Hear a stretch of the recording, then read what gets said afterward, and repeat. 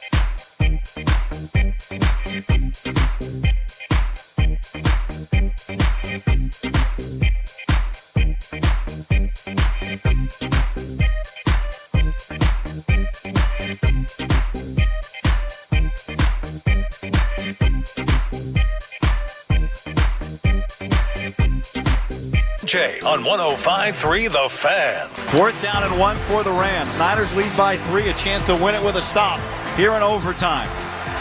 Stafford gets under center at the 11-yard line. He takes it, he turns, he gives to Kyron Williams. He gets packed. I think he's short, Tim. I think he's short. And the 49ers storm the field. It is all over.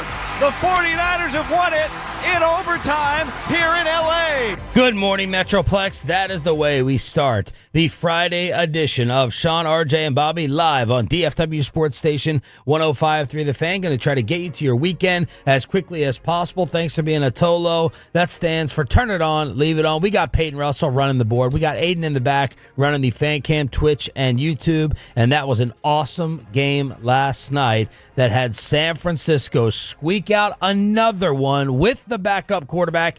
If he's still whole, Mac Jones limping around, pants falling off, underwear exposed, 26-23, Niners. Not just the backup quarterback. It seemed like the backup everything. Yes. I mean, they were down, 4 wide receivers? Kendrick Bourne, 10 for 142. It's so funny. It's Kendrick Bourne of all people, and they're calling this game last night. Al's like, who else? Kendrick Bourne. It's like, well, it's not. Normally, I wouldn't think who else Kendrick Bourne, but sure, maybe right now. Down to starters, on the line during the game. Not to start the game, but during the game. That was like, and then look, I mean, the Rams had to help out. The Rams should have won that game in regulation, but the fumble, and McVay is all like, I called a crappy game. That's what he said. I called it a crappy game. That was an amazing defensive play with that punch out. It was. I mean, it was just a dive. It was like just a lunge to it. He was going into, I have Kyron Williams in fantasy. Still had a fantastic night, but that was another touchdown where he was just walking in. Yeah, I mean, the Rams, they missed. I don't think it's like necessarily like, well, they should have won here thing, because I mean, they blew a lot of opportunities in this one. Yeah, they fell down 14. They got the extra point blocked, which, I mean, that's happening to everybody now, I guess. Even in overtime before the McVay decision, that Stafford, who had been on all night, Stafford's playing really, really great right now. Him throwing behind on that 3rd and 6, it's like, all right, if you hit him in stride, that's a first down. That's an easy first down, and you're about to go win that football game. But I mean, I don't feel like the Rams were the better team throughout. It's not like San Fran stole one. I think the Rams got unlucky at the end with that punch out. But I mean, San Francisco, I don't feel like that they were the lesser team. No, not at all.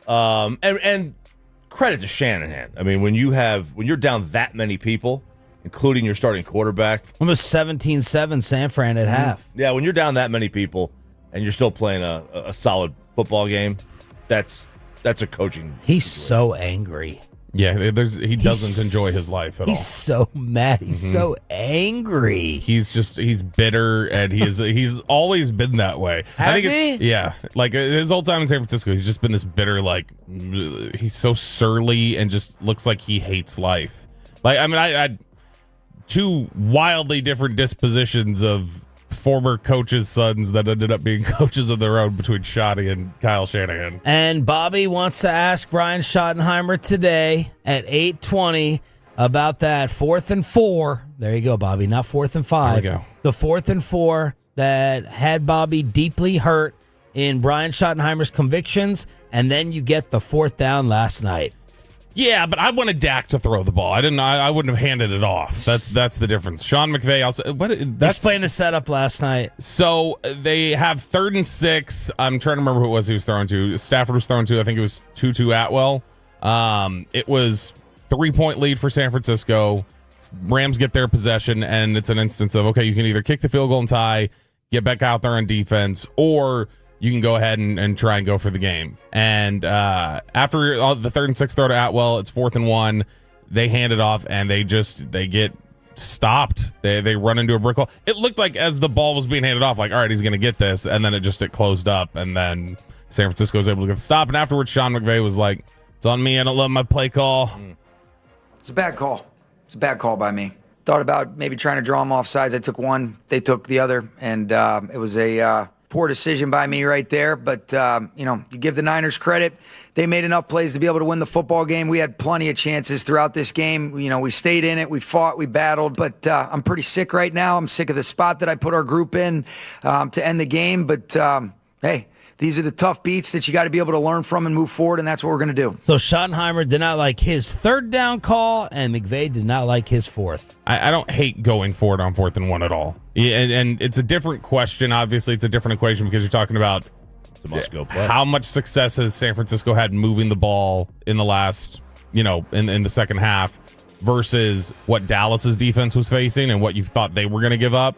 So I understand it's a different equation, but I still, even on 4th and 1, I think most of the time when Sean McVay draws it up, he's probably getting it. Yeah, because I mean, like, we think of just 4th down in a vacuum, like, oh, you went for it on 4th, you didn't go for it on 4th. But so much of the time, it's based on what you do. Like, you're setting up your 4th down play call. Like, you're setting up your 4th down on 3rd down. And that 3rd down play oftentimes will dictate what you wind up doing on 4th. And that kind of changes how you look at 4th downs. RJ is watching Puka Nacua. He's on Puka watch. 10 more catches for 85 yards. He did have a touchdown, and I did not realize the pace he was on. Oh, dude, he is on kind of a sick pace. He is on pace to break, I'm going to say this again, break the single-season record for most catches of the season. I don't mean, like, beat it by a little bit. I'm talking about beating it by 30 receptions. It's 149. That was Michael Thomas. He's on pace for 177. That looks like a Michael Thomas stat line last night. 85 yards on 10 receptions. Well, yeah, and then if you look at receiving yards, he is set to blow by Calvin Johnson. All right, so he is on pace for right at 2,000 receiving yards. Probably a little bit less after last night, but Calvin had 1964, and Cooper Kupp had 1947. I'm looking at the receiving leaders in the league. Puka leads the way at 52 receptions. Give me 2 and 3. They're not receivers. Oh, God. 2 and 3. Jake Ferguson. He's 3 with 34 catches. Who would have to throw to somebody out of the backfield all the time? It's got to be McCaffrey, right? Nice job, Peyton Russell. Okay. It goes 52, then 39, 34. Amon-Ra and Garrett Wilson at 27. I think we need to start throwing adjustments to these stats. So if you break the receiving record, you need to average more than 6 yards per reception or whatever it is. This is to me, it's like if you're averaging under 13 yards, he is averaging 11.3. If you're averaging under 13 yards per reception as a wide receiver, I don't take you seriously at all. I just don't. No. Last year, CD's season 11 yards per catch or whatever. It's like he didn't even play last year. Meanwhile, all the game 7s, but they're really game 3s in Major League Baseball. The 0-1. Swing and a pop down the left field line. Looking for it, McMahon. He's got room. He's there. And the Yankees have won it. They win this wild card round and eliminate the Boston Red Sox. The final score, 4-0 New York. It's on to Toronto. The cover of the New York paper, and we had on one of their writers yesterday, Holy Schlittler. It's good. Oh, you should have left it. You should have kept the L-E-R off at the end. Well, you got to kind of put his name. But yeah, Holy Schlit. That would have been good. Yeah. 4-0. The New York Yankees eliminate the Red Sox. The Cubs take care of Yu Darvish and the Padres. We were like, what? Over under like 3.5 strikeouts on underdog for you. I think he only ended up with 2. Cubs win 3-1 with 13 hits. And then Detroit takes out the Guardians 6-3 on the road. So, I mean, that Detroit game, I mean, they kind of put it to them as the game wore on, and they put some tack-on runs on the board. They were big because Cleveland scored a couple in the 8th. The Padre players and the manager were going after the umpire at the end of that game. What happened with that? Man, I had already kind of I had turned over to the Red Sox Yankee game at that point, so I missed what happened on that. But and I don't know if that's a quirk, because when you go to the ballpark, the umpires go down a tunnel near the visitors' dugout, but not through the visitors' dugout. At Wrigley, they go through the visitors' dugout. This is like the bad boy Pistons walking through the tunnel in Chicago and getting things thrown at them as Padre players and personnel were going off. Yeah, very strange. This is these games yesterday. The Schlittler that's as impressive a performance from a young pitcher as I can. The guy it reminded me of, honestly, watching him last night was, you remember Beckett on the run to the World Series for Florida 20 years ago, whatever it was, where it's just like, holy cow, this dude, this is like the breakout. This is the moment, and he was complete control of that game. I don't love the Yankees call there.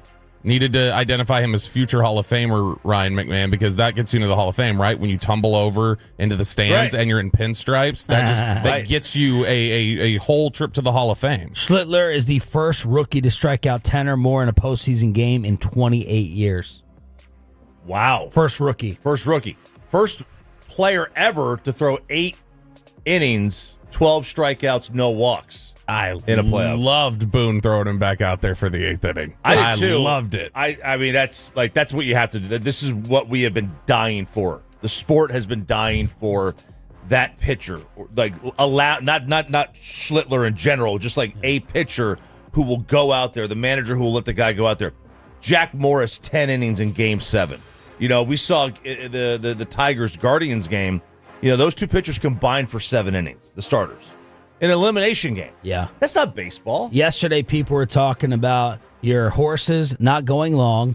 And then, where's the depth of your starting rotations as the Red Sox and the Yankees are throwing out like 2 15-year-olds, basically? Yeah, basically. Who's your 3? Where's your Merrill Kelly out there? Like the Yankees, In do or die. Cole got hurt, so it would have been Rodon, theoretically last night. What a meltdown from him. That would have been Rodon last night. Cooked. But it wound up being Schlittler. I guess they could have gone other. They lost another pitcher during the year. He wasn't even supposed to pitch this year. They lost somebody else during the year that had to call him up, and he has been, I guess, really, really solid. As impressive as he was and everything else, I'm very disappointed. The one thing I didn't get out of that Yankees game last night was I wanted Stanton to get thrown out at second when he was pimping that home run. He thought he got the slowest guy in Major League Baseball is pimping a maybe home run. It's like, you're an idiot. The other major news that happened last night outside of the sports world, the era's over. I waited by the stage door, packed in with the autograph. It's a new Music Friday with Taylor Swift. This is the new album that she announced on the Kelsey podcast. I don't know. Is this new? This sounds like literally everything else she's ever done. This will be a hit, I'm sure. Is this the number one song, or is this the only song she's released? Yeah, this is a song called Life of the Showgirl, which is what her album's called. She also has a song that has Sabrina Carpenter in it as well. Ooh. So I think this is actually it, too. All right. This sounds like something. And I was like, you already know it. You were listening to it driving in the garage. This is driving me nuts. I can't see. This is not good. You're touching off my tism as like my first time hearing this. So now my brain immediately is going like, I don't have time to process. What has she stolen this from? She's stolen this from something else. I'm not absolutely loving that so cool. far. I'm waiting. Jonas Brothers. She stole cool from Jonas Brothers. So that's cool. Dun, dun, dun, dun, dun, dun, cool. Oh, that's what that sounds like. Look at that tism. Yeah, I got you. Here's another one. I heard you calling on the megaphone. You wanna see me all alone. So your girls aren't going to be all over this? No, Laura's never been big on Taylor Swift. Addison was for about a minute, and she's just kind of moved on to other things because she's in middle school now. So whatever they're doing, she's going to like, oh yeah, I love the same stuff. So I guess they're not, middle school girls are not like obsessed with Taylor Swift the way previous eras have been. Yeah, my kids have nothing for her. Nothing. It's they're into Moneybag Yo and 21 and Drake. Be honest, the AI songs that we've generated before, they sound, I can make something sound like this with computer prompts. Yes. All right, there it is. Good morning, Metroplex. Shout out to the 6 a.m. Club. Thanks for starting off your unofficial weekend with us on DFW Sports Station. What did Matt Eberflus have to say about Trayvon Diggs' concerns? And there are a lot more Cowboys having all-pro seasons than we think. Inside the Star to get you ready for the Jets after this. And this is the Tolo team of attorneys. They give me the...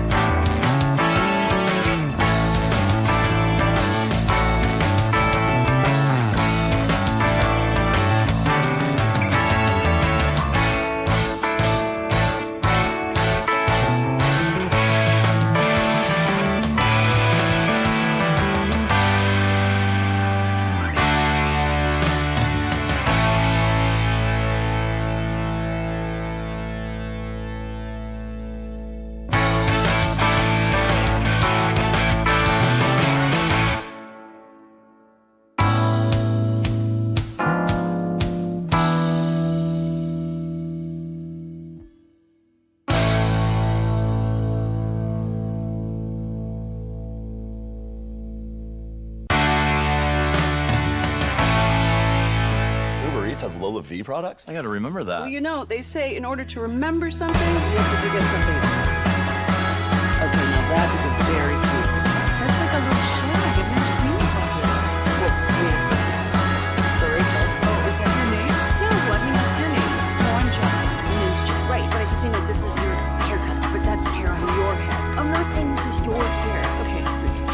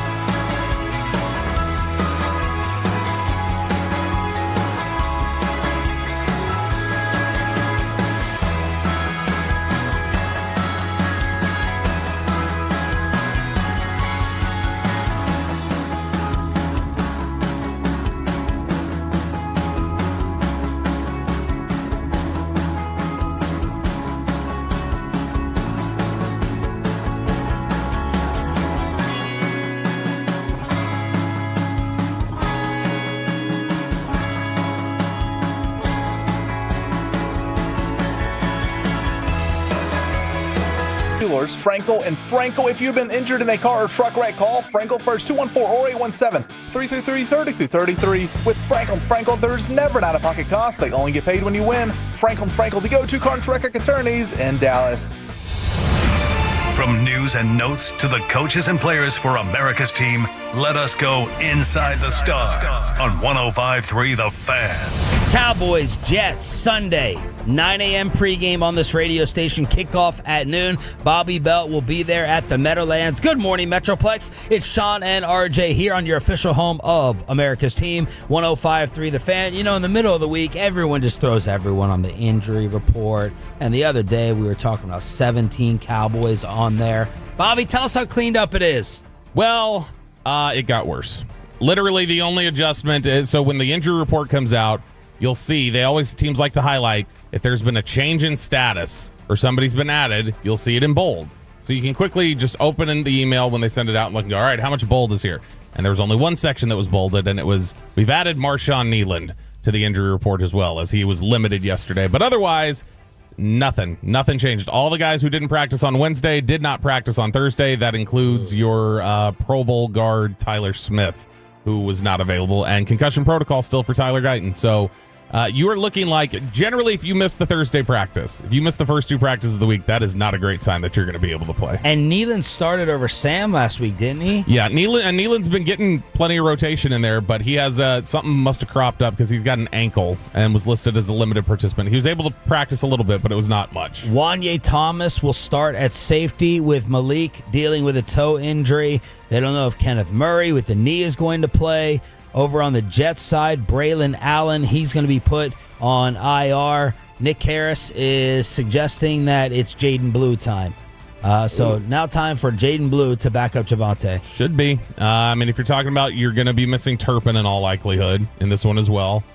Blue is somebody who, all right, you've got a guy who can line up at receiver. He's done it before. He can line up in the backfield. He could return kicks. There's all these different things he can do that you would hope, all right, he can cover some of the loss of of Kevontae Turpin. Jalen Cropper, who's been on the practice squad, I kind of wonder if he might be called up this week too and get an opportunity, because he's somebody that I think they feel like can cover some of the bases there too. And Miles is banged up, right? Yep. Miles Sanders is probably going to miss this game. Who's going to return the kicks?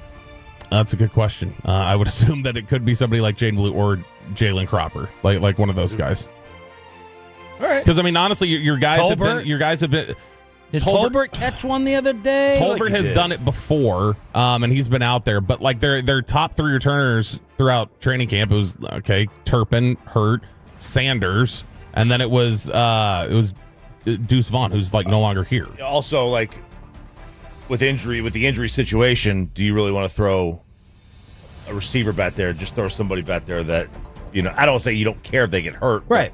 you don't But need you in need. game. I mean, Wanye Thomas has done kick returns before, but again, you now have him in the starting lineup. You may feel like we can't afford to lose another safety. That's the type of thing that costs you in games like this that you're supposed to win. You get a special teams blunder, a fumble, or a touch, or miscommunication. We've seen, for all the great hype over Bones Fossil, we saw a lot of bloopers from Cowboys special teams. Yeah, the Jets, and we'll preview them a little bit more at 7:20, but the Jets looked good on special teams to me. Like, they're a good kick coverage team. Yesterday I was asking how a defensive coordinator, Matt Eberflus, decides to build the scheme around the players or vice versa, with Trayvon Diggs going off and saying he wants to run more man coverage. Eberflus was asked about it yesterday.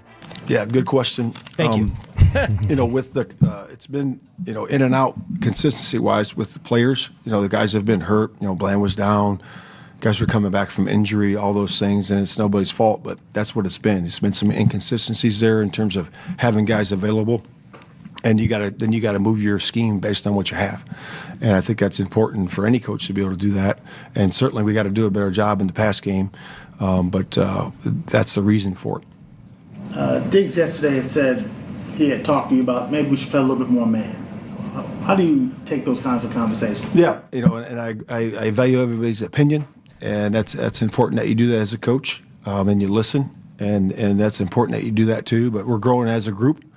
There's improvement, in the play, and we just got to keep growing as a group.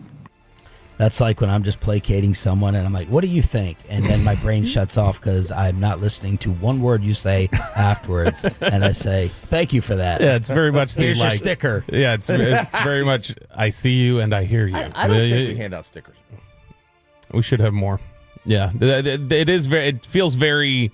Yes, I value everyone's, but everyone is free to come talk to me and tell me. It doesn't mean I'm going to do anything about it. You have the data to back up Eberflus, at least when it comes to Trayvon. Yeah, so I was trying to look, and I was like, okay, he wants to play. Trayvon Diggs clearly wants to play in man coverage really bad, and so I was like, all right, we'll do the numbers show up and make it appear that he's been just as good there.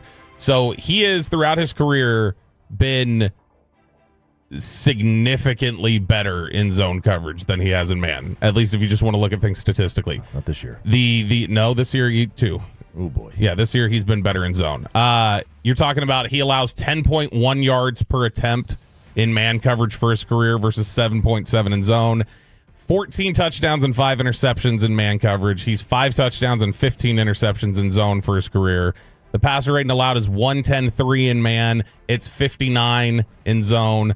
And in man coverage, he's targeted 18% of the coverage snaps. In zone, he's targeted 13% of the time. So this is to me, just thinking, this is a very similar thing to Micah with PFF. I was going right there. Because if you were to ask the general fan, the casual fan, even the non-casual fan, like, what do you remember of Trayvon this year? You say, I remember seeing his back running after people. Yeah. Like, you know what I mean? Like, it just, the perception is that he is getting beat on everything, and he's playing catch-up.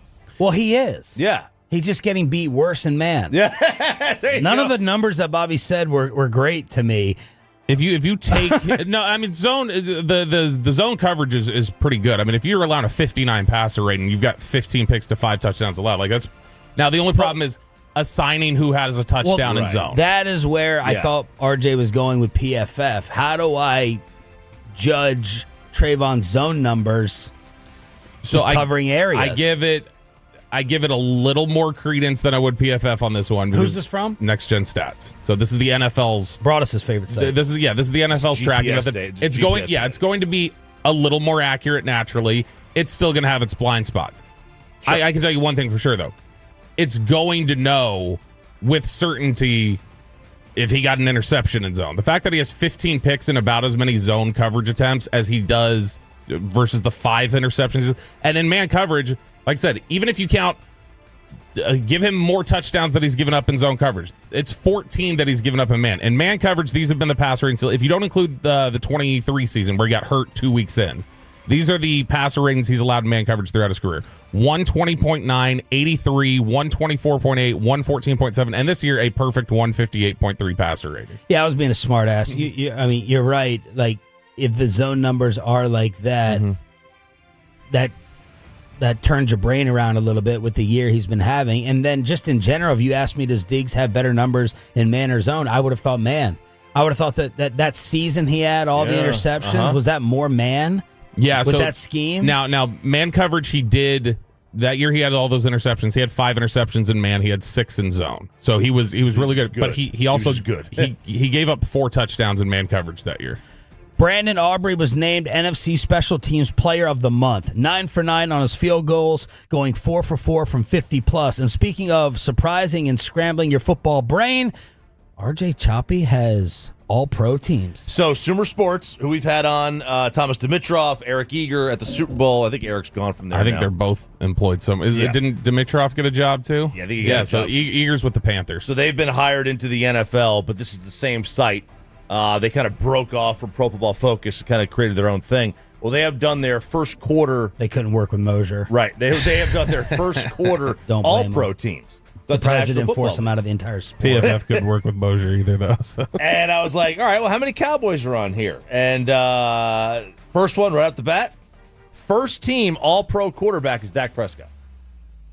First team all-pro? First team all-pro quarterback is Dak. Second team is Josh Allen. Here's the write-up on Dak. After an injury that ended up and down year, he's bounced back, MVP form. He's been asked to do everything to keep their team even remotely competitive. He's logged premium starter Sumer score or better in every game he has played, including a Pro Bowl level and all-pro level performance in weeks 2 and 4. As a result, the offense is 6th in expected points added per play, despite losing CD Lamb. We're probably too close to it, but if you had asked in one of your patented overreactions or not, Dak Prescott is the MVP, I would have said not an overreaction. Right now, here today, I would have said, all right, what are Lamar's numbers? What are Daniel Jones' numbers? But with the way Dak has been playing, okay, that's not crazy to me. No. FTN, which is the split off from what used to be Football Outsiders. They had done yesterday, they went and did adjusted EPA. So it's adjusted for pass protection, receiver drops, dropped interceptions, fumble recoveries, interception returns, all that different stuff. And then they adjust your expected points added and say, all right, this is what you should get if other guys are doing their jobs. And the number 1 player in the league by a mile is Dak at quarterback. If you look at it, it's in terms of what it is, he's listed at 100. The next closest is Darnold at 93. Then it drops to Josh Allen at 77, Jordan Love at 77. He's 66-1 to win MVP right now. Go for it. Just $10. First team all-pro running back is Kyron Williams. Second team is James Cook. Wide receiver. First team running back is Kyron Williams? That's what it says. They got. Jonathan Taylor? Yeah, they don't have him on here. I have Kyron Williams, as I said. Jonathan Taylor has been the best running back in football, to me. He's leading the league in yardage at 414, and I think he's got a game less played. Well, he's got a game less played than Kyron. Come on, man. Jonathan Taylor. And he wasn't even second team? Second team was Cook. James Cook has been pretty. James Cook is. Screw you, Bill Barnwell, or Matthew Berry, for having peer pressure me not to draft him again. Wide receiver Puka, Amon-Ra, Ricky Pearsall is first team. Second team, Jackson Smith and Jigba, Emeka Egbuka. God bless you. Emeka Egbuka. And George Pickens. Ooh. Pickens has stepped up, given the Cowboys' top receivers gone down, ranks 5th per snap, receiving Sumer score, despite being well in the 30s in target share. It'll be interesting to find out whether he can maintain that efficiency as his opportunity inevitably increases. That right there might be analytics run amok a little bit. George Pickens was really, really good last week. The first 3 weeks, I think most people would agree that Pickens had not been taking advantage of what he should have. Nobody from the offensive line, first or second team. Choppy just Eberflused you. Perhaps. Perhaps. You want to play more, man? Repeat back to me what I said to you.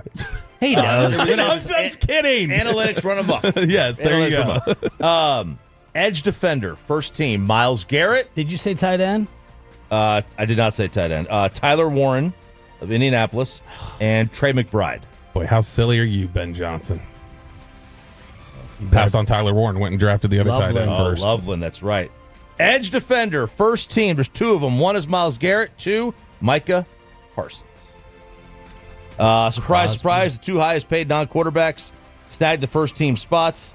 Parsons has been unleashed as a super pass rush specialist while battling back issues. I like to look at his numbers compared to Crosby. Crosby was a menace at least last week. He has not had one, but two rare defensive of the year. It's got to be defensive player of the year. They just had one, but two rare defensive player of the year level performances in pass rushing super score, along with an all-pro level game and a quality start. Miles ahead of the next best pass rusher. All right, we'll finish those up throughout the show. Friday edition of Sean and RJ on 105.3 The Fan.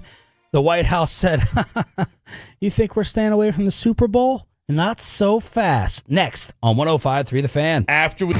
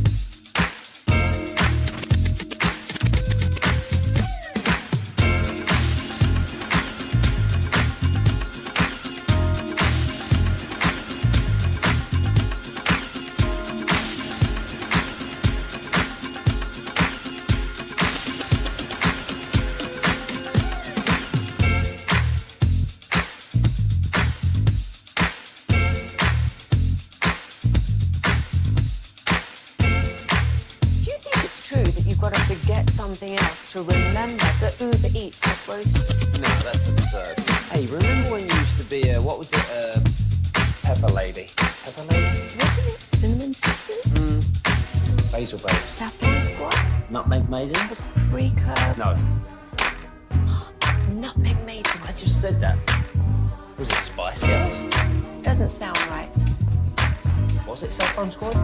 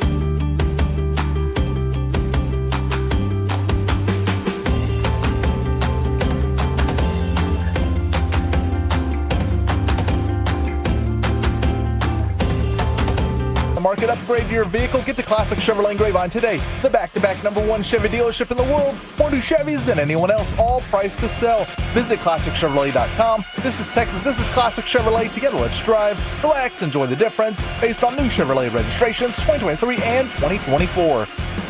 Good morning, Metroplex. Thanks for being a Tolo. Man, gonna have my son come up here today. Oh, really? Before we move out of the building.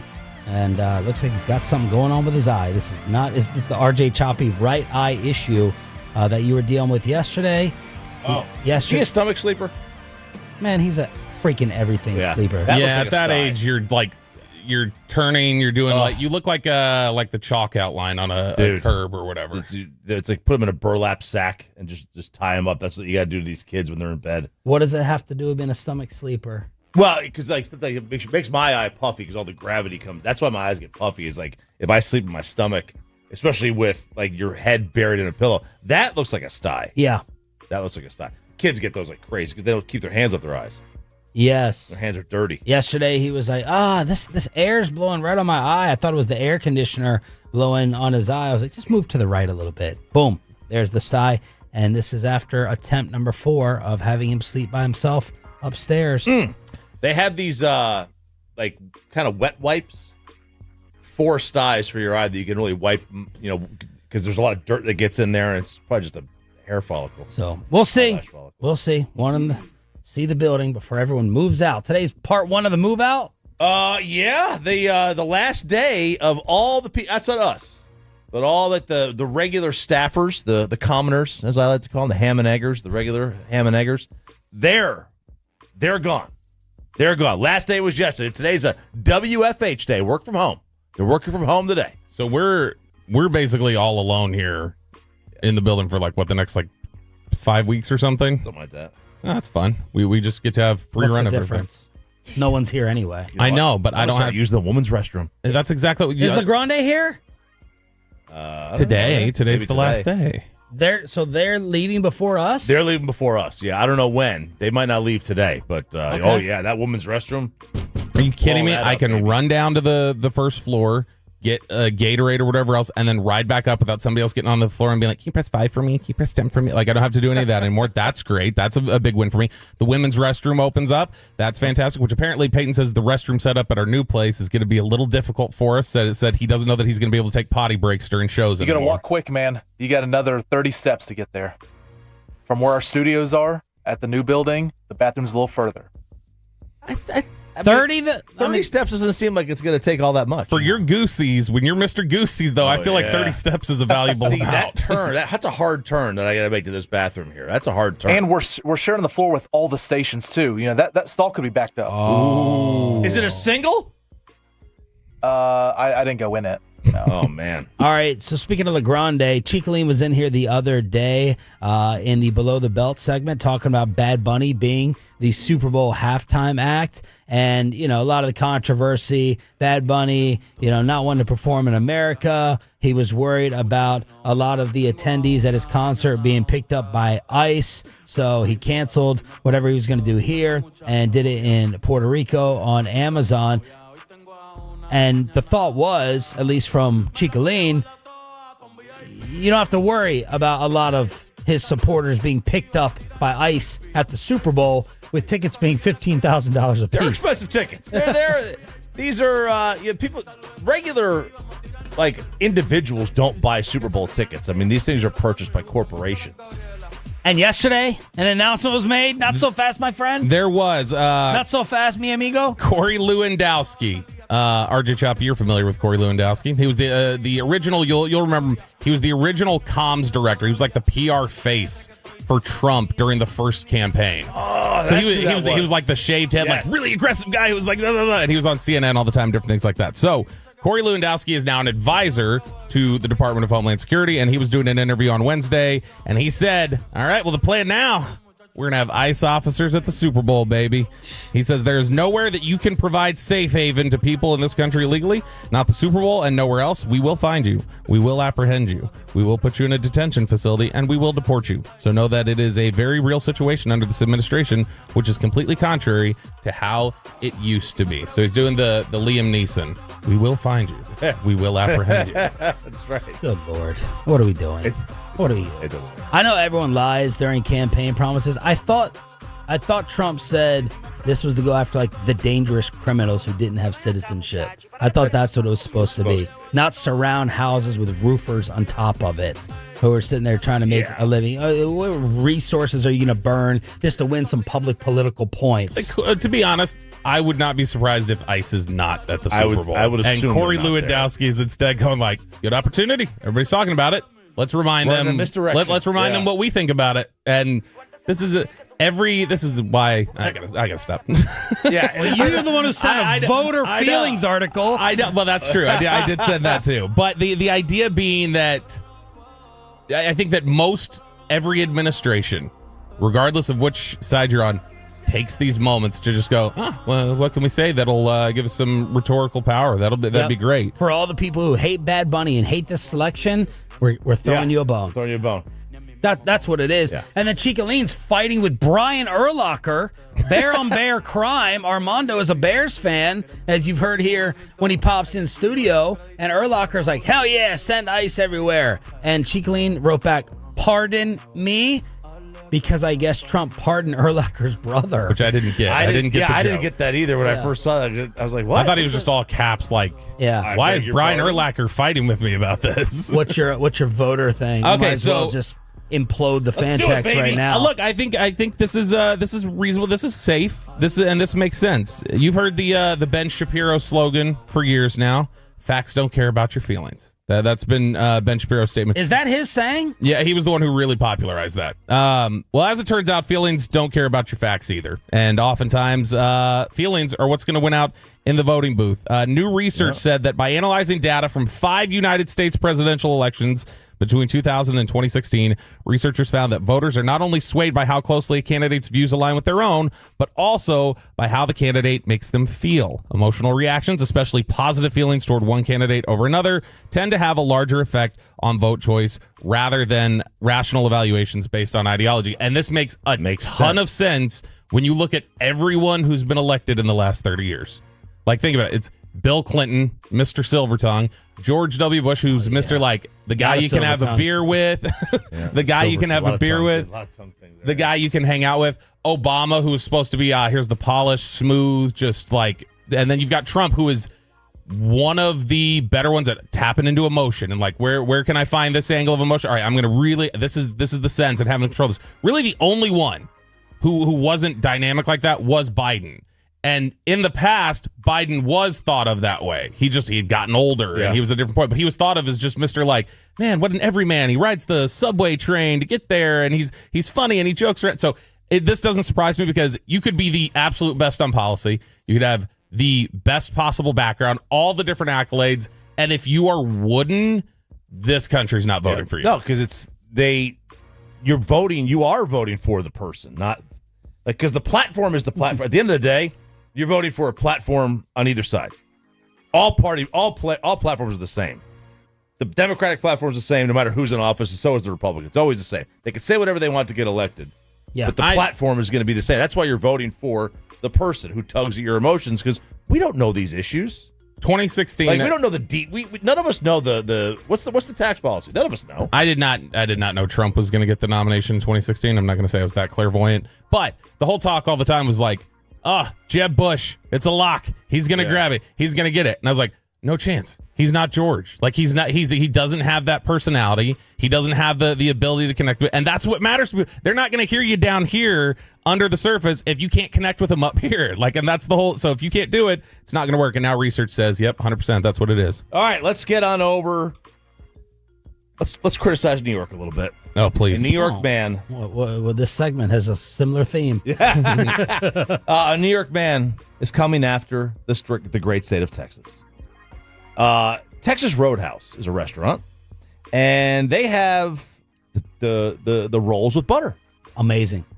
I mean, you can order them to go just for a party. Amazing. If you're having a party, you call up and you say, hey, can I get 16 bags of rolls with butter? Yeah. This guy says that's fake butter, and I'm bringing my own Kerrygold butter to the restaurant. Now, listen, sir. You put cinnamon in that, too? We don't bring outside condiments to restaurants. Who's walking around with a stick of butter?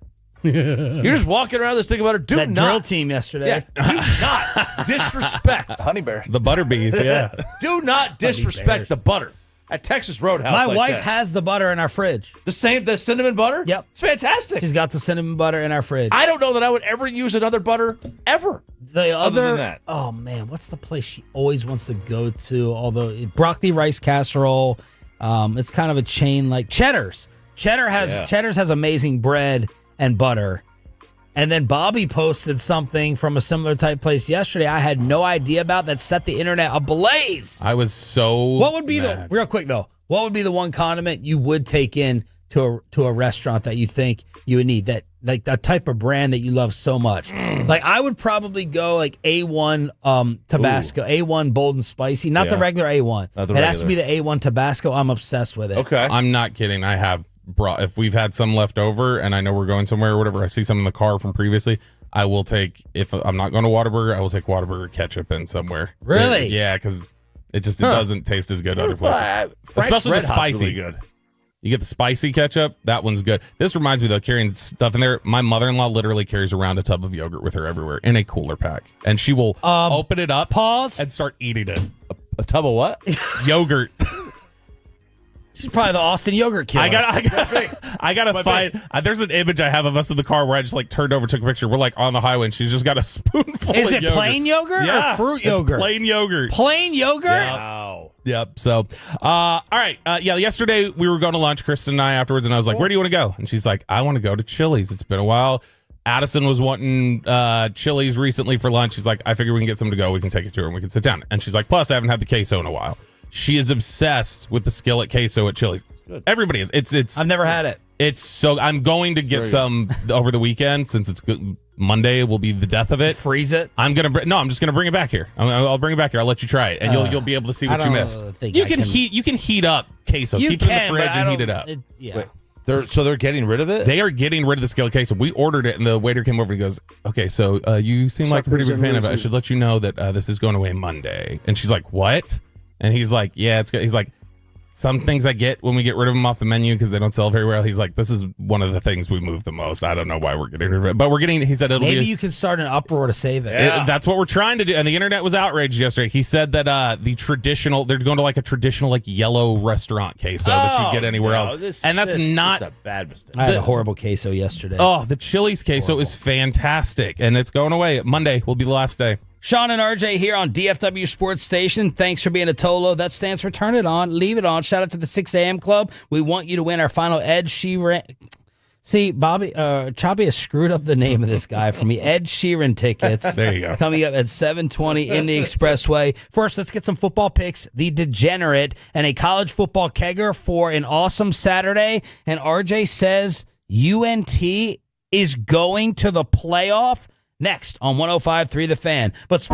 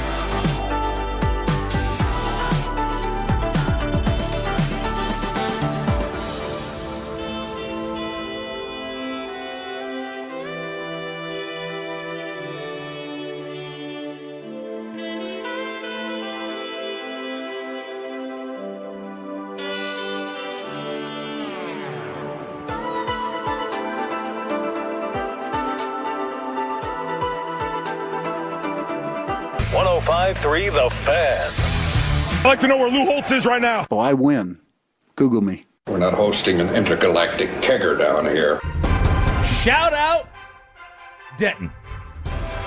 The University of North Texas. Peyton Russell's Mean Green. And Corey Majors apparently buying up tickets too. Yes. For his whole family. He said, my son's going there. He said, so we're going to have to support. They're really trying to get people out there. 1 week from today, they host the Bulls of South Florida. It's a Friday night game. It's a mega tilt in the American Conference. UNT has decided to give their students the day off.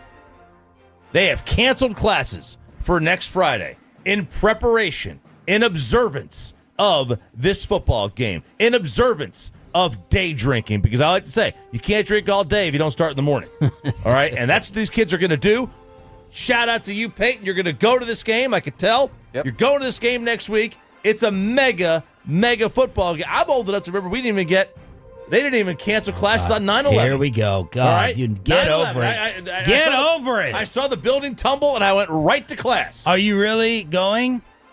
I don't think so. I mean, that's an hour drive. I don't know. Oh, but you'll go to Lubbock. God. It's an hour drive. But you'll go to Lubbock. That's for a weekend trip. Like, come on, that's different. And it's his Red Raiders. You're a sellout. Yeah, You're such a sellout. You are a sellout. But listen, I want you all to get on board because the North Texas Mean Green are going to the college football playoff.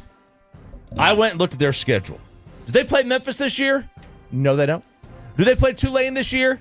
No, they don't. They play South Florida at home. They play UTSA at home. They get Navy at home. They don't have to go anywhere. Their next road games are at Charlotte, at UAB. That'll probably be the Trent Dilfer retirement game. And then at Rice. They are going to be undefeated. There is one spot available for the group of 5. They are not going to keep an undefeated team off, especially an undefeated team in South Florida that destroyed Boise and won at Florida. So, one tiny problem. What are you doing with Memphis? Well, where's Memphis's loss? I think they played Tulane, right? Yeah. Okay, there you go. Where's Memphis's loss, though? Maybe they get both ends. Yeah, gonna load it up. We're gonna see just South Florida, Memphis, and North Texas all day. I'd love for North Texas to make it. They've been great this year. They deserve a ton of credit. I just don't know that there's a realistic path there. Memphis's loss would be to North Texas in the American Championship game, right? Oh, is that what you're saying it would be? Okay. All right. Well, they would have to win that game then. They would have to win that game. Because you were just saying North Texas will go undefeated because they don't have to play right Memphis. in the regular season. Right? So they're going to get that conference championship game. I think they're 5-1 right now to win the American. If South Florida wins out, they have to go. That's a one-loss team that had 2 massive ranked opponent victories. Right, and then their only loss was at Miami. Yeah, that was their loss. That they beat Boise, destroyed them, and beat Florida on the road. I would have to put South Florida in there if they were to win out.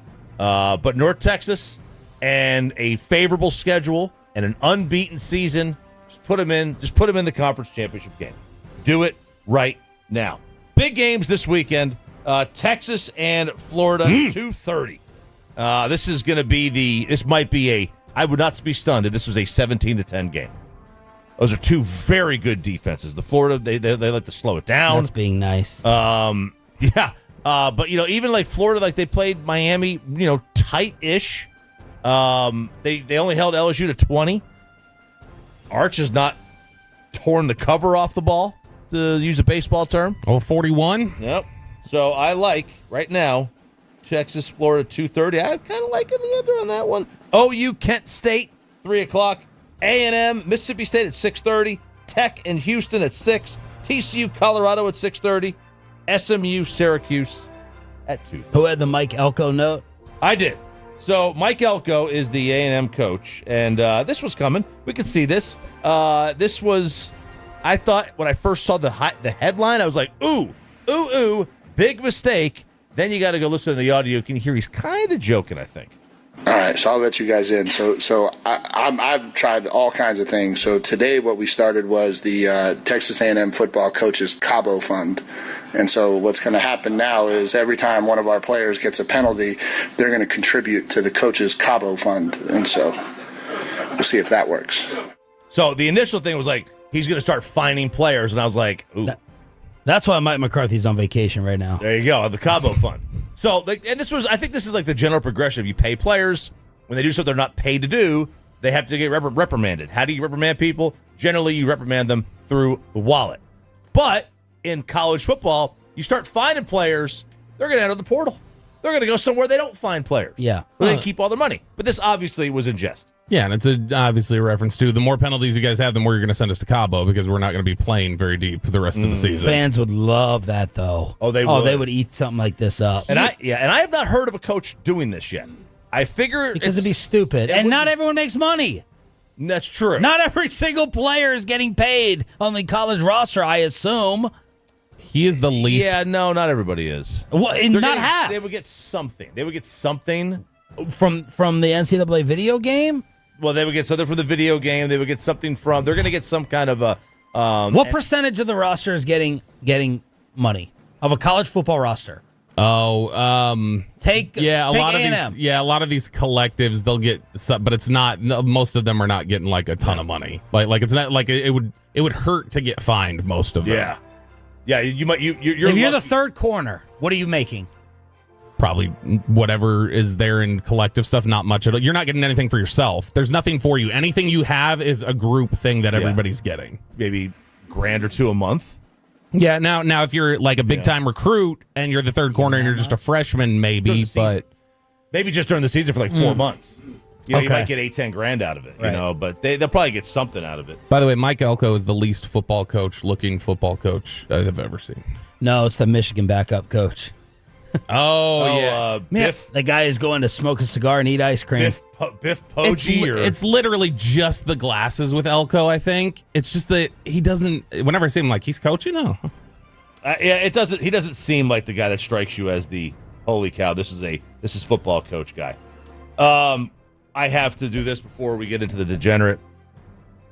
They are closing in on a 76-team NCAA tournament. Oh, you're just not going to put Vandy, Alabama on tomorrow's till? Oh, no. Oh, Florida and Texas who can't score. It's kind of the biggest game on the schedule. Look, SEC. SEC is not SEC important enough. It's in the degenerate. Oh. Don't you worry. Okay. I'm going to be living Pavia Loca. All right. If you don't, that's what I'm going to be doing this weekend. I am not betting against your guy, Diego, my guy, Diego. You're going to be taking his mom out The next. mobs guys. The mobs guys, Diego. We do have a pair of games Saturday in the Fan. Clemson, Carolina at noon. Miami, Florida State will be at 6 o'clock. We're going to join that Clemson-Miami game. I'm sorry, Clemson-Carolina game in progress after Fan University. And Joey Maguire will be on with them tomorrow. Baby. 9 to noon, in case it has not been promoted. Probably over Brian Schottenheimer on our show. One thing real quick. They are looking to, and they're going to finalize this, expanding the NCAA tournament to 76 teams as opposed to 68. So you know how they do that first round game on Tuesday and Wednesday? They do the back-to-back games. Well, they're going to have 12 teams now. So they're going to triple the amount of games on those nights. I actually don't hate this. Nope.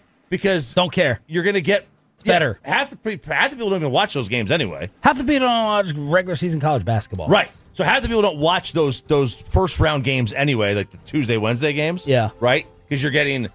So is that the days? Are those the days it's being added? How many? It's being added to those days. They're just adding more mid basketball, that the stuff nobody's going to watch. So all they're adding really are more opportunities to F up your bracket. That's all they're doing. Yeah. So which is irritating. One of the things they're talking about is... whether or not it's not really effing up your bracket because none of those teams are going to advance. I have no clue what I'm doing with 64 teams. I'm guessing. I'm picking mascots basically. But no one picks those games anyway. We don't even count those. But they can throw a wrench in it if they beat somebody they're not supposed to. They're not going to. They're not going to win their first round matchup on that Thursday or Friday. They never do. The 11 seeds that they usually throw in there have had success. The 16 seeds generally not. Yeah. Right. And my question is, are they going to have a bunch of mid-major teams or major teams bottom of the 15th team in the Big 12? Is that the one that's going to go in those first four? Or are they just going to throw your Fairleigh Dickinsons and Ferris States in there? I'm voting for us to pick up our brackets starting with the round of 64. No, I don't want to vote on those first 12. No, yeah. Fine. Absolutely. No, I was hoping that the round of 64 was expanded with this news. No. So the round of 64 stays the same, right? So the Thursday, Friday stays the same. All right. It's those pregame. Because I would have been more excited for that. I would have too. I mean, that's more madness. It's more madness. That's what you want, right? Entertainment, more madness. A lot of people are pushing back on this. And if you know. Kevin Gray. Yeah, to me. to me, if you're just getting rid of the crap teams, but again, I also like Holy Cross versus Kansas on the first round, right? Yeah. On a Thursday. Yeah, Holy Cross, because they're scrappy, and they always keep it close, and then you're just like, oh, okay, they lost, but Colgate, Weber State, Harold Arsenault taking down Carolina. All right, it is time for a little college football degenerate. 5-4 last week, 20-18 for the year. Not the start. Not the start I wanted. Not the start I Jeff wanted. Fisher degenerate. Not the start I wanted. But I got some games for you. Games galore. College football. I like Georgia minus 20.5 against Kentucky. Give me Army minus 7 at UAB. UAB is awful. Live in Pavia Loca and Diego Pavia and Vandy plus 10.5 at Bama. Woo. I would have not have taken Bama, and they would have had to get down to about 7 for me to take Bama in this game. Texas, Florida, I like the under 42.5. Miami, Florida State, under 54.5. Air Force, Navy, over 52.5. I'm taking the over in a service academy game, Bobby. Never do that. You wouldn't have done that 2 years ago. No, and then Iowa State plus 1.5 at Cincy. NFL, Cleveland plus 4.5 against Minnesota. Give me Cowboys minus 2.5 at the Jets. Give me Cowboys Jets over 47.5. Detroit minus 10.5 against Cincy, and Arizona minus 7 against the Titans. That Bama spreads up to 11.5 now. Oh, baby. Get it even better now. Speaking of NFL and college combined together, sportsbetting.ag sent me the latest on the number one pick, the loaded draft. Oh, yeah? We got the Micah picks for this loaded draft. Mendoza? Nope. Lenora Sellers. Nope. Garrett Nussmeier? Nope. You guys named 2, 3, 4. Oh, wow. For the number one pick. This isn't Heisman. The number one pick. Pro ready. Carson Beck? No. Peter Woods? Nope. Kid Jeremiah. Not Jeremiah. Who's the wide receiver at Ohio State? Oregon. Jeremiah Smith. Oregon. Who Dante am I Moore? missing? Yep. Oh. Dante Moore is the favorite right now to be the number one pick at 11-4. Then Mendoza, Sellers, Nussmeier, John Mateer at 11-1. Arch 20-1. Beck, Sam Levitt, Ty Simpson, Drew Aller, Cade Klubnik. It's another year where we might be talking about, though, depending on how these quarterbacks continue to play, we might be talking about somebody who's not a quarterback going number one. 877-881-1053 to win the final Ed Sheeran tickets we have in the commercial-free Expressway. That's next. The junk drawer as well. And how worried should we be? I'm actually pretty worried about this game. Is it justified against the Jets? Bobby hopped in the film room to preview New York Sunday, 9 a.m. on this station. Bobby's Jets preview is next.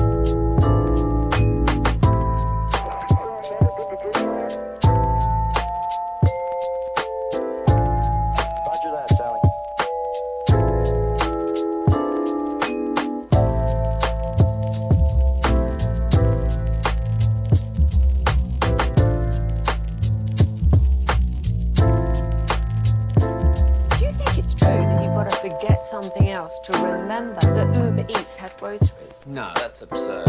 Hey, remember when you used to be a, what was it, Pepper Lady? Pepper Lady? Wasn't it Cinnamon Sisters? Basil Babes. Saffron Squad? Nutmeg Maidens? Freak No. Nutmeg Maidens? I just said that. Was it Spice Girls? Doesn't sound right. Was it Saffron Squad? Roger that.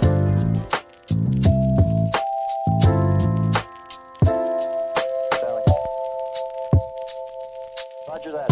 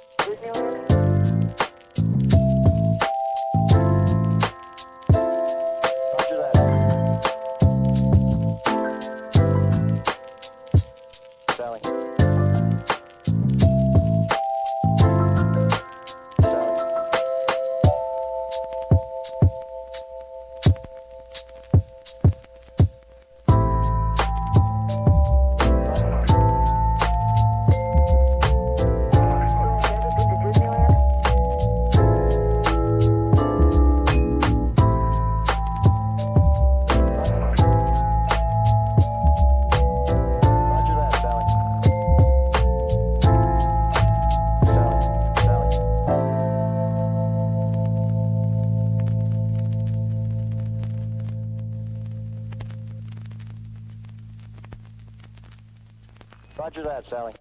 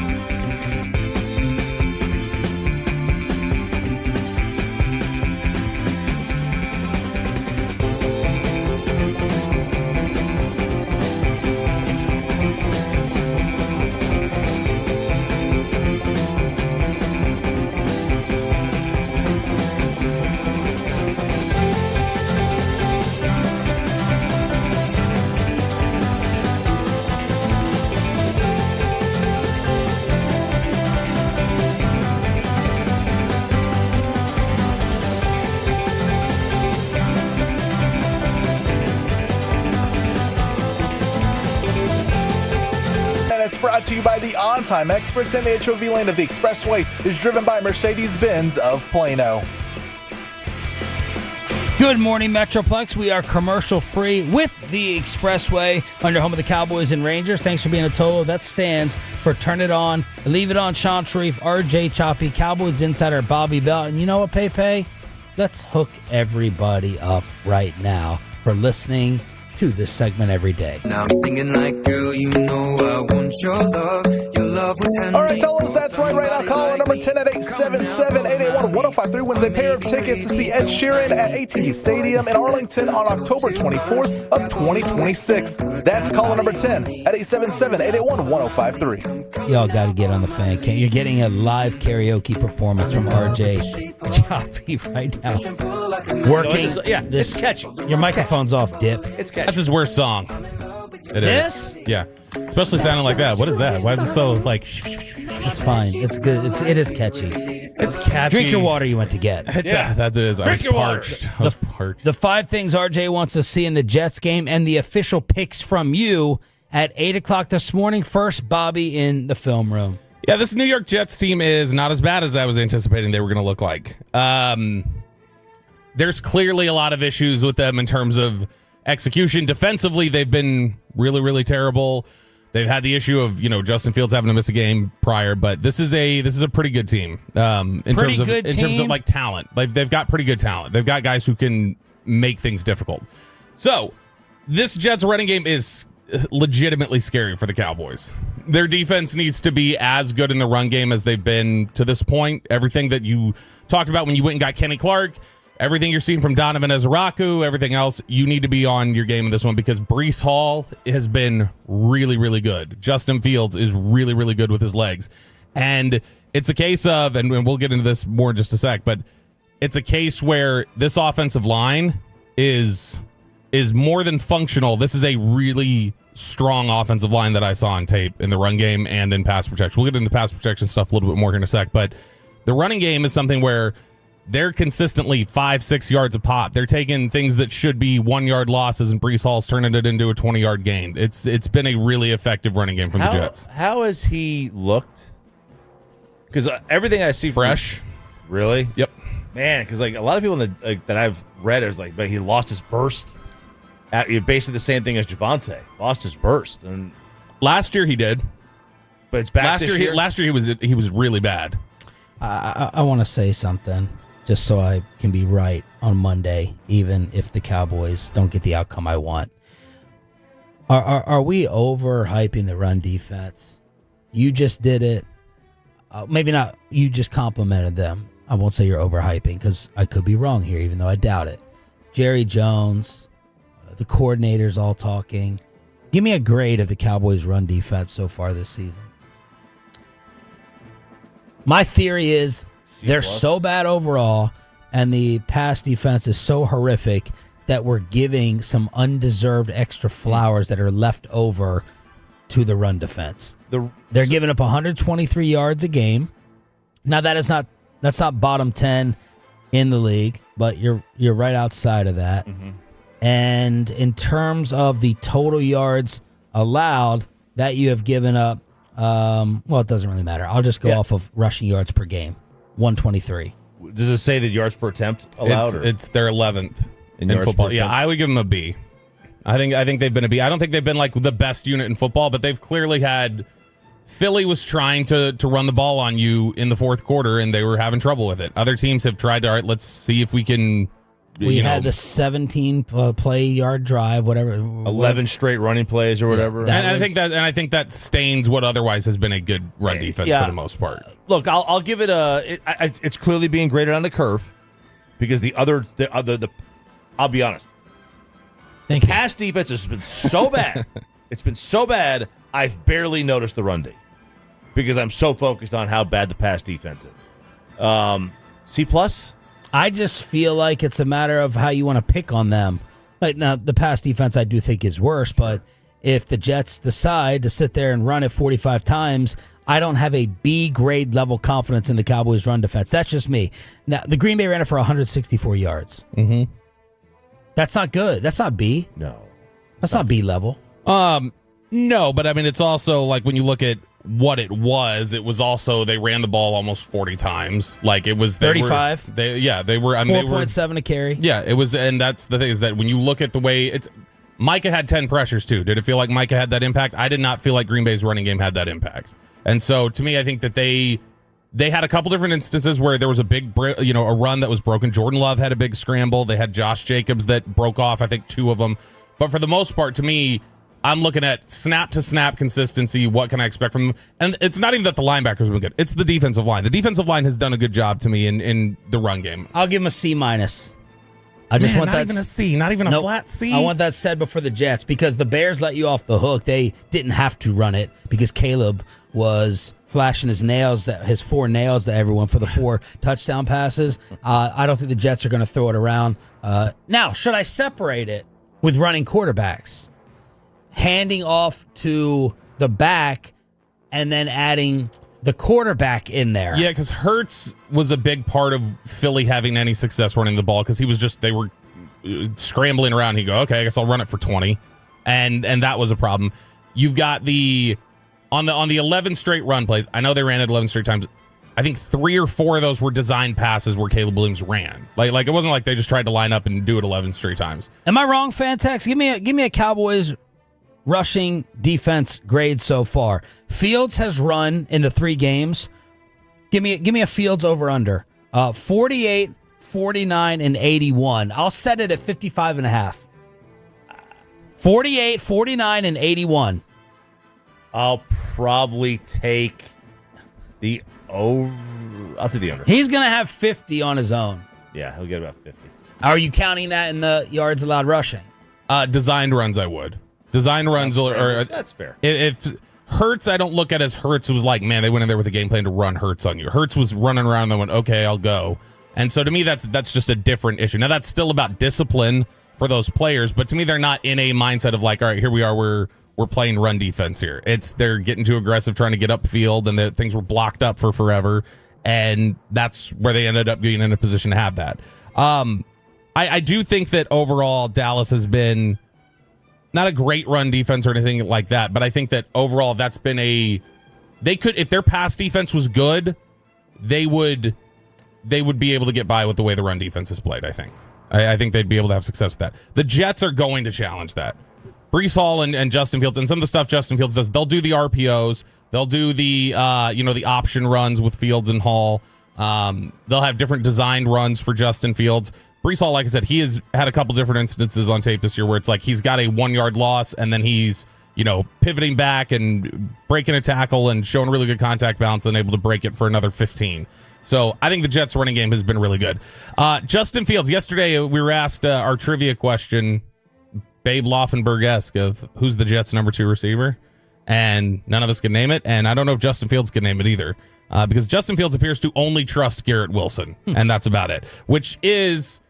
Garrett Wilson was his number 1 target at Ohio State for 2 years, and so he made an insane touchdown catch against Miami. Yeah, they've got a really strong connection. That's clearly the guy that he trusts and the guy that he says, all right, I'm gonna that's if it's not a running back, if it is not a dump to the flat, or it's not something where he's checking something down, he's looking for Garrett Wilson. And Garrett Wilson has been.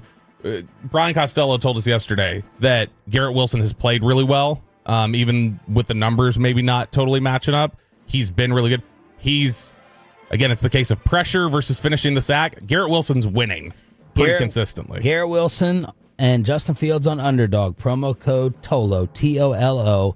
50.5 rushing yards for Fields. 5.5 catches, higher or lower for Wilson. Oh, God. Wilson's catches throughout the year, 7, 4, 10, and 6. I mean, outside injury, he'll have 5.5 by the start of the third. The next note here, you're not going to get a pass rush. They haven't been able to get a pass rush all year. You're not getting it this week, I don't think. It's a pretty good Jets offensive line. And the only time that I was really consistently seeing Tyrod Taylor, I'm correcting that, thank you to Baker Mayfield. Tyrod Taylor got himself into some sacks. Justin Fields on tape, a lot of these sacks, they're his fault. He's just trying to make something happen and he gets hit, or he had the wrong read and then he ends up getting sacked. So to me, the Jets offensive line has been pretty stable in both areas. They're getting movement in the run game, and they're doing a decent job giving Justin Fields a chance back there. There were several times, I went back and watched the Steelers game, there were several times where TJ Watt was having trouble getting to the quarterback. And Pittsburgh has got some guys who can generally rush the passer, and they weren't able to do that consistently. There were oftentimes where Justin Fields could just stand back there, scan the field, and make a throw. And so I would be surprised if Dallas gets anything other than a Justin Fields walks himself into a sack type of sack in this game. We're doing Jets film review. I don't know what's happened to Sauce Gardner. And Sauce Gardner is not their biggest problem in the secondary. Their secondary's bad. What did you think of his accusation towards the league that when you're on a bad team, you get flagged more? That's what he said the day you were out. He's getting called for more penalties because the Jets suck. I mean, we all talk about you give the star that call. Like, so, I mean, is there something maybe unconsciously with a referee that they may look at it and go, all right, looks close. But, I mean, certainly that's not them. Maybe. But, no, a lot of the stuff that I saw, when penalties occurred on tape with the Jets, I was like, yeah, that looked like one. So I don't know how much that is. Sauce Gardner is a very physical player. He's going to get flagged. No matter how good he is, he's going to get flagged. But you're not a fan? No, I really like Sauce Gardner. Or the way he's played this year? He's not played as well as he should. Sauce Gardner has been... You want to talk about a team that plays a lot of man coverage? The Jets play the 8th, I think I looked up yesterday, it was the 8th most man coverage in the NFL this year, and Sauce has had trouble in man coverage in a way that he hasn't typically this year. They've got another corner there, SMU alum, Brandon Stevens. That's your guy. That's the guy you're going after. That's the guy you're going after. You want to run his direction, you want to throw it his direction, go for it. This is a Jets secondary that is the top 10 defense that everybody kind of believe they had, or even top 5 under Saleh the last few years. That's not them this year. It is a secondary that you can absolutely pick on and take advantage of.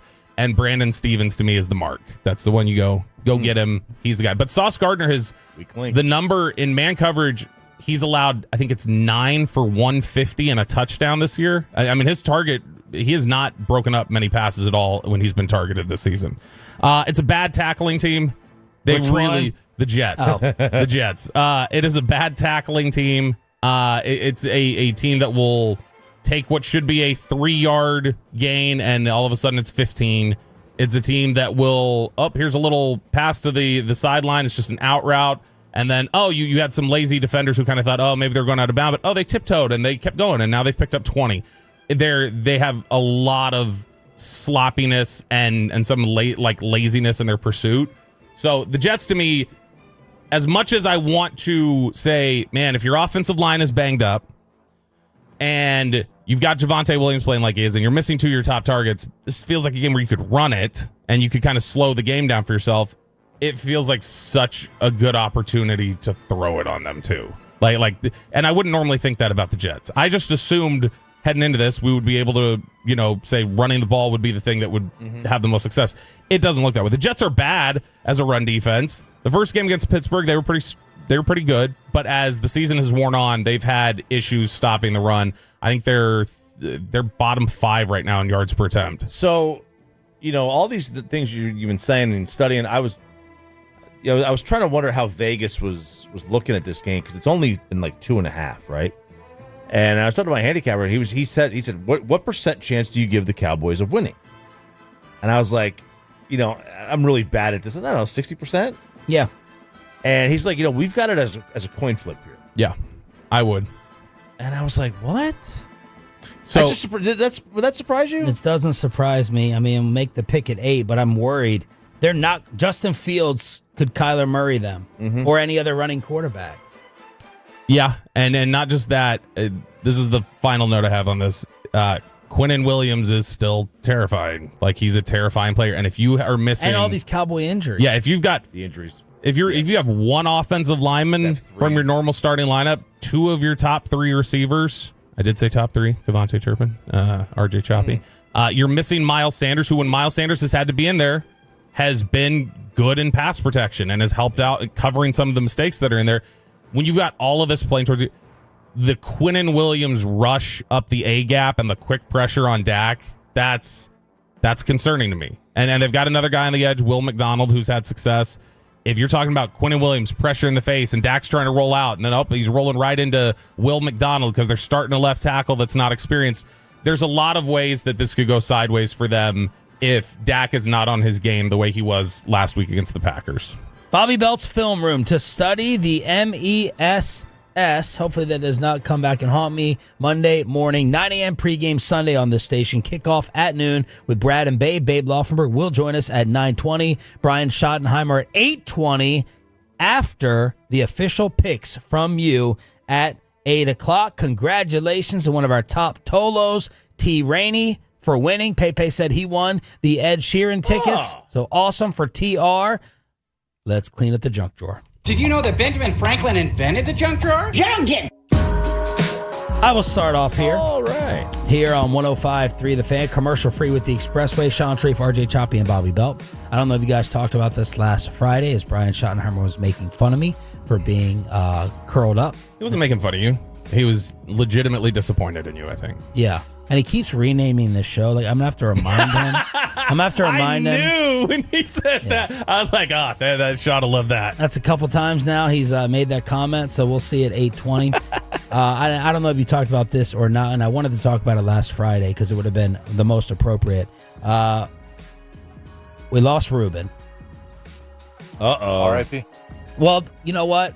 I don't want to be like the LA Angels, who made everyone think Ron Washington died with their tweet. With their little halo behind him, like blue sky guys. background. Yeah, that's no. Ruben, behind the scenes, producer here at The Fan, left to take another job. Mm-hmm. And I don't know all the details. I probably don't want to know all the details because I would probably lash out. All I will say is that's a big loss. That's a big loss for the radio station. It's a big loss for our show. When you lose people like that, you get weaker as a company. You just do. You know, this guy on the road, ultimate team player, down for anything, 1,000% most positive attitude. Never a problem. Never a problem. One of those type of glue guys behind the scenes in terms of just his spirit and being down for anything. So that sucks. Mm-hmm. And I really do hope when I start asking questions, it wasn't something minuscule or dumb because you go out of your way to keep people like that. I'm a big believer in that type of... What? First time in radio? What do you mean? That it's minuscule and dumb. Right. But that aside, you lose people like that, you become weaker as a company, weaker as a station. So that sucks. We love Ruben. We love Ruben. Big fan of Ruben. Ruben on the, like you said, on the road. He was everywhere. DT, he was your coffee boy. You would just jiggle your cup at him every time we were in Oxnard. The light show? Yeah. Yeah, who's going to be doing the light switch race? Our NBA insider, diehard fan. Yeah, he had one problem. Thunder. He liked the Thunder. Yeah. He was a big fan of that free throw merchant. Yeah. SGA. Found all the restaurants. He was really good at picking restaurants when we were on the road. He'd go to the nightclub, he'd go to a head shop. He'd go to a whole and just to be there. He just wanted to show up every morning off of 3 hours sleep, ready to go because he was always out with the fellas. He's works the Cowboys games. He would be on the road with us. He would drive all over town doing remotes and different things like that. And the man never complained. He was always good attitude. He was so innocent. Yeah. Very innocent. Yeah. Very innocent. Very innocent. Kristen and Amanda were just loving him because when he left your party, left your party going like, oh, I got to go get ready. My grandma's coming over. He's the sweetest. You want to find him. You want to find that girl for him. Yeah. Mm-hmm. He's the one you want to find the girlfriend, the wife for. He was the Javonte Williams of the team. He's getting us the tough yards and positive attitude. And he is one of the best. I've worked in radio now for all right 18 years. Whoa. He's one of the best. 18 years. Yeah. I started working in radio. I started working in radio when I was 18. I'm 36.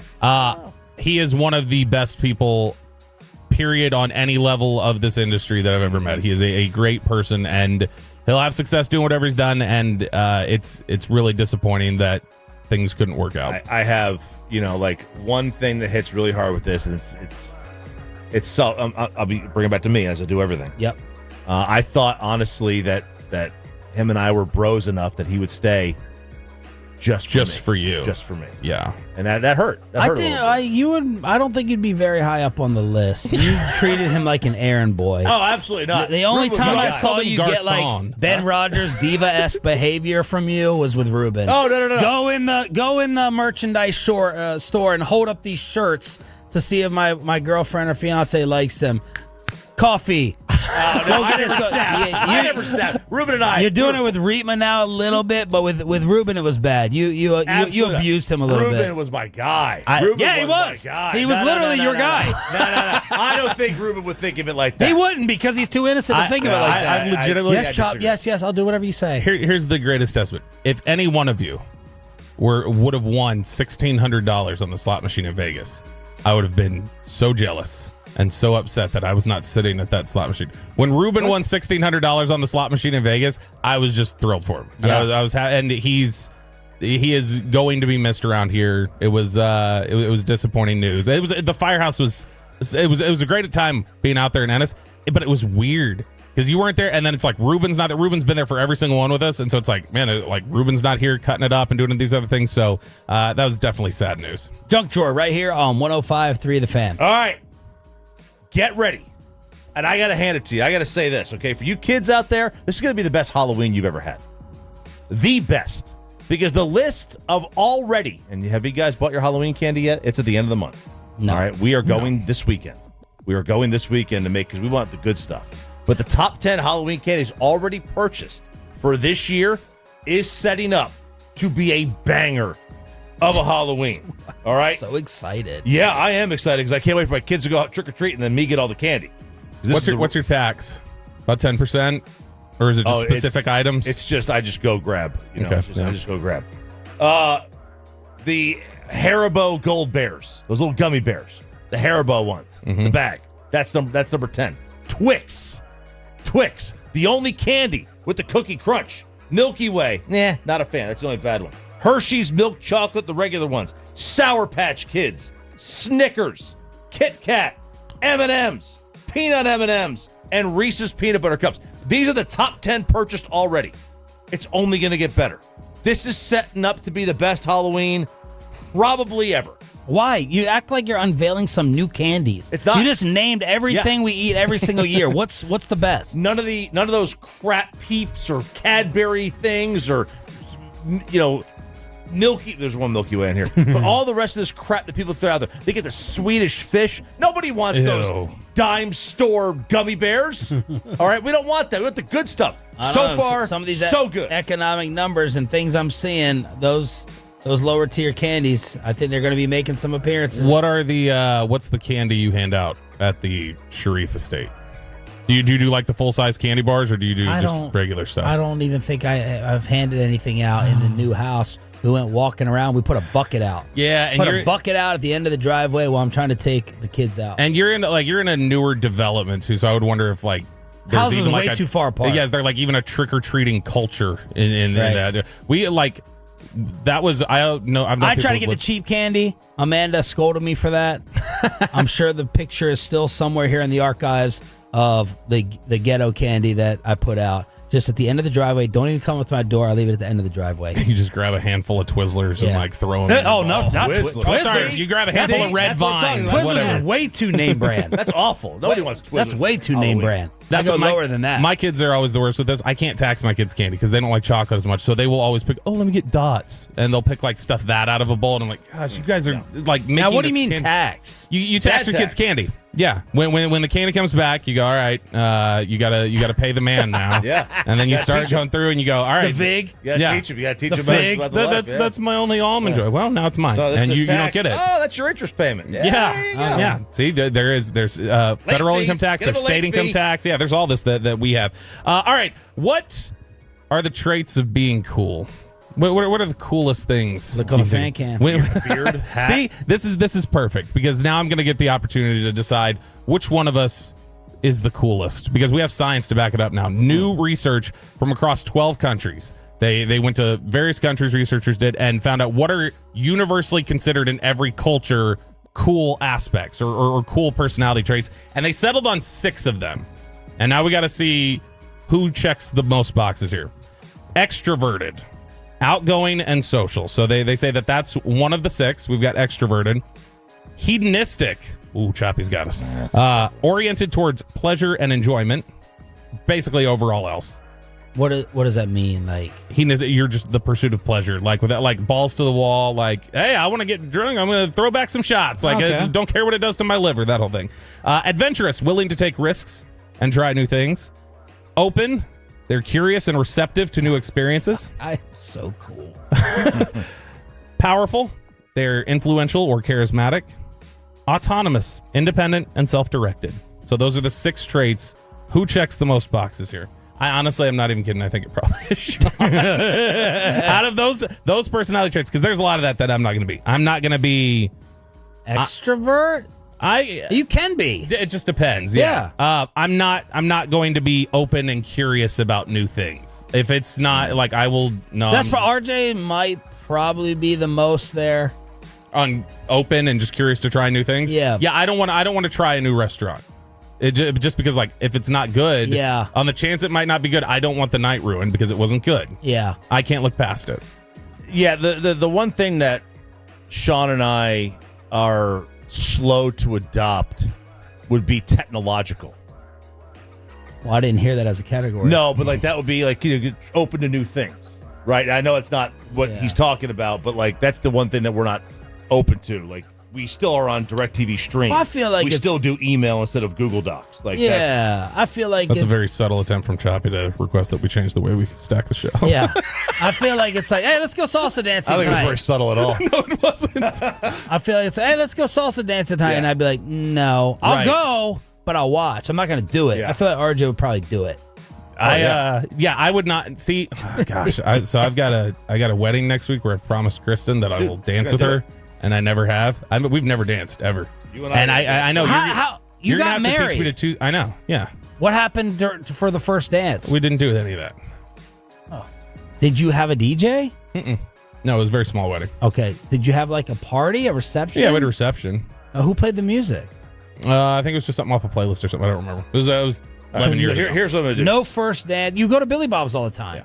I don't go all the time. And when I go, I don't go to dance. I just go there to listen to whatever music is there. Here's what's going to happen. She goes to dance sometimes. Next week, we are slow. Yeah. We're Texas two-stepping on the show on the during the breaks. We got to practice. What I'm going to do is that this weekend I'm going to go home and we're going to role play, and I'm going to tell Sarah I'm going to play the woman today. Okay, and then we're also going to dance. Open to anything. And then we're also going to dance, right? But yeah, so if I bring a wig, will you at least like put it on? Yeah, so I can so we can practice. I got to learn how to dance as the woman.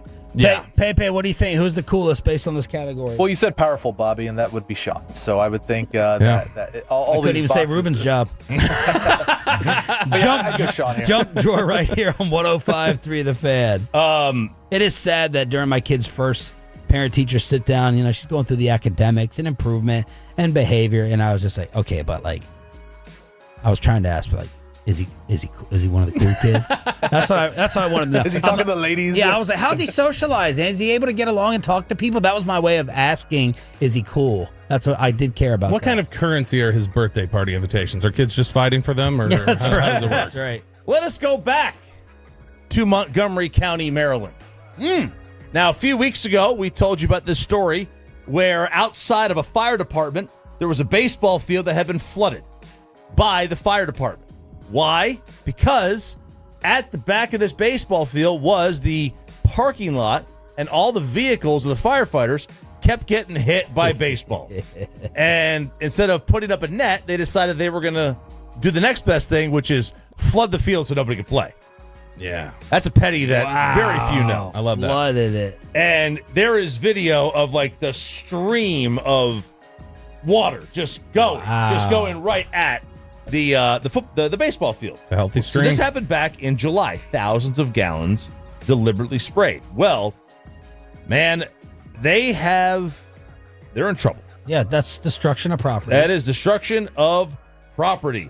They have been charged with that destruction of public property, misuse of public funds. Oh, the water bill. Water, right? Misuse of funds.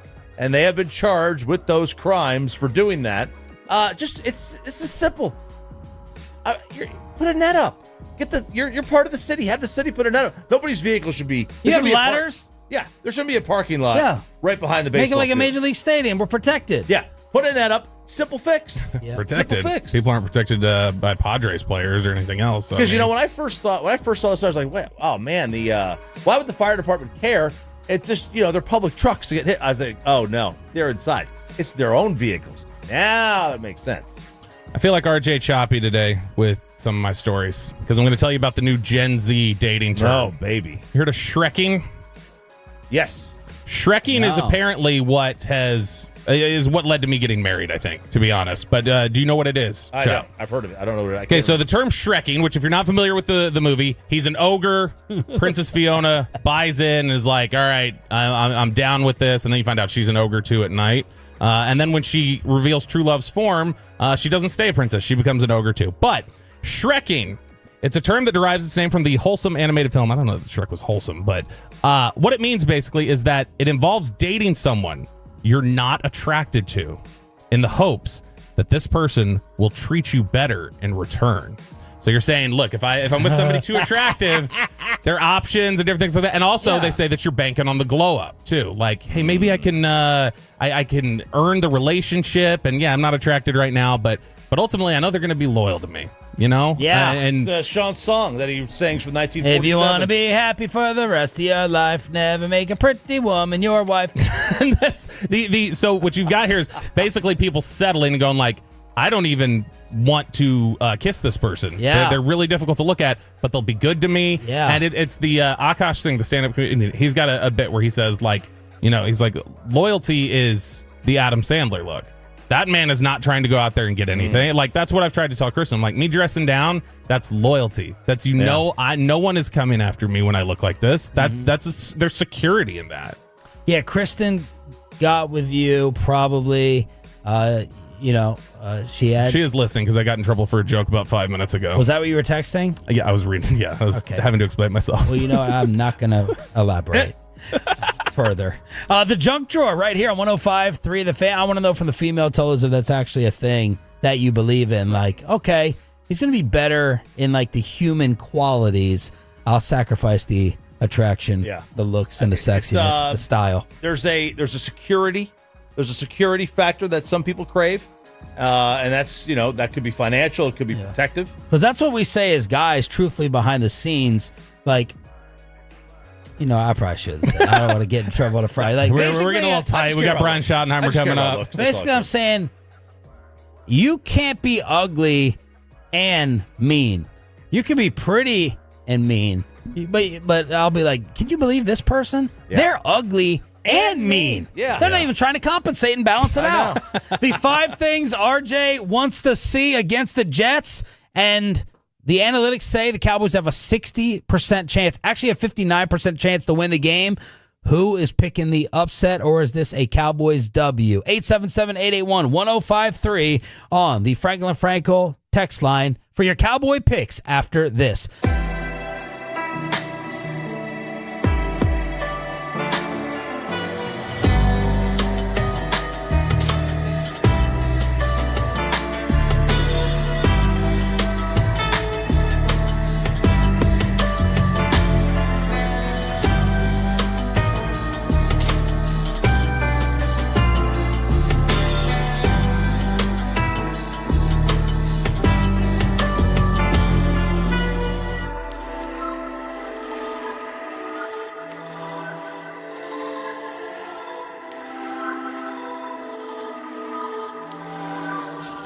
Uber Eats has Lola V products? I gotta remember that. Well, they say in order to remember something, you have to forget something else.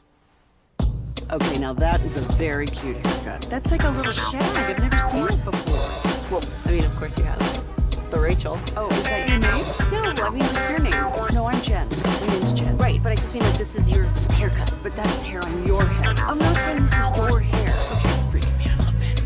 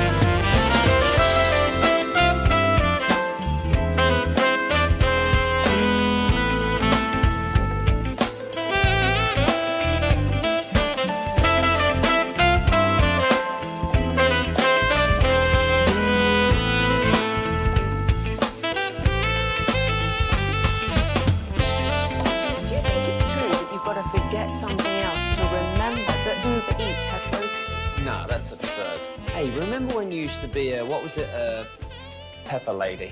Pepper Lady? Wasn't it Cinnamon Sisters? Basil Babes. Saffron Squad? Nutmeg Maidens? Paprika? No. Nutmeg Maidens? I just said that. Was it Spice Girls? Doesn't sound right. Was it Saffron Squad?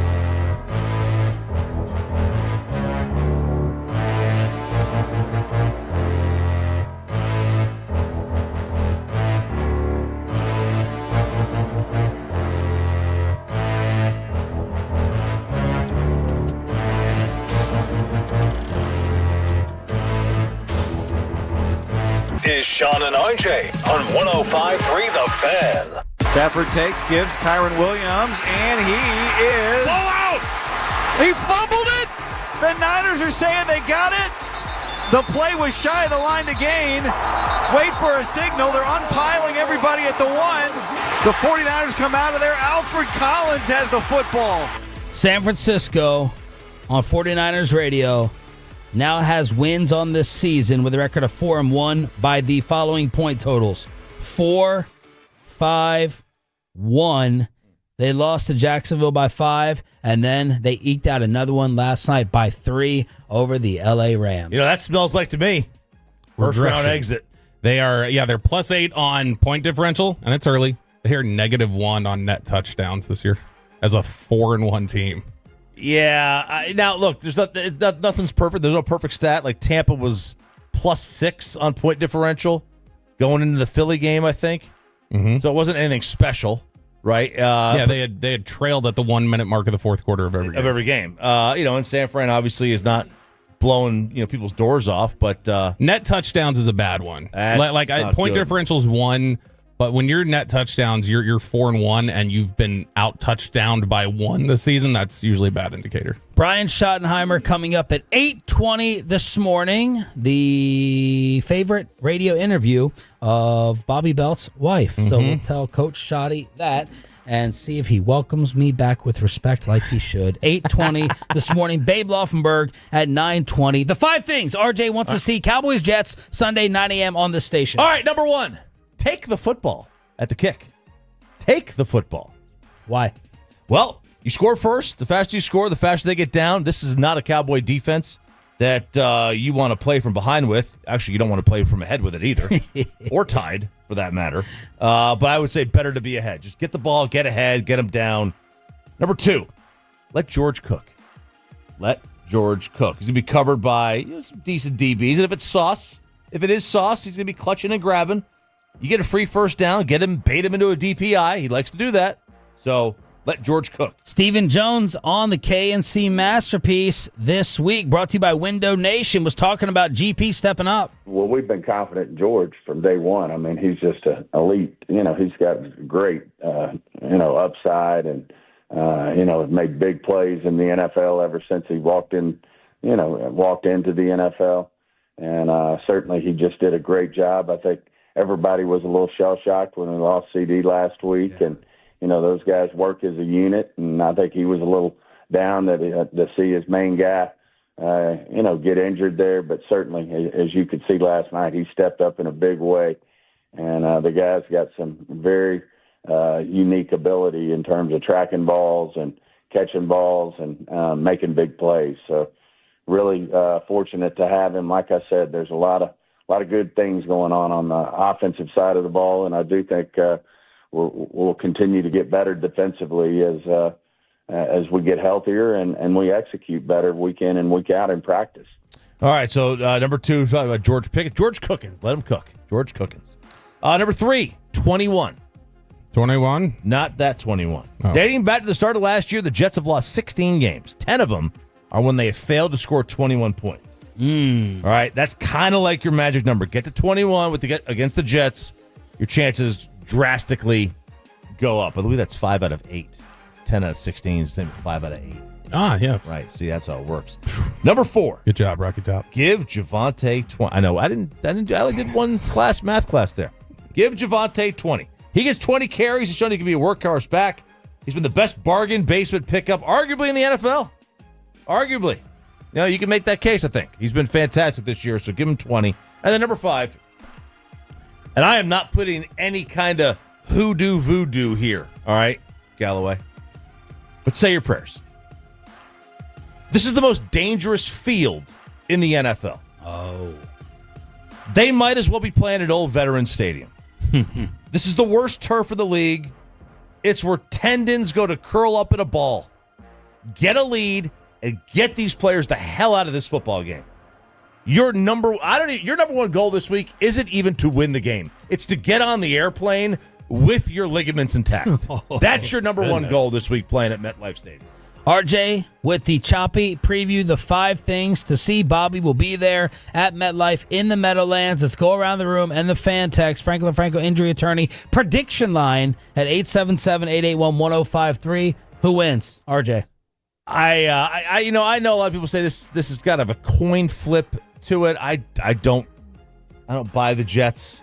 I like Aaron Glenn. I think he's going to change a lot of the culture up there. You are a big culture guy. Well, yeah. I still think that they're just limited. They're just a limited team. The problem is the Cowboys can make any offense look great. So the Jets are going to score.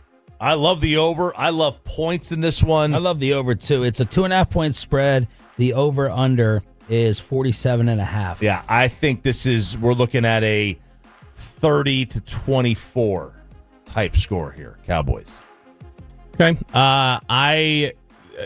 The Jets the Jets do have the capacity to beat you. This is not a cakewalk by any means. And Dallas is going to be down a lot of different guys, it looks like. It looks like potentially half your offense is going to be missing.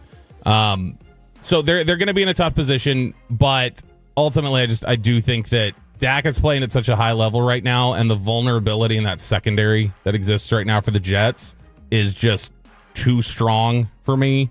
So I'm going to take Dallas in this one. Unable to cover the spread, though. I'm going to say 30-28. Ooh, so close. Wow. Peyton. On the fan text, right now it's all Cowboys except for one. 214 says Cowboys win by 3 in OT. 214 also says the Jets win by 4. 940 says Cowboys by 6 or 7. 6-7. 214 says Cowboys by 14, 31-17. I have the Cowboys winning 34-27. High-scoring game. I'm worried about all the injuries, but I was worried about the defense regardless if they were healthy or injured. But the Cowboys defense, I think Justin Fields is another weak quarterback that's going to look like an all-pro against this Cowboys defense. But I think the Cowboys offense will out-offense the Jets offense, and I have the Cowboys winning by 7. By the way, the fact that we all have the Cowboys winning and it's very high scoring, this is going to be like 14-10, right? Right. I'm picking the Jets, unfortunately, to win. It just right before Schotty? Right before. He's listening. Especially because of Schotty and what he's been doing to me on this radio show. I hope I'm wrong. But the injuries, the Jets are due at some point in time. Like, we went over all the turnover numbers and all the awful things that have been happening to them. At home, is Dak going to continue to maintain? This is what is so unfair about maintaining this level of play. And Justin Fields and the Jets are going to run for at least 160 yards of total offense. I think the Cowboys' run defense is overrated. I know they lost Braylon Allen. I know the Cowboys have liked Breece Hall in the past. Let's see if that evaluation rings true. Hope I'm wrong, but I can't just go with these easy standard picks every single week. Surprises happen here and there. 27-24, the Jets win by 3, unfortunately. I'll get somebody else to ask these questions. So I don't feel, I hope I'm wrong, but I just got a bad feeling. I can't trust that side of the ball. Yeah, look, I mean, what's the weather supposed to be in this? I should check that first, I guess. So they've actually played. I mean, you look at the fact that with under 2 minutes to play, they've led in 2 of the games that they've lost. So they were up against 2 teams that I think are decent. Tampa Bay and Pittsburgh. They were competitive there. They obviously got shellacked by Buffalo, and Miami got out to a big lead early. But I mean, they've got people who are capable of hurting you on both sides of the ball. And that'll be something that you'll have to. Now it is. Go ahead. I see you're looking at the weather. It does look like it'll be favorable. It looks perfect Dak conditions to throw. Clear, warm, and breezy. So good. That is good. but I'm gonna pick the Jets, and I do think that would unofficially end the Cowboys' season. Yeah, that would. Now, this is the first game that I think that the Cowboys have played there since Fireman Ed is kind of on the outs with the franchise. So now it's like Jetman. Oh, is he out? Yeah, well, he still goes. Good. But they don't put him on the Jumbotron, and he had a big thing about it. He was very upset last year. Yeah. And talk about self-important. Oh my God, they don't put him on. They put this guy named Jetman on there who does I don't know, Jetman things. I think the Cowboys will win by double digits or lose a really close one. So But here's did you pick a score? What was your 27-24? Okay, so do the over 2. If it's a close game, I think that does lean Dallas just because the Jets so consistently this season to start out, when it's gotten like narrow spacing and things are getting tight, they've had what look like bad execution problems for a team that is working in somebody brand new who's trying to change things. They'll have dumb penalties late. They'll have really bad issues in terms of miscommunication. They'll miss blocks. Like it feels like late in the game when execution's got to be precise. And I'm not saying Dallas defensively has been good at that, but Dallas's offense has been so precise that I think the Jets are in trouble if it's close late. How's their kicker? Nick Folk, fine. Nick Folk? Yeah, still Nick Folk. I think he's like 18 years in. Look at Pinheiro last night. He's a million years old. It's those K balls, man. No, he's fine. He had a kick that he missed or a couple weeks back that got taken back because there was a penalty on it. There's like an illegal formation, but otherwise he's been fine. He had some issues last year, some extra points, I think was his big thing, but he's 7 for 7 this year, including 4 for 4 from 50. So Peyton, it's 95% Cowboys win. Yeah, you're getting a few more Jets wins on the fan text here. You have 3 people that have picked ties, though. Cowboys tying again. Let's talk to Brian Schottenheimer about facing one of his former teams. It's Must Listen Radio, in our opinion. Hopefully you agree. The head coach of the Dallas Cowboys, Brian Schottenheimer, joins us on Sean and RJ next.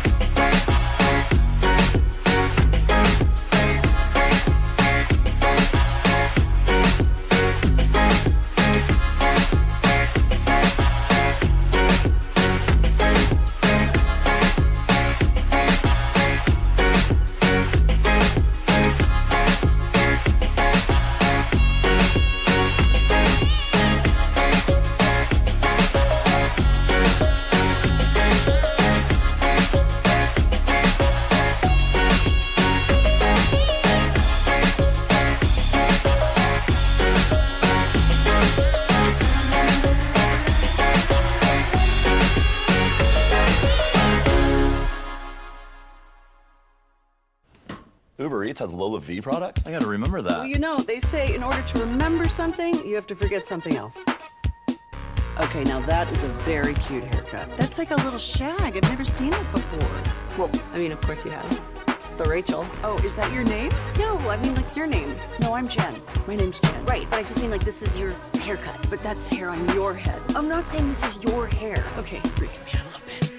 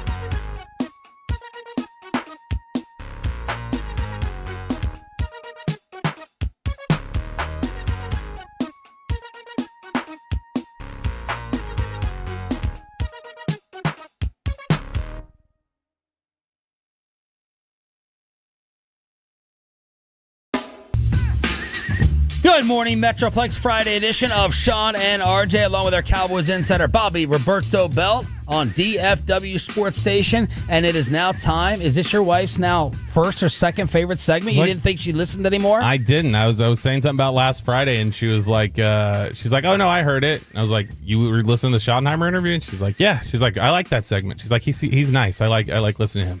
Let's bring in the main man himself, Brian Schottenheimer, brought to you by Black Rifle Coffee Company, the official coffee of the Dallas Cowboys. Good morning, Coach. How are you? What's up, guys? Strong today. Just not that we don't have a man down today. Is that right? Sean's back in the building. Back. You know, Coach, I'm sitting there curled up in a ball. I'm expecting some sympathy, and all I get are these tweets from listeners and all these messages about how Brian Schottenheimer is trying to Wally Pitt me here on the show. Very, very disappointing. And Bobby missed Wednesday. Did you hear about that? Bobby missed this week one day. I did not miss Wednesday. I missed Wednesday, the show, Coach. But as you may recall, I fist bumped you in the hallway Wednesday because I made sure as soon as the antibiotics were kicked in for 24 hours and I was no longer contagious, I was back at work. Bobby, I saw you, man. We had a moment, man. We had made eye contact, we fist bumped, and we had a quick moment where we were aligned. I love it. Coach, Sean, on the other hand, man, I'm worried. The ratings probably will be bad because he's back today. Man, I had this. The only one looking out for this guy's dogs with a snake fence. Look at this. Copperheads, yeah. Because I gave him one bad lemon. Snake fence. It was the one lemon. Coach, have you ever missed a game sick or come that close to it, or been under a head coach who actually missed a game sick? Because I don't think I can ever recall one in football. So here's the deal. So I actually have missed a game, not because I was sick, because I'm a lot tougher than that. But I actually did miss a game. When my first child was born, it was we were coaching in San Diego, and it's actually a fun story. It was Thanksgiving weekend. We had a noon game in Kansas City. My wife goes into labor as I'm getting on the plane. Wow. I get called off the plane. We're gonna go get me there, and she labors forever, right? So it's into Sunday morning. Next thing you know, it's he's being born at 3 a.m. The game's at noon. I can't get there. And I'll never forget holding my son going, man, the Chargers have no chance to beat the Chiefs without me. They have no chance. Like, this is a great day, but they're going to struggle. Breeze goes out. I was coaching the quarterbacks at the time. Breeze goes out. He throws like 38 of 41 for 400-something yards, 6 touchdowns, and they win in a dazzler. And I'm like, damn, I guess I'm not really that important. It's a good way of humbling yourself. I thought they were doomed, and he did just fine without me. So, Coach, you're going back to New York this week, and, nothing could probably prepare you to be coach of the Cowboys. But how much did those years with the Jets in a market like New York kind of prepare you for dealing with the scrutiny and microscope of the job that you got now? Yeah, I think that's the biggest thing, man. Like, yeah, I'll never forget, like, when I got hired, when Eric Mangini hired me as a coordinator, I was 32 years old and had not been in that role. Grew up with a dad who was head coach, so I knew a little bit, but probably the media, the market, the media, the exposure. The first time I had to talk to the media in New York, there was like 40-something people. And I was like, whoa, there is a lot of cameras, a lot of people. And it definitely prepared me for the how much media you have to do and how it's so important to do that and to be authentic. And I definitely made mistakes along the way and probably showed my ass a little bit sometimes with the media. But again, it in terms of the coaching's always been the same. But that was a big change coming from a quarterback coach. There's easier places to start than being a coordinator, offensive coordinator in New York. Is the criticism, what's the difference there, or is it the overall size of the media and the coverage? No, I just think that, again, the Jets fans, I mean, they are hardcore, man, and they want that team to be so good, and they're always willing to share their opinions. And I remember we were running out one morning, it was a Saturday morning, and I don't even think we were playing bad. It was year one, so we ended up making the playoffs. But I walk into Dunkin' Donuts, and some guy walks up to me. I'm in line. He's like, "Yeah, your offense really sucks." I'm like, "Oh, good morning. Can I buy you some? Can I buy you some donuts and coffee?" And he was just kind of like, "No, your offense sucks." I'm like, "Okay, you have a good day, sir." Was there like, "Welcome to New York." Wow. Was there ever a point in your career where you thought your path might ultimately end up to like being the head coach of the Jets? Yeah, I mean, when they moved on from Mangini, I ended up interviewing for the job. I'd been there a couple of years, and the offense was doing well. I ended up coming in second to Rex Ryan. But yeah, I mean, I loved my time in New York. We had a lot of success, back-to-back AFC Championship game. We took the Sanchez, Mark Sanchez, his rookie year, and second year we won a bunch of playoff games on the road, and we were a talented team. We played hard. We did it the right way. And, but I always enjoyed my time in New York. I really did. And I laughed this week. Somebody asked me, I said, and I believe you could check the numbers. I think I'm the longest tenured offensive coordinator in Jets history since like the merger or whatever. And what I said is 6 years as the OC in New York with the Jets is like dog years. So I claim I was there for 42 years calling plays. Yeah, you mentioned Rex. It's perfect. He says on TV all the time he's the best DC in the world. Why don't you bring him in here? Did you think about that when you got the job? Hey, listen. Hey, we interviewed Rex 2 years ago. When we ended up bringing Zim in, and hey, Rex is a hell of a coach, and I just think he's found his niche, man. He's so damn good on TV. Why would he ever want to coach again, man? Sit there where you can kind of look at things and question things, and I love listening to him because he's so damn smart, but at the same time he has great color. Okay, Coach. So we're not gonna look back too much, But I did feel like, all right, I gotta have this moment. So I gotta ruin y'all's bromance right here. No. See, because this is what Schotty said. Schotty said we established the relationship so that then we can have the hard conversation. So, Coach, I was hurt you didn't go for it on fourth down and overtime, and I know how much you've preached the competition and that competitiveness. And when I saw that moment, I thought, all right, here's the chance. Just say, Dak, George, y'all have earned this shot. Go compete with everything in the game on the line. Go out there and do that. Am I being too short-sighted with that line of thinking? No, I don't think so. And like I said, I really do mean it. Like, these are conversations I love to have. And I'll be honest with you guys, I did think about it. I really did. I didn't like my third down call. They ended. I thought I was going to get man-to-man. I didn't get man-to-man, and it was such a back-and-forth game. And at the end of the day, man, I just really felt good about trusting the team to find a way to win, make the kick. Defense had gone out there against the Giants and gotten a big stop. And so I just really felt like in such a back-and-forth game that the points were going to be enough to hold up. And in hindsight, it wasn't. I'll be honest, I was watching, got home late last night, was watching the end of the Rams-Niners game. And the biggest thing I'm taking away from it, guys, is just how fast those 10 minutes go. We've had two, home games have both been in overtime, and it's the 10 minutes does go fast. But no, I don't. Yeah, I understand it. I did think about it, but I slept fine Sunday night, not because of the tie, but with that decision. And the Rams' fourth down didn't work last night. But one thing I wanted to ask from your presser and just now, when you say I didn't like my third down call, does that apply to not liking what's going to come next, or you just didn't get closer than the 4 or 5 yards? What do you mean? What do we look into of not liking the third down call and how that relates to the fourth down? Well, you're trying to anticipate what you're going to get from the opponent, right? And I was expecting with that situation to get man-to-man. I really thought they were going to get man-to-man, so we had a play that I really loved versus man-to-man. We had a zone answer as a check down. We kind of got moved off the spot. But I guess what I'm saying is I expected the defense to do something different, and when they didn't, the call wasn't as good. So they beat me on that call is basically what I'm saying. And then that makes you think that maybe you're not going to have the right call on fourth? That was the call. That call was designed for third or fourth down. Okay. And it was the call I really liked. And so then when I used that one up, that's kind of what tilted me into taking the points. Okay. Brian Schottenheimer joined us here on 105 to the Fan. I just one more thing on the game. This was a play. It was a decision early on. It was 13-8, and y'all decided to kick the extra point instead of going for 2. I know the chart says down 5, you go for 2. I don't want to get too mathy with you because I know it's a graduate level course at Florida. For addition and subtraction. There you go. Okay. You see, Coach, how that? You see who the good guy here is? Listen, we're SEC. You're back. I can do you're this, back right? in my good graces. I can do this SEC on SEC violence, right? But when do you soaring right now? The ratings are soaring. When do you decide to use a chart versus just not chase the points or just go with your gut?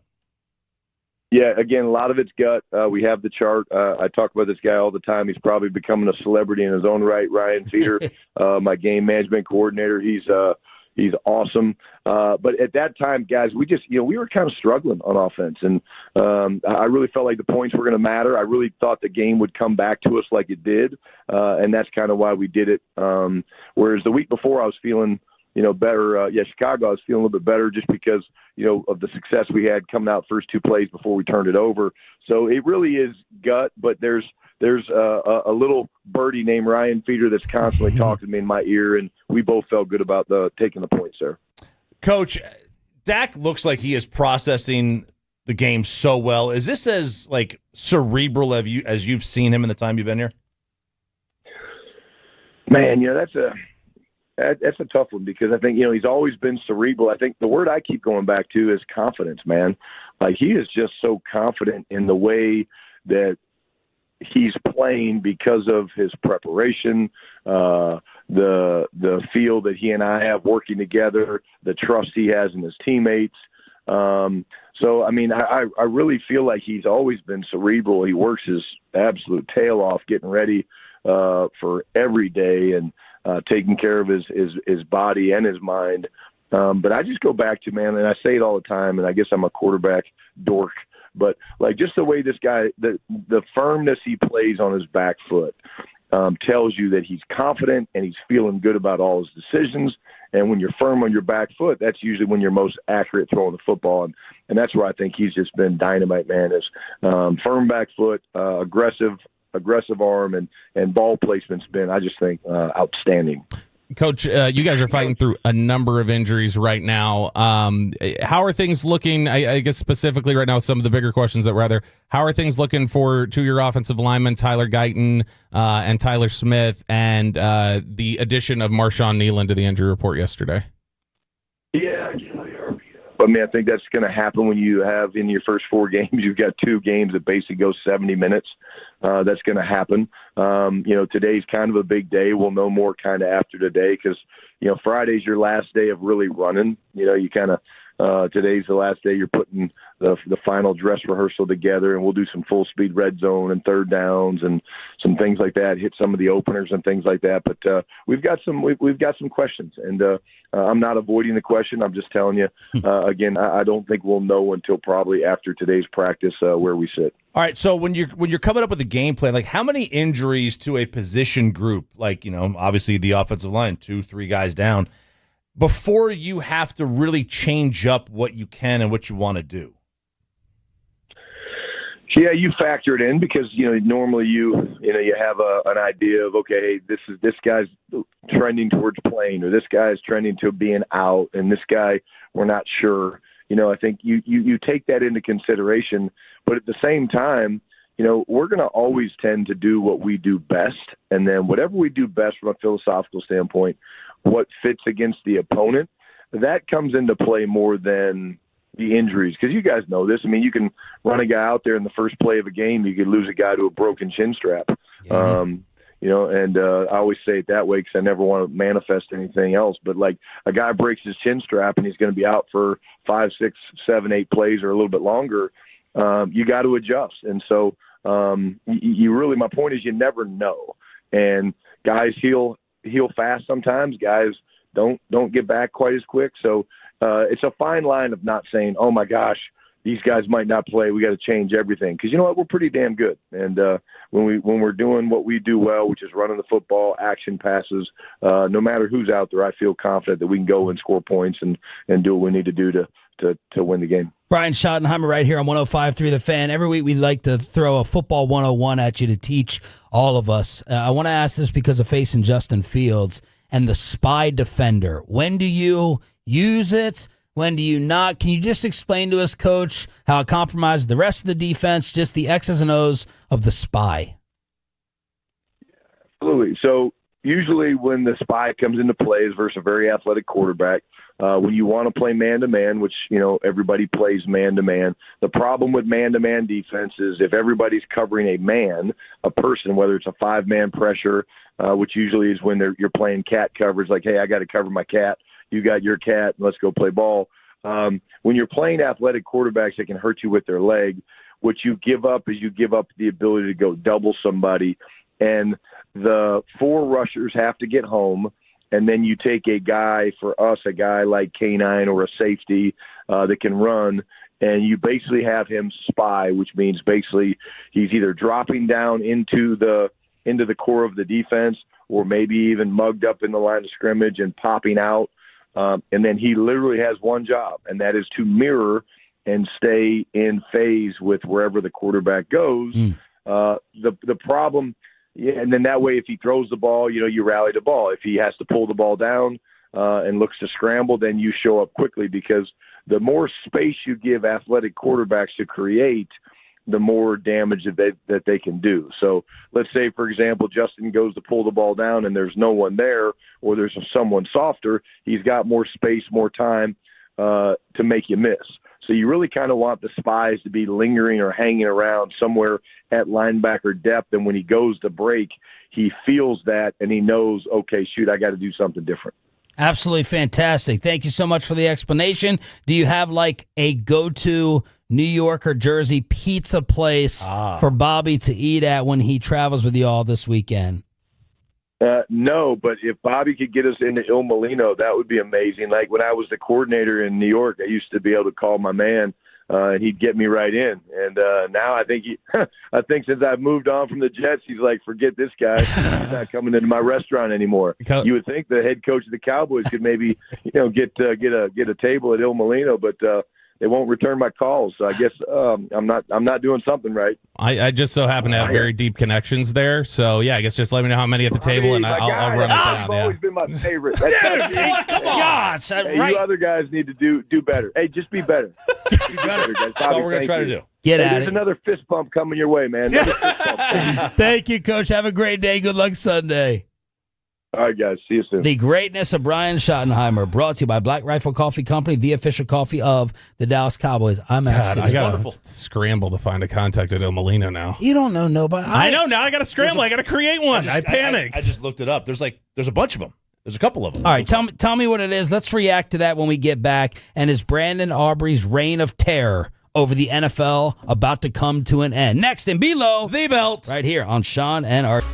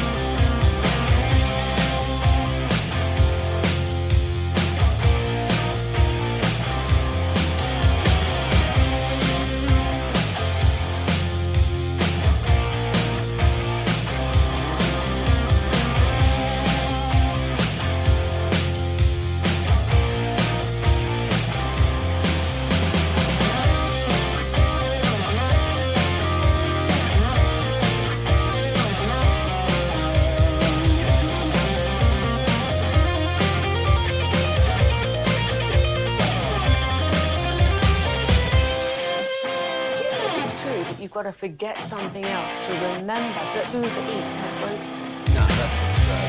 Hey, remember when you used to be a, what was it, pepper lady? Was it? Laser baby. Saffron squad? Nutmeg maybe? No. Just said that. Was it Spice Girl?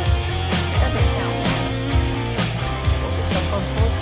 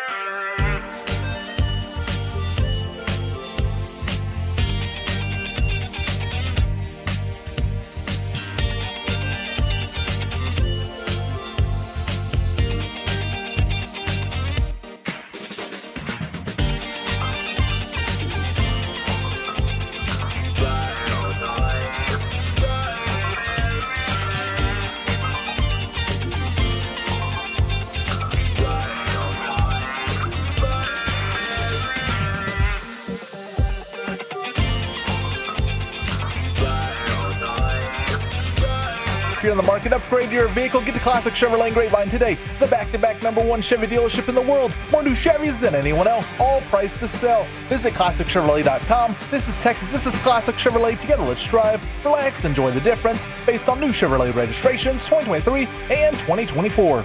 The great Bobby Belt. Bobby Belt is an idiot. Don't make me take off my belt. Don't make me take off my belt. We're not. Over to you, Bobby.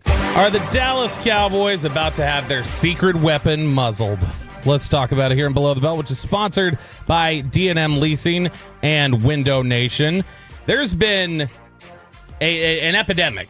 The only time kickers seem to miss anymore is if their kick is blocked. They're going to make it from 65 consistently, feels like. Eddie Pinheiro, who gets cut rapidly early on in his career, all of a sudden it's like, yeah, 59 yards, no big deal. I can do this. I can knock this out.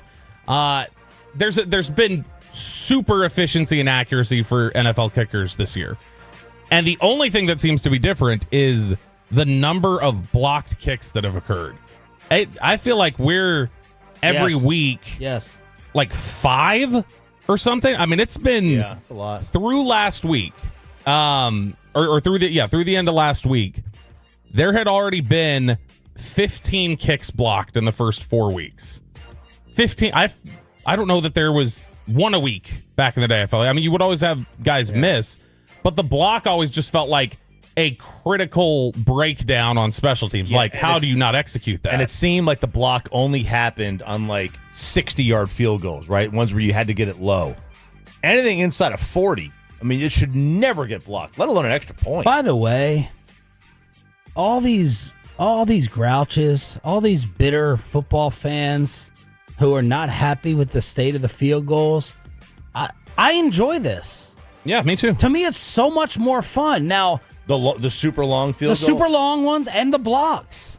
Blocks are fun. Like, it's super fun. Can we at least enjoy it for a year before we get Golden State Warriors 3-point tired of it? I love it. And shrink the goalposts or mess around with the footballs? Why is it not fun to see a 64-yard? Now, it's unfair to another thing that's unfair to the defense. It's unfair, and I think what it does, my issue, because I think it is fun, but my issue with it is, when you get the ball, you're down 3 or 2, right, and they pin you back, or you're even at your 20. Yesterday. I knew Matt Stafford was getting in range with 40 seconds, 30 seconds left. Yeah. That's another study that should be done. How many game-tying or go-ahead last 30-second drives are there in today's NFL? Because it almost feels automatic. I feel it's too easy to get into field goal range now. Like, it used to be you needed to pick up 40 or 50 yards. Now it's like you get 25, 30 yards and you're dang near in field goal range. Yeah. It's a little easy. Yeah. But makes the games more fun. It does make the games more fun. No league safe. Make the length of the field 120 yards.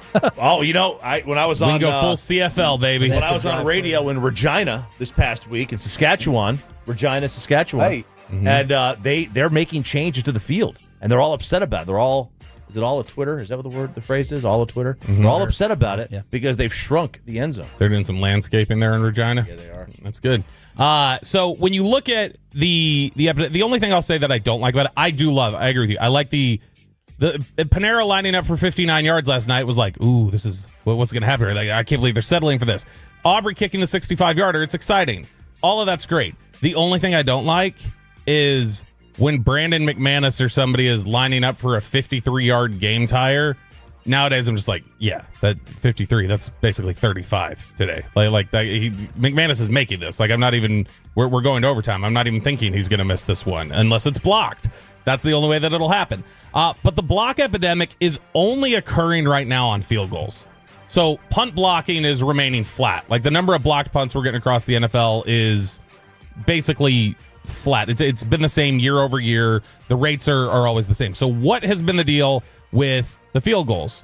Well, over at USA Today, they decided to do a study of each one of the blocked kicks and try to see, all right, what's different about these specific things here? What happens here? Was it an execution thing? Was there something schematically that you could see they did? Is it one of those instances of a player hurdling? Like, what is it that's leading to all these ones? Because they're all very different.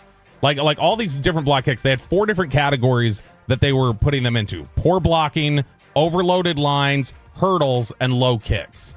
And they were trying to look, and it's been spread out.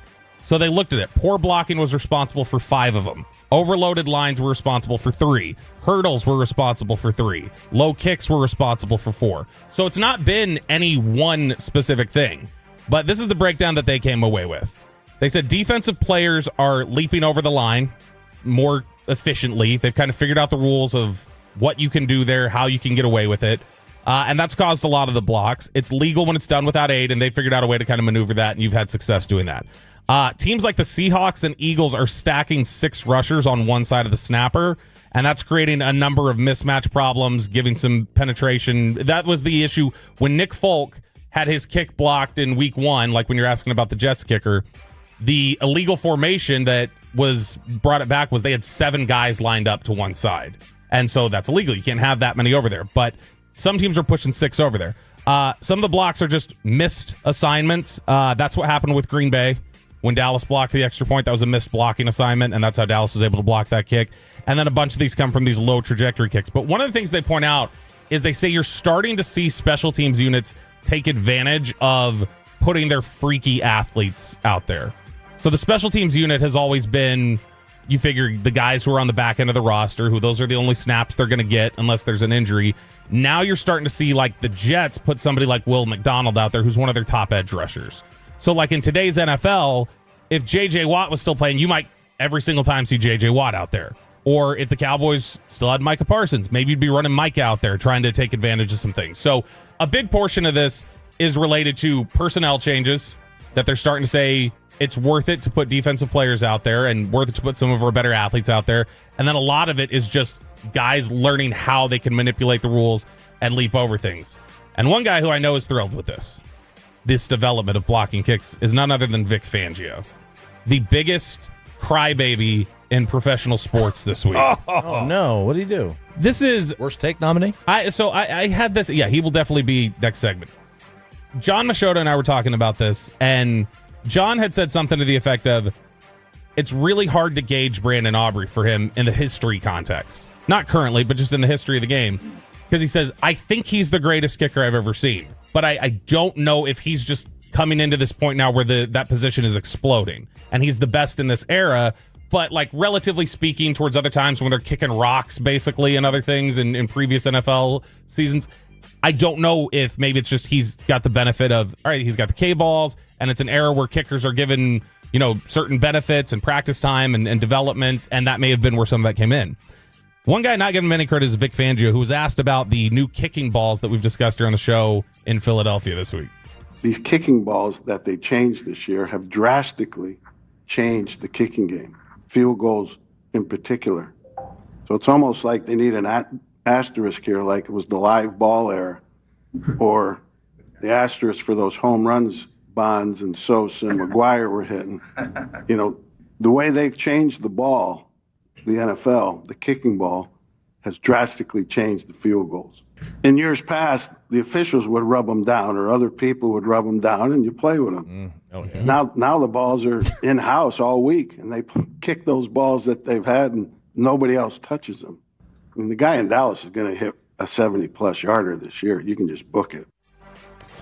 Okay, look, I do agree. I don't like the fact they use different balls. Imagine if the NBA at a free throw, they would bring a different basketball out. That's the same thing. It's literally consistent with what the NFL does for every other position, though. The team gets to hold on. Like, the quarterbacks get the balls all week. Yeah, you bring your own ball, but that's so literally kickers were the only ones who were the only thing that we had, the measure of consistency we didn't have was the kicker. The kicker didn't get the benefit.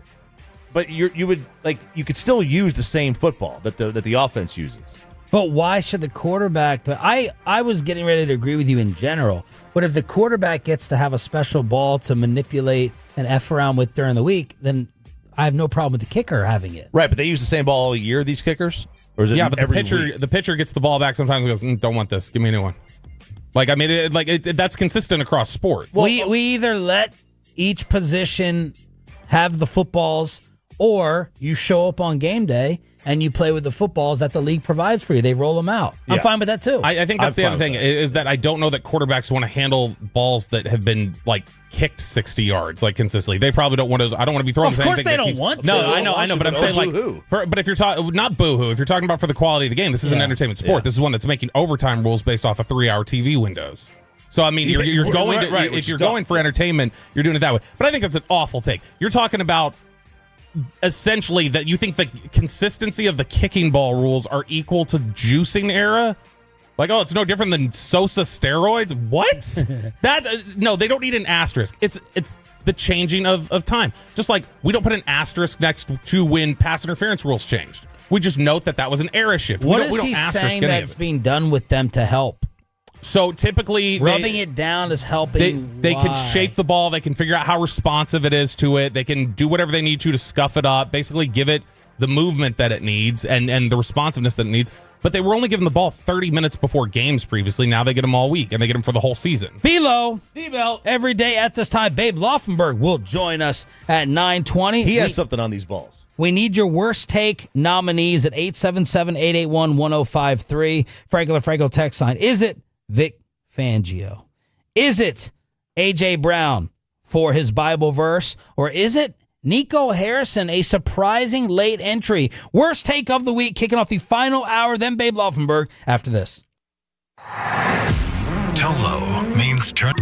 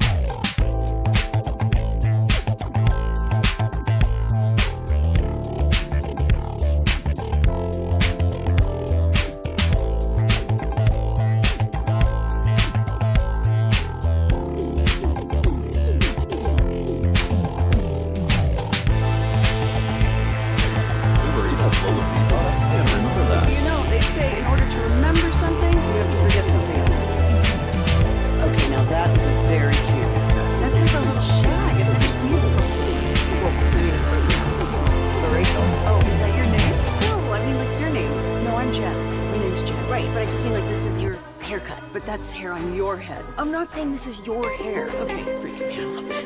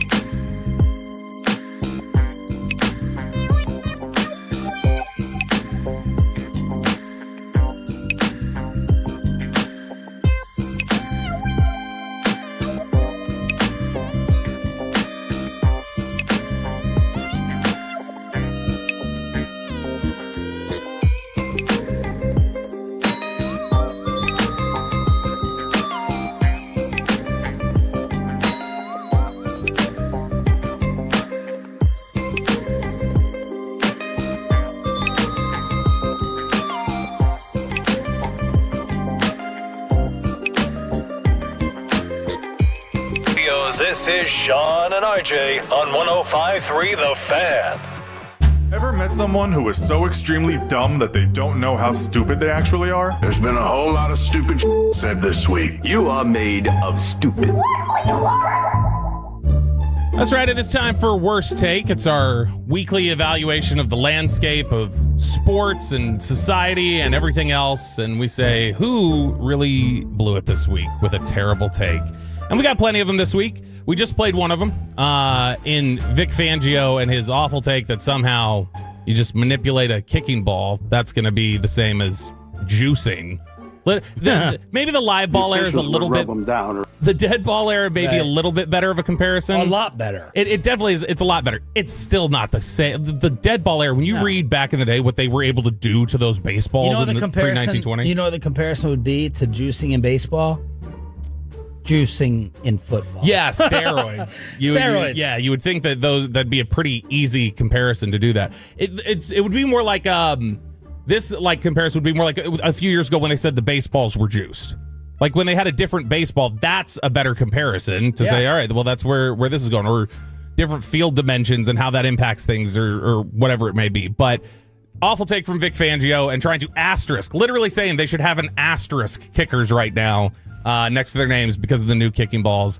That's garbage, and I can't help but feel like it's just because he knows Brandon Aubrey's the very best. We don't have to go very far from Vic Fangio, though. We can literally just walk across the locker room, leave the press conference room, walk down the hall, and we can reliably find AJ Brown for an awful take after he tweeted a manipulative Bible verse very, very vaguely to the world and thought none of you should have reacted to this. Obviously, Sunday after the game, I let my frustrations boil over. I didn't speak to the media. I had a chance to correct my frustrations, and I continued to let it boil over. That's on me. I take full accountability on that, posting that. My message on Twitter wasn't directed at anyone in the building. Not my coaches, not my quarterback, my GM, nobody. Like I said, I take full accountability. I have an open communication with all my coaches and with my quarterback as well. Me and my coaches, KP, Nick, we discuss weekly about trying to get this thing on the same page. That is, I still want to know. How is this tied to the Bible?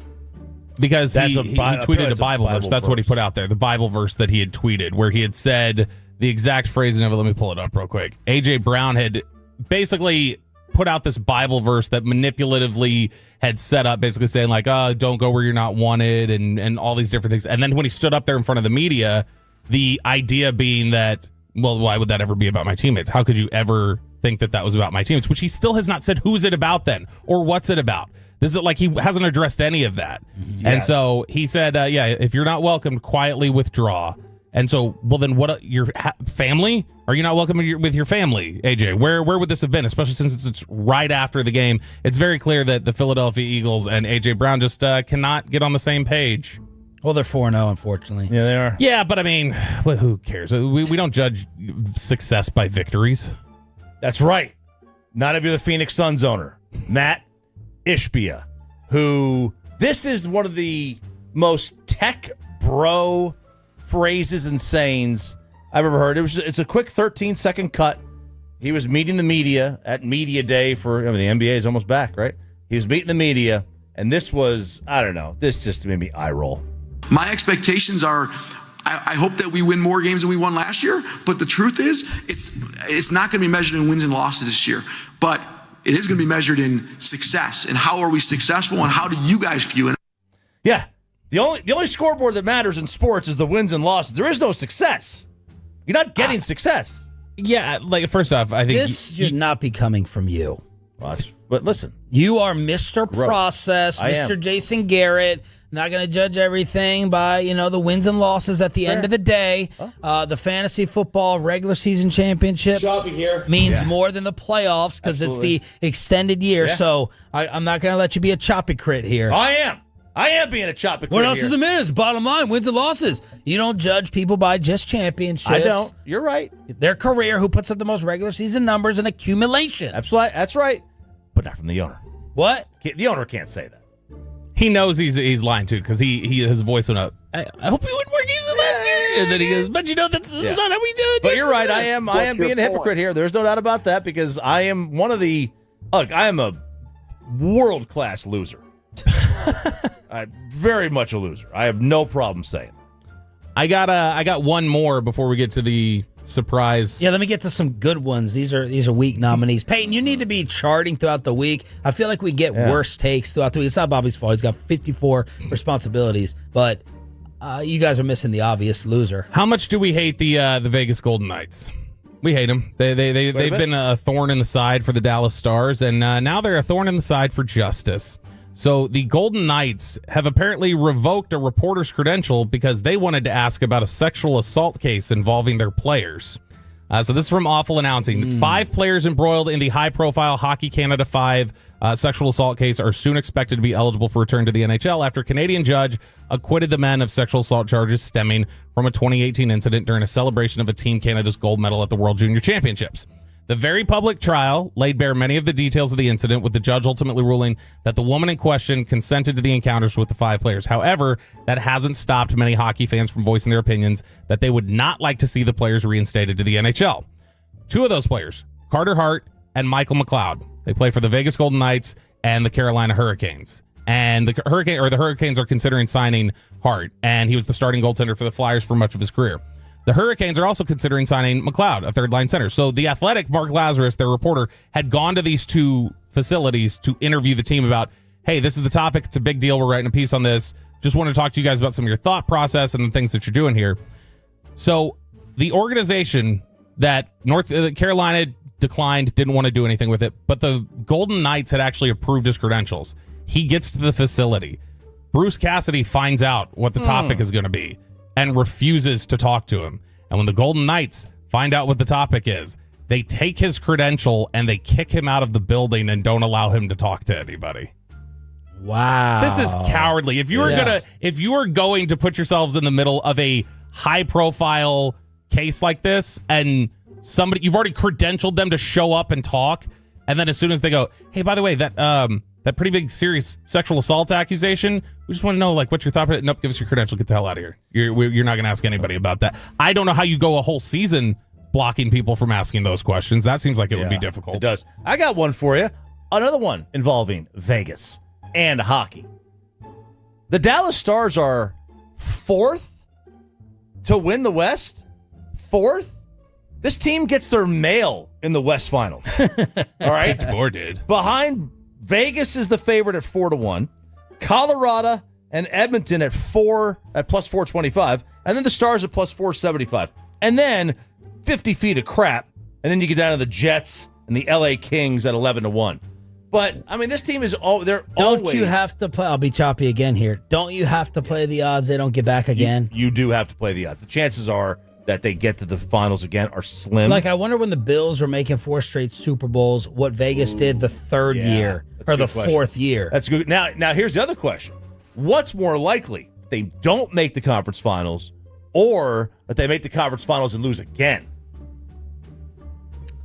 I think it's more likely they don't make it. Because losing again would also be pretty impressive. That would be 5 in a row. Yeah. They made 4 in a row. I can give you the answer, by the way. The Buffalo Bills, ahead of the 3rd season, they were the co-favorites to get to the Super Bowl, and then they were 6th in 1993 before the 4th appearance. God, how did you find that? Pro Football Reference has the preseason Super Bowl odds for every year. All right, you guys are all losers for not naming the biggest What a loser. In worst take. It's the WNBA commissioner. Oh, yeah. Kathy. I just like the rest of America forgot about them. And then she's saying you should be grateful. There's a platform. Allegedly. Why would she have said this, although, to a player? I don't understand that. The player is the rep? The rep. The NBA PA. Oh, she is? She's the MBPA. All right. That totally makes sense. Well, the co-rep or the new rep should be Sophie Cunningham, because yesterday Sophie Cunningham and Caitlin Clark responded. Yeah, Caitlin said, so obviously coming at Caitlin, talking about, you deserve, basically everything that you have is because of us.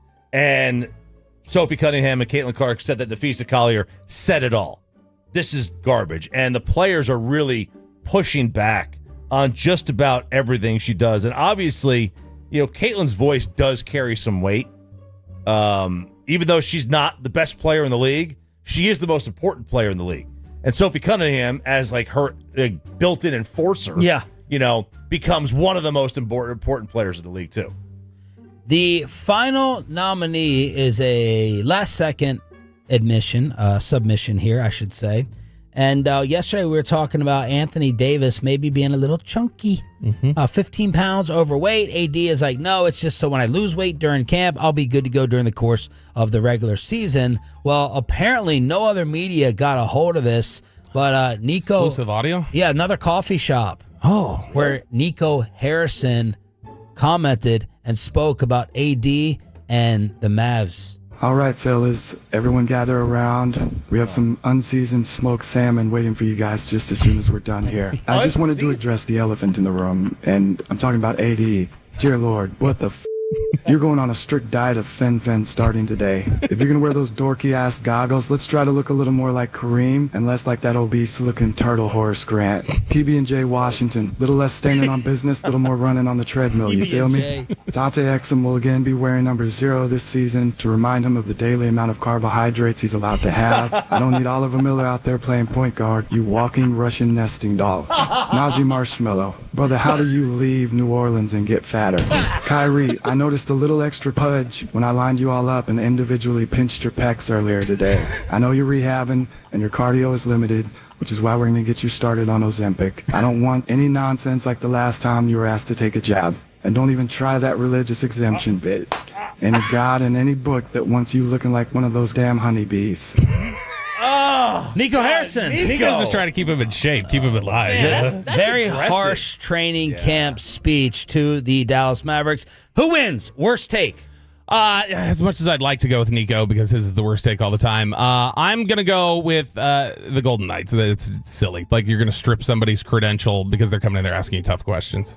It's the WNBA commissioner. You can't say that. Cannot say that. I'll go WNBA as well. Ooh. You got a few submissions, though, on the fan text. 214 says the Aqib Talib comment he made the other day. That was one. And then 972 says RJ's take about new A&M students not knowing who Johnny Manziel is. That's been bad for like a year, though. Yeah, even Sarah called me out for that last night. And I says, listen, don't talk sports with me. Listen, I don't do that. How about Sarah for being a female thinking she can talk sports? Yeah, that's the worst take nominee right there. Worst take. 877-881-1053, the Franco LaFranco injury attorney text line here on DFW Sports Station. I am really media offended by Vegas. I'm going to have to vote WNBA commissioner as well. Do we have a clear winner or loser on the text? It's pretty split. You're getting some A.J. Brown. You're getting some Fangio, but the WNBA stuff starting to pour it in because you guys led them to water is what it looks like to me. Let's preview the Jets with Babe Laufenberg, Cowboys color analyst, dissected the film. He's telling us what we need to know and see against New York on Sunday. Babe Laufenberg after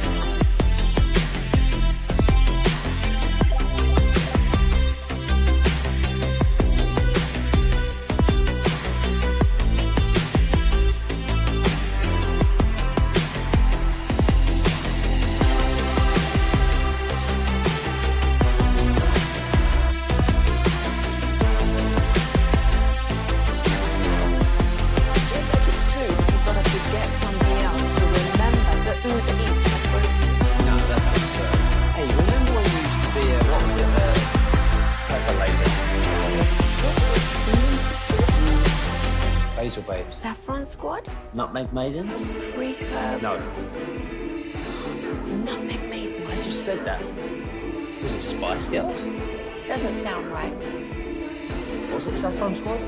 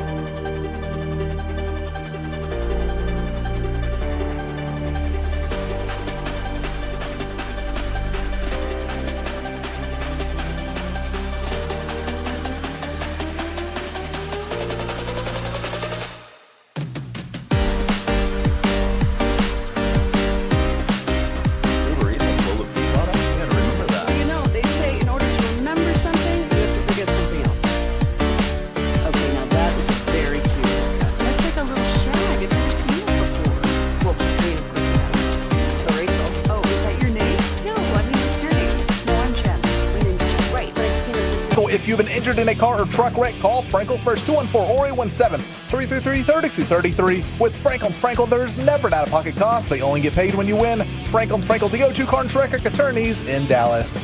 Crosstalk with the KNC Masterpiece on the road. Coming up at 9:40. Right now it is time for Cowboys color analyst Babe Laufenberg. Every Friday at 9:20 here on Sean and RJ. We got Cowboys insider Bobby Belt heading to New York for the game. Pre-game at 9 a.m. No progress on the Il Molino contact yet. I'm trying, though. You are? I'm trying. What makes you think you have a contact in New York? I know I don't have one. I'm just now scrambling because I panicked and made a promise that I can't keep. I tried to big dog it by getting a Rayo's reservation, which is impossible to get. Yeah, it is. They're closed this weekend for some reason. Really? So there you go. Babe Laufenberg, he doesn't care about food. He has said many times food is fuel, so he would be helpless in this situation. Good morning, Babe. How are you? Good morning, and that's not true. I am not helpless in this situation. I can get you to Ray's Pizza. Have you ever had Ray's Pizza? It's one of those places. It's on every corner. So if anybody needs to get hooked up at Ray's Pizza, I'm your guy. Babe, do we have a trivia question today? Oh, of course we do. All right, and we're getting this one. I bet you Peyton can't even get this one. Oh, okay, so we know the Jets. What is it? Who's the current quarterback of the Cowboys? No, it's actually a little tougher than that one. But, okay, so we know the Jets have been bad for a decade, right? They've gone 14 years without making the playoffs. That's twice as long as any other NFL team. So two teams have gone the last 7 years without making the playoffs. They're in second place, so to speak. So who are those two teams? That have gone 7 years without making the playoffs? Oh. 7. So the Jets have gone 14. Two teams have gone 7. Giants? Nope. No, because they were a couple years ago with Daboll. Let's go with Atlanta. Good. That's one. And then Carolina. Okay, who said Carolina? RJ. Me. Choppy. RJ, you nailed it. Oh, dang it, man. Atlanta and Carolina. But, boy, isn't that bad? I mean, the Jets have gone 14, and the next closest to you've doubled them up. So it's essentially And the it last doesn't time look Brian Schottenheimer worked there, they went to the playoffs. And it looks like we can safely say they're not going this year. Babe, before we preview the Jets, you know how worked up Bobby has been over that fourth down decision against the Packers. What did you think of it? We talked a little bit yesterday, Bobby and I, at the Star. Sean and RJ, the Star is this place where the Cowboys hold their practices. Wow. Babe, I can teach you about Oxnard then. Hey, I was at Oxnard. I was at Oxnard for 2 weeks. Oh wow. Oh, okay. Yeah. Sled dog. We never see you. Okay, I don't see you anymore. Yeah. Because we were only there. I come at the end. I don't come for the non. So do I. So anyway, the 4th and 4, to me, you could kind of split it either way. I know at the time, both Brad and I were we didn't sit there and go, oh my God, what are they doing? I thought, good, take you 3 points. And I know the thought was, well, you haven't stopped them. But you go back to the Giants game, right? It was the same game, 37-37 into overtime. Giants had scored touchdowns on their last 3 possessions of the fourth quarter. So you could have also had the thought there of, well, don't punt it. The Cowboys punted twice in that overtime period. Mm-hmm. But obviously then they stopped them once, and then Donovan Wilson gets the interception, and they come down, they kick the game-winning field goal. And I'm watching the San Francisco game last night, San Francisco Rams, and, obviously 4th and 1. In overtime, the Rams go for it, and they get stopped. Now, I would have gone for it as well if I were the Rams. It was a good decision, but, they get stopped, and they end up with a loss. But I think the beauty, too, of the tie, I know nobody wants to see a tie, and it's so deflating. And I remember when McManus hits the field goal for Green Bay, it was just depression on both sides, the Packers and the Cowboys, when he made that field goal that effectively made it a tie ending. And it was like you're waiting for them to all celebrate and high five, but it was just like, okay, whatever. But the beauty of the tie is, how we like to say, this team or that team, any sport. Yeah, they're a 500 team. Well, with the 17-game schedule in the NFL now, you can't really say that because you're either going to go 9-8 and 8-9. Hey, Cowboys and Packers have a chance to be a 500 team, and that's beautiful. Babe Laufenberg on the D&M Leasing Hotline right here on 105.3 The Fan. Pretend that you're Matt Eberflus and we're in the meeting room. No, I quit. Fix this defense for us, babe. Try to fix this defense for us. How are you doing it with the pieces here? Well, the pieces aren't great. I think we can all acknowledge that, at least not as they are now. Diggs is whatever he is percentage, but he's not 100%. He can't. He's having a difficult time running. They're having a difficult time getting lined up. The only thing you can really do is, obviously they've given up big plays because of defensive lapses or breakdowns or whatever you want to call them. And, that is fixable. It's fixable to get guys lined up in the right spot. And, third play of the game last week against Green Bay, they got two guys running free. And that was a defensive breakdown. Green Bay came up, they quick snapped it. They kind of caught the Cowboys napping a little, but that stuff is fixable, right? But they're going to be limited. They don't have a big time pass rusher. I think that's pretty obvious. They don't have, I would say, dynamic players defensively. They have good NFL players. You hope Deron Bland gets back into what he was. You hope Diggs gets a little healthier. Overshown, I think, is going to be obviously a big addition when he gets back. But once again, he's coming off a major injury. So how long is it going to take him to get ramped up? But in answer to your question, they're going to have to score a lot of points. I mean, even if they turn this thing around. And the funny thing is, hey, Zimmer was here last year, right? Proven commodity as a defensive coordinator, and they weren't very good. Eberflus, proven commodity as a defensive coordinator, and 4 games into it, they're not very good. So I don't think either of those guys kind of forgot how to coach football. Babe, compare Fields now to when he was with Chicago and he was running all over this team a couple years ago. How different of a player is he? How much better of a passer is he, or is he not? Yeah, I don't want to say a ton of improvement. Obviously, everybody gets better, but he's still a little, I guess, maybe jittery in the pocket.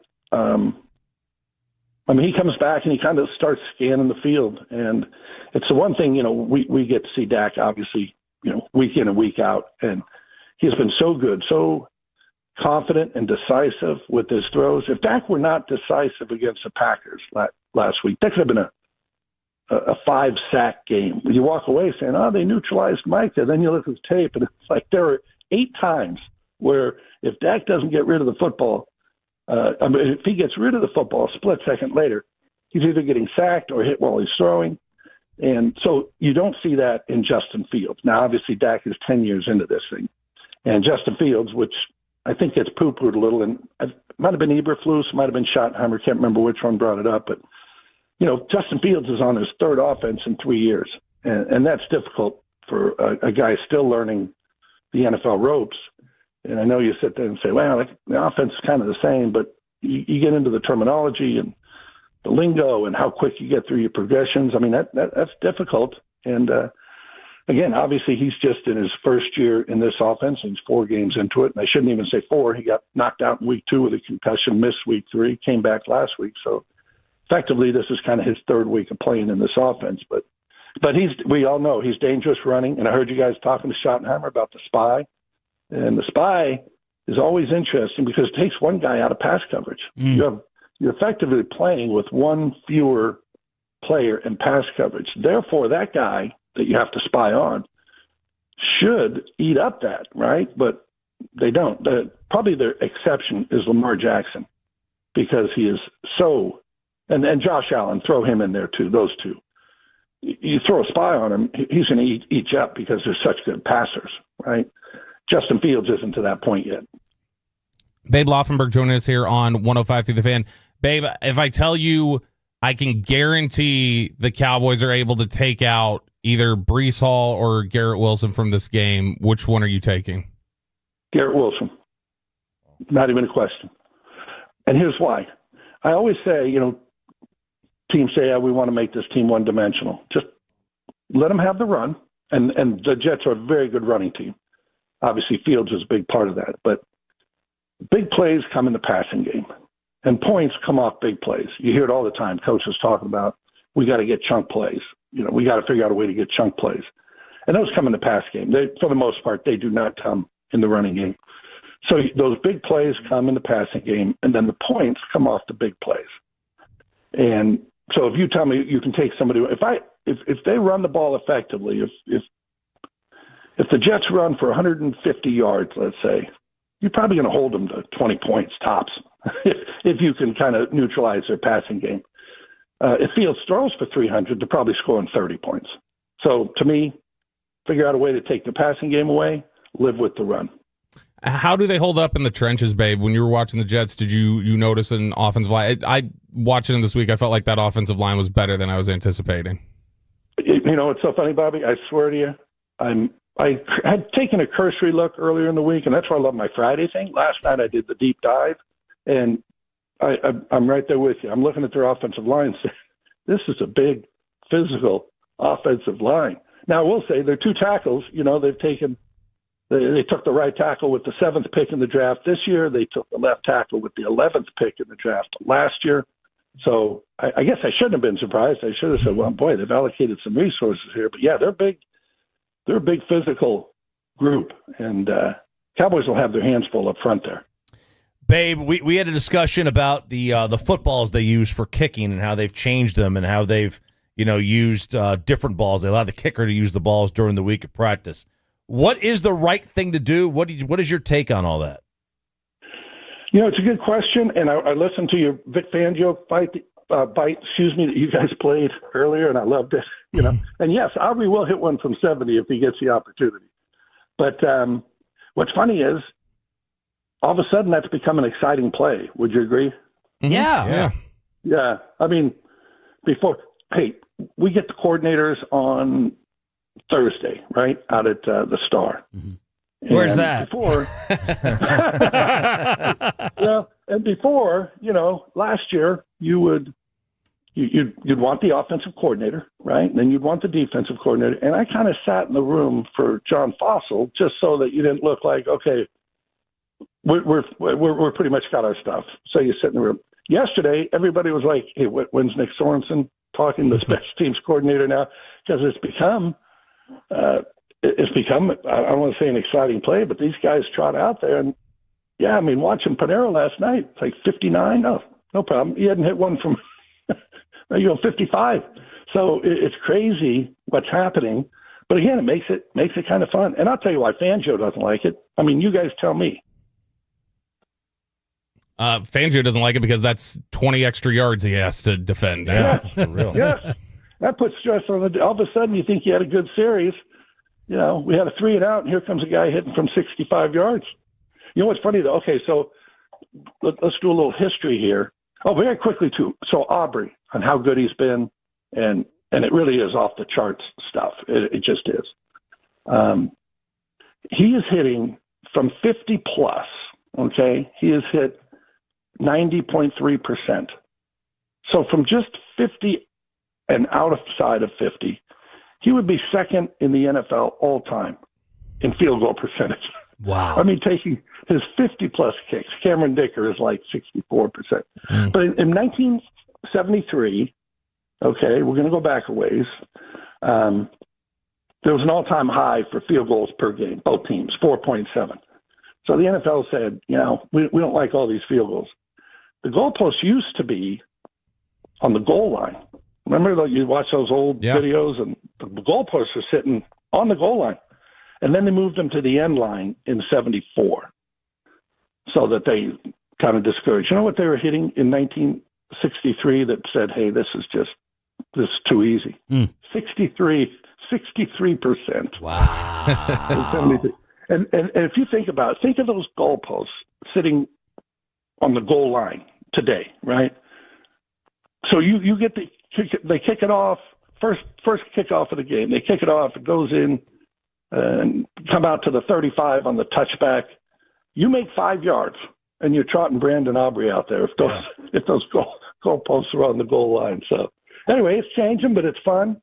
Here's another. There have been 6 punt return touchdowns. So we talk about all the block kicks, right? There's been 6 punt return touchdowns this year. 4 weeks into it, that was as many as they had all of last season. I love it. I would dismiss special teams. Bill Parcells would be, all these football coaches would be rolling in their graves if they heard that. But this year, I'm like, okay, special teams really does matter. So I like that. Babe, fantastic stuff. Have a great call and a great trip. Okay, thank you, guys. Have a great weekend. Thank you. Babe Laufenberg, Cowboys color analyst on the D&M Leasing Hotline. Let's crosstalk with the KNC Masterpiece there at Uncle Julio's in Dallas. We catch up with the fellas next. I'm not saying this is your hair. Okay.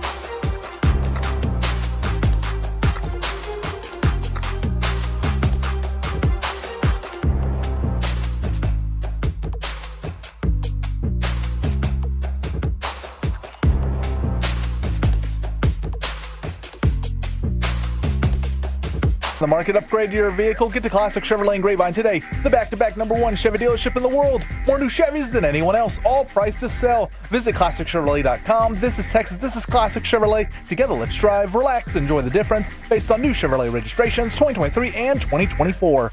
Let's crosstalk with a KNC masterpiece. They are not in studio, so that means Corey Majors, after we check out his pectorals. Oh, yeah. Will tell us where they are. Looking good. Thanks, man. We are at Uncle Julio's off of Lemon. We're right around the corner from the station today, and Sean, come hang out. Yeah, come smash a chocolate piñata, as Kevin likes to say. I'll be there. We're going to have the guacamole made right in front of us today. It's just going to be an all-day event, so we're excited to have some Tolo trucker hats, state fair tickets to give away, and so much more. Looks like we got some Uncle Julio's package. That's what we're going to be giving away today. Is Uncle Julio's I'm assuming package. that is a food and potentially gift card scenario as opposed to... It literally says Uncle Julio's, and it has an apostrophe, so that means it's his package is what we're giving away today. So I'm excited about that. Sweet. And we had Jerry Jones hopping on the show with us at 10:30 today. We'll have some information from the Chris Young, Ross Fenstermaker press conference that's going to be going on, and so much more, gentlemen. We finally got some of that giddy Jerry that you guys experience every Friday. He was in such a good mood. He really was. On Tuesday. Besides your... How do you think that's going to go today? Do you think that's still going to be there? Yeah. Why would it not? Well, because of the court case thing? Yeah. He's not. Well, because Kevin's planning on asking him the first 3 questions about it. No. Sounds we discussed that. Should that be the first question or the last question? Pro Football Talk, this is the tweet. I saw the sexual assault lawsuit against Jerry Jones, which was filed in 2020, remains on track for a July 2026 jury trial after a judge denied on Thursday an effort by Jones to end the case. It will not affect his mood whatsoever. He will be doing I agree. backflips with you guys. 100%. Hundo P, as the kids say. How many people do you know that could actually do a backflip? Scattaboo. You know him? They know Joe Milton. Joe Milton can do one. Joe Milton can, yeah. We know him pretty well. He's awesome. I wouldn't even do a backflip into off my a pool. I was just about to say, I wouldn't even do one off a diving board. Do you have a diving board? How many people have diving boards nowadays? They're too dangerous. I don't have one. I don't know anybody. I feel if you have a diving board, the pool is considerably older than something new. The new pools are just like 5 feet. But they're fun. They're fun, yeah. Your kids you can swim. Jumping off the ledge. You can't do a full backflip off your pool ledge, Corey. You're trying to test me. You want me to go video myself doing a backflip in the pool? I do. All right. Well, it's going to be like that video I had with whenever I dunked on the 9-foot goal, and it's going to be that one shot, and then it's going to come back. I'm in the water. Have you 6'3"? Yeah, Sean, do you remember that video? No. So Mike said he couldn't dunk on a 9-foot goal, and Corey's like, the hell I can't. And so his son is filming it, and right when Corey's like going to go up, his son turns the camera, and he's like, oh, what's that over there? And he turns back, and Corey's like, I did it. It looked very, It was weird. very It was weird, but I actually did. Mike thought that I had enough time to lower the goal. There's no way. It looked very questionable. But yeah, no, I'll see if I can. I've done it before, plenty of times. But full?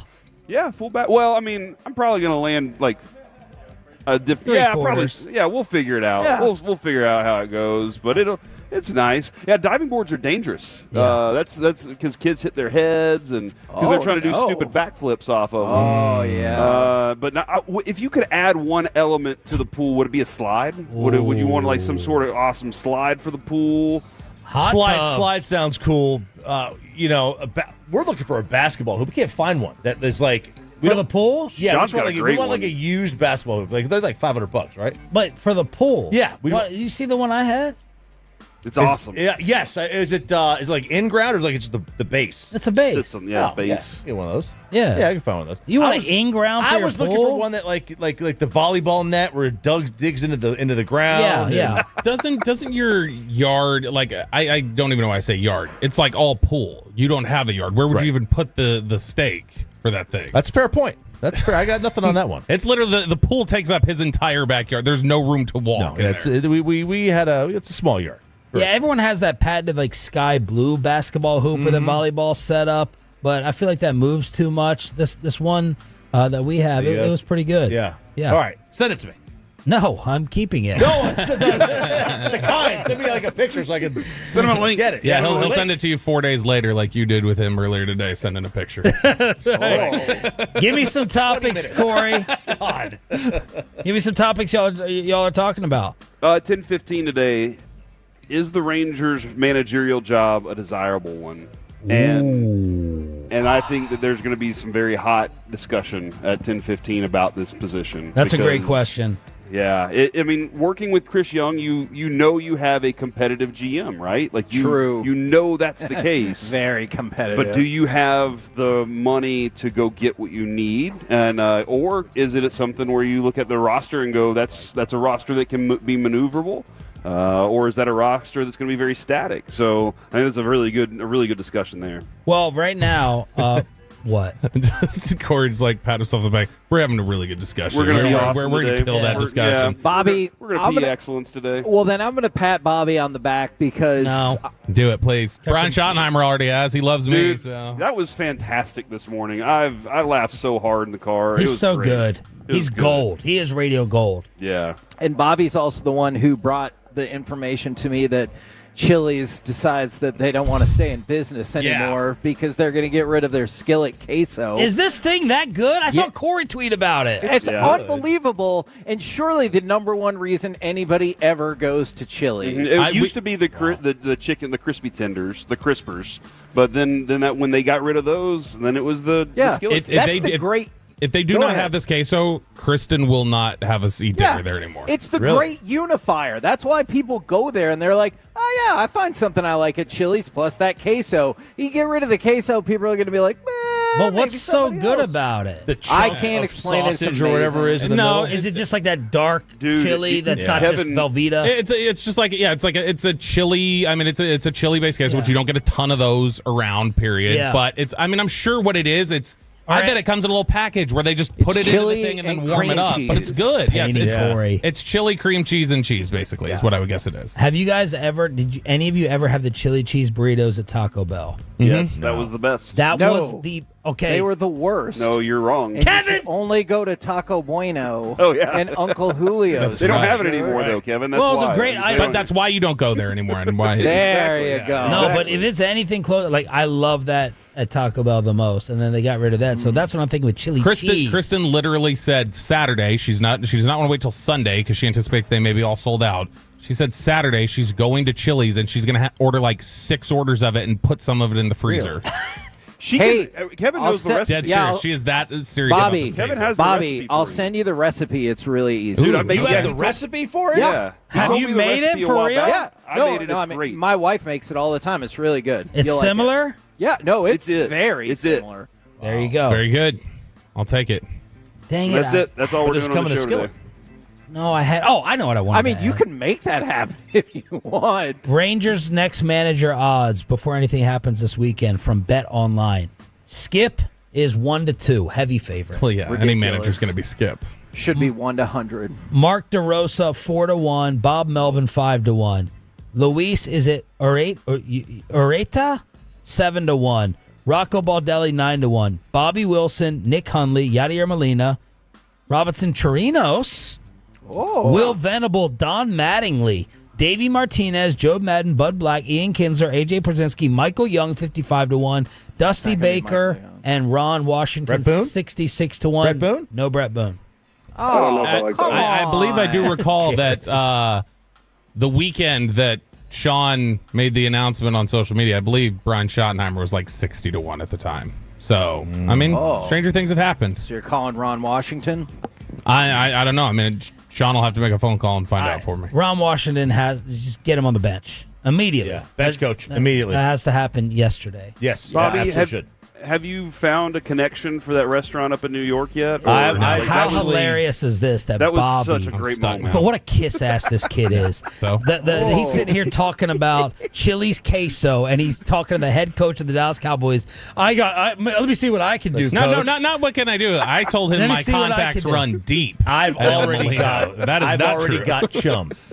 I'm usurping Bobby. I'm getting this reservation for him. Well, you're in a hole, so you need I'm to not a get hole. it. Yeah, you are with your little SEC slander towards him. Exactly. I could say that. We are SEC. I've already got. Yeah, you got the like jersey. like you can call the honeybees chubby is what you're saying. If I was, you should say what you said off air about that. Yo, I haven't laughed that hard. I was hoping when I turned on you, I'll show you were still laughing. You weren't, but that It was really funny. That off-air laughter, we were still cracking up. Great. We were making jokes in the elevator about that story. But I got chump. Ooh, but here's the thing. Do you know what? This place is a chain. Apparently, there's one in South Lake. I think there's 3 of them. So there's. You need to ask Tad which one they're trying to go to. How many? Yes, I found. I'm like, Coach wants to go to a chain. I found reservations for small parties of 6 or less. Okay, but if he wants more than that, we're to make some phone calls. The reservations are at like 9 p.m. I think it should just be Bobby and which one? Bobby and Schotty. I think it should be a one-on-one. That's not the one they're trying to go to. We'll call him Schotty. The West Third? Yeah. That's Soho, isn't it? No, it's not. Soho I don't Grand. assume. I have no idea. It's You have literally. no idea. You're from there. Literally, I don't know like when you go on their website right now This and is you go to good West Third radio. and you click reservations, they have a few tonight. When you go to Saturday, it's like we have 0 reservations available for even one person at the table. Yeah, there's 3 of them, and it's just like if you. The city's not that big. If one's it's not that big. If one's booked, you go down the street to the other one. Why is this that hard to figure out? But I'm going to make it happen. I have hookups. There you go. At the Soho one. At all of them. I'll tell you why. Because the same guy owns all of them? I don't know if he does or not, but I know somebody who would know. Boy, that hooker just. Not that hooker. God. Are you stupid? Are you stupid? The end of end of a Friday, the man's coming up here at 10:30. Yes, it is. Aaron Boone is going to get the reservation. Aaron Boone? You don't know Aaron Boone. You know Brett Boone. I know Brett, and I will call Brett and say, hey, get your brother on the line, and let's make this happen, because I am taking over. Bobby's not the favorite anymore. Oh, I am. Oh, yeah. Peyton, Guess just what? take it to break. And then next Tuesday, when Sean tells you, or when you tell Sean, you're like, "Hey, by the way, we have a guest commitment for Wednesday. I owe somebody a favor." Uncle Julio's in Dallas, the spot of the KNC masterpiece. Have a fantastic weekend. We're back with the Cowboys Monday right here on the Fan.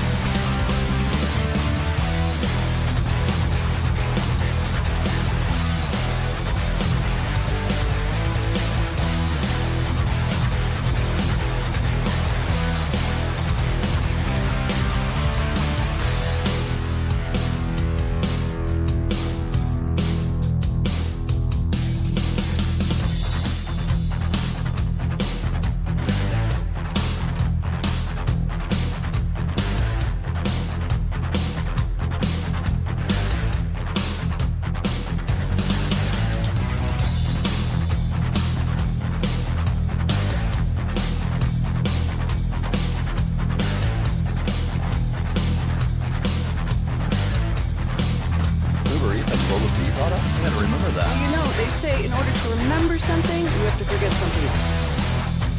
Okay, now that is a very cute haircut. That's like a little shag. I've never seen it before. Well, I mean, of course it's the Rachel. Oh, is that your name? No, I mean, what's your name? No, I'm Jack. My name's Jack. Right, but I just mean like this is your haircut, but that's hair on your head. I'm not saying this is your hair. Okay.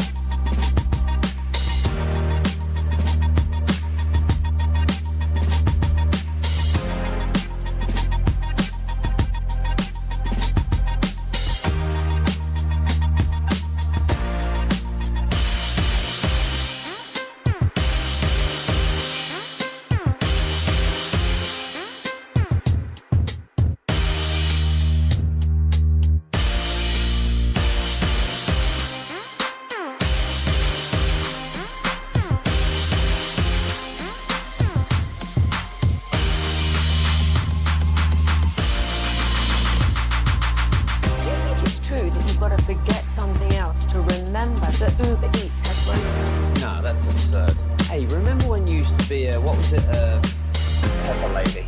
Pepper Lady? Wasn't it Cinnamon Sisters? Lazy Babes. Saffron Squad? Nutmeg Maidens? Pre-Curb? No. Nutmeg Maidens. I just said that. Was it Spice Girls? Doesn't sound right. Was it Saffron Squad?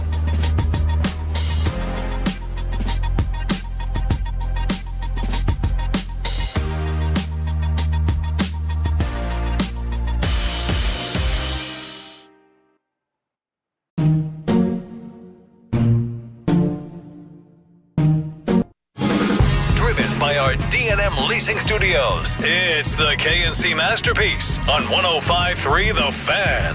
KNC Masterpiece right here on 105.3 The Fan. We're live from Uncle Julio's in Dallas off of Lemon, and I assure you they are open now. I know you might say, well, that's not what my map app says. I say they are open because how else would we have gotten in here? I feel like map app shouldn't be a thing. Like, it should just be map. But you have to I can say map. Map. With two P's. Two A's. All right. Oh, okay. Yeah, all right. I well, guess. The point is, Uncle Julio's, we're here. We got State Fair tickets to give away. Uncle Julio swag to give away. Tolo hats. That's right. And now Corey wants you to wear those hats alongside of him because he now has a truck. So all kinds of stuff happening today at Uncle Julio's. But yes, we also have lots and lots of content for you. So I'm going to go ahead and start off. NFL overreaction or reality. This one is going to be hotly contested. Overreaction or reality, the Cowboys can go undefeated in October. Now, hold on and hear me out. Because I already saw somebody give me a look like, are you kidding me? The 4 teams the Cowboys play this month are a combined 5-11 right now, and none of them have a record above 500. So overreaction or reality, the Cowboys can go undefeated in October. Can, yes. Will, no. Oh. And look, I think they can take down the Jets and the Panthers on the road. I really do. I think that those 2 teams are good teams. The Cowboys are slightly better. The Commanders and Broncos, I think one of those 2 games is going to be the one that kills it. They can go 3-1. That's a possibility. They could very easily go 2-2, and we are on our way to 8-8, just as we've been. Kevin, I think if I have my chart up still, I had the Cowboys at 2-2 at this point in the season. Now they would have been 2-2 had they gone for it, but I learned this morning that Schotty was like, look, I hated the 3rd down call. I thought I was going to have man coverage. I didn't get man. So, like, hearing what he was saying about that play makes sense now because he doubted. Basically, it was like I doubted myself. Yeah. Once I realized they beat me, I needed to do something else. So, I don't think they will, Kevin. I love to be optimistic about things. That's why I think they can. They will not, though, and that's unfortunate because how are you going to win a Super Bowl if you can't go undefeated in October? This is a good question from the 2-4. If they tie, does that make them undefeated? That's right. If they go 0-4 in the month of October, that is technically undefeated, Alec. Technically correct. I can't be mad at it. Can't argue with that. Kind of correct. Hold on. Has any team ever had 5 ties in a season? So let me recommend something to everybody. Go look at how the NFL worked at the beginnings of the NFL when every week it was like 3-2 or 2-0. And there you could definitely tie that many games in a season. All right, Alec. 17. Hold on. That's not by one team. I'll be back. Overreaction or reality. The Cowboys can go undefeated in October. Overreaction. Makes me sad to say. I was afraid you would say that. Yeah, but I told you. I still believe in the Commanders. I haven't seen enough from them to make me really think any differently about how I thought about them in the preseason because they've had the injuries with Jaden Daniels and Terry McLaurin. So I still think they're going to be good. I still think they're going to be fine. And then I think the Broncos will probably... I don't think it will be as bad as the Dak versus the Broncos game a couple years ago where the whole too high shell thing came in and we discovered a lot about our team. I don't think it's going to be that bad, but I think it's going to be a tough game. Kevin, what have you discovered? Was I right or was I right? The Chicago Bears in 1932 when the NFL began. 6 ties. I told you. So the old NFL was crazy. I hope the Cowboys break that record this year and go for 7. How would that affect the season? Look, so essentially, they had 7 ties. Essentially, it goes like this: it's half a win and it's half a loss. So if the Cowboys went 5-5-7, it would be the equivalent of like 8-8-1. Ah, okay. I don't anticipate that happening. What if they go 7-1, 7-2? Do the math for me, real quick. If they go 7-2-8, then heck yeah, you're going to be 11-6, brother. You're going to be flying. Let's get these ties then, guys. What are we doing? Why are we messing around trying to win games anymore? I'm going to go out not on a limb and say you will not have another tie from the Cowboys this season. So interesting. Yeah, that's look. What would you like to wager on that? Well, as long as there's something on the other side. All right. NFL overreaction or reality. Now, one of the things we heard this morning, not particularly surprising, J.J. McCarthy remains out. Carson Wentz is going to get the start behind their offensive line is in a tough spot, just like the Cowboys. Overreaction or reality. The Vikings made a mistake letting Sam Darnold leave in favor of J.J. McCarthy. I think that's an overreaction. I think Seattle is a pretty decent team. That's fine. This is part of conversation, Kevin. Everybody can disagree. But I think Sam Darnold is fine. Wentz is doing kind of the similar things behind that offensive line, like you just said. You're not going to get much done anyway. It's rough. They don't have much of a true run game either that I trust. So, like, you can't balance that game out for them. It's all Justin Jefferson and Jordan Addison. Like, that's what they're going to have to rely on. And Wentz is going to have to get the ball out faster. He can't stand in the pocket and look around and do things. He's got to move. That's what their offense is going to have to rely on. And then they're going to have to lean heavily on what their defense can do. And that's why Brian Flores is there. But I think that Sam Darnold will do just fine getting to the playoffs and then failing whenever he gets there. So that's what he would have done in Minnesota anyway. All right, Alec, overreaction or reality? Vikings made a mistake letting Sam Darnold leave in favor of J.J. McCarthy. No, that's an overreaction because the mistake the mistake was made whenever they decided that J.J. McCarthy was going to be the guy they drafted and made the future of the team. I just don't think he's a long-term starter. I thought after one game he was going to be better than I expected. Then he looked how I expected after that and then got hurt. And I think the price tag was always going to be too high for Sam Darnold anyways. So for what he is compared to the price that they would have to pay and the idea that, hey, we do have the rookie quarterback contract that we can try to build around and do as much as we possibly can to make him good, I get it. I understand. All right, as long as I'm throwing out questions that you guys are shooting down, here's another one. NFL overreaction or reality? Saquon Barkley will not run for 1,000 yards this season. Currently, he is on pace for 1,007 yards, and he is averaging a robust 3.1 yards per carry. Overreaction or reality? Saquon Barkley, for whatever reason, will not get to 1,000 yards rushing this season. Okay, you said for whatever reason, and I want to have that discussion real quick. Do you think that they're not trying to overuse him because of what the usage was last year? I think that's possible, but his level of effectiveness has been really low this season. The efficiency is very low for sure.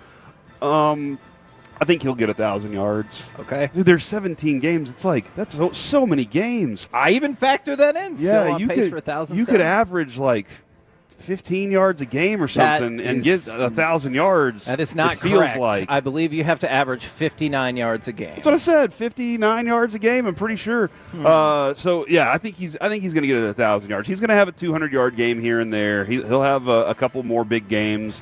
But yeah, their offense looks really weird considering what they were last year. Is it a Super Bowl hangover? Maybe.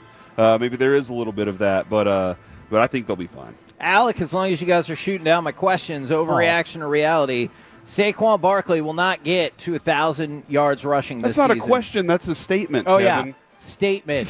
Saquon Barkley will not get to 1,000 rushing yards this season. Untrue. I mean, overreaction, Kevin. And you guys are jerks. No, you said these were not personal for you. You were like, I don't always agree with them. That's true, but I don't think we've ever started with 6 straight overreactions. Yeah, that might you guys be a record. agree all the way. That might be a record, but I at least have a good reason for this. Nick Sirianni loves to attach his name to milestones in big events. So it could be week 17, week 18, and he could be that much closer. They're going to force 1,000 yards to happen so they can throw the graphic up on the big screen and everything. Nick Sirianni loves that moment, so he's going to make it happen. Okay. Well, you know what? I'm upset that you guys said overreaction on all of these. So that captivating Rangers topic that we have, we probably need more time for that as well. Are you okay if I bump that and we continue with NFL overreaction and reality? Because I'm going to get a reality out of y'all. Overreaction. Damn it! Coming up next, probably still me. We'll see. We are going to do NFL overreaction reality again, whether they like it or not, with brand new questions. And we'll do it live from Uncle Julio's in Dallas off a lemon on 105.3 The Fan.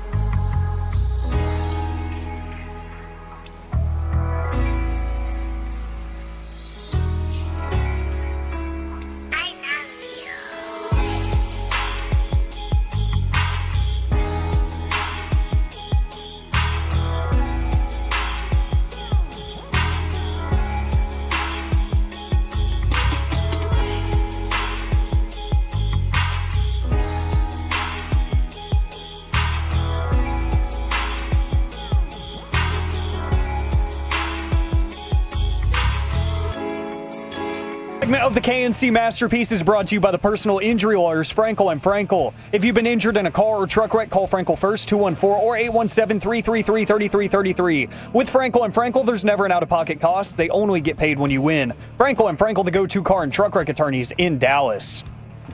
KNC Masterpiece right here on 105 through the Fan. We're live from Uncle Julio's in Dallas off of Lemon. I assure you they are indeed open. We're going to do some more NFL overreaction or reality because you guys hated every single one of my questions. So we're going to start with this.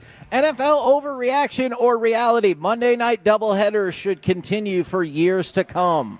Ooh, overreaction. You like those doubleheaders, you liar. You're right. I really do like the Monday night doubleheader. Can I say overreaction just because I want Tuesday and Wednesday night football, though? Like, that's still my goal, is to have games every night and just be like, look, except for Friday night, because Friday night is for high school. Right? I gotcha. That's a sacred time. So, right. But, yeah, no, I sacred time. I love having – and I actually do, Kevin, I do like the order that it's in a little bit better. I wish they would kind of squeeze it still, but I do like the order that it's in. It's nice. Alec? That's an overreaction. I hate the doubleheaders. I really do. I tried to stay awake at my grand age of 24. I tried to stay awake for that second game, and it never works. Like, I just don't end up taking in the amount of football I'd like. It doesn't make sense to me. All right, I think I'm going to get you guys to agree on this. At least I hope I am. NFL overreaction or reality. Puka Nacua is going to lead the NFL in receiving yards and catches this season. Consider this. He's going to have 8,000 catches this He year. is on pace for 177 catches and 1,999 yards. He has not had fewer than 8 catches in a single game so far, and he is catching 84% of his targets. Wow, that's insane. And I think as long as Matt Stafford stays healthy, that's very achievable. And that's not saying that Stetson Bennett couldn't do something like that. It's just Matt Stafford is that dude. He is in a different place. He's very confident in this offense. He understands it, and he knows who his target is. He knows exactly where he's going to be. Go back to Cooper Kupp that year and listen to the conversations that they were having and the way they watched film together and the things that they saw. Puka's seeing the same things that Matt Stafford's seeing. He's playing the game like he's the quarterback. Matt Stafford sees him and understands that too. So, yeah, man, I think it's a reality. I think those numbers are going to be huge. Alec, I think I can get you to agree on this. Overreaction or reality, that's true. Puka Nacua will lead the NFL in receiving yards and catches. You know what? You broke the streak, Kevin. It's going to be a reality because Puka's just that good. He can handle any volume that you ask him to take within a game plan. He can be that guy that literally takes over a game, or he can be a complementary piece that still, just because of the looks that he's giving other people and the looks that he's drawing, he's going to impact the game a lot, but I think it's going to be more so because he's going to get that volume. I think he can do that.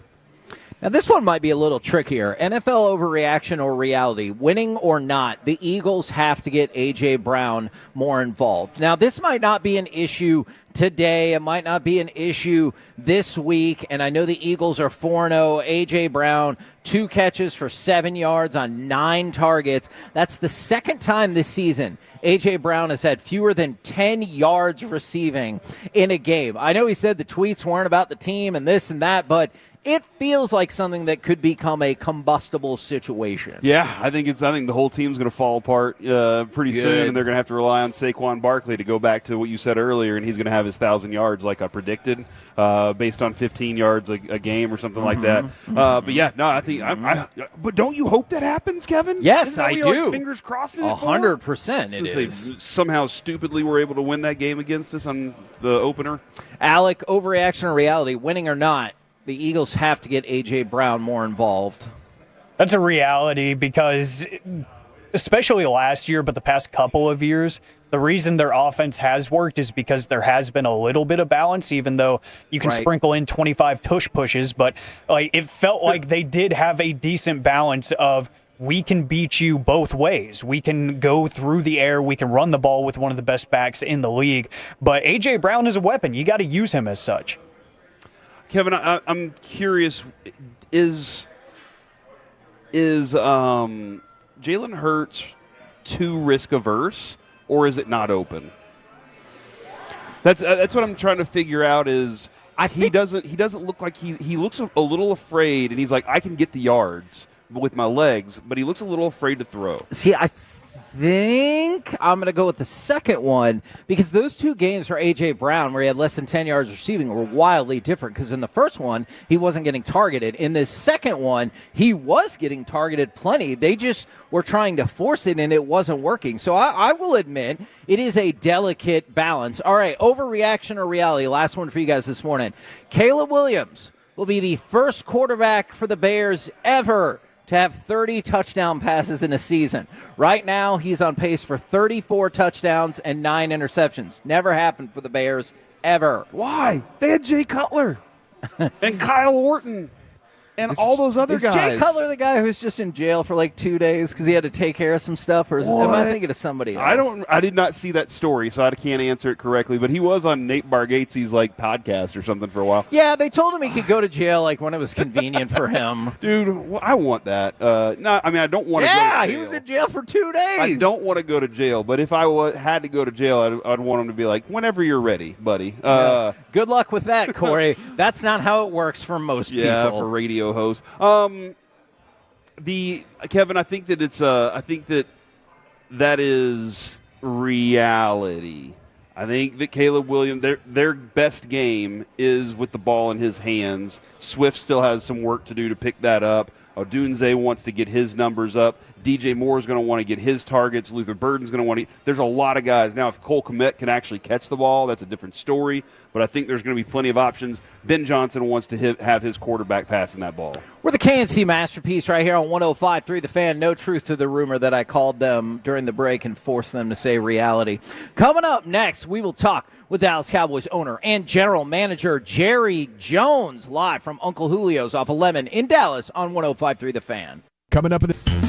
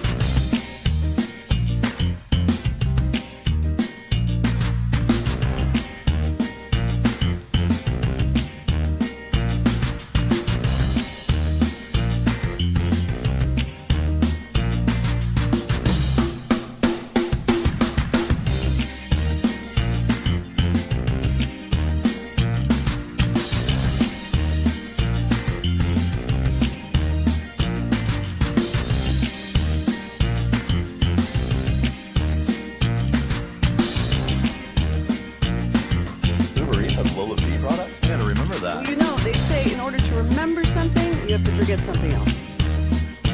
Okay, now that is a very cute haircut. That's like a little shag. I've never seen it before. Well, I mean, of course you have. It's the Rachel. Oh, is that your name? No, I mean like your name. No, I'm Jen. My name's Jen. Right, but I just mean like this is your haircut. But that's hair on your head. I'm not saying this is your hair. Okay, you're freaking me out a little bit.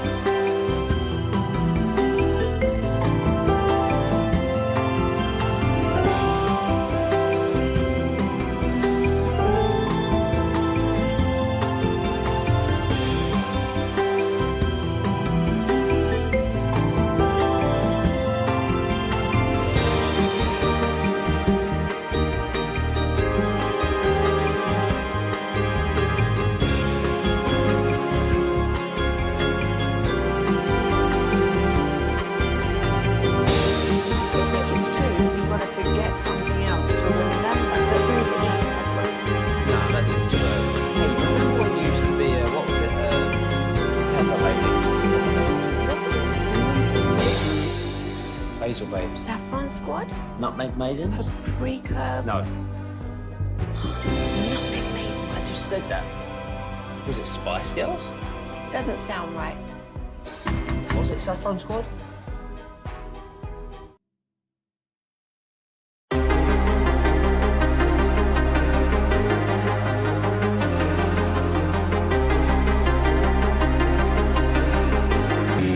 KNC Masterpiece back here on 105 through the fan, and right now brought to you by Ford and your North Texas Ford dealers. Ford is the best in Texas. It's time to talk with Dallas Cowboys owner and general manager Jerry Jones. Good morning, sir.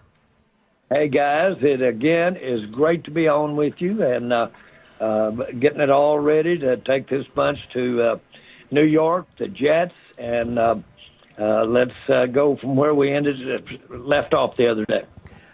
Now, I know we have a ton of Cowboys questions for you. I did have a league-wide question. It was interesting. Roger Goodell's in London, and he was asked about the possibility of a Super Bowl ever being in London or ever being overseas. What do you think about that concept of having a Super Bowl not in the United States? First of all, I'm for anything that promotes the growth or expands the eyeballs for the NFL. And that has been really the goal and the practice of the NFL, certainly ever since I've been involved. There's no question that having it out internationally shouldn't take away from our fan interest and eyeballs in the United States, and should add significantly around the world, outside the country. So, in general, I'm for that. I was pretty strong for years and years that it's just never going to be the same, my town against your town, relative to our football. It just can't be transferred to Europe and other countries. And so, but I've changed that. And I've seen how you can take the ethos of our game and the theory behind the game, and it calls on you to do unnatural things relative to physically, and it calls you to play in a certain way that other sports don't require. I think that carries over to the concept of the game, and I think that's catching on and is very popular outside the United States. So I'm all for it. Well, Jerry, I was all against it until you just sold me on it. Well, you think we'll ever be able to have one on the moon? Well, let's don't go that far, but I will tell you what I would say for you. Good that you've changed your mind. I can tell you it helps if you'll learn to change your mind and not be embarrassed about it. I've had to do it a lot, and the more I've done it, the more successful I've been. So the other adage there is be around smart people. There you go. Now, we were having this discussion, perhaps a debate yesterday on the show. Can you walk us through what you think are some of the reasons for fans to be excited about this Cowboys team thus far this season and going forward? I can. I think we're a fighting bunch.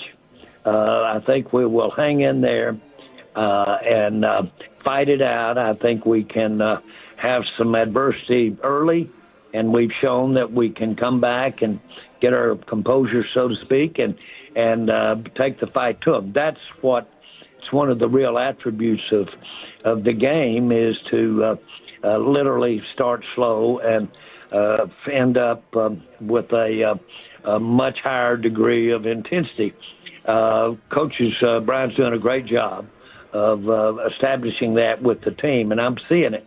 I saw our defense play better at the end of the game last week than it did at the first of the game. You could say, well, it didn't have far to go the way they were playing, but that'd be trite. We got better in the game, adjustments in the game, players adjusting, players taking better angles. All of that's going on, so I think that's very encouraging. You can't help but point your finger at the play of Dak Prescott.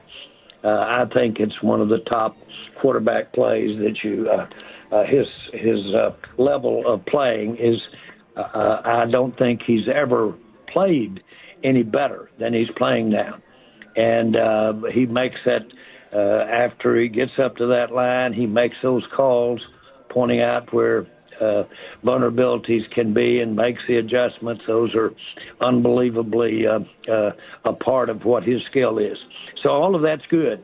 And I think we've got help on the way. I know we've got help on the way. We've got some highly talented football players that are going to be out here as we get on into these next few weeks that will really help us out on both sides of the ball. You know, I'd definitely be inclined to agree with you about the play of Dak Prescott. Going back, a little while in your ownership of the Dallas Cowboys, one of the things with Tony Romo is he played some of the best football of his career, unfortunately, at a time when the defense really struggled. I know you saw the defense get better at the end of the last game, but do you ever think about, or are you ever concerned about, that it could be the defense that could make all of the good that Dak's doing not relevant?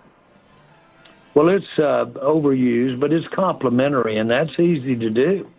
Any side of the ball, including the special teams, can mitigate great plays on another phase of the game. That's the challenge. That's where it is, balance, and has to do with time of possession, turnovers, you name it.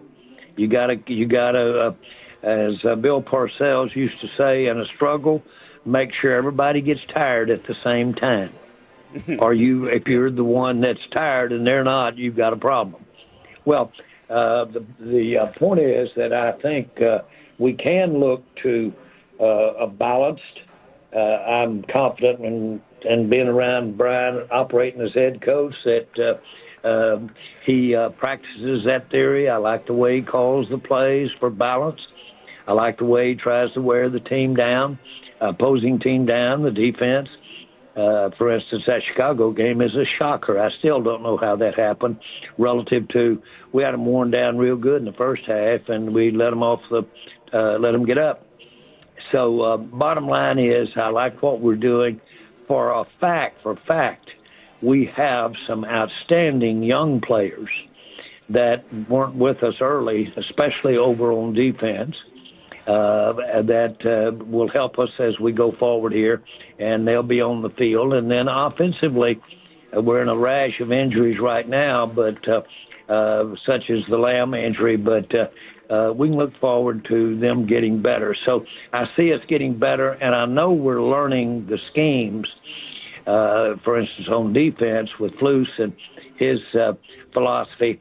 I know learning what to do is real important. We have made changes over there, and so it's important to not only learn them, like if you were taking a test, but it's how to be able to practice and the nuances of how fast to get there and how not to get there too quick. There's those kinds of things other than knowing exactly what to do. Bottom line is I think we're getting better. You know, Jerry, I'm glad you're talking about that balance because Kevin and I have been talking about the balance that this offense has had a lot since the season started. What were you expecting from Javonte Williams when you signed him, and has he shown you more than you expected? Well, if you looked at him his first year or two at Denver, that would set your expectations pretty high.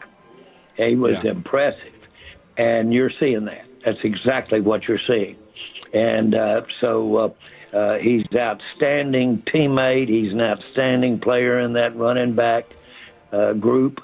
And so he's everything you want, and he's obviously, I'm going to use the word violent, but he's obviously got big size, and he knows how to throw it around when he's running with the ball. So we're really pleased. That one right there is actually better than you could have dreamed for and hoped for. So that's good. We're going to be more than likely seeing Blue this weekend. That's not for sure, but we could. And he's got that speed, and he's had a lot of evolving to do. He had it when he was at Texas, and he's also had it here in the pros of just being professional about the approach to things. And he's doing that, and he could add a real dimension that is exceptional with him and that speed burst. Yeah, and I think we're really excited about the potential of being able to see that. Real quick on Javonte, did y'all ever have any conversations with Sean Payton about the player himself? Well, we just to kind of like ask, see. Well, he was a free agent, and of course, we have a part of the process, and Sean's friendly with us, and we're friendly with him. A part of the process is that evaluation, and it would be abnormal if you hadn't talked to their former coaches. Gotcha. Wanye Thomas, it looks like he's going to get more playing time this week. Obviously, he played a lot last week. His brother is on the Jets, and whether it was with your sister growing up or your kids, what happens with a sibling rivalry in a competitive environment? There's nothing like it. I have a sister that's a couple of years younger than me today, and we still play around with each other verbally and just really, I call her Snookums. And that's the nickname I've been calling her since I can remember. And we've had a great life together. She's wonderful, apple of my eye. And every time I look at her, I think of our parents. And so, boy, siblings can be beautiful. And they, like your mother, can say things to you that nobody else can. I was getting on a private plane with our entire family years ago, and there were maybe 15 of us getting on. And I was saying sternly as the taskmaster, I want everybody to be in charge individually of your bag. Whatever you do, I'm not going to have any mercy if we get there and somebody's left bags back here in Dallas. And so, boy, we all get on. We fly about 3 hours away and get off. There was one bag missing, mine. Mine. Well, my sister, everybody, I was so mad I couldn't see, left it all the way back in Dallas, and we were riding along in this van. She was up in the front. Everybody just quiet because they knew I was about to pop. I was so mad at having left my bag, and knew how hard it was to get it back to meet up with us. Well, finally up front, she started quoting me of my lecture to everybody before we took off, and of course, I almost caused a wreck trying to get to her to pinch her or something. But only sisters and brothers can act that way. That is fantastic. I love that story so much. Now, I know going into the Jets game, the easy thing to say is like you have to win every game. Every game matters in the NFL. When you look at the schedule for this team in October, how important is it that the Cowboys take advantage of a theoretically weaker slate of opponents if y'all are going to get to where you want to be? Well, every game. This past weekend, this tie, as much as we can look at the negative of the tie, we can look at the positive of it too. It's a big difference in losing it and tying it on the very thing you're talking about, and that's that record. And it looks a long way away at this juncture of the season when you've only played 4 games. But, boy, when you get down there at the end, every fraction, every game, every half game makes a difference, and that is the case here. Of course, we're playing them there in the Meadowlands, and that's a tough thing. They've got some really voracious fans up there that like to have fun with us. So we've got our hands full, and of course we're playing walked wounded. In the NFL, it's not the thing to do to talk about you're a little short-handed with your injury. So we're not going to talk about that. But the facts are that a lot of people are going to get an opportunity to play Sunday that we hadn't planned on. So are you saying I should not ask your concern level with potentially 4 of your 5 offensive line starters missing this weekend?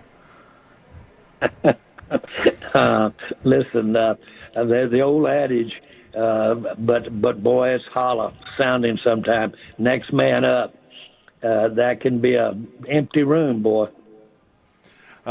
Jerry, Schotty was on this morning with Sean and RJ and Bobby, and they were having a great conversation. And the more we hear from this guy, the more we love him as the coach. What do you think you've learned about Schotty that you didn't know before this season started? Well, what you're seeing is an amplification of what we did know about him, and that is his in-depth knowledge of the NFL and football, his philosophy that all coaches develop as a composite of their experiences.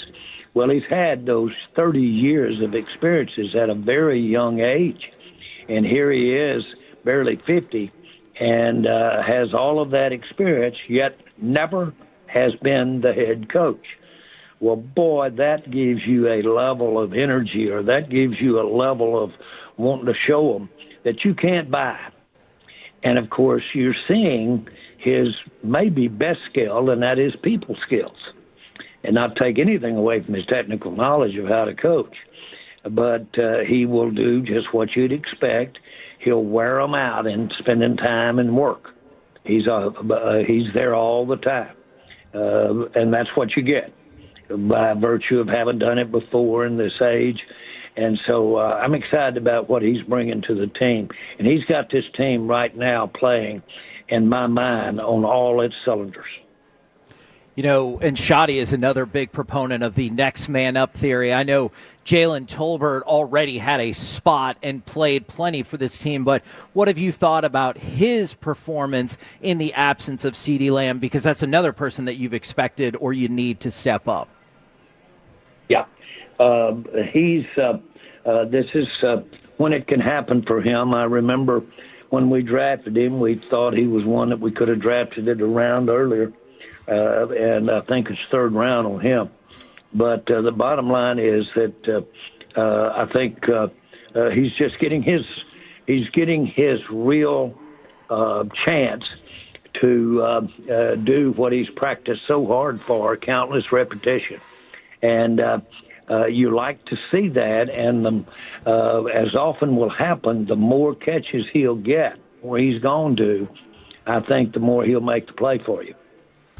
Jerry, you're a big proponent. You're a big character in pop culture. Also, have you got a chance to listen to all of Taylor Swift's album yet? And will she be invited during the Thanksgiving game against Kansas City this year? Well, the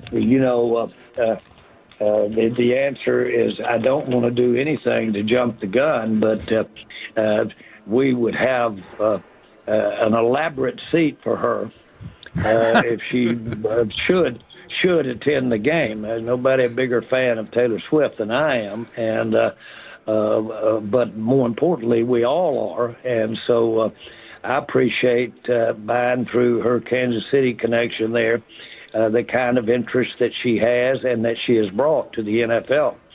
So I can't get enough. I can't get enough Taylor Swift.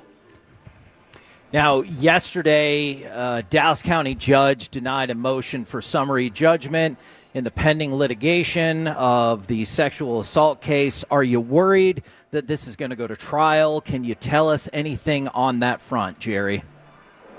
Well, I think we're into this 7 years, and it's the system.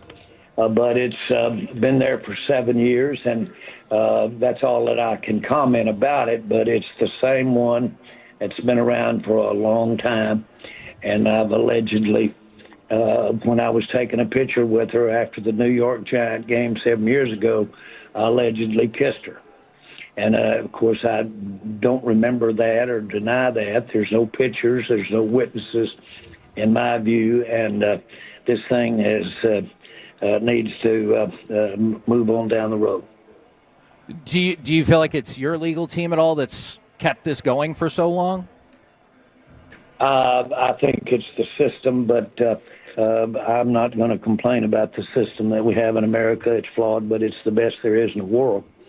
And so, you just see where it goes from here. But I don't. She's actually had is the godmother or a relationship with. That's how she got invited to the party after the game against the Giants, and so she was there along with several hundred other people, and it just is a case of trying to, in my mind, get money that you don't deserve. Well, we appreciate the time as always, and good luck in New York. Great, guys. Let's have a big game, boy. Yes, sir. It's important. There you go. Yes, there you go. Jerry Jones right here on 105.3 The Fan. I don't know why I said great good luck. You know what? It was very much like go get Rangers. Yeah, I don't know. And I'm proud of you because now we have another way to say it that we never had before. Now we're not just wishing people good luck. We're wishing them great good luck, Kevin. Okay. Dude, you're a trendsetter. I've always said that. Would theoretically be better than regular good luck. Yes. Style. Fashion, food. You've just been a trendsetter your whole life, and I'm proud of you, man. I'm really a backwards trendsetter on all of those but things. not words because Go Get Rangers caught on. Their shirts were made out of it. Now great good luck is going to be a new thing for people. Okay, there you go. In the meantime, we're going to continue with the content right now. Brought to you by Reliant Air Conditioning, gimmick-free AC repair and replacement. It's time for some baseball nuggets.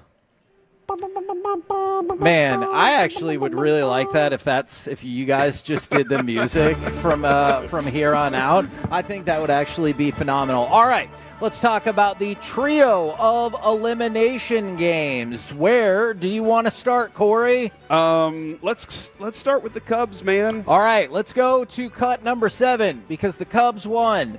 And they were probably going to win anyway for their first postseason win since 2017. But let's take you to the 9th inning and Xander Bogaerts with a brutal strike 3 call and a full count. The 3-2 from Keller. Oh, no. Strike 3 called. DJ Rayburn just bailed out Keller, and Bogaerts knows it. And they would go on to talk a lot about the ABS system and how he would immediately be tapping his hat if that was the case. Again, it was bad. It was really bad. I'm not saying that the Padres were going to complete the comeback, but man, did that really stymie their attempt to do so. And you know what? And rumor is now the Padres are going to trade the entire team, change all the uniforms, and then move to a different city probably. Look, if you've seen the Padres MO, I actually think some of that could potentially They're going to go happen. work in L.A. Stadium. They're going to play in the Dodger Stadium now. A lot of people were excited about Darvish getting the start yesterday. It went quite poorly. He gave up a leadoff single in the first, then he was able to get out of it. However, in the second, he gave up a single, double, hit by pitch, and an RBI single, and they said, all right, that's a day for you. And unfortunately, he's getting the meme treatment today with a whole lot of different memes. He once again falters in a big start. Do you think we have seen the end of Darvish? Do you think that's, or is he just going to continue? No, I don't think that he was looked at as untouchable whenever he arrived in the league. Yeah, we're a few years away from that, but he's certainly still, I think, a usable starting pitcher. Just not in big games. Yeah. I would probably trade him before that, you know. I mean, good luck with that. Now, the series that I was most interested in, the Tigers and the Guardians. I'm sad. Yeah, what did we talk about? Now the Tigers can go, hey, what a neat comeback that you had. It's the biggest of all time, and then we beat you. Yeah. Anyway. No, and it's a really, you're right. Like, it's gratifying for Tigers. It's gratifying for A.J. Hinch and for what they've done. And now we get to see more Skubal. Like, that's one of the bonuses that we get in this. That is a great point. Jack Flaherty was looking good out there, and then the Tigers put up 4 in the 7th to put that game out of reach. They will play the Mariners in the divisional round. And then, of course, we go to probably the most marquee series in terms of national appeal, the Yankees and the Red Sox. The Yankees get the win 4-0, and this is a big deal for a couple of different reasons. First of all, the Yankees make history. They're the first team to lose game 1 in the best-of-3 series since they shifted just a few years ago to this format and go ahead and win the series. And going into this, the winner of game 1 had followed up going 18-2 in these series. And so you still saw 3 game 3s this year, and the Yankees are able to buck the trends and get the win to advance to the divisional series against Toronto. All right, so we're Toronto fans now for a little while? Which is tough. Yeah. Because no love for Toronto baseball around these parts either, but I will always despise the Yankees and Cardinals above any other baseball team. We'll wish the Blue Jays some great luck. Good luck. Thank you great very much for all that. the luck. Appreciate it, Corey. This is a big week in New York. We're the KNC Masterpiece right here on 105.3 The Fan. And coming up next, we will talk with our Dallas Cowboys insider, Mickey Spagnola. We're the KNC Masterpiece live from Uncle Julio's in Dallas off of Lemon on 105.3 The Fan.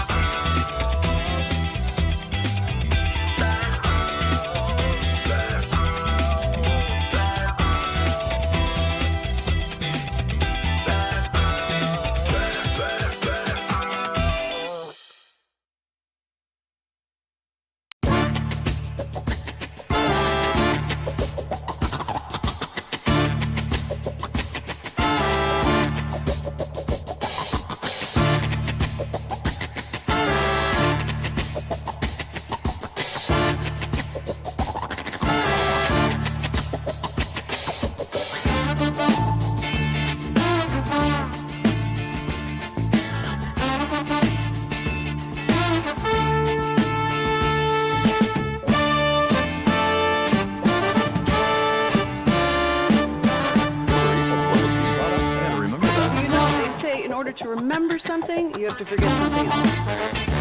Okay, now that is a very cute haircut. That's like a little shag. I've never seen it. Driven by our D&M Leasing Studios, it's the KNC Masterpiece on 105.3 The Fan.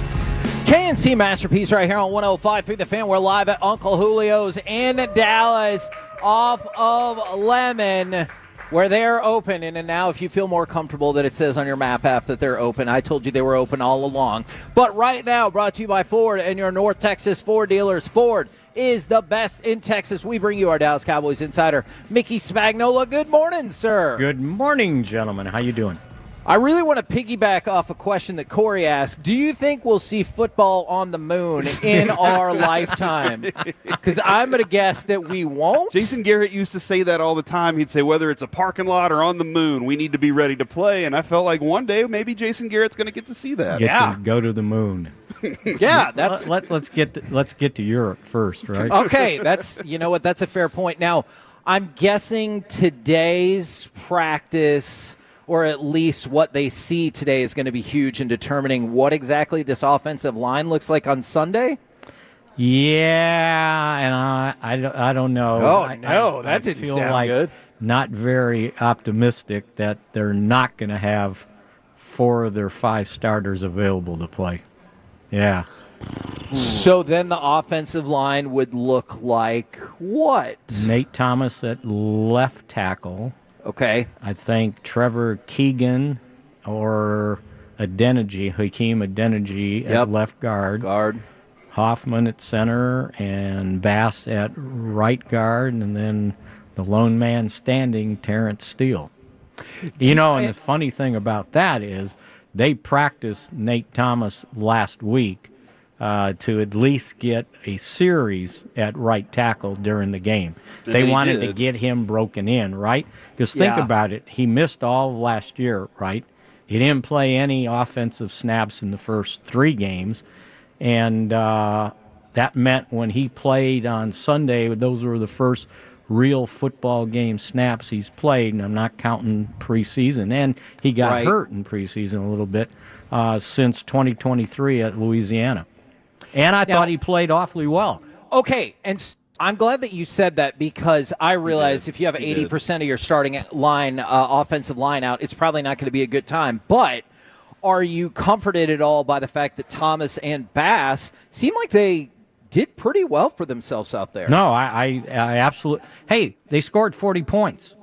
That's a good point. They had to do something, right? Sure. And I did a little research, and you had to go back to 2023, the last time the Packers gave up 40 points in a game. So, and I know overtime counts, right? You got 3 extra there. But that's been a pretty darn good defense, and Dak only got sacked once, and they ran for 100 yards for the 4th game in a row. And I saw a note in the release that they're one of 4 teams to start the season this year rushing for at least 100 yards in every game.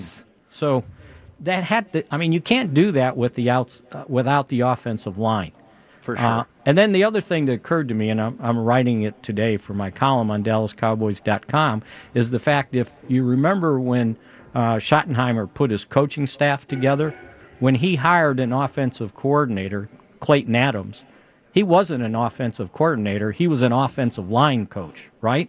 Yeah. And then they hired an offensive line coach who was the offensive coordinator line coach at K-State, and they kept their previous offensive line assistant. So they tripled down on the coaching staff on the offensive line, and just maybe Clayton Adams and Connor Riley know what they're doing, because these guys were ready to play and played decently, right? Now, can you do it again? We've talked about last week about, the Green Bay defensive front and Micah Parsons, and now it's Quinnen Williams and the Jets defensive front. And it's a tall task when you're probably missing 4/5 of your offensive line. But these guys were prepared to play, and so, I get next man up, but how about next men up? That might be getting a little deep into your depth. Do you have an idea or a preference between Adeniji or Keegan? Keegan, Adeniji's at least got some experience, right? He's played. I think he started 15 games in his career. But I guess we have to look closer on how they actually practice those guys, because if you remember, they kept Keegan. I mean, he was going to be the backup center this last week, if I remember correctly. So he's kind of a center guard and has played tackle. So maybe his versatility, gets him maybe that job.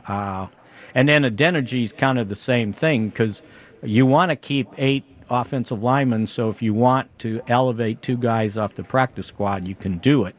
But they're kind of running out of bodies. Right. Now, I was hoping we could go into the past for just 1 second. And I'm going to pitch this out to you, Mickey. If you want more time, maybe we can discuss it another day. But I wanted to get your thoughts on the senior candidacy in the eyes of Mickey Spagnola for Hall of Fame worthiness for the 5 Cowboys that were on that list: Don Meredith, Leroy Jordan, Everson Walls, Harvey Martin, and Too Tall.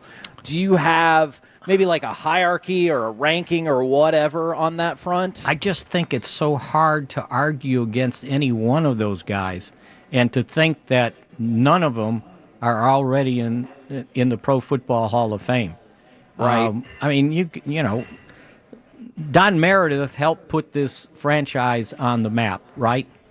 And kind of Monday Night Football to a certain extent, too. And, yeah, if you want to throw that in, right? Because that seems to carry some weight these days. It does. I want to say Leroy Jordan, all the defensive players this team has had, and a whole bunch on in the Hall of Fame, and if nothing else, in the Ring of Honor, which he is, I think he's still second all-time in tackles to Darren Woodson. So he was pretty, if you look at his career and how long he played, yeah, he was pretty darn good. Too Tall, even though, you know, his career was interrupted by the 1 year boxing, he was a force to be reckoned with out there. And the same thing with Harvey Martin. And then, obviously, you know, I'm probably not very objective about You love Everson Walls, yeah. But all I can say is, if you look at everything he's done, and then the year with the Giants when he was on a team that won the Super Bowl, so you can't say, well, he never won anything. Yeah, he won a Super Bowl with the Giants in 1990, and still, and this is worth remembering, and see, that's the way I look at the Hall of Fame. There's stories out there that you should know, or people should know in the future when the rest of us aren't here to tell them, that since 1981, when he had 11 interceptions as a rookie, nobody has had more than 11 interceptions since in a single season, and Trayvon Diggs tied him with 11, but nobody else. And I think that's worth remembering and honoring somewhere in that Pro Football Hall of Fame. Do you ever think, and again, I'm sorry, I know we got a game coming up, and this might be a conversation for another day, but do you ever think Everson Walls, Harvey Martin, and Too Tall not being in the Ring of Honor is something that the Hall of Fame looks at and they're like, I don't know, they're not even in their own team's Hall of Fame? Well, I don't think that should be a prerequisite, right? Because I'm sure other guys are in the Hall of Fame that their teams don't even have a Ring of Honor or whatever it's called, right?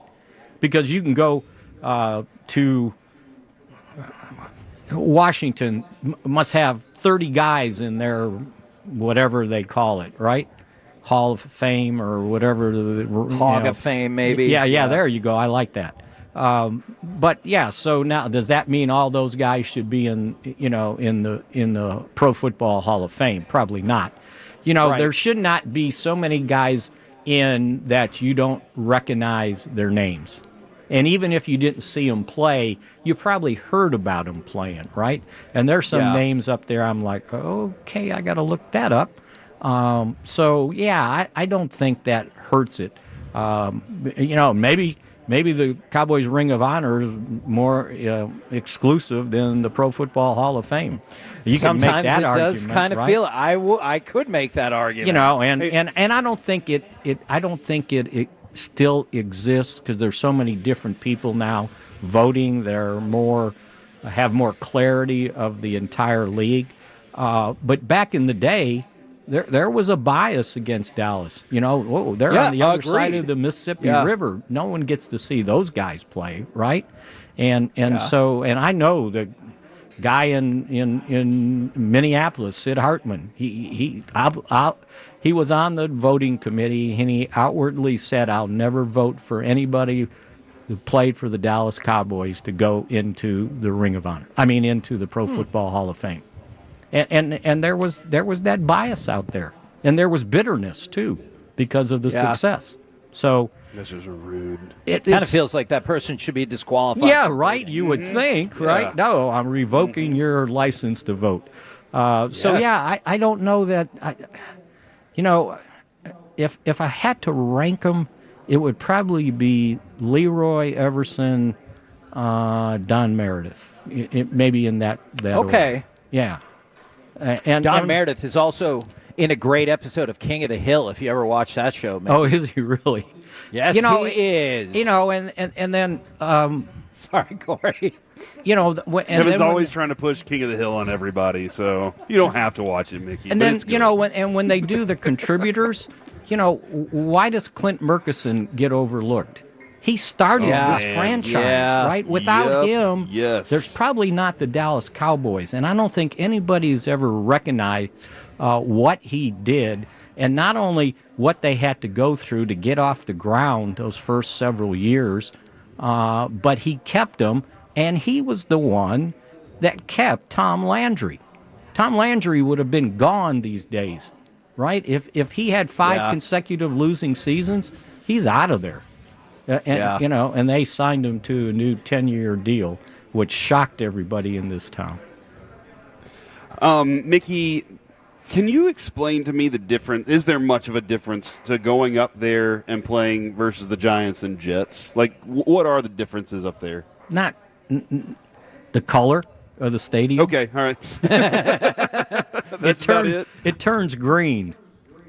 Yeah. But other than that, I mean, it's still New York fans, right? The fan base isn't much different. They're very vocal and loud, and that's just the people. That's the way they are. Yeah, not as rude as the when you go to Philadelphia, but yeah, I don't see any difference, and I've been going up there a lot, and they got great fans, and they'll be boisterous and whatever, but from the field, it's the same field, right? They just changed the color of the facades and from kind of blue to green. I didn't know if there was, but I'm glad you explained that. There's still the same people. Probably Kevin. more Jimmy Hoffa talk one or another. I don't know. Do you have a prediction? Well, that stadium's gone, right? So maybe they that's true. They dug out the ground. But the legend still exists. Yeah, hopefully not. Do you have a prediction for us, sir? If you're gonna press me, and you know that I am. After much thought, I think the Cowboys with this offensive line can maybe squeeze out about 3 or 4 field goals at least. So I'm going to pick the Cowboys 23-20. I don't. This is going to be a very tight game for a team that I think I figured out they've won 3 of their last 18 games or something like that. If you go back to last year, so they haven't been very successful. But again, and I'll say it till the day I die: the more you lose in the NFL, the closer you are to winning. I like that. Well, we should be due as well. All right. Thank you very much, good sir. We'll catch up with you on Monday. I'll be here. See ya. There you go. Mickey Spagnola right here on 105.3 The Fan. Corey, do you have interesting Rangers news? Yes, but before I do give that, Kevin, I have to give you some other information. On Sunday, I will be at the Bearded Monkey in Forney, and I want everybody to be out at the Bearded Monkey in Forney, 104 East U.S. Highway 80, number 120, and that is in Forney, Texas. The Bearded Monkey parties have been awesome, and I want everybody to be out there with me on Sunday because I want this party to be even better than the last one. So good luck to everybody, and good luck to the Cowboys. It's the official watch party. So, Kevin, yes, there are some notes coming out of the Rangers press conference.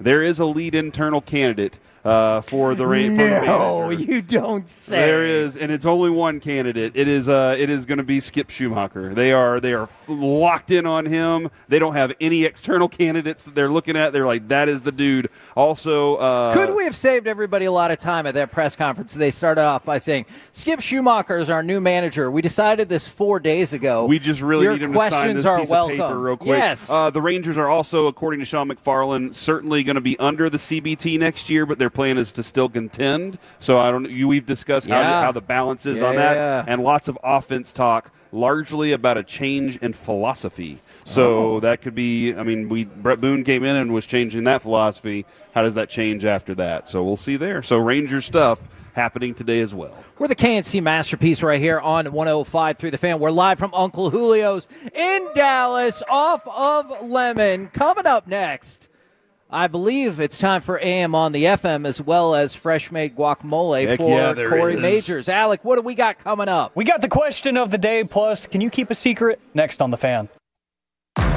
Sean and RJ, the King. It's the Rachel. Oh, is that your name? No, I mean like your name. No, I'm Jen. My name's Jen. Right, but I just mean like this is your haircut, but that's the hair on your head. I'm not saying this is your hair. Okay, freaking me out.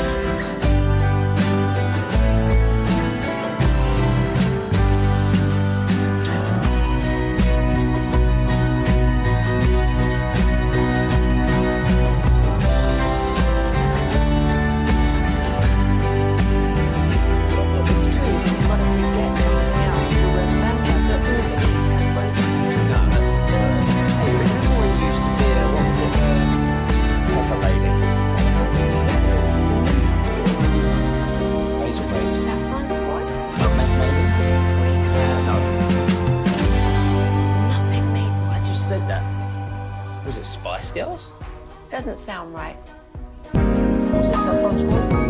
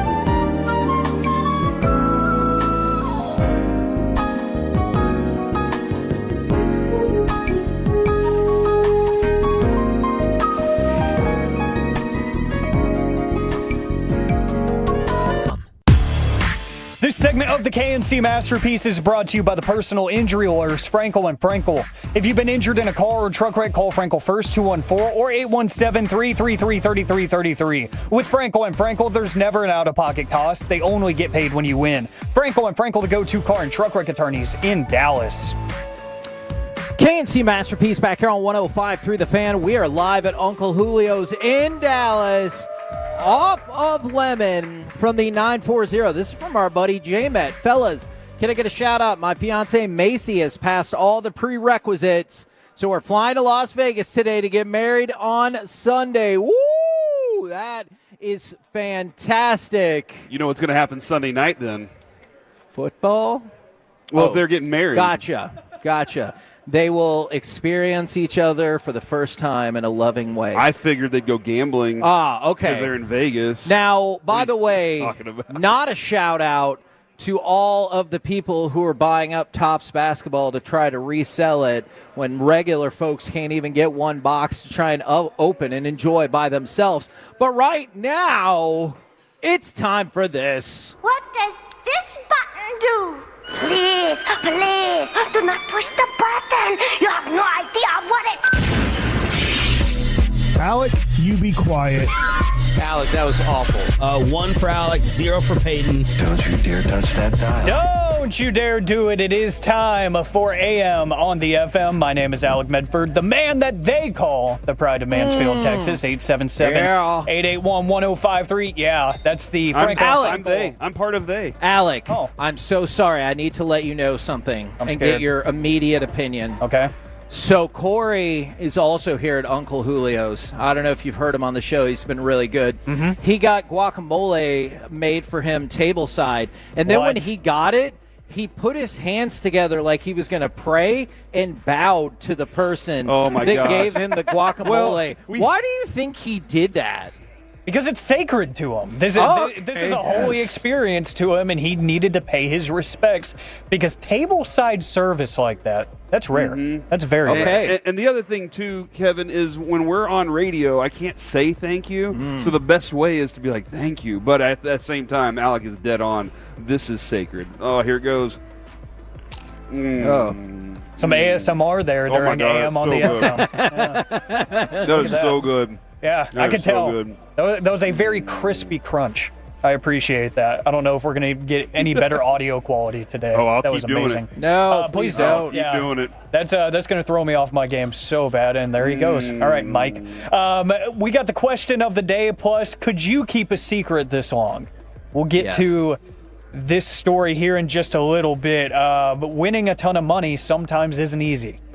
Sometimes you got to keep a secret about it. We'll get to that here in just a little bit. But gentlemen, looking at the National Day calendar for the weekend, and tomorrow is National Golf Lovers Day. And I'll be the first to tell you, I suck at golf. But every time I play, I have like the time of my life. Just because I'm with my buddies, and pretty much all of us suck anyways. So, you know, nobody's keeping score or anything. It's literally just, can we complete the course because we are that bad? Sounds like the way Kevin wants it to be. Yes. Yeah, and we're honest with ourselves. Like I said, we're not even keeping score. We're just like, can we finish the course? So that's something that I have a ton of fun with, even though I can admit I'm not good at it. Is there something that you know you're not the best at, but you enjoy it anyways? 877-881-1053. Yes. Playing pool. That's a good one. Still have not figured out a competent way to break to save my life, but I really enjoy pool, and I was never good at geometry, and so I think it's a really fun game, but if you ever think having me on your team is a good idea, it's probably not. Kevin, I will say this about pool. I can teach you how to break competently. Good. Do you break left-handed, though? No. You break right-handed? Right hand, you would hold your left hand out, and your right hand would push the stick. No, I do it the other way. Okay, well, we're going to have to work on some things. Okay. But I can definitely teach you. My buddy and I used to go hustle people back in the day. He was very good. I was okay. But he was very, very good. So that was always a fun time. But I want you to learn. I want you to be able to hustle people too. Oh, I just want to be able to play the game, much like we talked about with the pre-sales. Sorry for Topps basketball. I just want to open a box. I'm not trying to make a profit off Sales this. guy Cody snagged one. Did he? Yeah. Oh man, I'm jealous. Good luck on the marriage, Cody. Yeah, no, so that's a thing, dude, right there. Man, I'm trying to think of something. Golf is definitely it. Hold on. Are you struggling because you're good at everything? No, is that what you're telling me? Something that I like. So I'm not great at Call of Duty, but I love it. Like, there are so many people that are so much better than me, but I can roll in there and get about 10, 15 kills. It's just, I played with a Tolo the other night. It was Gingerbeard, our buddy Ryan. He popped on with me. He got 35. And I was like, what are you doing right now? Like, embarrassing me. But he also led us to dubs, so it was all good. But yeah, man, I would say golf is definitely one of them. It's so much fun to be on the course, drink with the buddies, have a good time, but I just don't know where my golf ball's going. I played baseball my whole life. I can hit baseballs all day long. I have no clue what I'm doing on a golf course. And I don't have any rules, Alec. That's the other thing. I never took a golf lesson, so I don't have like rules. Oh, no. He's out. He's done for. Drink some water. Okay. Oh, this is amazing. I love this. I will continue that thought for Corey, because same with me outside of like age 10. I think I took some golf lessons. Do you think I really remember any of that? No. I really exactly. don't. I feel like if I had a set of rules to go up to and hit like an approach shot or something, I would be like, okay, I know what I'm supposed to do, but I'm just going up there and I'm like just freewheeling it, you know? Okay. See, and I don't know what it is. I can control one club, and that is my driver. I can control that. I can usually give you a good guess of where the ball is going to land off the tee. Outside of that, Jesus, take the wheel. Because the car windows could be out. Golf cart windshields could be done for. It's anybody's guess whenever I've got a golf club in my hand. That is not a driver. That's the one thing that I felt like would be the most difficult to learn. But I can kind of control the driver. Outside of that, you probably don't want to play with me because your belongings will be destroyed. 877-881-1053 for National Golf Lovers Day tomorrow. Something that you enjoy even though you're not that good at it. From the 469 singing, I feel like we can all relate to that. A good karaoke night. You know, unless you are just that good, Kevin. No. I'm really a good singer, actually. So. Okay, well, see, yeah. I had essentially a philosophical karaoke question for you. Okay. Do you go out there looking to have fun, or are you out there saying, this is my shot? There is surely a record executive in the crowd, and we're going to make it happen right now. Like, which person are you? I am option B. I'm totally the delusional person. And especially liquid courage helps, but, like, I am that person even most of the time sober. I'm like, if I'm going to do something, I may as well do the best I can and try to impress the imaginary record label head that's sitting in the middle of the crowd at a random karaoke bar in Carrollton, you know, because of course they are. Like, that's how they find their talent. So, yeah, I'm totally delusional in that fact. Okay. I think I can impress right. anyone. I really do. And then I look at some of the videos afterwards. I'm like, you know what? Maybe I should have put down the cup. Maybe I should have put it down. That was going to be my other question, is how often you go back and watch those videos? Because I know people love to video. I'm like, do you go back and watch that? Yeah. But there you go. When I'm forced to. Like, that, it's definitely an against my will thing. It's like, hey, the reason we had a few drinks is because I'm probably not going to want to remember any of that. But then people will be like, hey, you actually killed this one. And then you listen back to it and you're like, killed it in the wrong way. Like, that song should not exist anymore because I ruined it. Gotcha. Yeah, there's a couple things when it comes to that, Kevin. Don't do a slow song unless you are going to crush it. Like, if you're one of those people that you can nail a slow song, otherwise you kill the vibe. Or if you're a woman, you go up there and do Baby Got Back. And then if you're a guy, you go up there and do This Is How We Do It by Montel Jordan. And just get the party rocking and everybody can have a good time. Exactly. I've seen patios go nuts with that song for people that can do it right. So. All right. Let's see, from the 469, it's chess for me. I have never understood how to play chess. Probably never will. It looks very satisfying. I don't get it. It is a fun game. We see how often Matt Hicks and lots of different Rangers players have played. There have been lots of tournaments going on in there. It is fun, but there are lots of people that are like so much more advanced because they've spent the time studying. Who wants to do that? I mean, that's probably how you get good, right? I guess so. Okay. Yeah, maybe a little bit of time, a little bit of effort. And again, that's something I'm probably not going to give when it comes to that. Alec, you just made a noise that sounded kind of like it. Do you think during the Jerry interview, when he told that story about his sister and then he said that he was on a private plane, that we should have gone, whoa? Yeah, you really should have, because Okay. I did in the studio here. Okay. So, yeah, that Do you would have think been. he would have known, though? Do you think he would have been like, See- guys, it was somebody else's private plane? I thought about it, but I was like, you still got that other question coming up, man. You Oh, should yeah. probably, yeah. Yeah, before you sink that ship. Yeah. Please. No, that would have been great. That would have been funny, though, if he was like, hey, that's a wrong show, guys. That's the morning's bit, isn't it? You know? Yeah. Oh, that would have because been great, he told us. yeah. Because he told us. Appreciate the interaction coming in here for National Golf Lovers Day, something you enjoy even though you might not be the best at it. Because it is golf for me, 100%. I agree with chess. I see poker from the 945 as well. Oh, yeah. Outside of the very basic card games, I don't understand any of them. But the ones I do know, I do enjoy.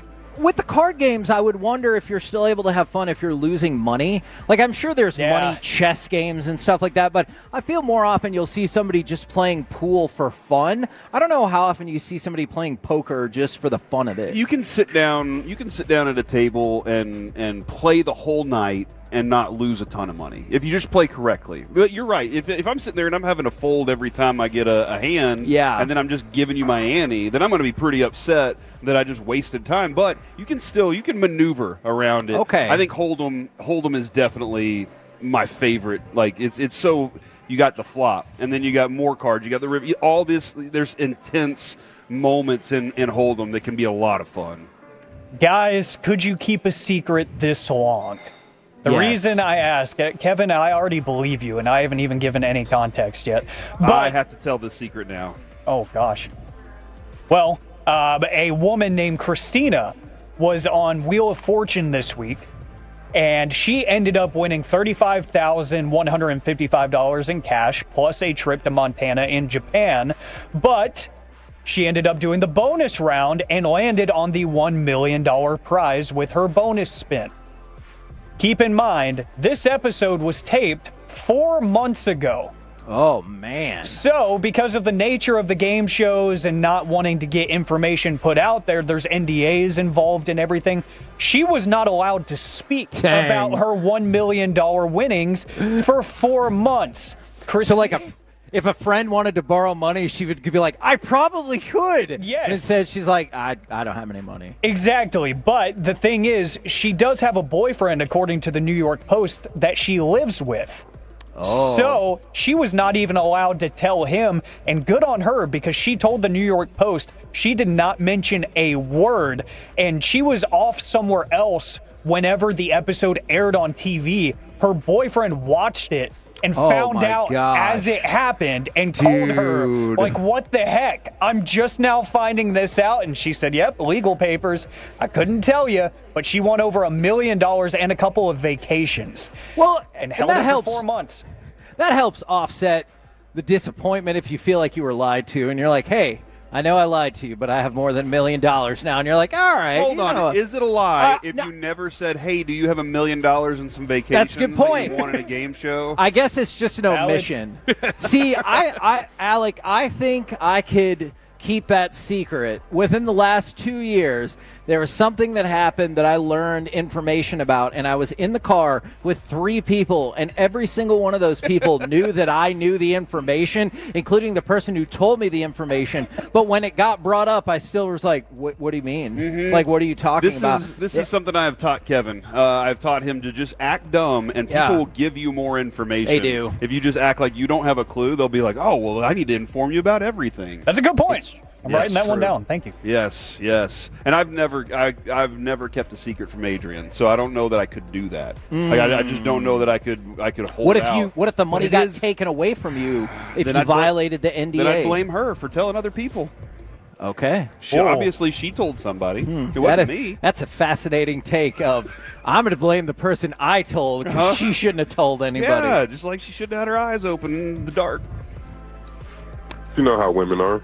She just pointed at you. We have an extra mic right here. We can clearly litigate this on air. Coming up next, it's time for Gridiron Gravy or Corey on Trial. We'll figure it out live from Uncle Julio's in Dallas off of Lemon on 105.3 The Fan.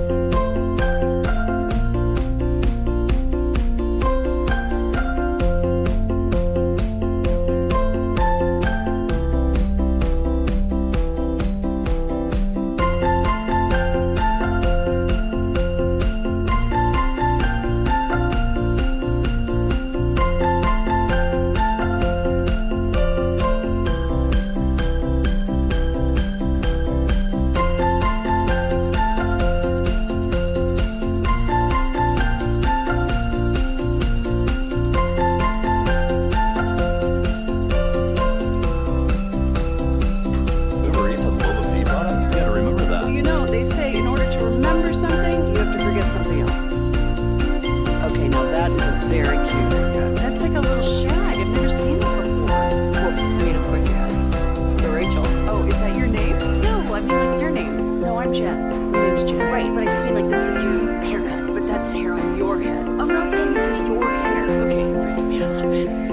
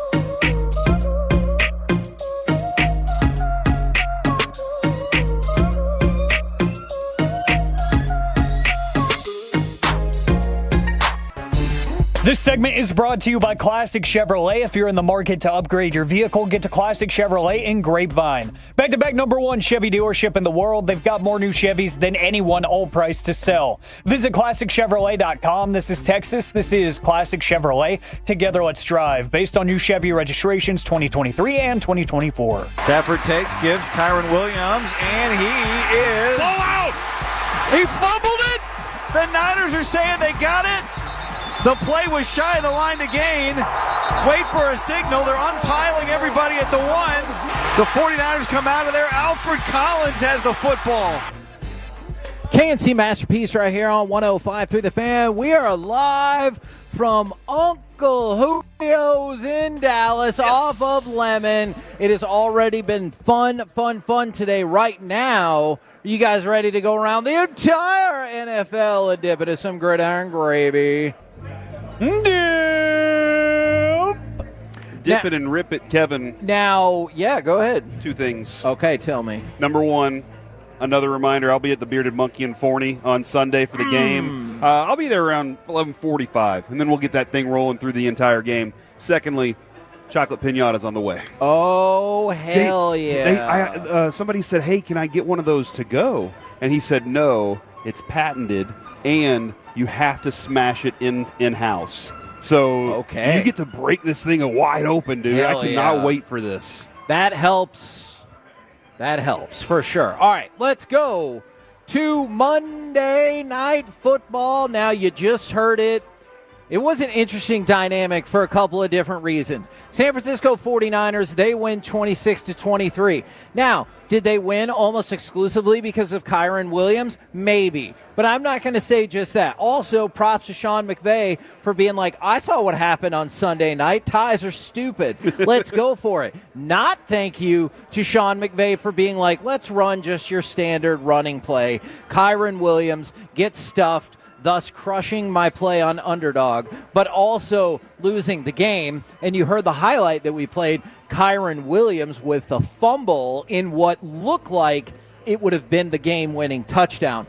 This is, I don't know, this is a very surprising result to me. I know the 49ers are 4-1, and I don't want to discount that, but you have Mac Jones out there yet again. No Brock Purdy. There's already word that he might need to miss more games because he's week to week. And This was a tough night for the Rams across the board. Mac Jones says afterwards, look, it's still Brock Purdy's team. I came here to be a backup quarterback. That's my job. I love that mentality. He's doing pretty darn well, though. Yeah, whenever called upon, I will be ready. A Yeah. lot of times that's not the case, right? A lot of times the guy's like, oh, man, I had no clue I would ever play. And you're like, well, you've been on the team, right? Right. And I know they don't get reps, but you have to you have to figure it out. You got to figure out how to create the reps for yourself. And Mac Jones has done a good job at it. Christian McCaffrey had a really good. He's their leading receiver, dude. Like he's amazing for that team right now. You know what? It's funny that you say that because you're definitely right. If you look at him as an all-purpose back, it's a great season, and his reception numbers are ridiculous. As a running back, he's been meh.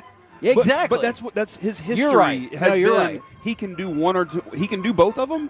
Or if you're going to shut down one thing, he'll do the other, and then good luck stopping him. And going back to Mac Jones for just 1 second, outside of his rookie year, this is probably the best he's ever done at taking care of the ball. Uh-huh. And so I think for most any quarterback, wouldn't you make the argument, take care of the ball, that is going to significantly improve your opportunity to keep your job and win. I think after his rookie season, people were like, all right, let's expand. And instead of expanding and like doing it properly, they were like, take some more risks. And he was like, this isn't me. And I think with what they have in San Francisco, they know exactly what he is, and they're not asking him to do anything beyond that. Now, there are a plethora of injury updates today as we await word on more information about the Cowboys' offensive line. I will tell you that report's going to come down during the G-Bag Nation. And so if you're looking for that information, which might include at least 2 offensive linemen being questionable, that's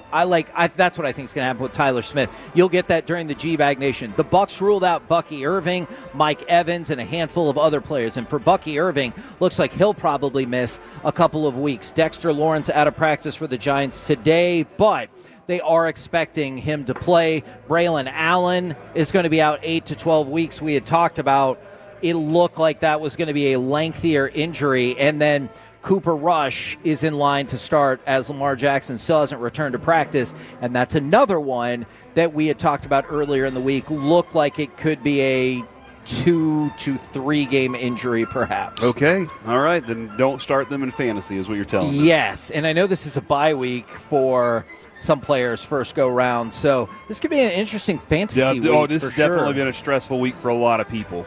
Now, Terry McLaurin, that's another one. I forgot to mention this. Terry McLaurin, he is also out this weekend. So you have people missing galore. Now, Nevada had a court that rejected the NFL's petition for a John Gruden rehearing. So basically they were like, hey, can you take another look at this and so we can maybe push it to our version of court? And the judge in Nevada was like, no, I am not going to do that. It is going to remain on track. And I know we asked Jerry about his pending litigation earlier today, but this is something I think a lot of the sports world would be fascinated, especially if that went to actual court. Do you want to see him coaching again? Not necessarily. I'll tell you what I want to see. I want to see a chocolate good pinata. Night. That thing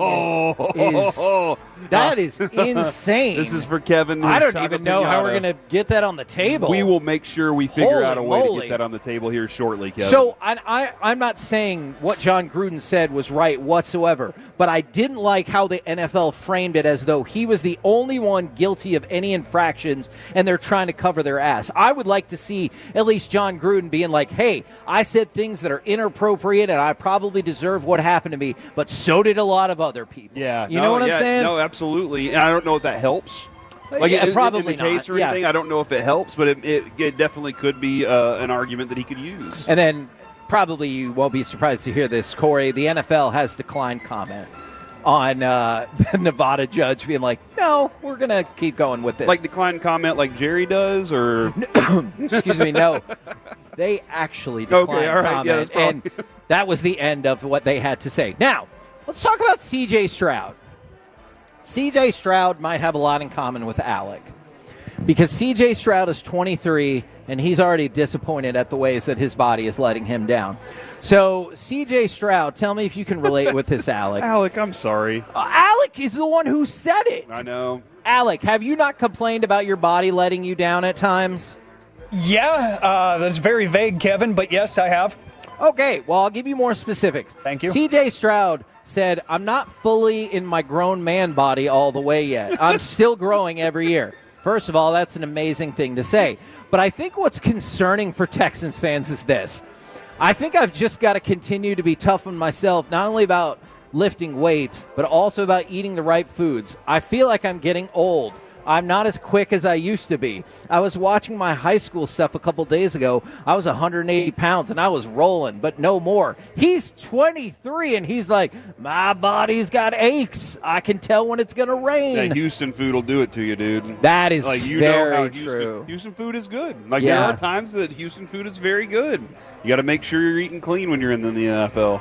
Okay, well. Except for linemen. They can do whatever they want. I mean, but as a Texans fan, would you not be alarmed? He's right about the food and the fitness. I wouldn't be. I'm glad to hear it. Like, okay. If I'm a Texans fan, I'm like, good. Remember, Dirk was, 27 when he decided to kill sugar? Yeah. And this is early in his career where he's like, I got to make some changes to the diet. Embiid has never done that, and look at how it's affected him his entire career. Yeah, that's so. I think it's good that he's recognizing that now, and I wonder if anybody said something to him about it, or if he just said, you know what, I gotta check myself. And by the way, circling back around to where we started, McVay did say about the call with Kyron Williams. He was like, look, I'm sick about it. That was a bad call on me. I appreciate him going for it. I think it made all the sense in the world to go for it. I was surprised at the very rudimentary call that he made that led to their loss. We're the KNC Masterpiece right here on 105.3 The Fan. Coming up next, it's time for a first ever segment. Cowboys win because, Cowboys lose because, or smash a chocolate piñata. Cowboys tie because. Oh, okay. We'll also smash the piñata next on The Fan.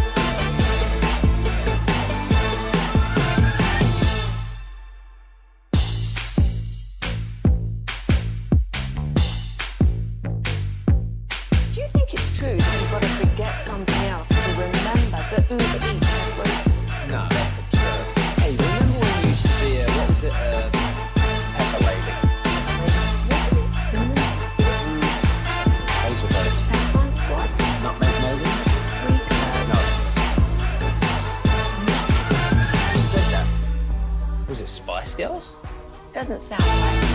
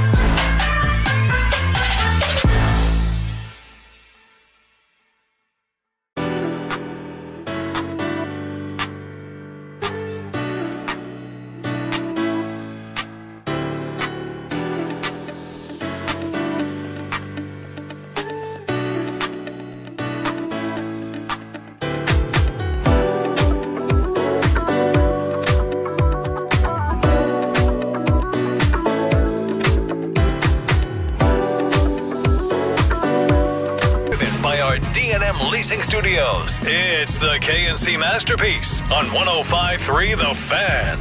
KNC Masterpiece right here on 105.3 The Fan. We are live from Uncle Julio's in Dallas, off of Lemon, and we're going to do a first ever segment that is very similar to the segment we've done many times. Cowboys win because, Cowboys lose because, but also Cowboys tie because. 877-881-1053. I think now we have to consider it.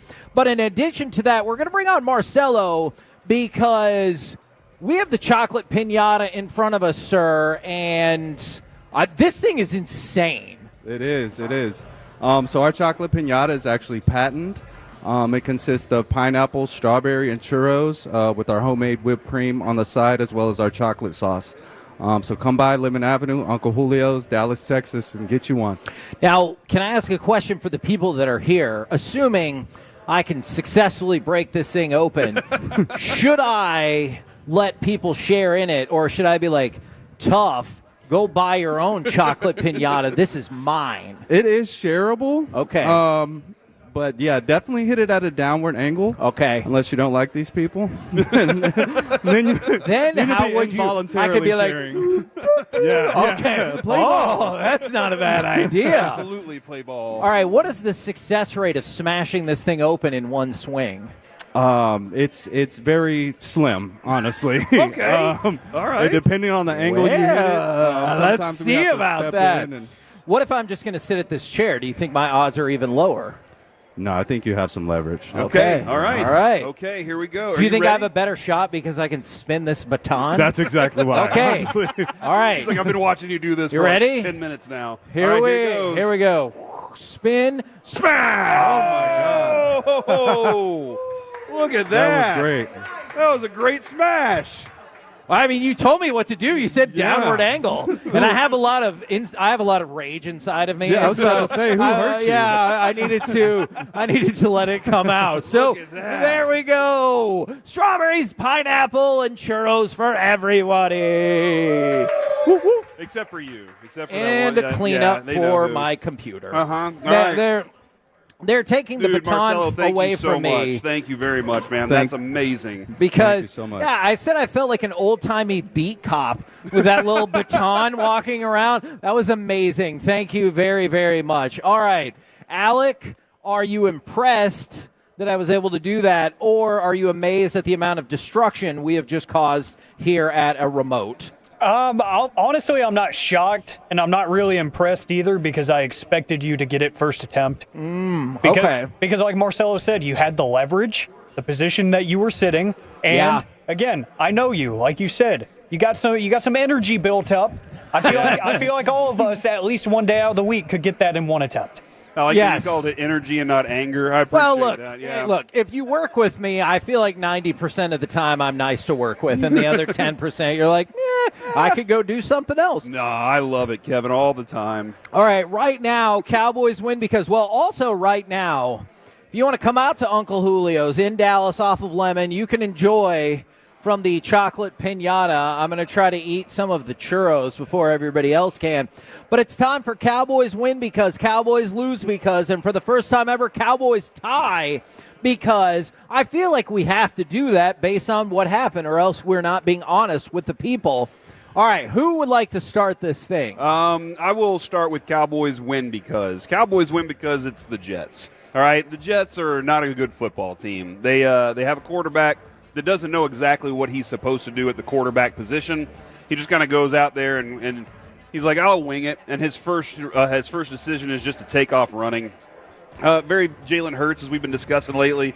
He is not I don't think he's the type of quarterback that can really do that much damage. However, I do understand Cowboys fans out there that would be like, but have you seen this defense? We'll get to that in just a moment. Very fair. The Cowboys win because Justin Fields is not a quality quarterback. He did not turn into what I expected him to be.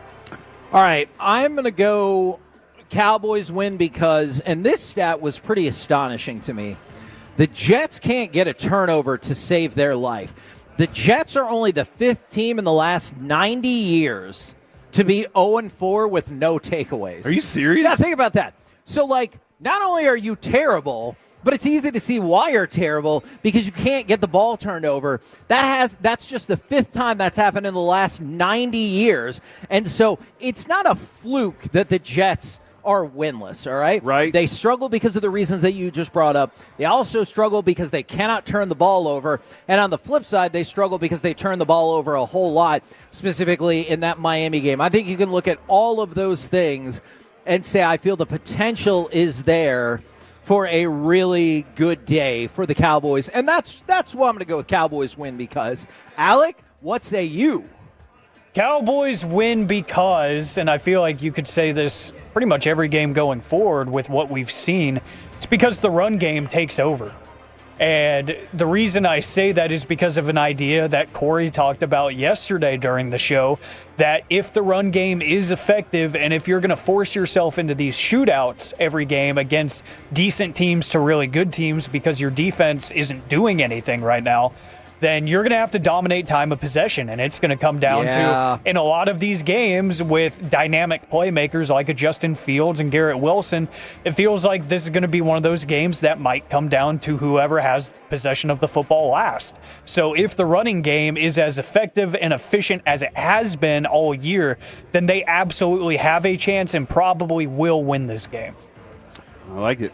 I do too. From the 682, Cowboys win because the Jets suck. Cowboys. That kind of sounded like mine. Yeah. Cowboys lose because the Cowboys also suck. Oh, come on. And then Cowboys tie because they both suck the same. Okay, all right. And that's hold on. Good point. So do the Packers suck?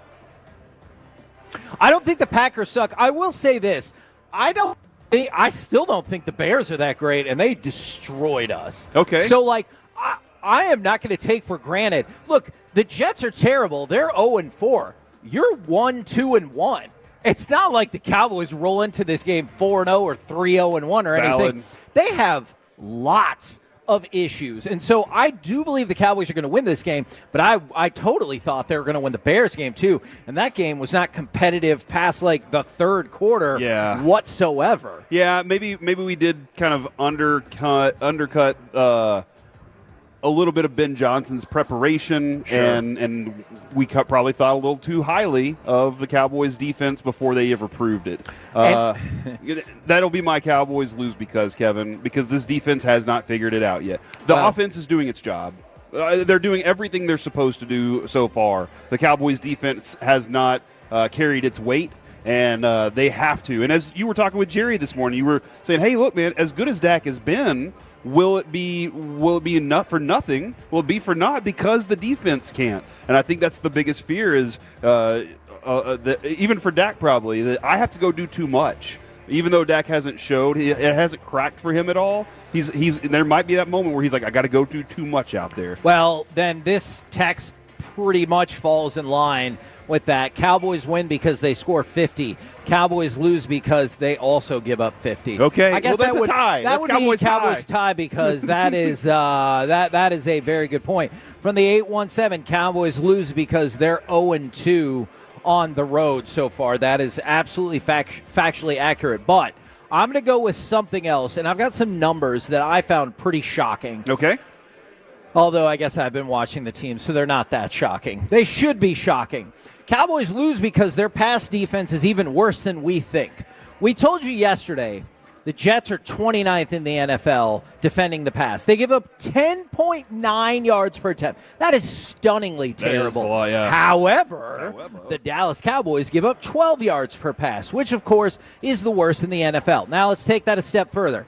They also give up 297 yards passing per game. That's the worst in the NFL. The next worst is the Ravens, who give up 31.5 yards fewer than the Cowboys per game. That's the gap between last and next last. Consider this. The gap between the Ravens and 31.5 yards is 24th place. So the distance between the Ravens and the Cowboys is the same as it is between the Ravens and 24th place. That's how bad this passing defense is. The Ravens defense has a lot of holes in it. That is true. As you just pointed out. I'm kind of curious, do you think that the score has run up the way that it has against them because John Harbaugh kept thinking Yes. Lamar Jackson will make up for it, and Yeah. we'll get this all back. And then all of a sudden, it was out of hand for him. So I think that it actually, if you look at a couple of the Ravens games that were competitive and high scoring, that is sometimes the unfortunate aspect of being a good offense is sometimes you put your defense out there more than you would like. And that's probably the best part about how good the Cowboys are, to Alex's point, about running the ball. Yeah. Because if it was nothing but the Dak show, then maybe you would see them score really quickly, and the defense is still catching their breath and they're like, bro, we're going to give up points. Give us a minute. And I know Jerry kind of altered the answer that I was asking for regarding Javonte Williams. What? But, he kind of, but he does. He's surpassed everything we expected by all means. Agreed. Like this dude, he's, as I said yesterday, I expected if he can make a cut. Now I'm like, oh, he's just bowling people over instead, and he's got the physical style of running that he can actually do that with. So it's a pleasure to have him right now on my fantasy team. I'm just saying. From the 972, the Cowboys lose because their GM forgot to pack his own bag. That was funny. That was a funny story, dude. I really enjoyed that. And they said, what was it, Pookie Bear? It wasn't Pookie Bear, it was Schnookums. Schnookums. I actually wrote that down. But also the other thing I wrote down going back to that interview is he is totally fine with an international Super Bowl. Yep. So if you just want to keep an eye out on that as something that could potentially happen in the years that follow. Alec, Cowboys lose because... Kevin, the Cowboys lose because they asked for too many guys to step up across the offensive line, and they cannot protect the quarterback and establish a run game. It's one thing, and especially with the Cowboys, it seems like they have at least one quality depth piece across the offensive line most years. So if you're asking one guy to step up for one game, I'm okay with it. You need Brock Hoffman to step up for a game, sure. That I would be willing to put money that for one game he can be consistent. But when you're asking potentially four to do that, I am a little bit worried, especially because an Aaron Glenn defense is not one that, even though they haven't been extremely successful to start the season, I'm not going to look past them because we talk about it in Dallas a lot, scheming up pressure. That's something that Aaron Glenn can do. He's a very smart defensive play caller. So if they're able to get home because the offensive line is leaky, they can lose the game. Now, somebody brought this up, and go ahead. I'm sorry. I wanted to make a comment on that real quick, Alec. I don't disagree with what you said. The one thing is, though, last week, and I know the pressure was schemed on Dak, too. Dak got rid of the ball. So Dak's got to be the same dude he was against Green Bay, where he's like, I understand the pressure might be on me a little bit quicker. I didn't anticipate it, but I have to be ready for it. And he's got to get the ball out of his hand just like he did last week, too. So somebody texted this in about the run game, and I just want to clarify a couple of numbers and then just give my opinion. People don't have to agree with it. That's totally fine. Javonte averages around 70 yards a game. That's not a great running game. He might not even break 1,000 yards total. All right, so let's just get all the numbers correct where we're at right now. Javonte Williams is averaging 78 yards per game thus far. Over the span of a season, that puts him at 1,326 yards. And so part of the reason I enjoy this running game so much is because it's way better than I thought it would be. But then the other thing, if you want to focus in on just the numbers, he's averaging 5 yards a carry and 1 touchdown a game. So, that's what I would say. So if you're not impressed by those numbers, he's also on pace to finish the season at 5 yards a carry and 17 touchdowns. Now, I do not think that's going to happen by any stretch of the imagination.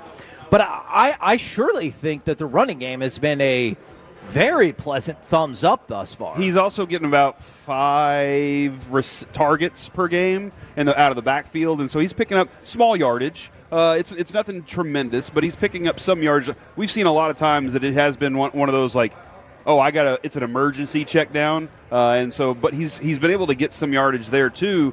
And I have no clue what Jaden Blue is going to be, Kevin. Because he's going to play in this game. I know. They're dancing around it. Yeah.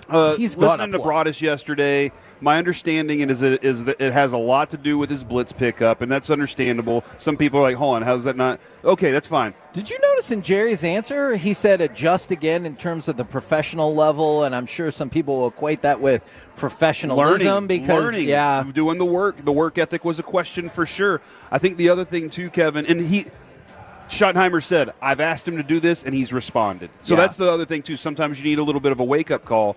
But my opinion is you're in Game 5. You see across the league, people are banged up. he's going to have fresh legs.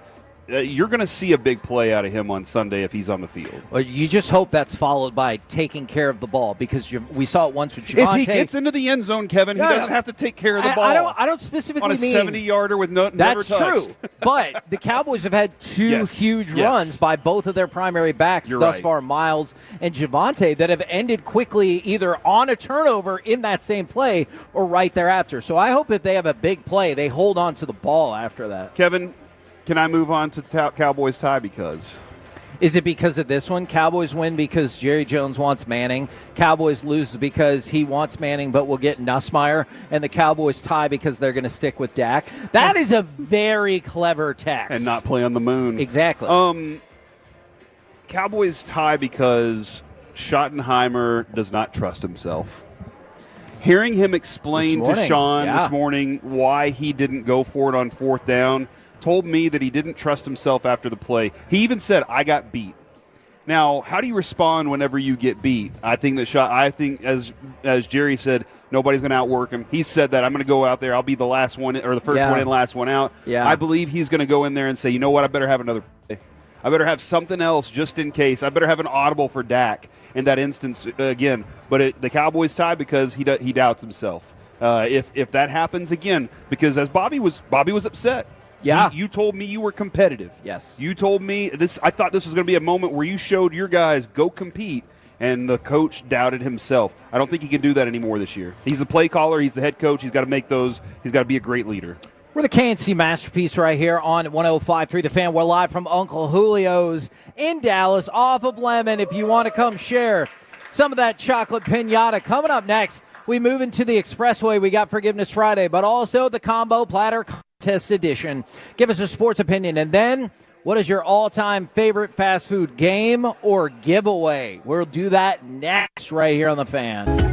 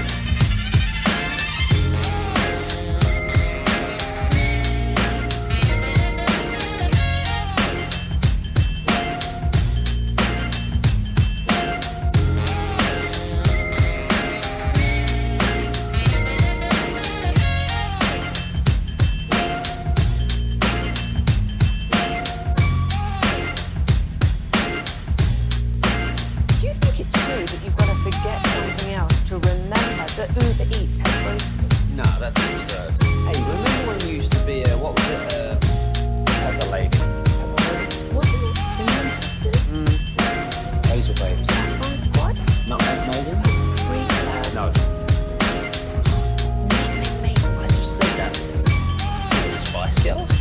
Doesn't sound right. Make yourself uncomfortable.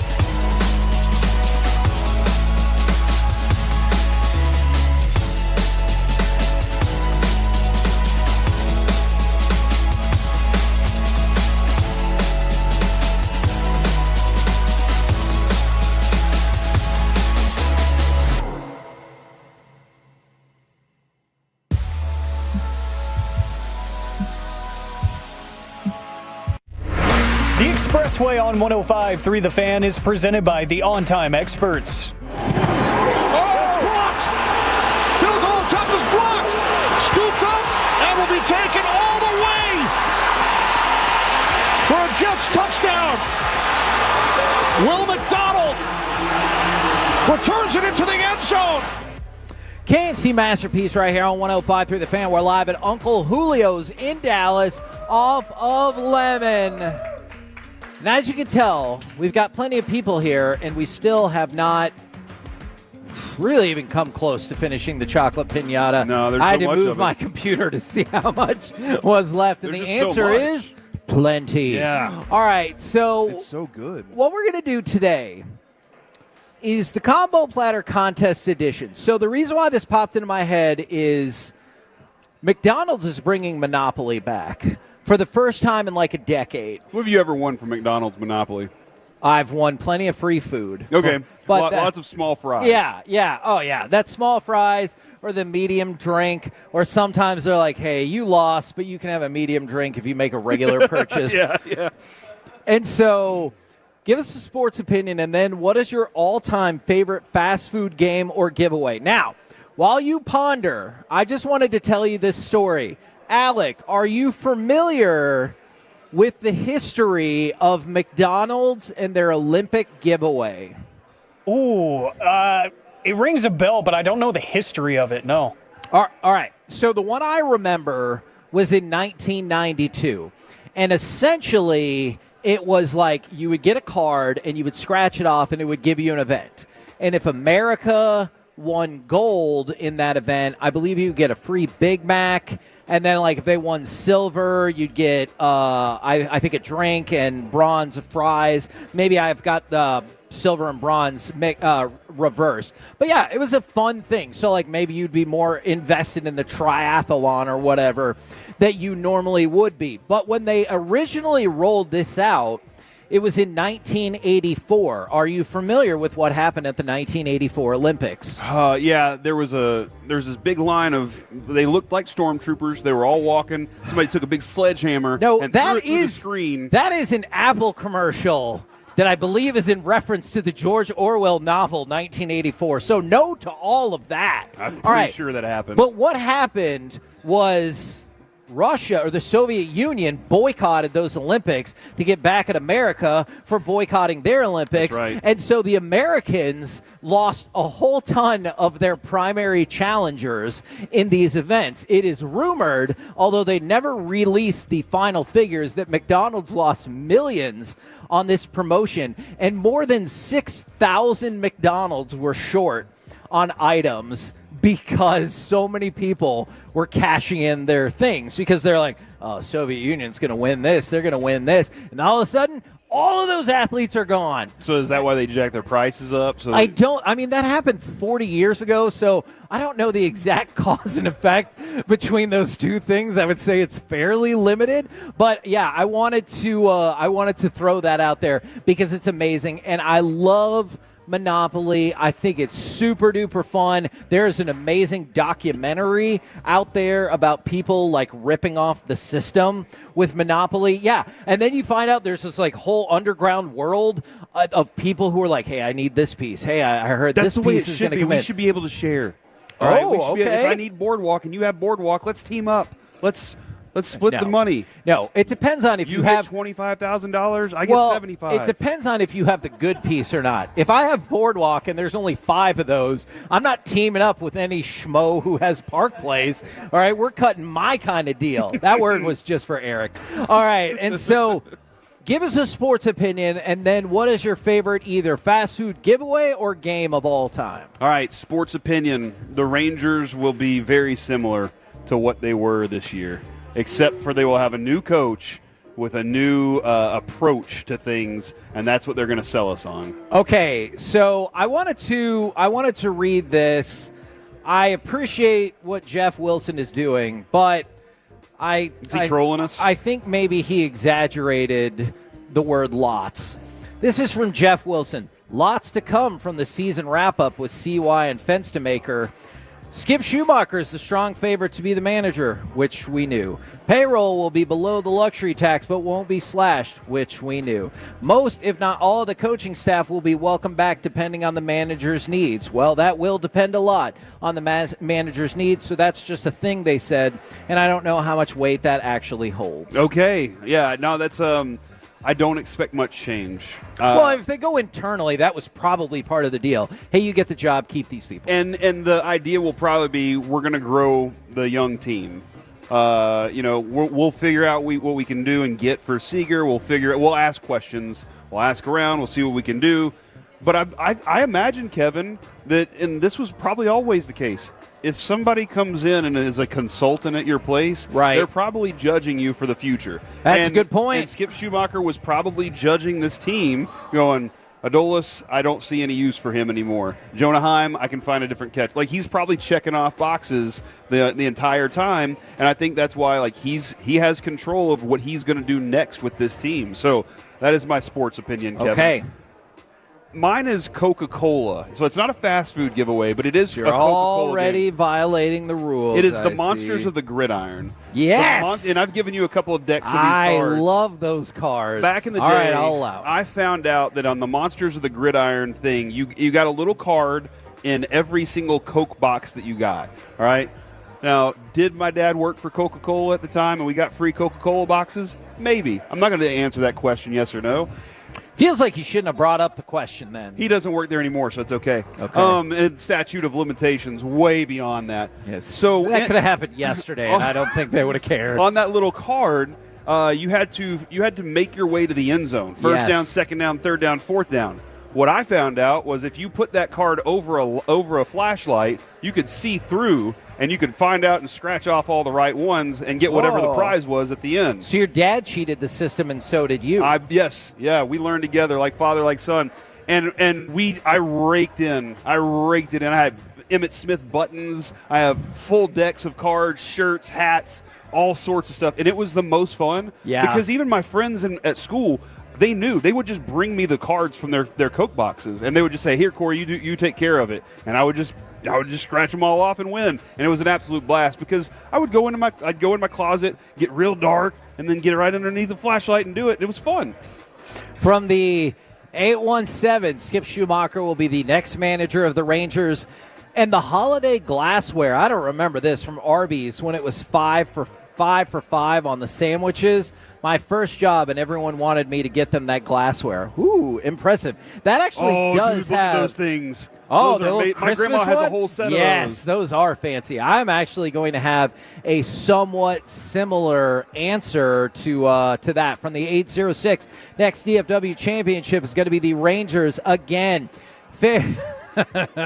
Favorite contest is getting in line at Whataburger to see if I can get my food in under 12 minutes. Man, does that include being in the line? I think they have gotten better at that for sure. No comment. Okay. Whataburger's fantastic. Alec, I just said they got better. Alec, do you have a sports opinion and then fast food giveaway or game? Sports opinion, gentlemen. I think, and you actually asked this in NFL Overreaction or Reality, and I just want to expand on my hatred for it. I think that doubleheader football games on a weeknight should be abolished. And it's not a weeknight for everybody, though, Alec. Maybe it's their weekend. Yeah, or a strong night. All right. I like what you Never did there, mind. Majors. That was good. How do you like that, but not it is a bit amish? You didn't like that joke. Yeah, well because I have an agenda to push here, Kevin. Yeah, I think that it's just dumb for the league. I understand what they're trying to do, and I do understand the idea of more football going on throughout more of the week. But I think it's bad for the game. I think it's bad for the fan. I think it's bad for the players as well. Switching up these schedules and saying, hey, it doesn't really matter where you are or what you're going to be doing at this time. You're going to be playing football at, 9 o'clock in somebody's time zone. I think this is just dumb. The bandwidth is already hard enough to keep up with what we have. And I think that's what people don't want to admit is they want to be the football sicko and everything, but then whenever they give you 2 weeknight games in a row, everybody's asleep by halftime of the second game. Yeah, I get that. Yeah. And I'm the football sicko. I will watch every single minute of everything that is available for me. But I got a bedtime. I got stuff to do in the morning. I got a radio show to come in and do with you fellas. I can't just stay up until midnight watching football as much as I want to. I think it's stupid. NFL does a lot of great things. They really do. A lot of great ideas. This sucks. Might be the hardest overreaction of all time for one of my questions. This is the toughest, most humbling overreaction for one of my questions ever. And I mean that just because it's overreaction or reality. Hey, that just means it was a good question. Yeah, because okay. it got me worked I up. like it. Jeez. I elicited a response. That's what you need. All right. Favorite fast food giveaway or promotion or whatever? My favorite just concept of a fast food giveaway is the peel off the cup.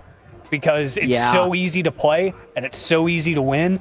And the one that comes to mind for me growing up, this would be high school for me. So probably when I was able to drive 2017, 2018, around then, Raising Cane's would do the peel off the cup and you had to spell out the word Cane's.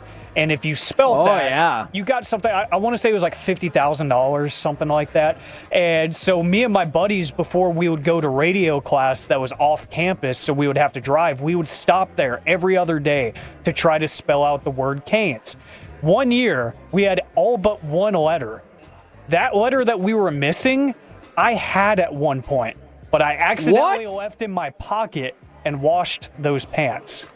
And it got ruined. Oh, my gosh. Yeah, so... Are you serious? Yeah, so 99% sure that I fumbled away a chance at $50,000 for me and my friends to split.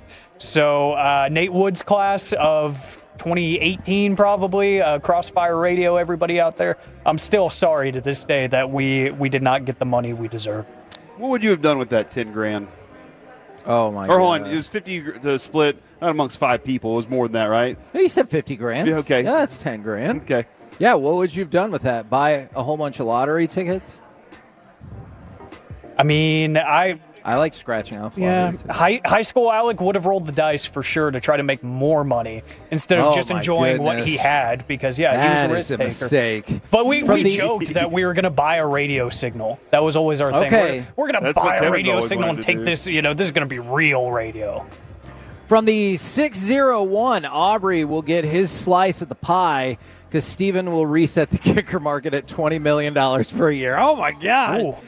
And I miss Twist-A-Pepper, those glass bottles that had the free Dr. Pepper under the cap. It is always fun when there's a bonus game to be played with the food or drink you have. Yes. And they're like, hey, here's your fries, but also you could win more fries? Now go log on to this website, and then you have to enter your email address, and then you have to give us your social security card, and then you also have to give us a child. That was the beauty of some of these older games. We hadn't figured out the internet in society, outside of the government and military, and so they were like, hey, you lost. You're a loser. But, they would always say, they would be like, please try again. I was like, well, you asked nicely, so I support that. I think that's fair. From the 214, college sports will split with 2 power conferences and then eventually have Division I and a Division IIA section.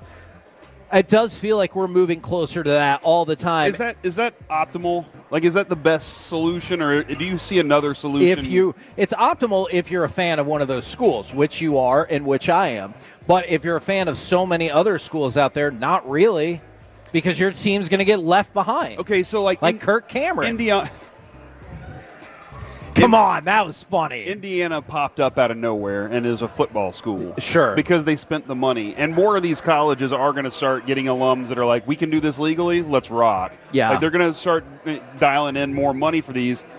I think it's going to be it's going to be such a moving target all the time that I don't think you're ever going to have a secure group. So I think you're going to have to have more divisions, more conferences than just 2 split up. And they said the Shrek glass bottles, the Shrek glasses that McDonald's would have. No, not like glasses you read with. And that actually, that's probably similar to me. I guess my sports opinion, and I hope this is okay to go ahead and throw out there, the best thing that FC Dallas did all season is move away from Acosta. And come on, dude. Hey, look, man, you don't disagree with that. Every single FC Dallas player we've had, we've asked them the same question. And it has been, even the coaches, what's been the difference? And they dance around it, but they always say something similar to that, right? It does feel like the answer is the group's tighter, they're working more together, and nobody will say the name, but the reality is they are all kind of pointing to the same thing. And I made sure to buy some of these or get my mom to get some way after the fact. But it was the Burger King Empire Strikes Back glasses. Now, unfortunately, I wasn't able to get those because I would have not even been 1 year old at the time. But you saw them out there in the world, and if we ever saw them at a garage sale, man, that was an amazing day when you could buy some of those Empire Strikes Back glasses at the garage sale. I don't know if people, I'm sure garage sales still happen. I just don't know how frequent they are anymore or if they're prolific anymore. But, man, that was a great, great time. And I guess if you wanted a bonus sports opinion, unfortunately, it looks like Cam Schlittler is going to be here for a long time. I still get nervous saying his last name, but he was the first pitcher in MLB postseason history to go 8 scoreless innings with 12 or more strikeouts and no walks. I was impressed yesterday whenever Chiafalo threw out a joke with his last name. I'm not even going to try. I do not trust my mouth enough to actually attempt to do that. But you probably trust your mouth more than anybody else, right? Eric trusted his mouth more than I trust my mouth. Okay. So there's do I trust my mouth more for myself? Yes, because I have control of my mouth. Okay. Well, that's a thing that you said. We're the KNC Masterpiece right here on 105.3 The Fan. And right now, go ahead and give me cut number 8. And let's do a little Forgiveness Friday. Toss, Henry, through the secondary, Henry to the end zone, touchdown! The power running of Derrick Henry for 30 yards. Right now, It's time for Forgiveness Friday, 877-881-1053. Do you need to ask for forgiveness? Does a friend need to ask for forgiveness? Luckily, Corey, your wife has left, and so she will not force you to ask for forgiveness for injuring her eye. We already did that. We've already gone through that. She knows it was her fault. For having her eye open in the dark. She's probably not that gone yet. She could flip that car around. Her and Mandy could be here in no time. I'm willing to. Eyes, women. Okay, thanks, Mike. Now, I'm going to go with Ben McDonald, not because of the original joke that he made, but for doubling down. And, Ben McDonald said, hockey, I'm not watching it. I don't care. He said, quote, that was a joke. I respect the hockey players. I love them. Just admit you don't care about hockey. What was the follow-up question? The follow-up question is, name a hockey player. Oh. And then if he's like, Gretzky, then you know he doesn't have a clue what he's talking about. That's a good point. Because anybody would name a current hockey player, not Gretzky. That is a very fair point. Or if you ever ask my wife about contemporary sports figures, not that long ago she goes, Hakeem Olajuwon and Nolan Ryan. And I was like, those people are great. Yes. But I don't know if I would call them contemporary sports figures. Now, go ahead. Does Jaden Blue need to ask forgiveness? Oh, no. What, already? He didn't even play yet. According to Calvin Watkins and Brian Schottenheimer, Jaden Blue developed blisters on his feet at practice yesterday while wearing his Louis Vuitton cleats. They were a fresh new set of cleats, and he developed blisters. I don't know if that's I don't know anything beyond that other than he developed blisters. But, Kevin, you better play through that or else.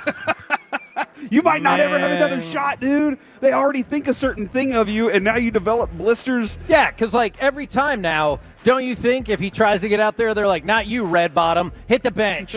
That's a shoe joke. Bottom. That's right. I know stuff about things. Also, Leah Simakopoulos says that Glenn Gulletson said they're looking to play Mikko Rantanen on both power play units this year. So, really? Yeah, let's get all the goals. Okay. Hey, look. You've already seen the deals signed that are going to pretty much guarantee Jason Robertson's not back, so you might as well get some of that experience in right now. Sorry, maybe I'm end up being wrong about that, but I don't know if I will be. All right. Does Paul Feinbaum need to ask for forgiveness? I don't think I remember this at all. Apparently, Todd McShay hates Paul Feinbaum. Did you know that? I can imagine. Those are two people that are very opinionated. It makes a lot of sense. So going back a couple of years, Todd McShay was talking about some of the character concerns with Jalen Carter, and he feels like everyone laid out on him, including Paul Feinbaum, who tried to contradict him. And then all the news came out about the drag racing and everything, and then no one stepped back and go, good job, Todd McShay. You really called that. And so he feels like he really got sold out. Now, with the news of Feinbaum maybe running for the Senate, check this quote out. This is a real quote. Todd McShay said it on his podcast. When I say he's an all-time coward, that's why I say it. When I say he has no loyalty, that's why I say it. And to be honest with you, I think the guy's a rat. And so he's perfect to be a politician. Oh, my gosh. Woo! I do like hearing that. Hey, Kevin, I am gonna tell you to ask for forgiveness real quick. The red bottom shoes are Christian Louboutins. Louis Vuitton is a completely different brand. I only know this because Adrian has been wanting a pair of those red bottom shoes for a long time, and I can't afford them because they're like $500 a piece. So, for each shoe, I feel like. Well, you know what? Well, here's the thing. Doesn't the red scratch off when you walk on the concrete the first time? That's ridiculous. Did Adrian text you that? No, it was somebody else. Oh, okay. Because I was about to say, Adrian or the fan text, you need to ask forgiveness for me. You couldn't have let that one go? I thought for the first time ever, I made it. I made an amazing shoe fashion point. But then that person called me a jackass. That's rude, obviously. But I'm now saving by pointing it out, and by them pointing it out, we're now saving you from future embarrassment. Okay. All right, you can be a little embarrassed now. Are you embarrassed? Question. Look, I would love for that person who called me a jackass to think that this is going to stick. I doubt it. But, man, I was I was so proud of that. I was proud too, and then I was like, hold on, I think that's two different things, but it's okay. Well, it's all right, buddy. I'm sad. Do golf fans need forgiveness caring about the Ryder Cup? Now, I've got the numbers. 3.22 million viewers watched the Ryder Cup, making it the least watched home Ryder Cup since 2000. Wow. If no one's going to watch it, do we keep doing it? Were all the people at the Ryder Cup cussing at the British people?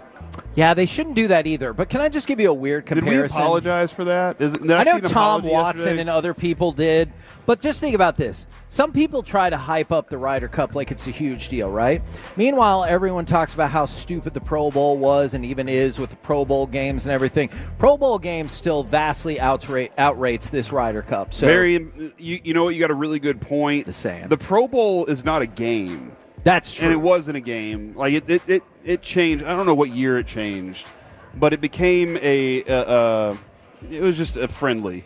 Yeah. The golf thing, they're really playing golf. We're just not as good as them at team golf. Like that's just the reality that we're dealing with. Now this one's tricky. From the 559, I have to ask for forgiveness. I ran over my son's mother's foot back in the day. Forgive me, Nikki. I'm sorry. Now, here's the issue. He didn't say his current wife. So that leads you to believe that these people are not together. Were they not together at the time? Because there was definitely a time when me and Brandon's mom, if I had to run over her foot with my car, I don't think anyone would have believed me that it was an accident. To this day. I never did it. Even if you did it now, I still wouldn't believe it was an accident. But I'm just saying that he said it, I'm sorry. Uh-huh. But I'm curious if there was any anger at that point. I think the reason nobody would believe that there was an accident in your case is because you wouldn't say sorry. You'd just be like, oh, it happened, and then you drive off. Move your foot. Kind of like keeping your eyes open in the dark, right? Thanks, Kevin. Yeah, but the thing is, you still have to deal with that person. I don't. Yeah. So, get valid point. Yeah, praise to Brandon being 18, Obviously, he's about to turn 21, so I'll throw that out there.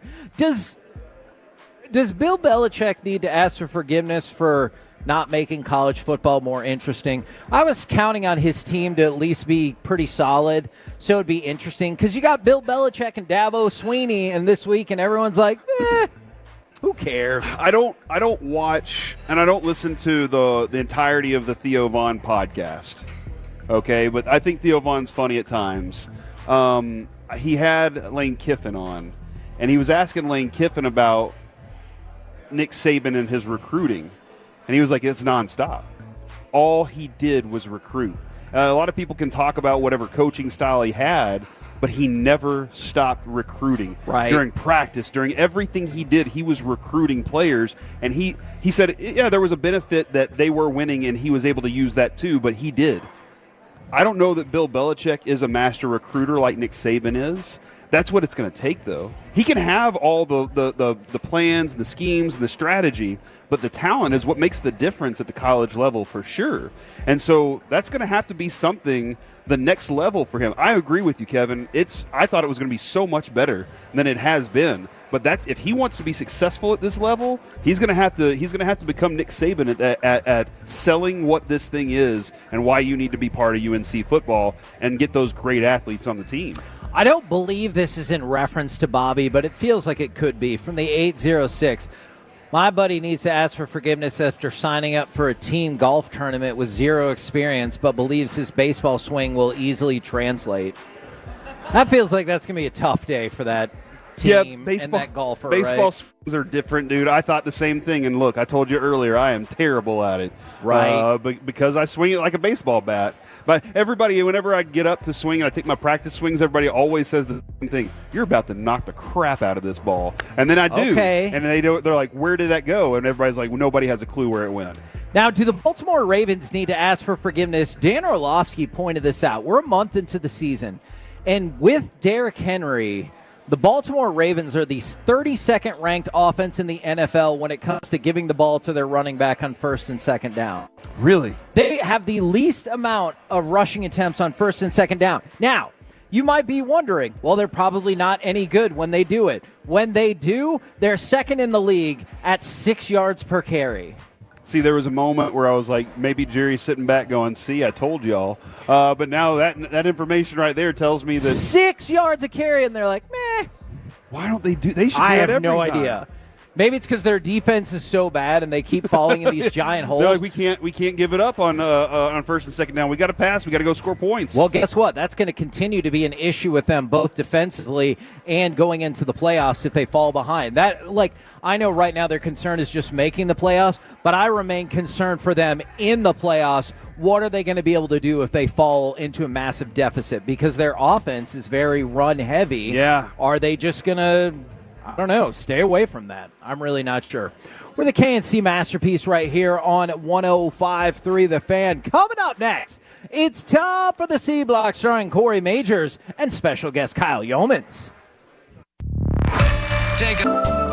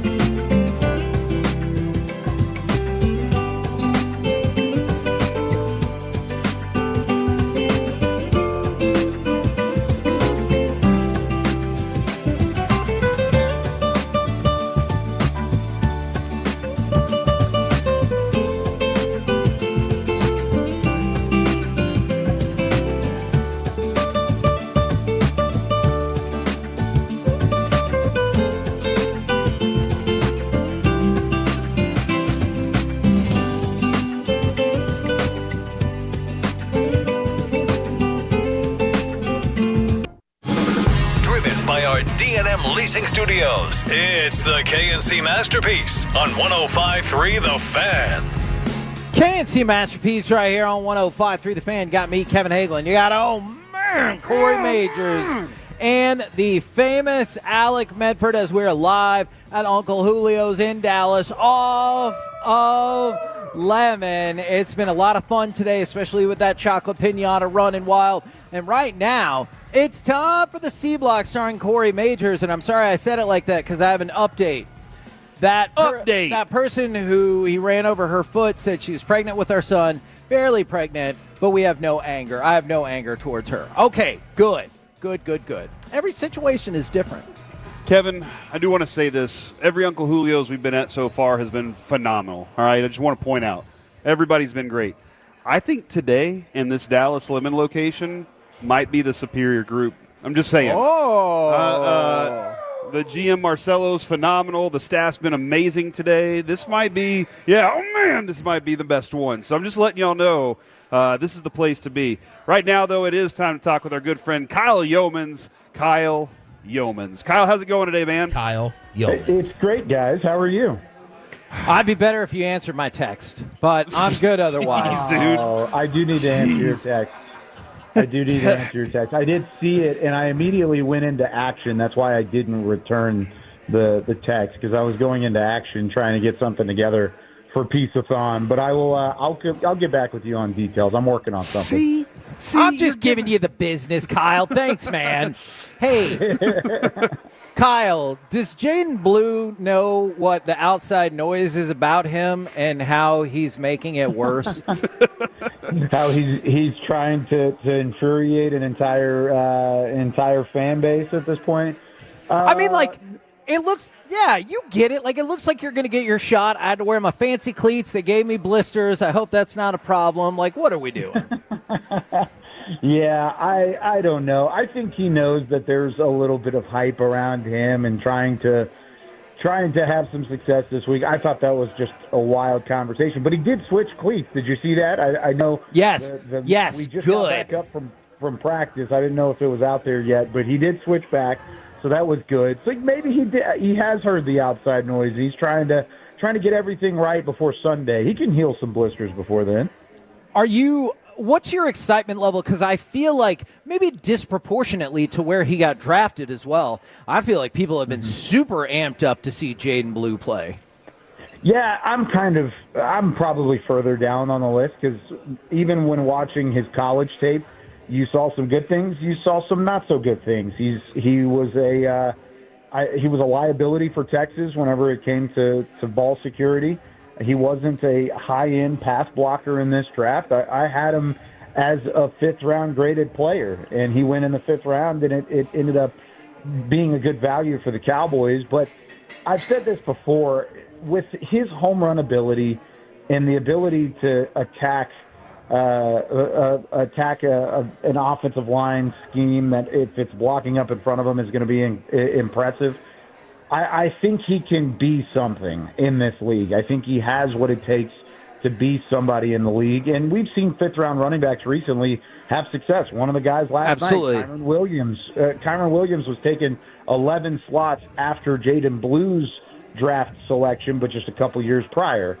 And so they've. Do you think you saw in the fourth quarter why he went in the fifth round? Yeah, maybe. I'm just kidding, Kyle. I'm just kidding. He's been really good. I'm kidding. It's true, though. It's true. But Kyron Williams is one of the top tailbacks in the league, and he was a fifth-round draft pick. So you can find value there. I just don't think Cowboys fans are looking at Jaden Blue in a realistic light. That's why he's been inactive. There have been some question marks from this coaching staff, but he's also gotten a lot of praise from the coaching staff as of late. I'm excited to see him, but I'm also not going to expect a whole lot from him in his debut.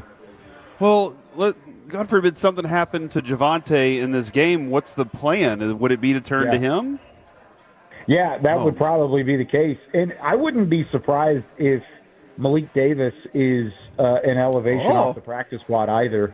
That's not reporting anything, but when you look at the numbers, I got you. Without Javonte Williams, you've got Hunter Lipke there right now, and Jaden Blue, assuming that he's active. So it's either going to be rely on Javonte Williams, and God forbid something happens there, and then you have to turn around and you got to have either a rookie who has never played in an NFL game or a fullback as your option. At least Malik Davis has been in the mix, and he's been around this organization long enough to have some trust built up. And he plays on special teams, which Jaden Blue does not. So it does give you a little bit of extra usage out of that practice squad elevation should you end up using it on a guy like Blue. Or, excuse me, using it on a guy like Davis. We have seen whenever you got the starting offensive line, they have been able to block it for the most part for Javonte Williams to get the yards. And you're talking about, look, if he has the runway, Jaden Blue can set something off for a big play. Yeah. Do you feel like, I mean, this is an offensive line that might have a bunch of different faces on there on Sunday. Do you feel like they'll be able to make a hole like that for him to crack through? And Javonte as well. Yeah, I kind of chuckle a little bit because if you're Jaden Blue, you're saying, oh, nice, I get my first opportunity to show what I've got. And they're like, hey, Jaden, you've got 4 of your 5 starting offensive linemen unavailable this week. How you feel? And he's probably like, are you kidding me? I couldn't run with Tyler Smith and Tyler Booker in front of me. That's not the case. However the offensive line ends up this week, I at least have confidence in their run blocking because we've seen T.J. Bass have success as a run blocker. Brock Hoffman have success as a run blocker. We still don't know a whole lot about what Trevor Keegan does just because we haven't seen him in training camp.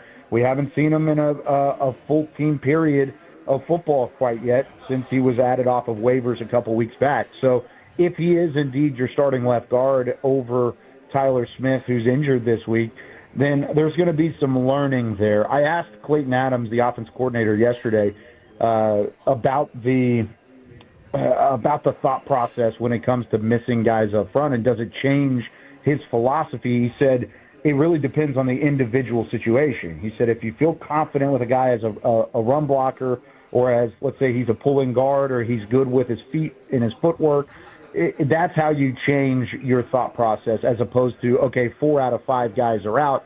Numbers-wise, we've got to slow things down. I think they feel comfortable with Hoffman and Bass filling in. I'm not sure how they feel with either Nate Thomas. Of course, they've got confidence in Nate Thomas if he has to fill in for Guyton, and then whoever that left guard would be, assuming it's Trevor Keegan moving forward. Now, I know a lot of people have thoughts and questions, just like I do, about the defense as a whole.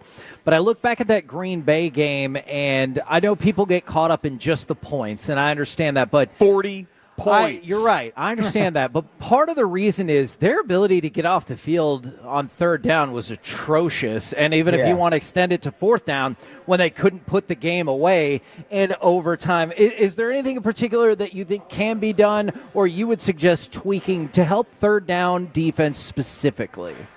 Yeah, I think it all stems from the same problem. It's all from the lack of pass rush, in my opinion.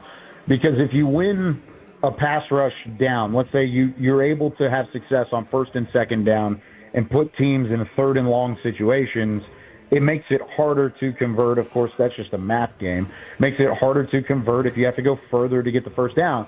But they're not winning on 1st and 2nd down. They're giving up 3 or 4 yards. It's a 3rd and 2, 3rd and 3, and then they run it up the middle, and then it's a conversion. And that's where Green Bay goes 10 of 14 overall. And even on 3rd down in long situations, if they're able to finish with the pass rush, then all of a sudden you're not seeing Jordan Love escape out of the pocket. You're not seeing Russell Wilson buy time and throw the deep bomb down the field to Malik Neighbors or to Wan'Dale Robinson. That's been the problem in my eyes. The secondary hasn't played well, but they also haven't been helped out a whole lot as well. And I think if you're able to get some level of consistency from your defensive line of setting the pocket, setting the edge, all of that is going to play a factor in your 3rd down efficiency as a defense and in your secondary playing better. I think it all comes from that one centric opportunity to get to the quarterback or at least slow things down because the run defense has been solid. I feel pretty good about what we've seen out of the way the Dallas Cowboys defense has stopped the run. But the passing attack has just been so efficient every single week, and it's not going to get much easier this week with Justin Fields, who can move. And you saw what he did on Monday Night Football with that 43-yard touchdown run. The Broadus was talking about the not having CeeDee Lamb, a guy who you can put anywhere on the field, and then how the Cowboys said, well, we'll use Pickens and Kevontae Turpin in ways to kind of adapt to that, not having Lamb on the field. How did you find them finding ways to get George Pickens open? Was it just go beat your guy, or did they do some different things with him? No, that's pretty much – I agree with what Broadus is looking at there, because they would use a lot of what Kevontae Turpin did underneath the Packers' defense was what CeeDee Lamb would do underneath an opposing defense from time to time, and they would use him in motion. Then they would set him into the slot. They would bounce Pickens around, but Pickens is mostly a left-side receiver, and he's been on that side the majority of the time. I'm interested to see if they'll put him out there and keep him out there with Sauce Gardner. Sauce Gardner has had some troubles this year against shiftier, smaller, more agile receivers, but the guys who are the bigger threats down the field are guys that Sauce Gardner has had success against. So guys like George Pickens, who's a deep threat down the sideline, has a route tree. I'm not saying Pickens doesn't have a route tree, because he does, but what he does from a skill set standpoint is contested catch and deep ball ability. And Sauce Gardner has traditionally matched up better. So will they put Pickens in the slot, especially if Kevontae Turpin is inactive for this game because he's dealing with an injury as well? If he's out for this game, then do you move Pickens inside for a snap or two more than you would initially, just to try and get him off of Gardner and get him a little bit more separation? They're going to have to get creative this week, because if they're not having the success without Kevontae Turpin in the fold, you may have to move Pickens around a bit. Do you think that Sauce Gardner would agree with that breakdown you just gave, or do you think he would think that the officials are against them because they're 0-4? The latter. He wouldn't agree at all. He would be like, I could shut down anybody, except when you look at Emeka Egbuka, big boy, a rookie out of Ohio State in that Buccaneers game, the way he was able to he routed him up. He was more physical than him, but he would still agree if the officials are against him. Now, we talked about Justin Fields, and I want to go back to, I'm not here to dispute his running prowess whatsoever. Is this an instance where, and you don't usually hear it go like this, where you dare the quarterback to beat you with his arm? Yes and no at the same time. It's kind of a weird. Yeah, I know that's kind of a cop-out in my regard, because you want him to throw the football. Yes. Because his short to intermediate game is where they've been in trouble and where he's made mistakes and thrown interception. I mean, they're bottom in the NFL whenever it comes to turnover margin for a reason. One, their defense hasn't registered a takeaway, but they've turned it over 7 times in 4 games, which is pretty significant. So with all that being said, you want him to throw the football, but his legs are so dangerous, not only to run it and to scramble and to get out of trouble, but he could do what Caleb Williams did. Caleb Williams didn't really kill you on the ground running the football past the line of scrimmage and picking up yards. What Caleb Williams did to kill you was he evaded pressure, stayed behind the line of scrimmage, kept his eyes downfield, and that's when the big play would open up. And I think Justin Fields has the ability to do it, because if there's anything he does well as a passer, is he throws it 20-plus yards down the field as a deep ball thrower. And we've seen it from Fields. We've seen it from Love. We've seen it from Russell Wilson already this year. Caleb Williams had success with it. So matchup-wise, I really don't see it changing a whole lot from what Dallas has already seen this year, which is not necessarily a big vote of confidence on my end. I told Kevin the other day that I felt like Breece Hall looked a little thicker, and then Kevin said I was fat-shaming Breece Hall. Fact. And I did not feel that way. I just felt like he looked a little thicker than usual. But how's he? How are they getting him to crack open some of these big runs? Well, their offensive line can do one thing well, and that is run block. That's really all they've got up front. They were expected going into the year to be a better offensive line in a pass blocking sense, and they have not been good at it throughout, which is a good thing for the defense to possibly get home and register a couple sacks. But they have done a good job of filling the holes, getting outside, and making sure that Breece Hall has room to run. And the thing about Hall, and this is all the way back to his college tape, but Hall is such a patient runner. And you've seen that from guys like Javonte Williams and Miles Sanders on the Cowboys staff, but Hall so patient that whenever he is able to find an opening, he's able to get through there with ease and allow for the blocks in front of him to develop. So really interested to see how Dallas defends him. You're going to have to hold the line of scrimmage. You have to keep Kenny Clark and Solomon Thomas up there, keeping that line of scrimmage, and let some of those other guys set the edge too. You know, sometimes they'll describe the irresistible force against the immovable object. The way you describe the Jets' pass defending and our ability to get pressure, do you think it's the very resistible force against the very movable object in this matchup? Yeah, I thought the same thing going into the Bears game too, though. So, all right. That didn't work out. I mean, the Bears, they were the worst offensive line in football last year, and they didn't allow a sack to the Cowboys. So, yeah, I thought the same thing going into it. It's one of those things of which team is going to be helped out by the other team's mistakes. And right now, I think Dallas is the better team, but they're more banged up at the moment, and so it is going to be a closer game than I originally anticipated. UNT's off this week. What are you going to do with your life?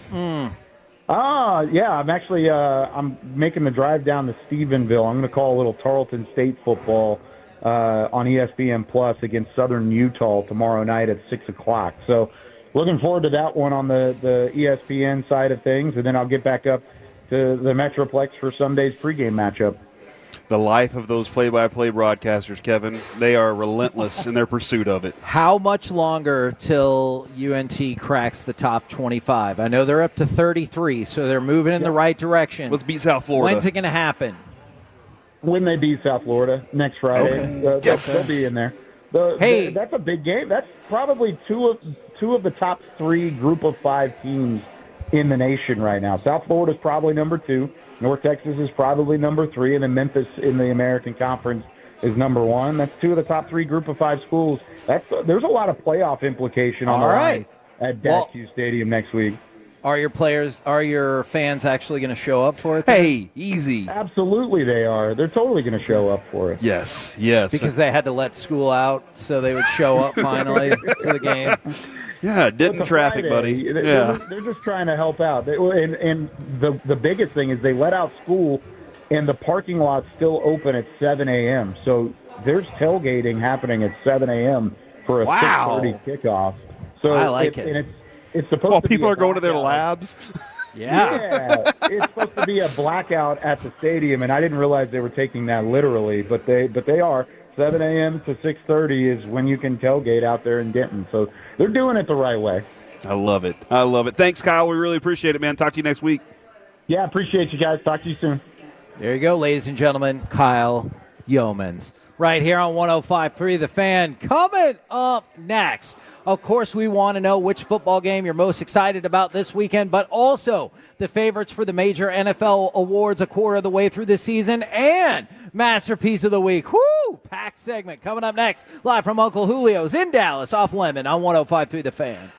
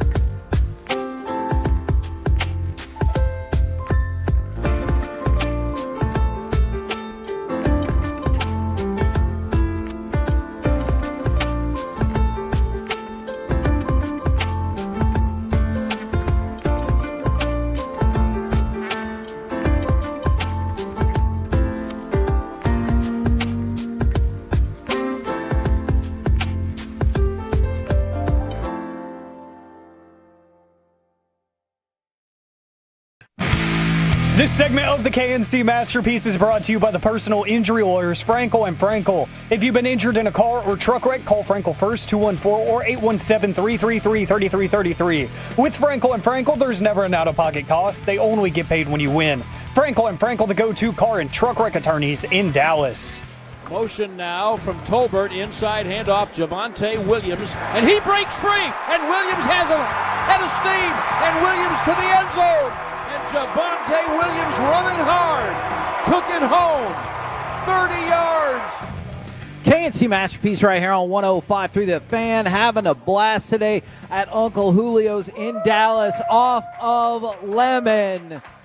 And that chocolate piñata was so intense, we just now finally had it taken away. Yeah, dude. That was like an hour and a half. There's so much. And Tolos were eating off the platter. I know. My wife ate some. Good. Her friend ate some. I ate lots. Oh, my God. From the 817. Kevin had some. Can I get a shout-out? My birthday is on Sunday, 36 years young. Happy early birthday. Couple of questions. That's old. What delineates old for you now? 25. 25 is old? 25 is when you start turning old. So I appreciate you saying 36 years old is like you're talking to yourself. You want to have good self-talk, right? Uh-huh. Positive talk to yourself. So I appreciate that person for saying it. But you're old. Okay. Well, happy almost death day, according to Corey. All right, so I want to get y'all's take on what football games you're most looking forward to this weekend, of course, but also didn't get a chance to bring this up earlier. We're essentially a quarter of the way through the NFL season. I know once they added the 17th game, that really screwed us all up, and it was going to be hard to figure out, but some of the leading award winners or candidates to win the awards thus far. Micah Parsons, it's interesting. He's only second right now for Offensive Rookie of the Year per ESPN, behind Tyler Warren, the tight end for the Indianapolis Colts. Dude, I don't know if I said it during the break yesterday. Did I say that Tyler Warren's a fascinating character? I do not think and so. Not like the personality, but just the fact that his usage. Yeah. He's like, I did not expect him to be as good as he already is. And Egbuka, like, he's become their primary target because Mike Evans is out. Sterling Shepard isn't very good anymore. And so, like, that's become the thing. But even still, Tyler Warren is producing. Yeah. And a lot of people are looking at the fantasy world going, dadgum, why was I not in on what this guy's doing? Now, for Protector of the Year, probably won't surprise you to know that Penei Sewell's leading the way. Got the highest grade in the history of Pro Football Focus, but Pro Football Focus also thinks that Dante Fowler's been really good this year. Now, this is what surprised me a little bit. Shane Steichen is only second on the list for Coach of the Year. Oh, I get it. Yeah. Who would you put him ahead of? Who would you put ahead of him? Probably, I'm not going to say Sirianni. That's what you expected. You were trying to set me up, weren't you? You were just trying to set me up. It's obviously Schottenheimer. Obviously, it's Schottenheimer. It's not the guy whose team is 1-2-1. Hey, the tie was a real big surprise to the rest of the league. That actually is true. They put Dan Campbell, which I think is absurd. Why? Because he was 15-2 last year, right? Okay. Doesn't mean he's not a good coach. I know it doesn't, but they're on pace to have a worse record, and he's ahead of the Colts coach. How are they on pace to have a worse record? They've lost one game. Exactly. What was it? They lost one game last year? No, they won two. They lost two. They're on pace right now. Did he win last year? Ooh, I don't know. I bet it's voter fatigue. That's what they're like, we gotta get Dan Campbell his. Steichen didn't. Yeah, but guess what? Dan Campbell, Kevin, lost two coordinators and somehow has been able to turn this thing around. Righted the ship. I totally understand what you're saying. I'm giving you a hard time and trying to draw you off sides right now. Doing a good job at it, by the way. Shane Steichen is doing a very good job. I think a lot of people aren't believing it, right? Like, I think that they're like, it's going to fade at some point. That's where he's doing a great job at saying we're going to play within this. We're not going to go outside of it. And if we just do this, we're going to be just fine, and we're going to win enough games to be in the playoffs. I think that's exactly what people are thinking, though, is that it's not going to last. But they think that Dan Campbell probably is more likely to. My thought. Nick Benito is on the list as the leading candidate for Defensive Player of the Year, with Puka Nacua leading the way for Offensive Player of the Year. Top 3 for MVP voting: Lamar Jackson. Clearly that case is probably going to take a hit this weekend. Daniel Jones in second, and Josh Allen is first on the list. Now, football games you're most excited about this weekend: college, pro, high school, whatever it is. Guys, what do you got? Dude, I thought Carter did a really good job of getting me excited for college football on Thursday. That's the idea. When he was talking about, what was it, the Thursday Tailgate is the name of that We're segment? not calling it the Thursday Failgate. That feels like it could potentially be offensive. I'm going to go with... But he did. I thought that was a really brilliant idea to create that segment, Kevin. I like having him do that again, and I think he did a really good job of getting me excited for college football this week. But NFL is where it's at, and it's Broncos-Eagles for me. I don't know if that's the same for you. That's second on my list. I have Bucs-Seahawks first. Dude. Because I want to know more about both of those teams, but I think Broncos-Eagles is a really good answer. Bucs-Seahawks is fascinating because Baker's hurt, and he's got a hurt cast around him right now. And they're going to miss a lot of players. Bucky Irving's out. Mike Evans is out. Yeah, Baker's got the bicep that he was dealing with last week, and you saw he struggled against Philadelphia a little bit early, and he had to turn it on later in that game to try and bring it back. But now he's got another injury going along with it, and so how banged up is he really, and how much longer can that last for him? But yeah, and the Seahawks are an interesting story. They're a very interesting story because Sam Darnold's doing exactly what he did last year. He's producing just enough to make you go, is he a candidate? And then the reality is going to be what it is.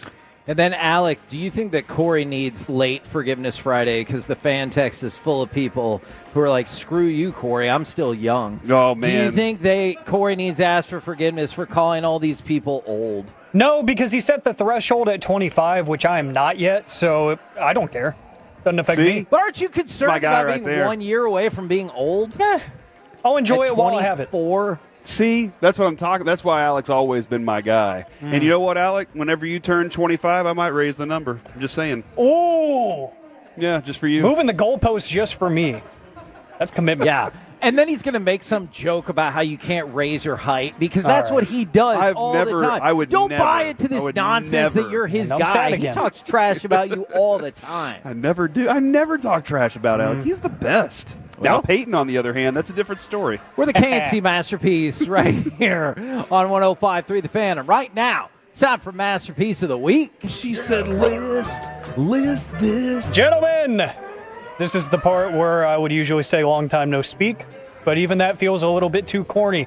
It is time for Masterpiece of the Week. We are going to revisit some of the wild, wacky, odd, and oftentimes very concerning things said on this very program throughout the week. That's fair. I'm gonna warn you now, at least in my mind, there is a clear-cut winner. You will hear it, but this is just going to be one of those days where you know there might be some really good options, but they're going to get thrown to the wayside because of one man and one man only. But we're going to pick on people who are not here to defend themselves, and we have two people that fit that mold today. We have Brian Broaddus. Ooh. Or we have Mickey Spagnola. I'm going to vote for Mickey because I know that he is a quote machine, and I don't want to piss Broaddus off. For the longest time, we tried to tell Kevin that Mickey is definitely trying to win Masterpiece of the Week. Kevin fought us on this for many, many years.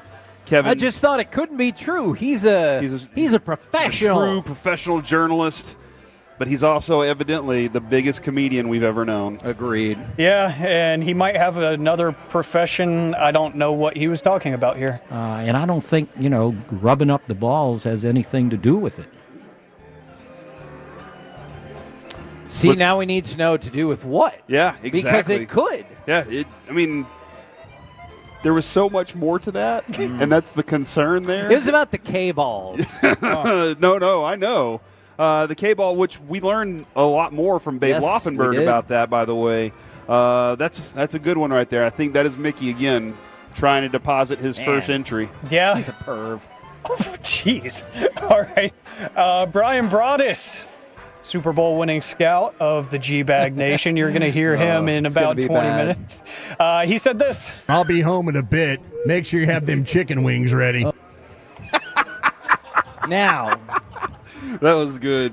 That was good. He wants those chicken wings. If you're unfamiliar with what that's referencing, you could probably look it up out in the world, but the rest of the sentence that he did not say is significantly more graphic than that.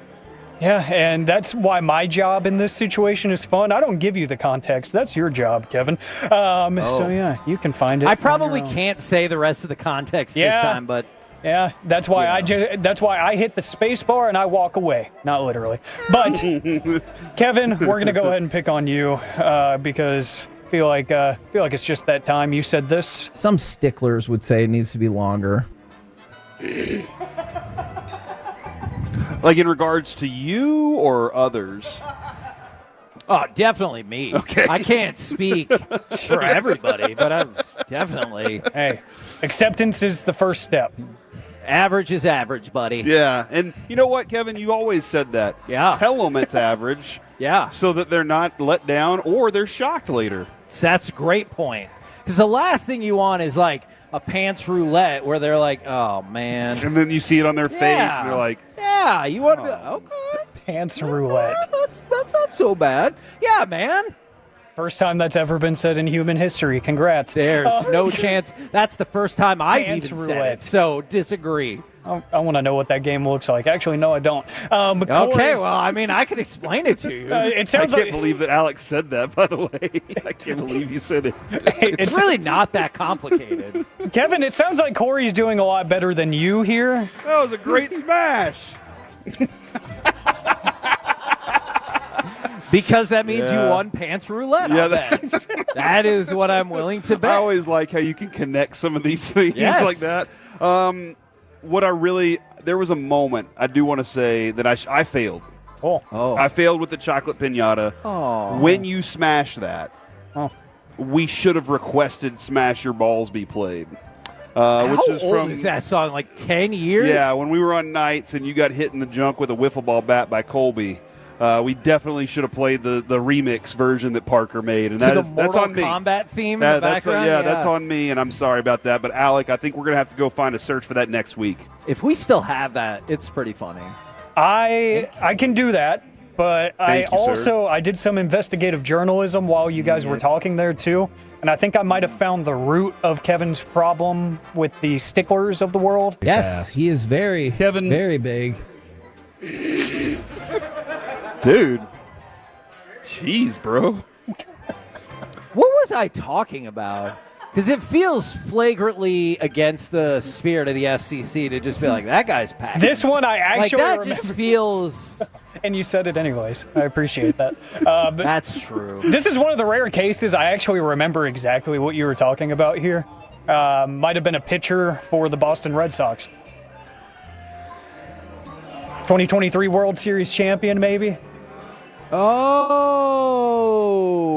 Aroldis Chapman. Yeah. Got it. Oh, yeah, you were talking about how large Aroldis is. Yeah, he is. That's the one He's a big human. That's the one and only time I'm going to bail you out, Kevin. The one and only time. Thank you very much. This one I could try to bail Corey out, but I don't think there's any saving him. Guys, do y'all want oil or not? And this one has a light lemon scent. Oh, that's nice. That is literally from the Ladies' Man. So I can't take credit for that because the Ladies' Man and Will Ferrell was trying to convince all the guys to do some Greco-Roman wrestling with him. Oh yeah, and he was like, anybody want some oil? It's got a light lemon scent. The Ladies' Man, Tim Meadows, is in Peacemaker. Yes, and he's I just started really funny. watching season 2 He is of that. hilarious in it this season. It's a lady. Here's a trip What did he tell inside. Chicago to do? I'm sorry, Alec. My bad. Oh, you're good. If anything, this might save incrimination of Kevin. Here's a trip inside of the inner workings of his mind. I would be more surprised if I got stabbed by a 75-year-old than a 30-year-old. Yeah, I stand by that. I got a text from my mom, and she's like, don't forget how old I am. And I'm like, I wanted to tell her, you know what, Mom? I'd be really stunned if you stabbed me. Mm-hmm. Like, I can't express that enough. I just think... I feel like you are old-shaming people there, Okay, though. I would never do that. I'm I not would never. old-shaming them. I'm saying I feel like the statistics back me up. You're more likely to get stabbed by a 30-year-old than a 75-year-old. I don't have the scientific data on that. I think we need to ask. Oh. Well... Yeah, and if you're on the wrong end of that question, Who do we ask? Do we ask big knife company? Like, who do we talk to? What's a big Kyle knife company? Yeomans. Okay, well, Kyle probably knows. we just Probably missed knows. that shot. Yeah, we should have asked earlier. All right. Just don't ask anybody who has bird blindness. Oh. Well, I know exactly what you're talking about. That was for Corey. Kevin, this He said it one's was a duck. This one's for you because it is you. A PSA from Kevin Hageland. Steven, will execute you. What? I know exactly what that means. We were talking Stephen about. Jones just gives you the thumbs down. Yeah. You're done. Execute. I could totally see that happening. We were talking about like different things that you say and kind of get repetitive or whatever. And Steven, I guess if you say we'll execute you to death, that is confusing. Yeah. But I meant when he says we just need better execution. I don't actually mean executing anyone. I am not aware of that happening. Interesting. Just him saying that we need to execute better. Mm-hmm. I think you need to vote. I'm gonna vote for Corey oiling you up for the wrestling match. Guys, do y'all want oil or not? And this one has a light lemon scent. Mm-hmm. See, okay, can you play that one more time? Because Maybe a little coriander. Corey is so confident about it, and then he backs down with his confidence to tell you about the lemon scent. Guys, do y'all want oil or not? And this one has a light lemon scent. See, you weren't as vociferous as you were with the rest of it. I don't know what that word means. I'm going to go with Kevin and his 75-year-olds. Oh, wow, okay. I would be more surprised if I got stabbed by a 75-year-old than a 30-year-old. It's the way you say things that always gets me. From the 940, statistically, there are more 75-year-olds, though. From the 321, talk to an FBI data analyst, or maybe they are one, and said, there's a shocking amount of old people stabbers. See? I would love that that's how the FBI analysts talk to all the stabbers out there. But think about it. He was shocked, and he's a data analyst. So, of course, I'm shocked. Well, if he works in the FBI, Alec, and he's shocked, it's only fair that I would also be shocked. Technically correct, I guess. But guess what? You know what is shocking? We haven't had a vote go to the Tolos in a while, and I'm going to make that happen because I'm voting for Mickey. And I don't think, rubbing up the balls has anything to do with it. I totally forgot about that one, too. Is it Mickey's football breakdown, my old people fear, or Corey's wrestling setup? All right. Go ahead and vote 877-881-1053. Come on. And we'll be sure to keep track of it. The 817, they go, yeah, but a 75-year-old's got nothing to lose. That is true. That's not true. That is true. That feels rude. Coming up next, let's chit-chat with the fellas from the G-Bag Nation right here on 105.3 The Fan. Coming up Monday morning on Sean and RJ, Star Up.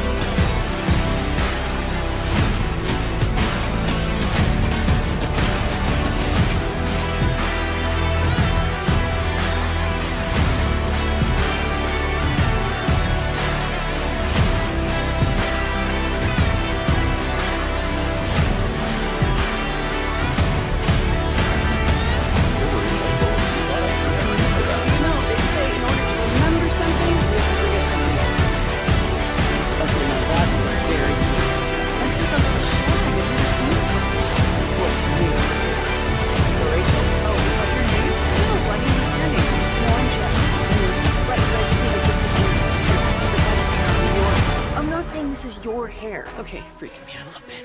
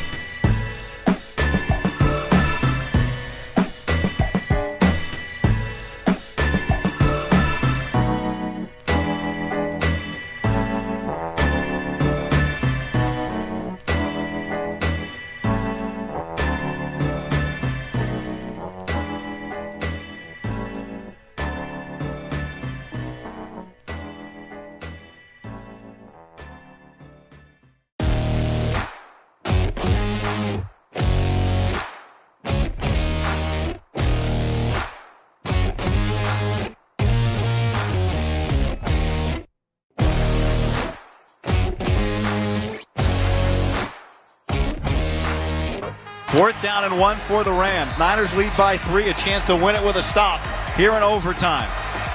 Stafford gets under center at the 11-yard line. He takes it, he turns, he gives to Kyron Williams. He gets packed.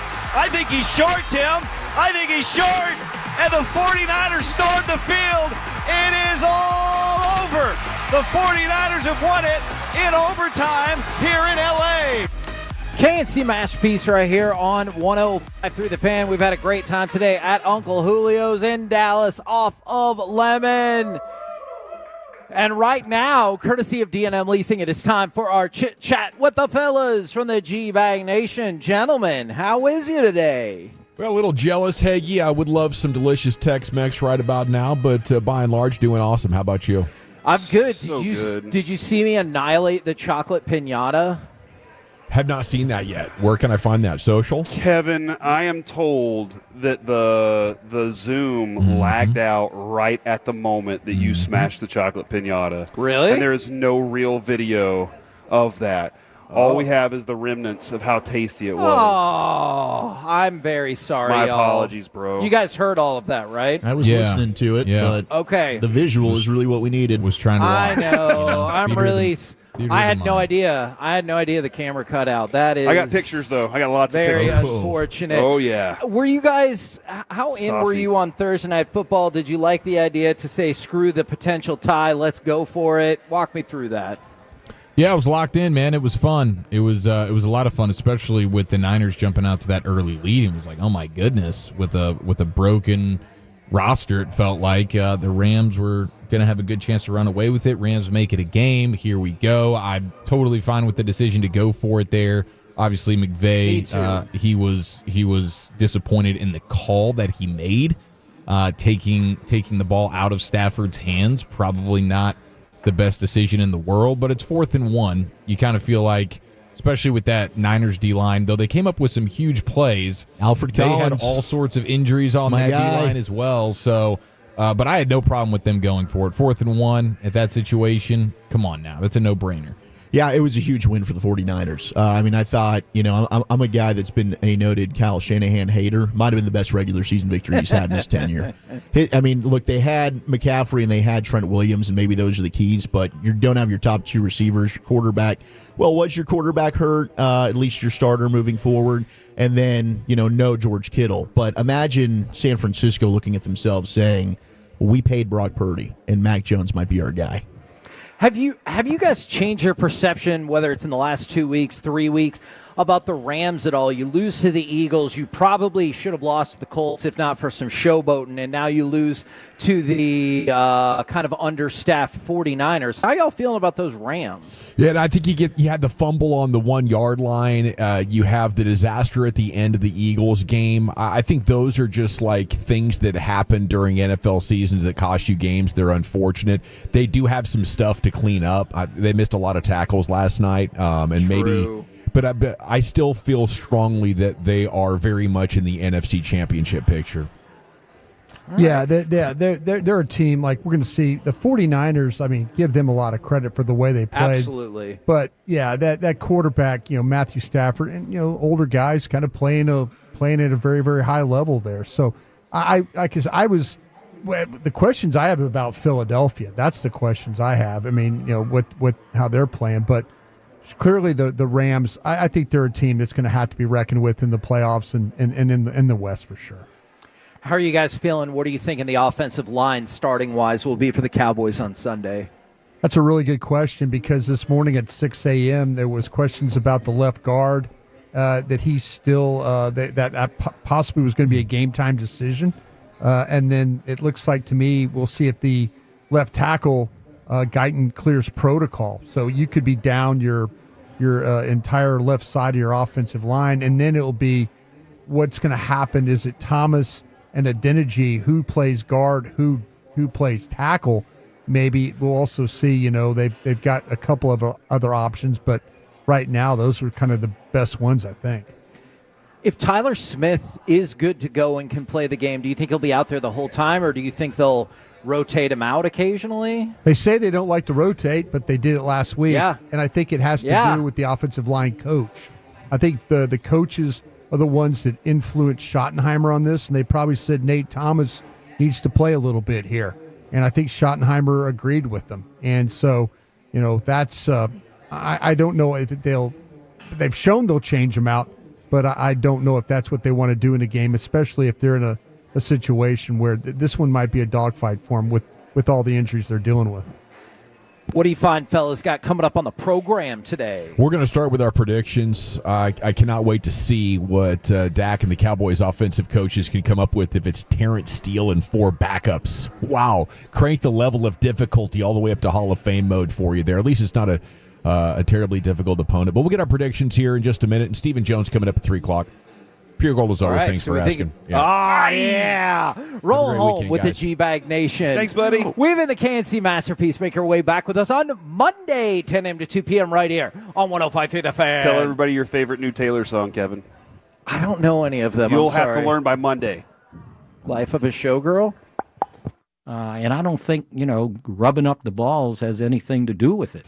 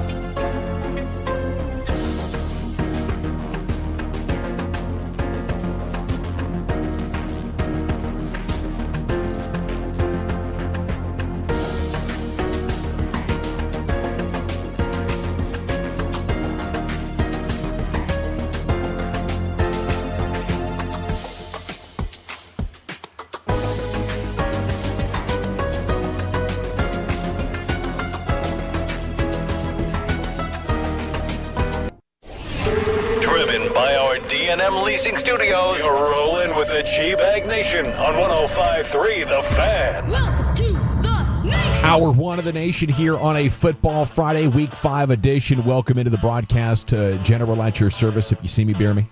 Hope you're having a nice little Friday. There's Brian Broaddus, Cowboy Scout, Super Bowl champion. Lucius Alexander's in the Pimp Cup over there. Master Control here, 75 and Fitz. You set for a casual Friday, so says his T-shirt.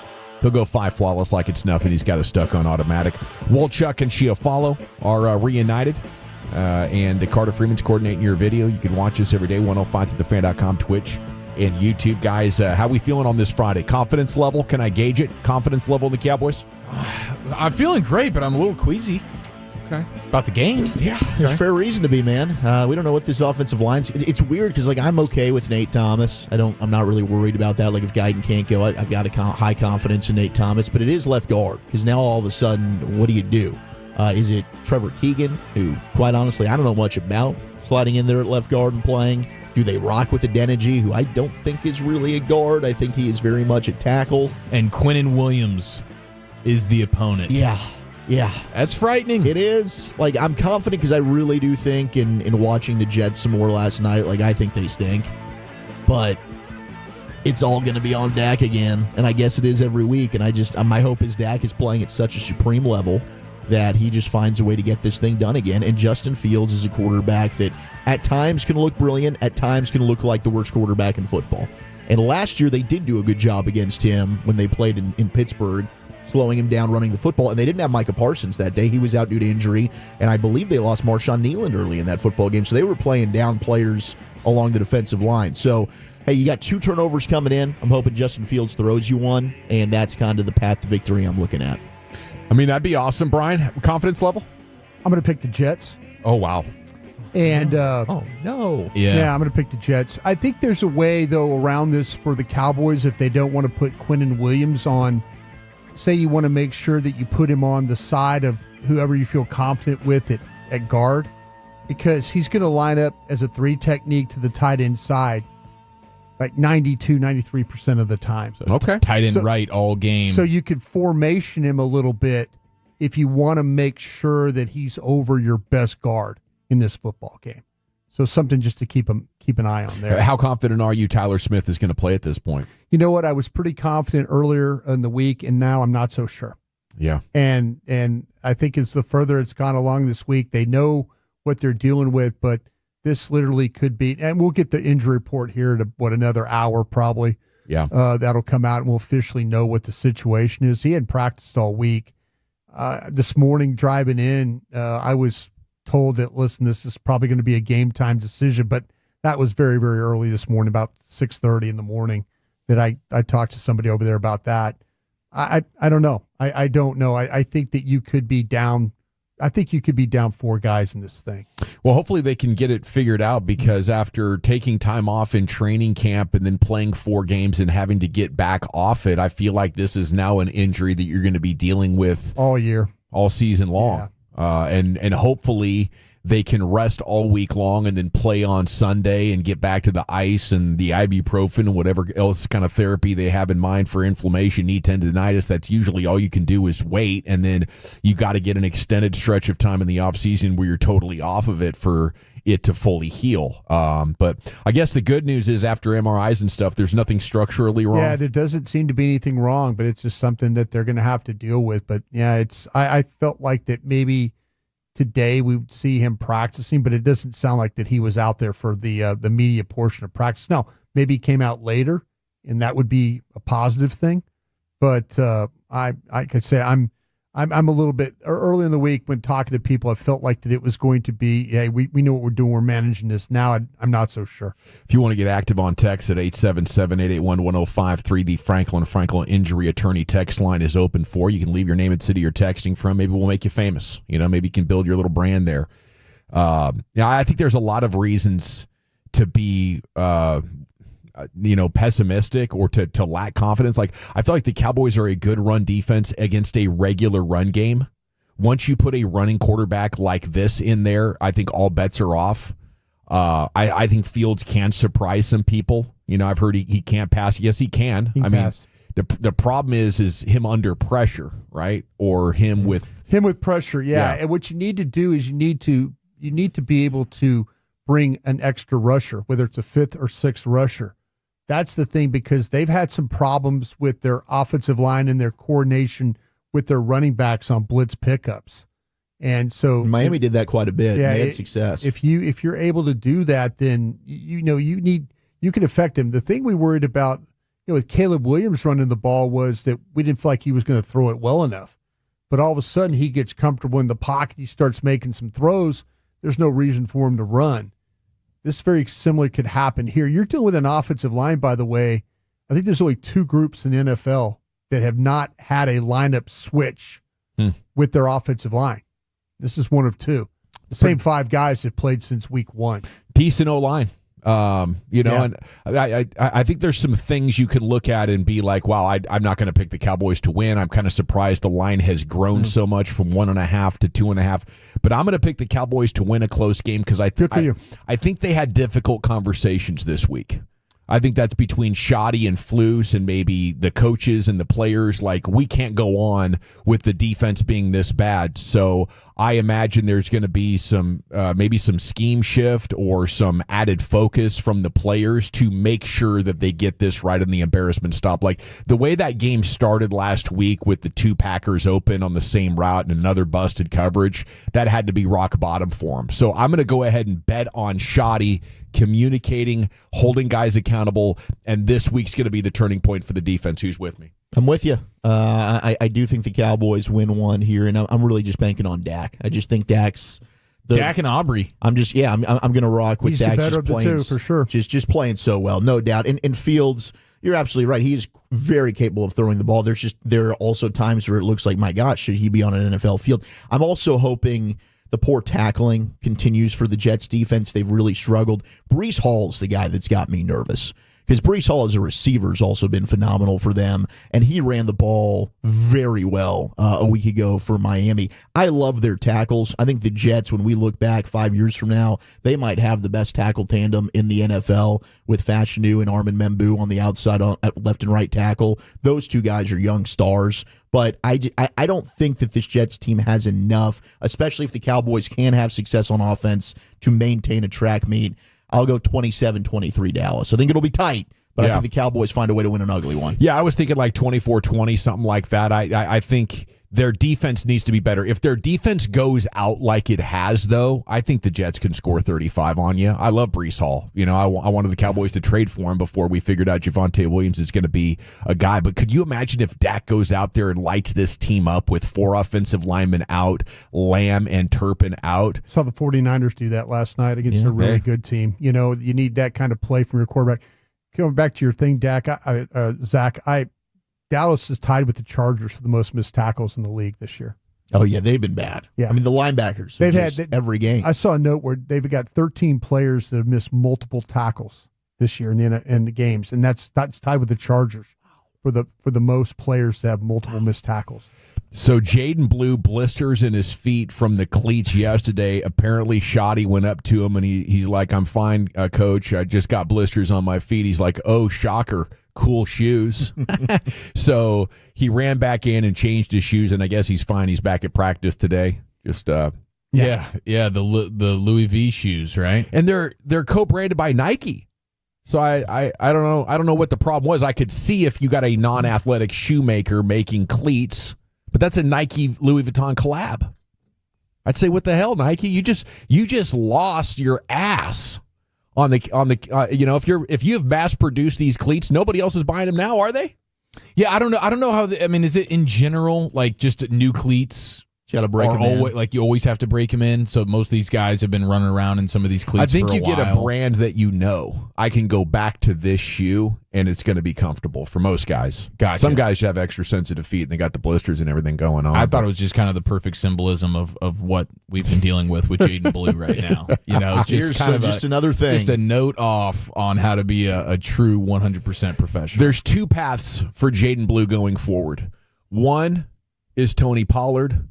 One is Joseph Randall. Yeah. And I hear the Jason Garrett voice Quick Joseph Randall story for you as he talks about Randall's rookie year in Oxnard where he attempted to dive into the ocean from the beach. Right. And it was like, well, it's not that deep down there quite yet. You might want to pier or something if you want to do that. But, man, it is rookie time. You know, I think for Blue, and I've said really for years that when rookies make mistakes, I'll give them a pass on stuff like this for their first year, and hopefully this is just part of the acclimation process there for Jaden Blue because you need his talent. You need what he does. I mean, he's fast enough and shifty enough to be an absolute star. And I hope that the Cowboys were saying, once we get this dude on the field, nobody's going to want to take him off. So this is our only chance to send a message about focus and professionalism in this first month. I think the only thing that could take him off the field if he doesn't know what the hell he's doing. Yeah. Or some blowing assignments just and fumbles. all of a sudden, well, yeah, the turnover aspect, yeah. Definitely. But if all of a sudden he's in there on third down and he's supposed to check inside linebacker, check inside, outside, and block and adjust that way, and he gets Dak hit, that's the thing that could. It's not going to be the talent. It's not going to be the speed or anything else that takes him off. It's going to be whether he knows what he's doing. That's the thing that could. If he gets past all that, I mean, we might see the end of Miles Sanders if he shows up. But if he goes out there and doesn't execute at the level they need him to when it comes to the other things other than catching the ball and carrying the ball, then you're going to have some issues. 49ers decimated by injuries. They did beat the Rams in overtime. The only thing Mac Jones did wrong from my perspective all night long is walk into that stadium with those pants. I thought and the sockless shoes. Yeah, he's a goofy guy. It looks like a woman's suit, doesn't it? When you do the capris with no socks from the bottom half. Well, it's a half and half suit, right? I guess that's black and red. Yeah, he was very two-faced. I thought the jacket was great. I love the jacket. Yeah.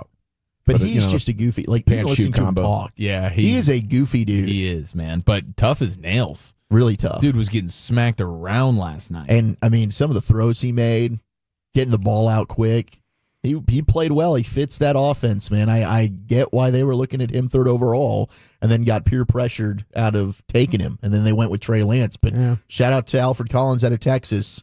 I loved him during the draft. Got that big forced fumble on Williams. That could have altered the game right there. So I liked what the Niners did rebuilding that defensive line. They're super young. Watch out for them. All of a sudden this year kind of was a rebuild type of year in San Francisco. And they're sitting at 4-1. It's pretty stunning. Yeah, that's impressive. I guess that goes to the coaching staff. Yeah.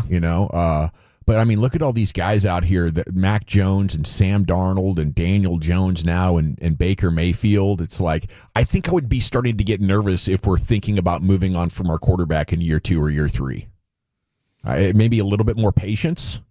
What's the takeaway here, guys? I think the takeaway is situation matters. And if you think your quarterback's really bad, it might actually be the ecosystem. The team around the organization. If I'm an owner and say I'm at the Giants and I'm Mara and I see my players going away and having success, I think now I'm looking at what kind of coaches are we looking at here? Totally. What are we doing here? This is more about, it really does matter where these players go as they get drafted. Do they go to programs that can absolutely get the best out of them, or do they go and die for a couple, 2-3 years and then end up somewhere else? I think Baker Mayfield's a great example of that. How they just keep, when he goes to the right place with the right coaches, plays a super high level. And we've seen Daniel Jones, not that Daniel Jones was, but he was bad with the Giants. But look what they've done for him with the Colts. A running game, offensive linemen, those kinds of things, skill wide receivers. You can have some success, but if I'm an owner and I'm seeing other players, I mean, the Giants are the greatest example of this. Look at Saquon Barkley. A lot of it has to do with injury, but look at these players that have gone away and done great things with other teams. And you're like, what the hell were we doing? I do know. I do know. I think unless it's an absolute dumpster fire, I'm riding with the guy. If we don't have a run game or weapons or protection, I think I would lean towards, guys, let's make sure we have a good environment around him and the right coaches before we let a guy go and spend another high pick on our next failed dude. How about 16 seconds on soccer? And I know a lot of soccer parents out there would love to hear this. Jurgen Klopp, iconic manager, insists the standard of MLS is constantly increasing, but says he wants to work towards providing more free access to youth soccer across the U.S. Access to soccer in the U.S. at youth level has long been a source of debate and frustration for many with the game, with FIFA President Gianni Infantino previously criticizing the pay-to-play model, saying it must be free for children to play. And there's a lot of money being made off the footy. I love free here around North Texas. To be one of those club teams from a European club team here in the States, is that a pay situation? Yeah. So we're paying thousands of dollars to play for AC Milan junior program? Yeah. Okay. Just one, and like Liverpool program, if we have that too? Yeah. All of them? It's all about like attaching you to a brand, whether it's a European team or more popular is a top league. So your kid has to play for this league or that league, and they just, that cash register is dinging. Okay, top 10 at 2:20 coming up after the G-Bag of the Day champion replay. Wolchuk, what's the subject matter? We had some big food mascot news today. Top 10 creepiest fast food mascots of all time. 877-881-1053. Who's still giving you nightmares? That's next in the nation.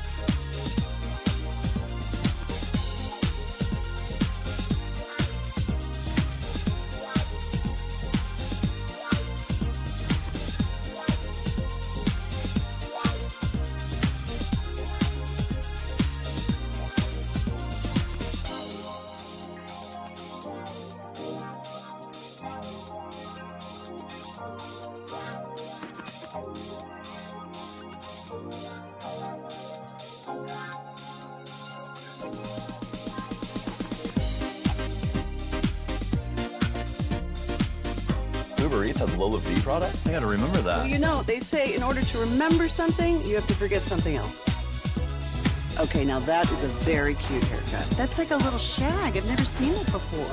Well, I mean, of course you have. It's the Rachel. Oh, is that your name? No, I mean like your name. No, I'm Jen. My name's Jen. Right, but I just mean like this is your haircut, but that's hair on your head. I'm not saying this is your hair. Okay, freaking me out.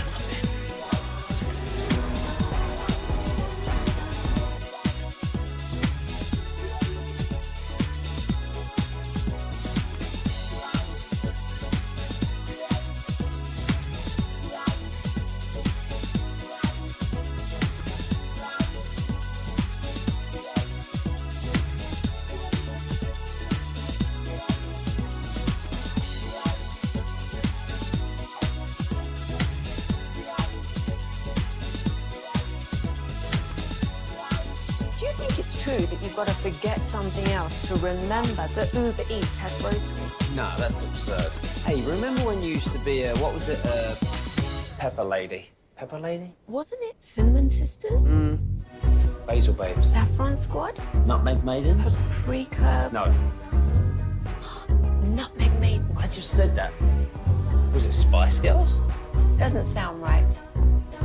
Was it Saffron Squad?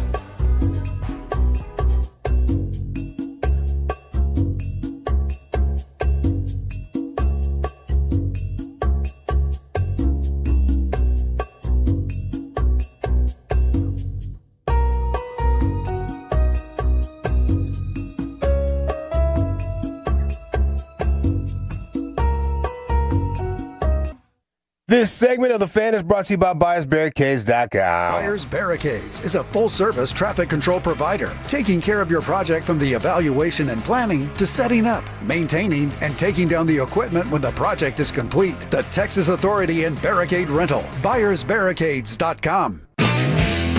Welcome back, Nation. Flagtober starting tomorrow. Tolbert Garage Door, 9 to 11. Then East Dallas Diesel, 10 to noon. Come get them while you can. It's time now for the Champ and Wolchuk's Top 10 segments brought to you by the Frankels. If you've been injured in a car truck wreck, call the Frankels first. 214-817-333-3333. There's never an out-of-pocket cost. They only get paid when you win. The Frankels are the go-to car and truck wreck attorneys in Dallas. Into the Pimp Cup we go. Happy Friday. Here's Lucius. Yeah, one big roll. Okay, this is day number one going for two for this champion audio right here. It won yesterday. Barely snuck by the goalie. It barely won. Monday Night Football combo pack. We've got the Broncos, J.K. Dobbins. He's a fan of Bad Bunny's halftime announcement. Mm-hmm. They talked to him post-game. He speak a little Spanglish. Oye, anunciaron que un latino va a cantar en el Super Bowl, Bad Bunny. Yeah, me gusta Bad Bunny. ¿Qué opinas que un cantante va a cantar en español en el Super Bowl? What does it mean that a Spanish singer is going to sing in el Super Bowl? It means a lot.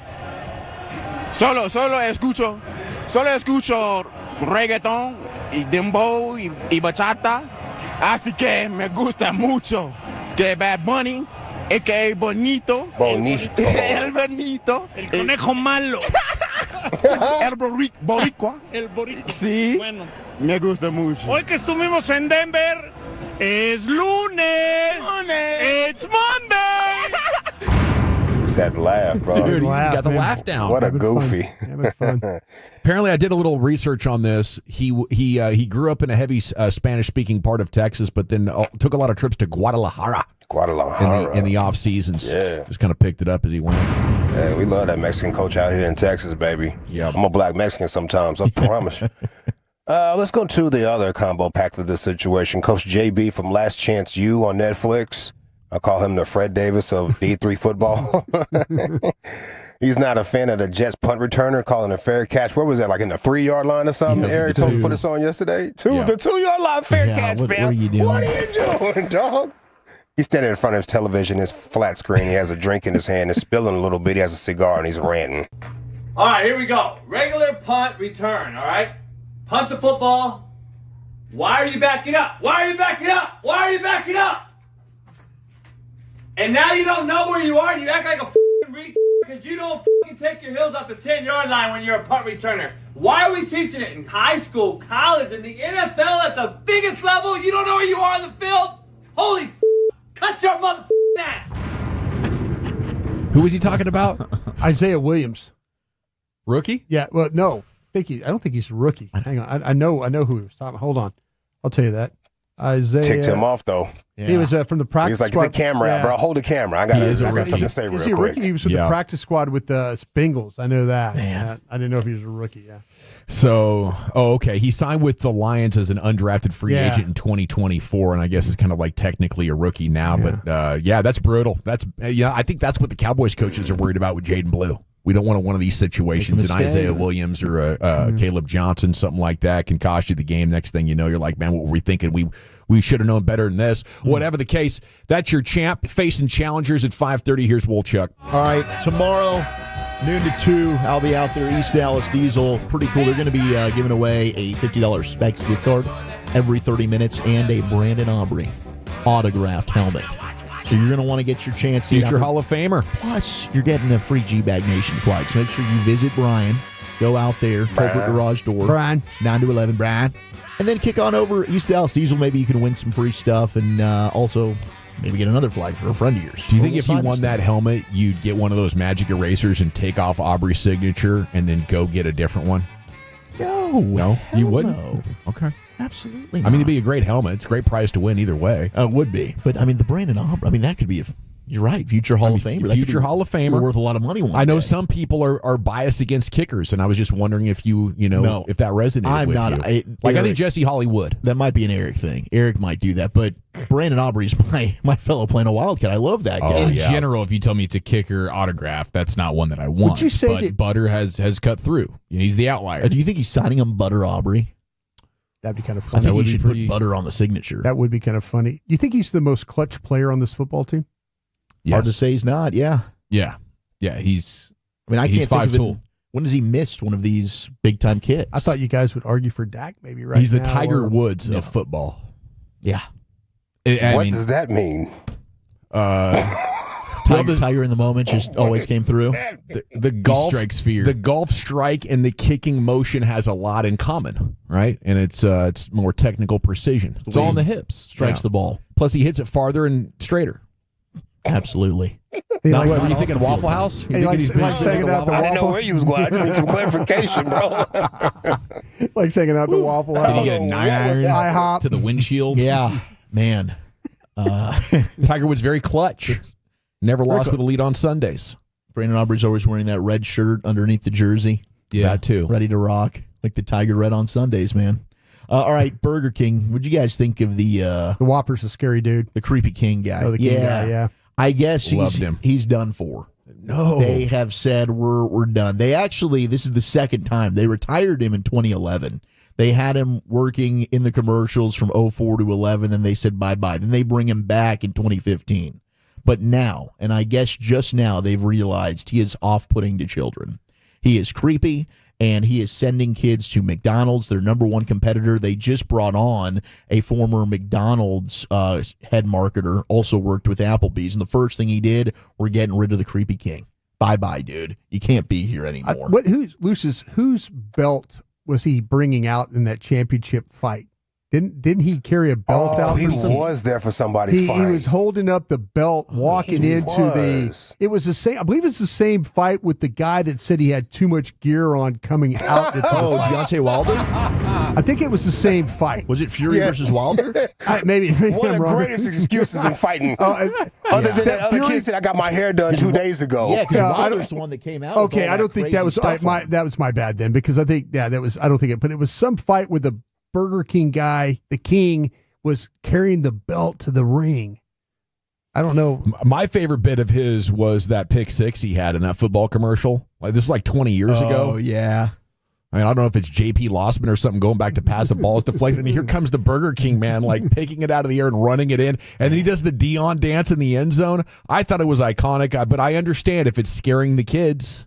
You know, Ronald McDonald's not a scary dude. That might have contributed to their downfall. At least Ronald has a smile on his face, man. Not That Burger always. King guy has like that Botox stuck look. Okay, who's more scary? Like, I think How about Jack in the Box guy? I like Jack in the Box number 10 in terms of creepiest mascots. Oh, I love Jack, bro. Just kidding, he's not number 10. Okay. I'm looking at the commercial right now. You like the food, Lucius, right? I like Jack. I like those commercials. But I did think, like, the Creepy King, if he's Jack in the Box doesn't creep kids out. Dawson, you help me No, out I on just that simply think fighting that just typing over there. you can't have I'm a king looking. that I'm looks looking. like Howard Eskin. Yeah. Like that's gonna scare people. He does look like It's Howard gonna scare Eskin. women and children. Yeah. And then the men in the room are just going to beat the hell out of him. And then he's also got the little hands. They did that for a little while. He is just a weird. It is creepy. 214 says, "Thank God for this." That king is super creepy. Grimace is getting texted in. What is Grimace? I don't know. Looks like a plug. Like a purple poo. Mm-hmm. Like Barney's dad. Yeah. Barney's dad. Number 10 on the weirdest fast food mascots is the oven mitt at Arby's. Yeah. I don't know what the deal is with that. The Arby's oven mitt. I'm not even familiar with this one. 2003. Give it a Google. I thought you was doing the hamburger helper guy for a second. Yeah.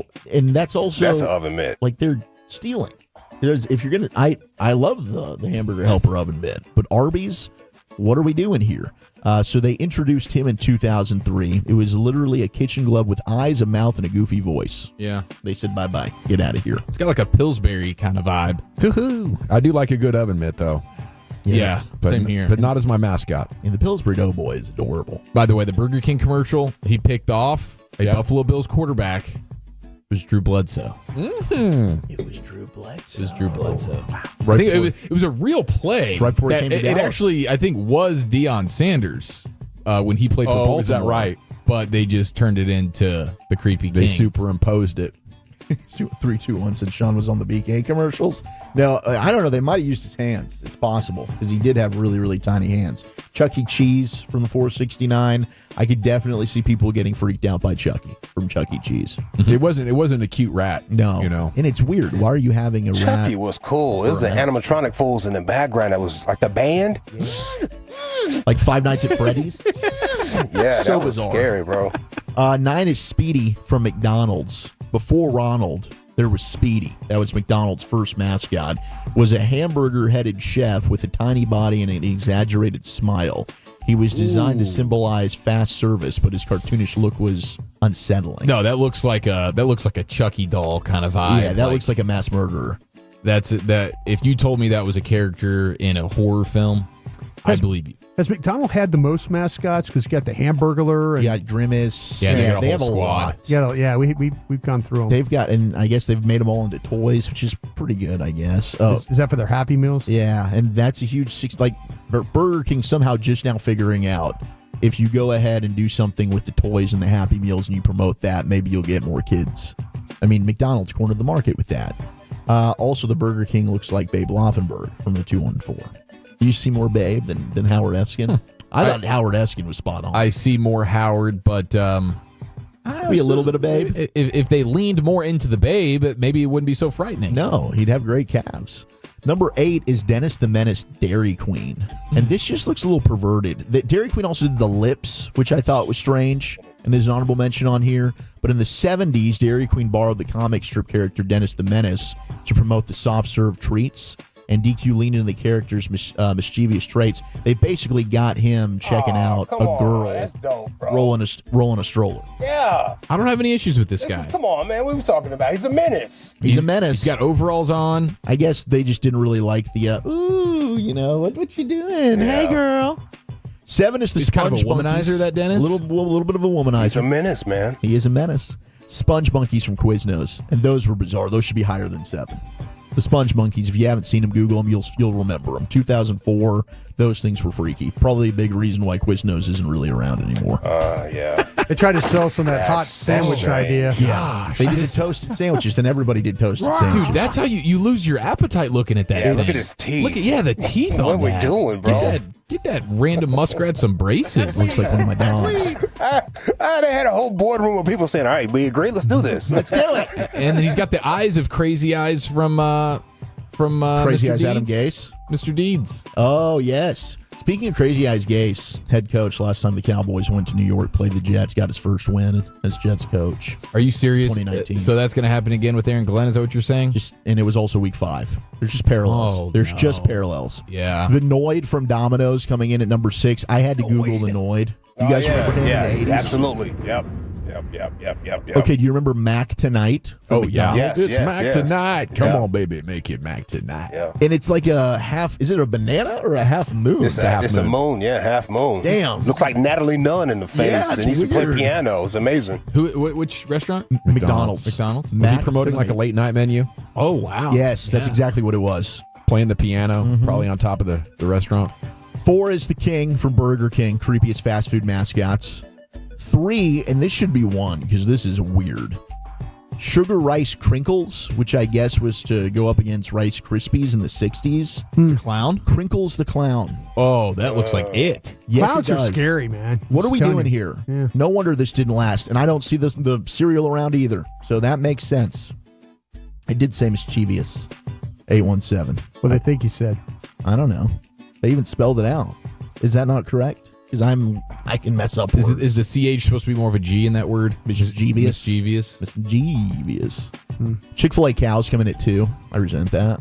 They're just cows. Those are charming. I don't think they're weird at all. Yeah. Eat more chicken. That's a fantastic think thing. it's brilliant. Yeah, And they it's misspell great. everything. Yeah, It's awesome. I think it's Yeah. awesome. I mean, it is kind of morbid. They're on each other's back. Yeah, that's probably it. Yeah.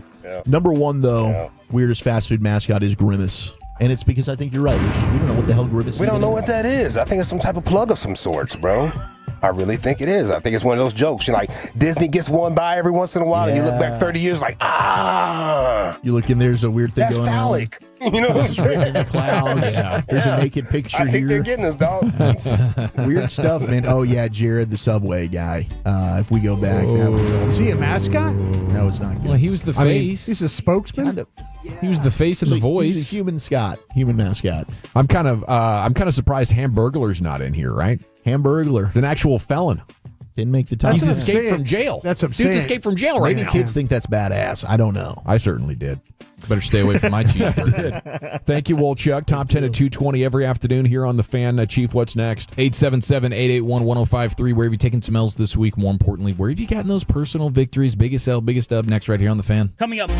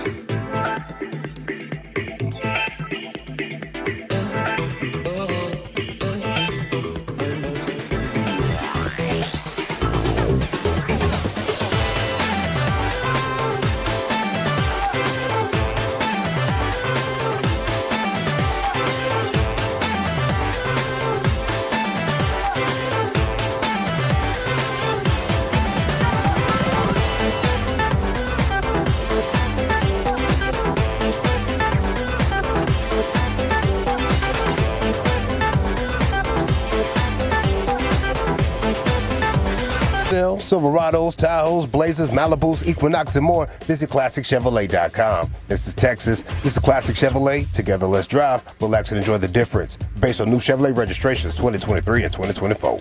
Yes, sir. Thank you, Lucius. It's the G-Bag Nation here on the Fan Football Friday with you. Stephen Jones coming up at 3 o'clock. Flagtober starting tomorrow at Tolbert Garage Door, 9 to 11, then 10 to 12 at East Dallas Diesel. Talk about Dub, that new flag, the best ever, Texas State Flagged Edition. The grenade is back. Get them while they last. It's Flagtober here on the Fan, and here's the Chief. 877-881-1053. Where have you taken some L's this week? More importantly, where have you gotten those personal victories? Here's British Ian. Oh, yeah. Now listen here. It's time to toss things over to that silly twit, Eric Chiafalo, to give us this week's L takers and dub makers. On and off the field, no one is safe from this imbecile's tongue. It's biggest L, biggest dub. 903 catching a dub, 40 years, 1,100 games as a PA announcer. High school and some small college. He says, congratulations to you, sir. Big congrats. Big tip of the cap to the Dallas Cowboys Radio Network statistician, Mr. Bob Thomas. Bob. Got the game balls, like game 803 for him, working the numbers in the booth. He's consecutive? Man. Or just total games? I'm just going to sure say total games. Christy's probably listening. Christy, I'm going to guess he got a stomach bug at one point, right? I mean, don't we all get I know bugs Robert from time to Blackwell had over 800 consecutive games. That's quite the streak. He was a video guy for the Cowboys. He goes back to the Coach Landry administration. Well, shout out to the 945 as well. Bailey the Bird. Biggest dub, got a 94 on the end of course final for intro to electrical for auto school. I don't know. Did he say that right? Intro to electrical for auto school. There might have been weird things going on. Either way, he's working on some career education. Got a 94. I mean, that's an Eagles fan for you. They don't know how to spell. He went full DeMarcus Ware with the score. It's a good start. That's a Hall of Fame score right there. But I still love you, Bailey. You know, I think my biggest dub of the week was finally purchasing the HEB smoked sausage. Oh. Chef's Blend. Tremendous. Okay. Oh my god. Yeah, it's good stuff. Their sausage is really good. And it's not in the usual meat section either. Like you get the meat section and you just think your job's done. Yeah. Then you walk past, you get like the pastry area. They got kind of a setup where they're like cooking up some food, and then bang, right there. And I was looking for the jalapeno cheddar, Lucius. I was looking for the jalapeno Good cheddar. stuff. Didn't see it. That's good Chef's stuff. Blend. Chef's Blend was freaking fantastic. Hey, Lucius, I want to say this. I did walk into a grocery store last night. Almost took a picture. There was like 75 cases of Topo Chico to my left. Complimentary, you know what I'm saying? They want you to take that on your way out. How many did you steal? Grab a 12 pack on Get the you way some out. gallons of water, a grill, since you bought some meat here. Hey, your boy British Ian, I'm pretty sure he's got a dub this week. I walked in on Thursday. He was getting his boots polished. Okay. He was sitting there getting his boots polished. Okay, That's that syndication world. I always look down at my shoes and I'm like, I don't have polishable shoes. You know, I was like, could you polish my Crocs? Could you polish my Hokas? Probably not.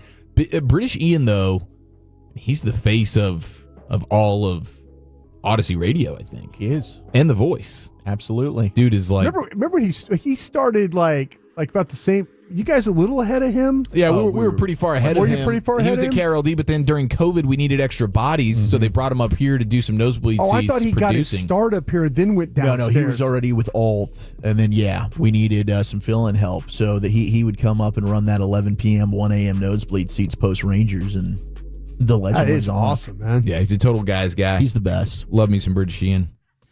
I still haven't been to an HEB, by the way.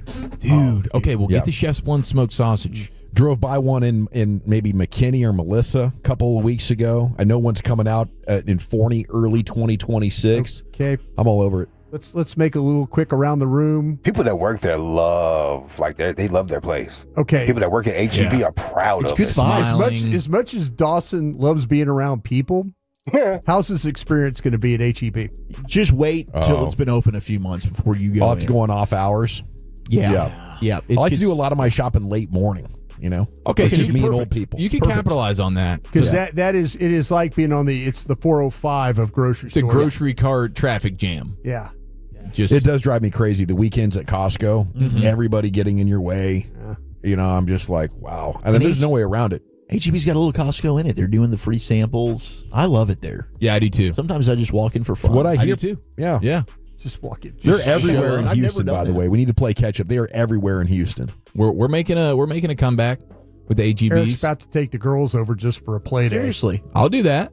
I prefer going to the grocery store alone, though. Let's just be honest. Throw the headphones in, just get lost in the sauce. Yes. Take the scenic route.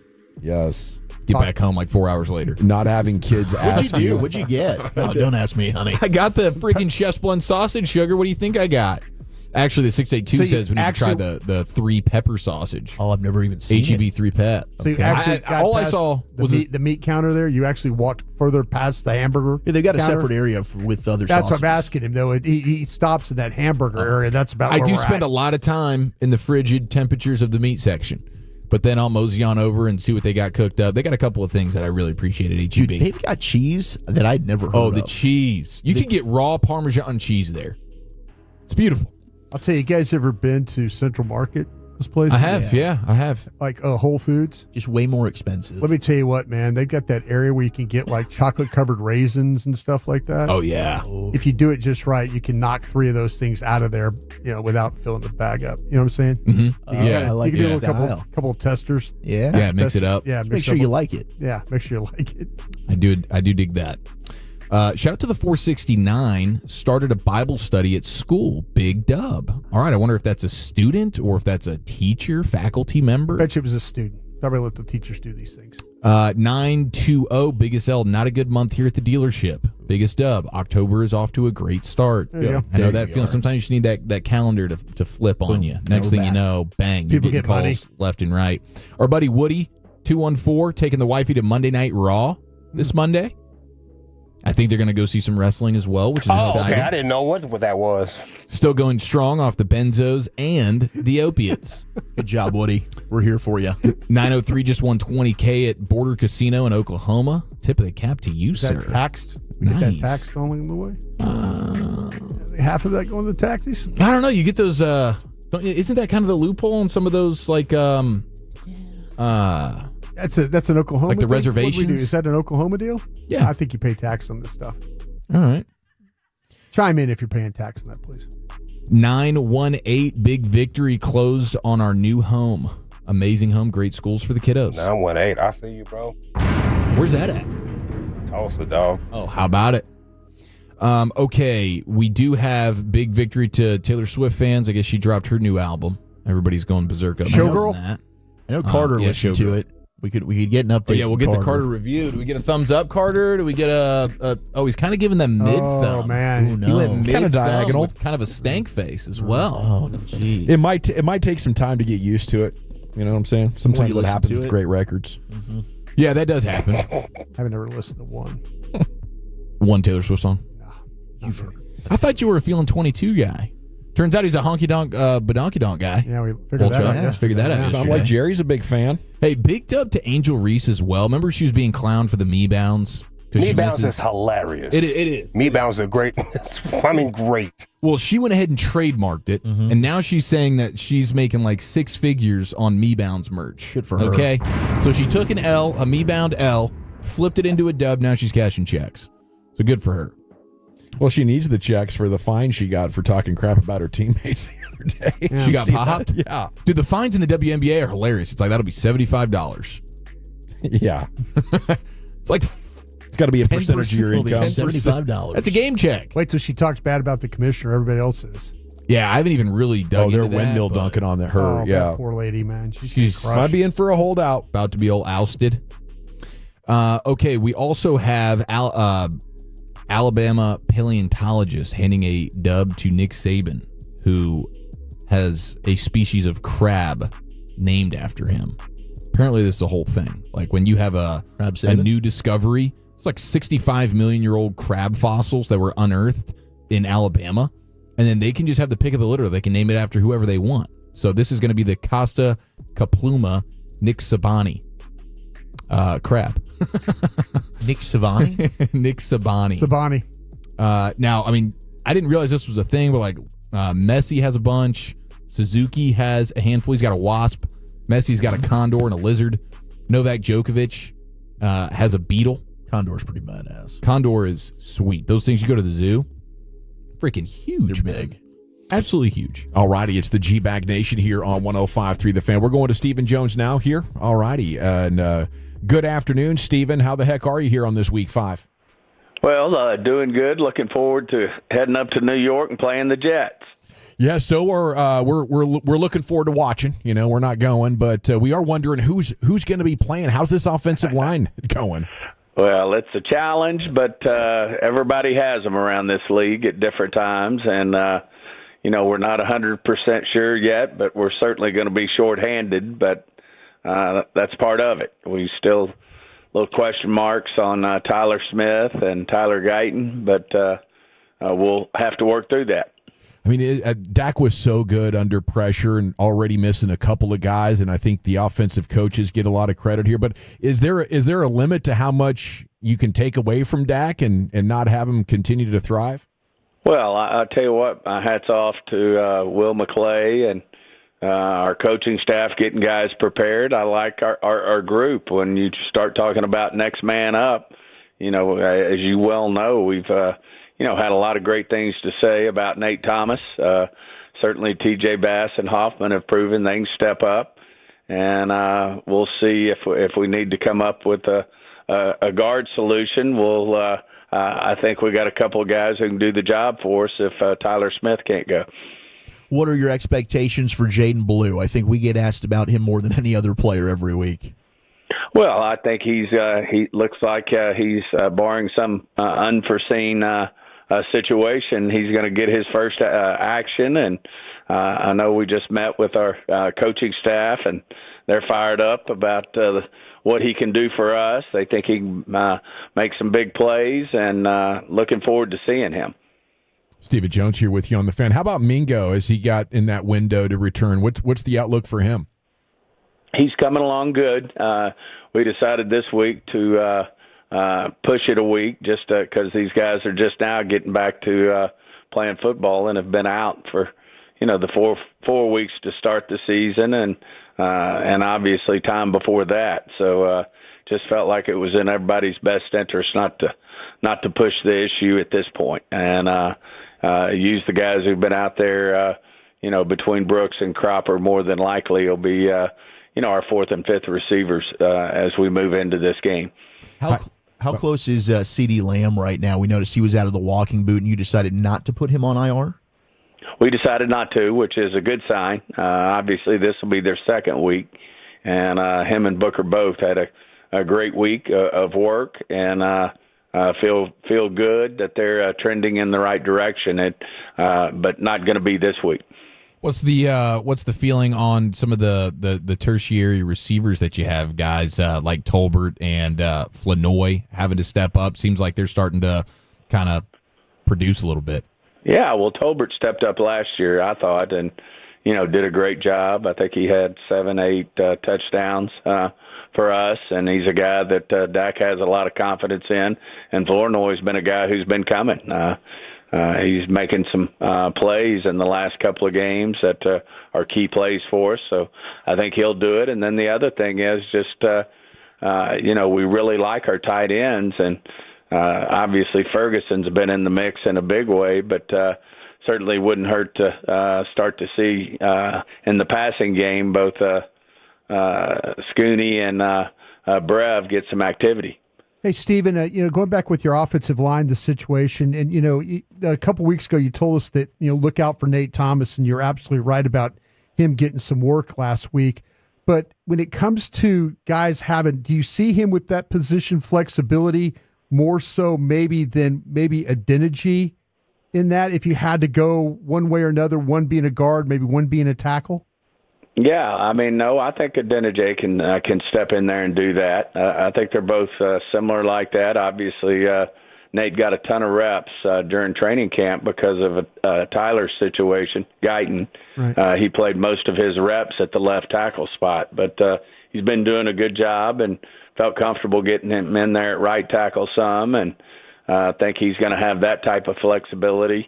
Adeniji may actually have even a little more flexibility to go in there at guard just because we've been so focused on getting Nate Thomas ready to be our swing tackle.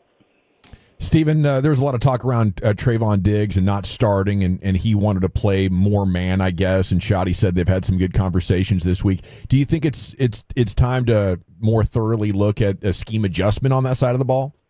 No, I think our guys are doing a good job, and Coach Eberflus is, I think, been dealing with, a couple situations with both Bland and Diggs not being 100% to start the season, or Bland was to start the season and then wasn't after the first game. I think he's, doing what he thinks is best. But obviously, as we continue to move forward, we're going to continue to utilize the skill sets of two guys we think a lot of in Diggs and Bland. And, this is going to evolve, and there'll be growing pains. And but I do think defensively we had our best week of practice, and I thought Bland and Diggs were leading the way in terms of having good practices out there at their corner positions. What do you think is a realistic goal for this defensive personnel for the rest of the season? Could it be an average defense here before too long? I think it's going to be a damn good defense. Okay. Ooh, I like that. Stephen Jones here with you on 105.3 The Fan. Okay, I hope that's true because Stephen Jones or Jerry said. Yeah. Go ahead. No. Go ahead. I mean, okay, so Jerry said a decade ago his biggest regret was not winning with Romo. And, Dak's coming up on 33 now. The defense isn't good. I don't know how many more great seasons of Dak you can bank on, but is this a time to increase the urgency of making sure that defense is good? Well, absolutely. That's why we've had three changes. We're certainly looking for the right answers. Certainly, we feel like we've got good players. We've got more good players that are going to join this defense and have all the confidence in the world that we're going to have a good defense for this year's out. Do you have any updated timeline of how soon maybe Overshone could be ready to roll? Yeah, I mean, I think he's making great strides. I think he's exceeding expectations in his rehab. And, there were, at times there were thoughts, unfortunately because of the severity of his knee that he might not be able to play this season. But he certainly has overcome that. And I think he just keeps moving the time clock forward with all the great work he's doing out there with Britt Brown and our training staff. You guys are headed up to MetLife Stadium, and unfortunately with the Malik Neighbors injury, it was brought back up, all the ACLs that have happened on that MetLife Stadium turf. Is that something you guys have talked about at all, and how challenging is it to maybe have grass for all 32 teams? Yeah, I haven't been involved in the, any specific discussions on MetLife. We have a lot of discussions on grass and turf, and of course, as you guys are well aware, there's a lot of analytics and a lot of things that go into looking at the injury rate on both grass, turf, et cetera. And, it's very, very minimal in terms of, if at all, in terms of the injuries that occur on grass versus turf. Stephen, I admit I was really wrong about Javonte Williams and what he could bring to you guys. And I just wonder from your perspective, what you had as a thought of him coming to the organization and then what you've seen through 4 weeks now. Yeah, I mean, he's just been a pro's pro every step of the way. Certainly when he came out, we had big grades on him in terms of what we thought he was going to be as a running back and what he could ultimately do. So, excuse me one sec. Stephen Jones here with you on 105 The Fan. Conducting some business. Yeah, attended to something important. Sorry about that. I had someone step in my office. No problem. But anyway, we were on Javonte. Yeah. But anyway, when he came out, we thought a lot of him. When he became available, our scouting staff and our coaches did a lot of homework on him. We all did a lot of homework on him. And he became our priority at the running back position. And, of course, all he's done is exceed expectations. As good as a competitor, as good as a competitor that he is on the field, he's a better leader guy off the field. He's great for Jaden Blue. He does everything the right way, and I expect him to, air up and keep doing good things for us. Stephen Jones with us on the Fan. Give him hell up there in New York. We'll be pulling for you. Thanks, guys. There he goes. Stephen, thank you. All right, G-Bag Nation here on 105.3 The Fan thinks it's going to be a damn good defense. That's the one, obviously, that resonated quite a bit with me. Yeah. He's probably hoping that they find that pass rush, that somehow maybe they get Overshown back, the linebacker room improves. Maybe he's thinking about a trade. I wouldn't think about it too much until you kind of show me that, this team can win. But, man, the injuries have been hard on them. But, yeah, it's, they've got to – the coordinator's got to be better too.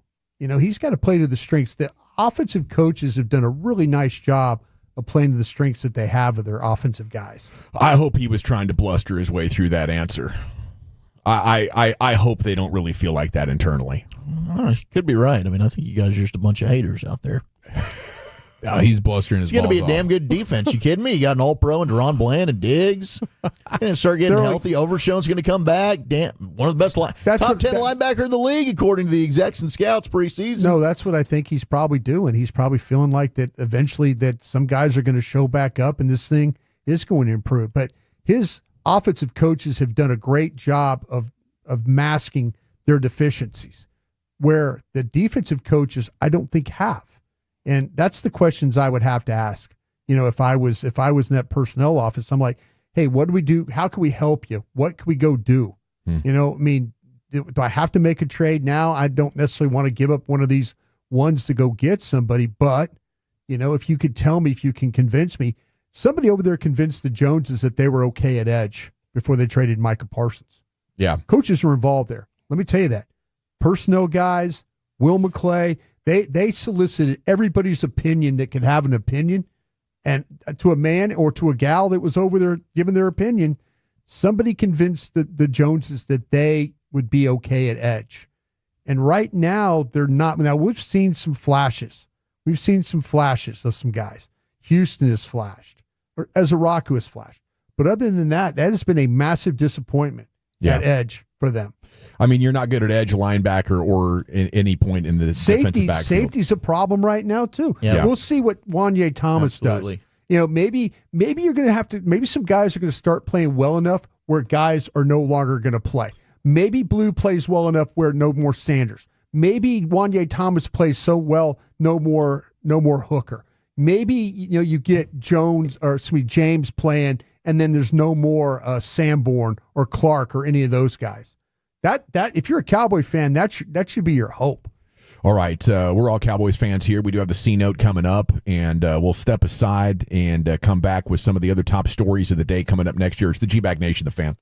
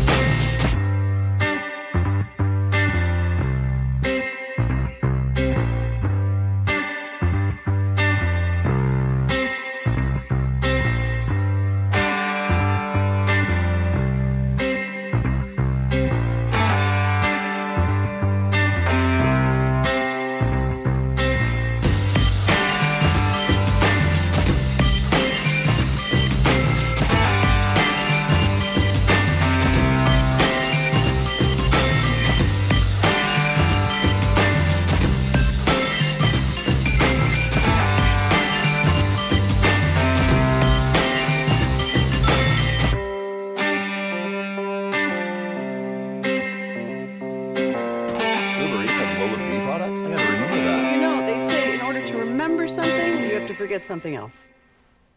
Okay, now that is a very cute haircut. That's like a little shag. I've never seen that before. Well, I mean, of course you have. It's the Rachel. Oh, is that your name? No, I mean, like, your name. No, I'm Jen. My name's Jen. Right, but I just mean, like, this is your haircut. But that's hair on your head. I'm not saying this is your hair. Okay, freak. A little bit.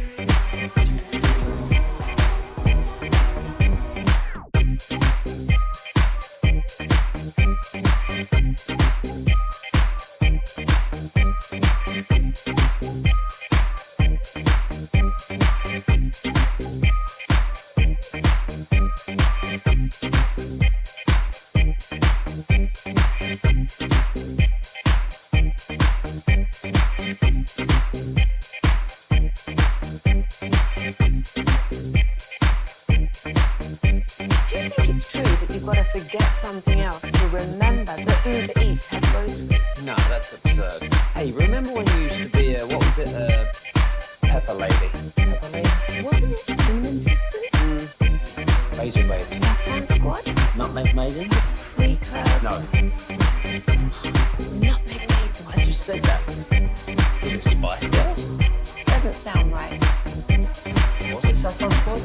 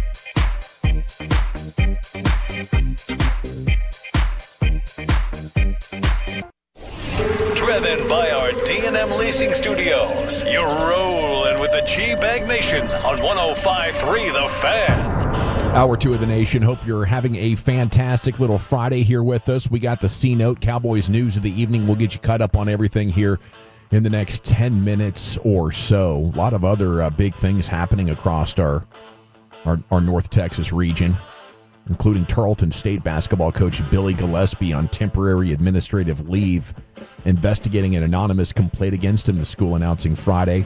NIL hotline got him? I don't know. Gillespie has faced allegations of player mistreatment. Yeah. I think this might be going full Bob Knight a little bit too much. Gillespie's 65. I think he's from the old school. Yeah. He's got a history. Can't be so heavy-handed. History, maybe some other things too? Well, you tell me. Yeah, there's some other things. Tech in 11 and 12, and then Kentucky in 09. Seems like he's got quite a tracker record of having a coaching style that, made people pretty uncomfortable. Pretty intense little dude there. Billy Gillespie, Tarleton State. It's tough, but at least you got time before the season's underway to make some adjustments. It was a Chris Young presser earlier today on your home of the Rangers. I've been looking for video of this. I would love it if the Rangers could post it. But some takeaways from CY's season-ending press conference. Went out of his way to thank the fans. Jeff Wilson wrote that Skip Shoemaker's the strong favorite to be the next skipper. No external candidate as of yet. And payroll's going to be below the luxury tax, but will not be slashed. There's hope in there. I don't know what the number is, but there's plenty of wiggle room before what they're scheduled to pay at like $140 million in the luxury tax threshold, which is in the mid 200s, maybe 260, 270 or something like that for next year. So big key will be can they move Marcus Semien, and then how much money do they have to eat on that contract? Because I think that's something they're desperately going to be trying to do. Well, that would be something. I guess that really kind of tells the truth if they're really going to aggressively pursue. It's so hard to tell when they're showing deference to star players and veterans and team leaders. You really can't get an honest answer on a lot of these because you're in a must-lie situation. Even if you want to move on to the guy and you're super frustrated, you show confidence. You say things like, I believe Marcus Simeon's going to be a damn good baseball player. Most, if not all, of the coaching staff will be welcome back depending on the manager's needs. Bob Nightingale saying the Rangers have not officially named Shoemaker their next skipper, but with no external candidates, the job will be his, is how Bob Nightingale is framing that deal up. All righty, it's the G-Bag Nation here on 105.3 The Fan. Let's step aside. We'll get back on regular schedule, and the Cowboys news of the evening is coming up next year on your home of the Cowboys. All right, let's chat East Dallas Diesel. I'm going to be there tomorrow.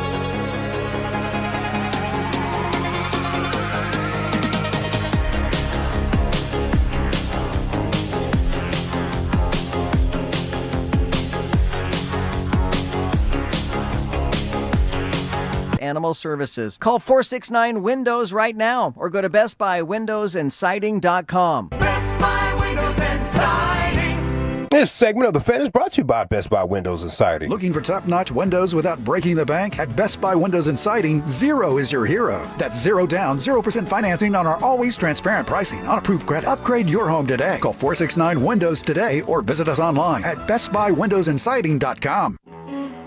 All right, Cowboys injury report is out. We're going to get into that and the rest of the Cowboys news here in the C-Note. I do feel like kind of like I'm back in Dak's rookie year, watching him play like this in the preseason and in the early season games, and you're wondering, can he keep this up with his wide receivers injured and possibly now without 4 of his 5 starting offensive linemen? This could be a Dak legend game. Where do you remember in 2025 when everybody kept getting hurt and Dak just kept going out there and putting up big games, putting up big offense? All right, so let's take a look at this injury report. Segment's brought to you by the Frankels. If you've been injured in a car or truck wreck, call the Frankels first, 214 or 817-333-3333. There's never an out-of-pocket cost. They only get paid when you win. The Frankels are the go-to car and truck wreck attorneys in Dallas. Yeah, that year it was road games against Green Bay and Pittsburgh that made you just feel like, okay, this is definitely for real. The NFL's had a chance to adjust, and they can't do anything to slow down Dak. And obviously that was a great offensive line in Zeke and Dez and Witten and Beasley. I mean, that team was loaded. Now it's like you've taken everything away.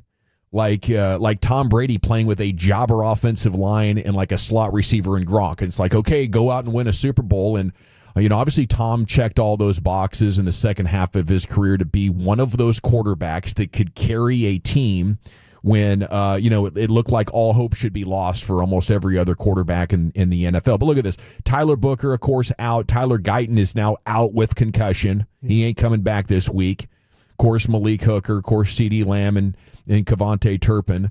And then you have a questionable with a DNP from Tyler Smith. So I feel like in a lot of situations, if he didn't practice all week, he wouldn't be playing. But he's questionable. He is questionable right here, Brian. What's that tell you? Yeah, it's 50-50 on that. So this one's going to come down to true game time. True game time. So yeah, we'll probably be talking about this in the pregame show, 9 a.m. here on the station. By the way, on Sunday morning, and for sure, Christy Scales will probably. I'm going to try and figure this thing out. Who the starter at left. The left tackle we know is Thomas, but if Smith can't go, who is going to be the left guard? I think that's what we need to try and figure out next. Sounded like Adeniji, just from what Steven said, but maybe it'd be Trevor Keegan. I think those would be the two options. But yeah, I mean, I think that's definitely the big question because the rest of it's spoken for. Yeah, if he was doubtful, then that would I think that would kick him out completely. But by being questionable, that puts him at 50-50. So they think there's a chance that he can play. Boy, I'd like to believe that they sure can need him, doing that because, like I said, they could formation their way to where if he was having to deal with Quinnen Williams, because Quinnen Williams is going to line up, 95% of the time over the tight end side. So you can formation him a little bit that way if you want to make sure he's got Smith the whole game. Every young player in the league at some point, somewhere between, 26 and 29, has to become the T-train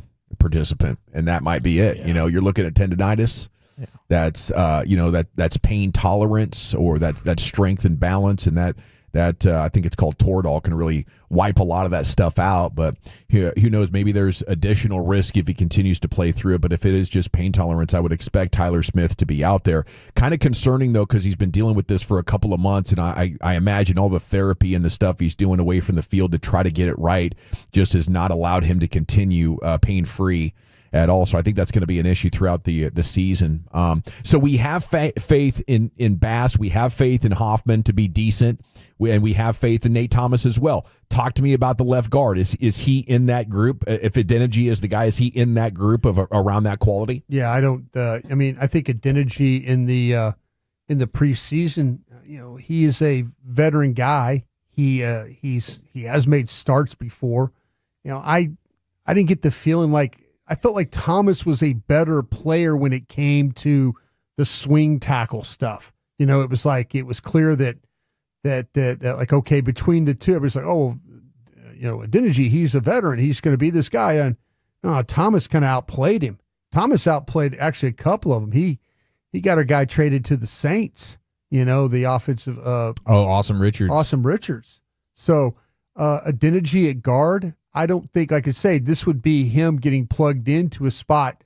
Zach, correct me if I'm wrong. Did you see any time that he was playing guard? This might be a thing where some on the job training right now for some practice time this week, and like, okay, well, let's go ahead and plug him in there and let him play some guard. Yeah, and it's kind of what I took from Steven there, where he's like, we really focused Nate at tackle. Yeah. And so maybe you're right, that has allowed Adeniji to spend some time. I just think, like, physically, given his attributes, he's just a much better tackle. But I thought Adoga was also better at guard. They wanted to keep him at tackle, so we'll see. I mean, fingers crossed that Adeniji can kick inside if that's what they decide to do, and they just keep rolling with this thing because they've done an excellent job so far with their backup linemen. I don't, to answer your question, Dawson, I don't think it's to the level of what we've seen from Hoffman and Batts. Okay. I don't see that right now because I haven't seen him play the position. I've seen him play tackle, and I think there's some qualities that he has, but Thomas was a better player than he was as a tackle. So this also on the left side, he spent a lot of time at right tackle. This might be break glass in case of emergency situation right now, what we're dealing with. Jaden Blue, talking with reporters today, says he's very excited. I was waiting for my time. I stayed patient, and I was told to trust the process. I knew eventually if I stayed consistent and worked hard, that time would come. This could be a big win for Schotty. If you got this whole thing squared away and it just fell perfectly with Miles Sanders getting hurt at the right time, that Jaden Blue is ready. But I hope he is so damn explosive and electric in this game that you get to add him to the list of like Pickens, Lamb, and I guess Turpin of explosive playmakers on this offense. Yeah, for sure. I mean, they need it in a big way. It would be awesome to see him give a little bit of explosive life to this offense, especially with all the guys that they're going to have out. It does make it certainly tougher on him that he might be playing with only Terrence Steele as a real starter.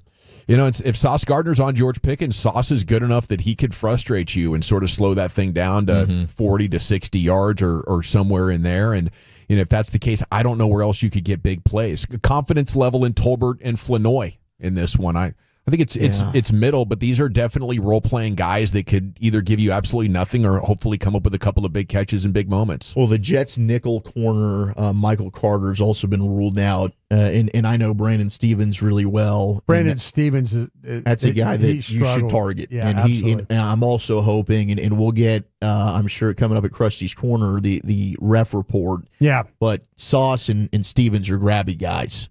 So can you benefit from some, illegal contact, some pass interference? But I would be peppering Brandon Stevens with either Tolbert or Flanoy, whoever it ends up being, and see. And if you get the matchup, if somehow Sauce isn't traveling, you get Pickens on Stevens, I'm absolutely throwing the football to George Pickens every single time. Schotty on the Fan this morning, that's next in the C note, said the ratings would probably be bad because Sean was back.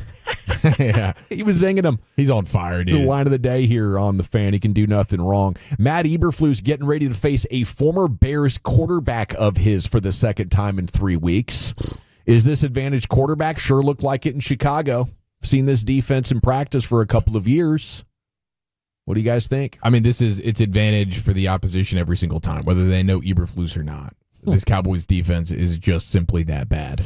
Yeah, I think this is what's kind of scary about this game is if your offense is crippled and the Jets are having success running the ball, you have your idea of who guys are and what Russell Wilson is, for example. 8 days after you play him, he's basically benched, and he looked like he was having an all-pro season against you. So I think this is probably like Justin Fields' best game of the season. Watch. Yeah. Yeah, and we saw the Jets in week 1 versus the Steelers, and the Steelers' defense hasn't been very good, but they ran it up. Even though it was a loss, they put up 30-plus, right? I mean, Justin Fields with his legs alone, like he's good to have a 40-yard scamper.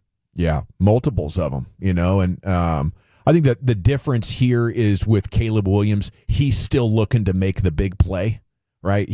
When he scrambles, he's trying to run somewhere so he can find his wide receiver and, throw it 50 yards.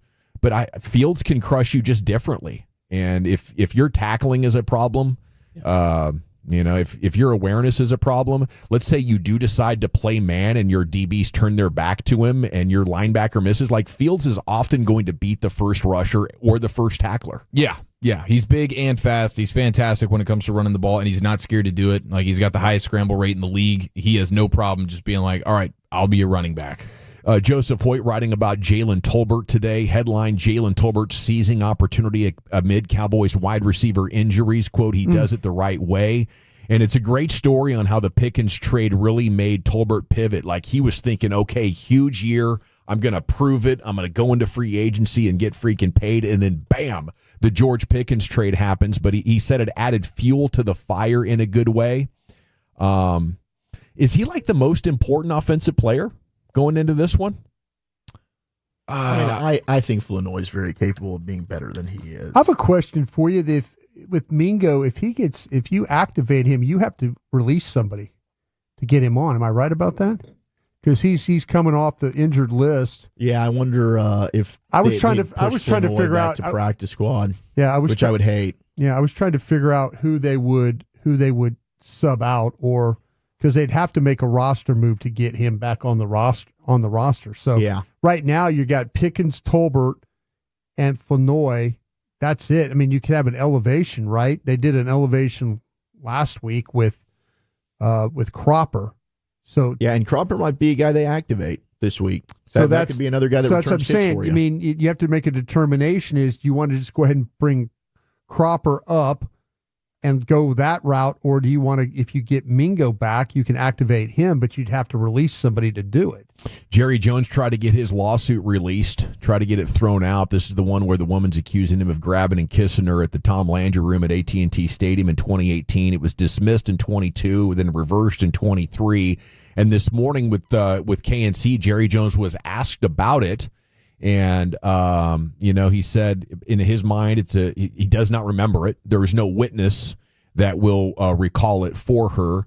And he says it's a situation he feels like somebody's trying to get some money out of him that they don't deserve. But it was pretty neat that Hagee asked him about it. That's kind of a very embarrassing and sticky situation for Jer, but he stood in there and answered and gave his thoughts, and it's one of the reasons you tune in every Tuesday at 8:30 and every Friday at 10:30 for Jerry Jones here on 105.3 The Fan.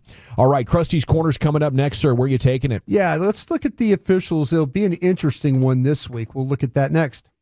Let's chat Prize Picks, though, shall we? You've heard me talking about Prize Picks. It is the best way to win cash.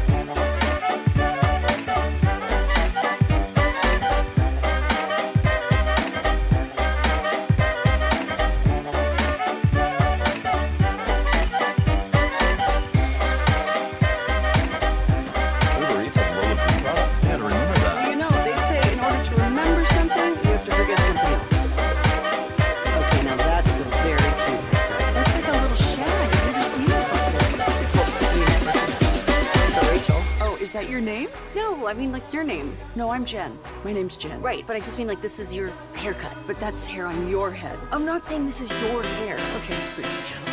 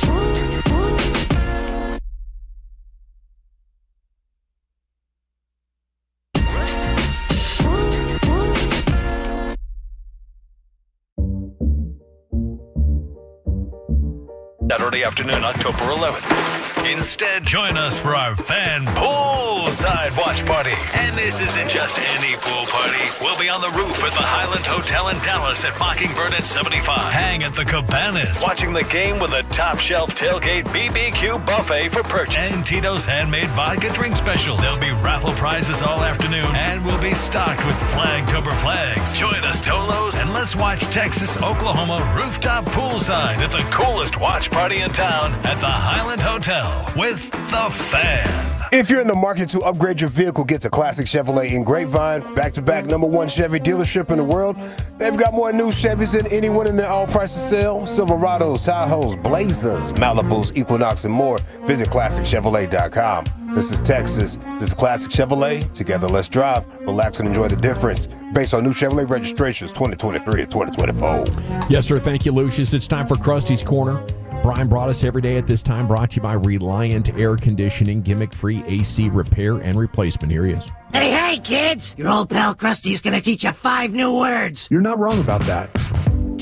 From Dallas, Texas, number 55, Brian Schottenheimer. Thank you very much, Lucius, for playing that. Thank you, Dawson, for the introduction. Thank you to Reliant for being a part of this one. What about me and Wolchuk? What would you like me to thank you for? Just our presence. Make sure like you listen here. to Love of the Star. Helping you out. Our podcast. Kind of being coworkers and questions and being supportive and just always having your back. I'd like to say thank you to my show, my teammates, for everything, being involved. Hell yeah. Appreciate you guys. Hey, we appreciate you going in Flagtober and your tail off at Tober Garage Door tomorrow. I'll be there tomorrow. I look forward to it. It should be fun. We did a show out there. Great crowd out there last time we were out there. It was a great scene. It was a great scene. That's tomorrow, 9 to 11, right? Just keep the shaman away from that place. You know what I'm saying, boys? Yeah, big time. Oh, shout out to Eric. No, shout out to Eric, CBD American Shaman, and What Kenny. you need to do is come get you a flag, and then I'll sign it for you if you want that, and then take it over and get Wolchuk, and then you're halfway home, and then you could catch next Friday. All of us are out together. We're at the Cheeseburgers place. Yeah, cold that'll beers be and amazing. Cold Burgers and Cheeseburger place. One of our favorites. So if you want to get your flag completely signed, everybody's out there. I need to get more of that burger seasoning.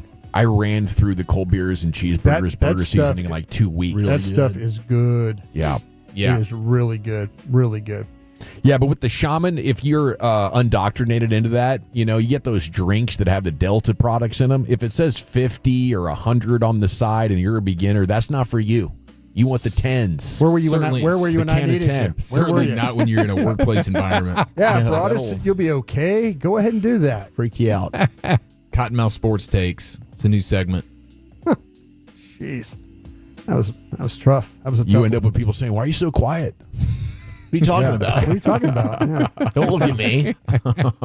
Hey, Doss, if I had asked you a question, in this game with the Jets, is your biggest concern the wide receivers, the offensive line, or just the defense overall?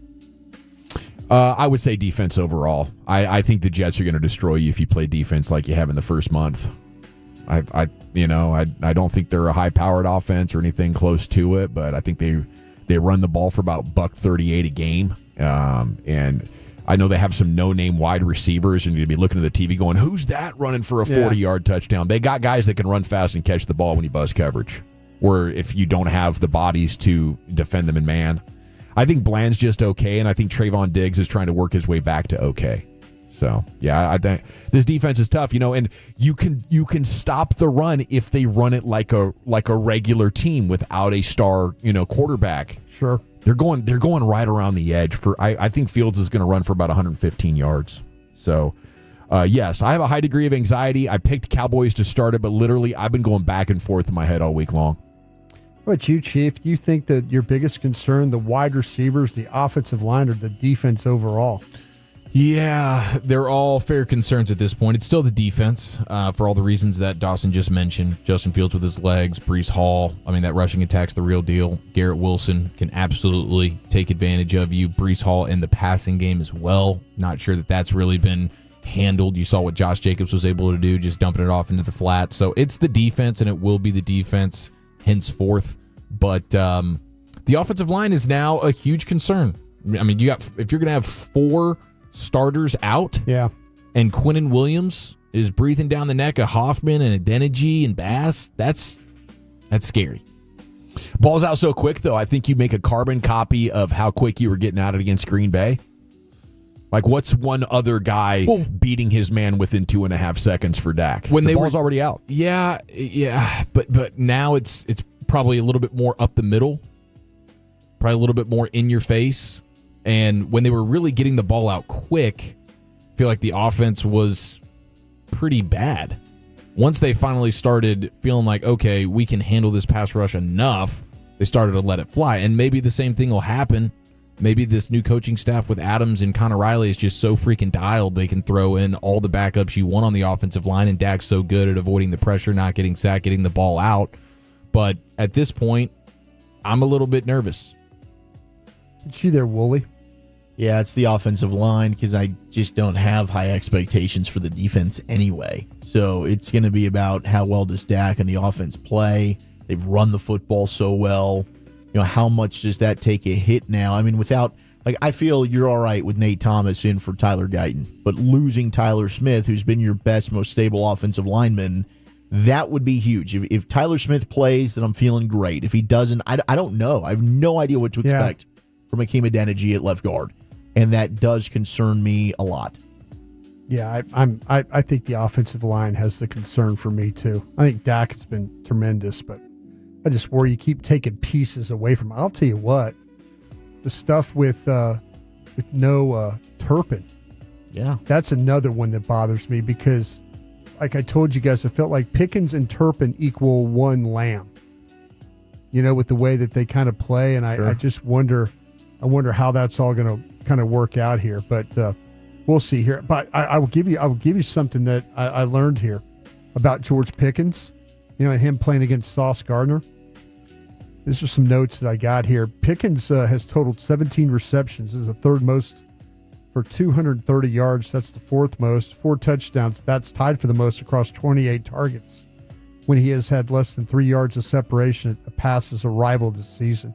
Only Puka Nacua and Devontae Adams have received more targets. Wow. Since being drafted in 2023, Pickens has gained 1,663 yards on these targets. That's the third most in the NFL, despite having total at least 30 fewer receptions each of CeeDee Lamb's, CeeDee Lamb's 136 and A.J. Brown's 125, who rank ahead of him.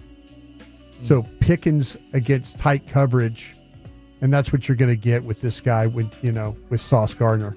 So maybe he had 111 yards and a touchdown against him last season in their matchup. Yeah, you had Russell Wilson throwing it to him. So absolutely. Here's one more I want to give you, and then I'll get into these referees. Well, actually, there's a couple more. The Justin Fields, I've learned, has targeted a receiver behind the line of scrimmage, a league low 7% of his passes, making him the only quarterback to do so, less than 10% of their passes. So Fields, the matchup is here that the Cowboys defense has allowed a league high 87% completion rate on short passes this season. So we always worry about the flats and stuff like that. But this guy, he's behind the line of scrimmage, screens and stuff like that we always worry about. Yeah. Maybe they're not going to do something on this one. And I also noted that Fields has thrown short of the sticks on 2/3 of his passes on third downs this season. That's the highest rate in the NFL. But he's converted a first down on 40% of those passes. That's the 5th highest rate in the NFL. Goes back to some tackling stuff too that the Cowboys are having some trouble with. Only the Chargers have missed more tackles. Their OC, that Tanner Engstrand, he's coming off of working with Ben Johnson with the Lions. Yeah. So I think he could be ready for some motion, and I wouldn't be surprised if he's studying where the Cowboys are weak and has something for you. Yeah, he's probably I'm sure he's talked to his former guy about how he attacked the Cowboys. Okay, Alex Moore is your official. You're saying Broadus who? Alex Moore? Alex Moore. Yeah, Alex Moore. This is his first year's official. I will say this. He's the first year as an official. He's officiated 4 games. He's called more penalties than anybody else. Wow. And that includes Bill Vinovich last night, who has already officiated the 5th game. Lovely. Wow. So here we are. Well, the Jets are definitely undisciplined when it comes to that stuff. Alex Moore, 4 games. He is. He's had 15 penalties for $128. He's had 22 penalties for $140. He's had 19 penalties for $147 and 18 for $137. Those are his last 4 games that he's officiated. It's going to be miserable.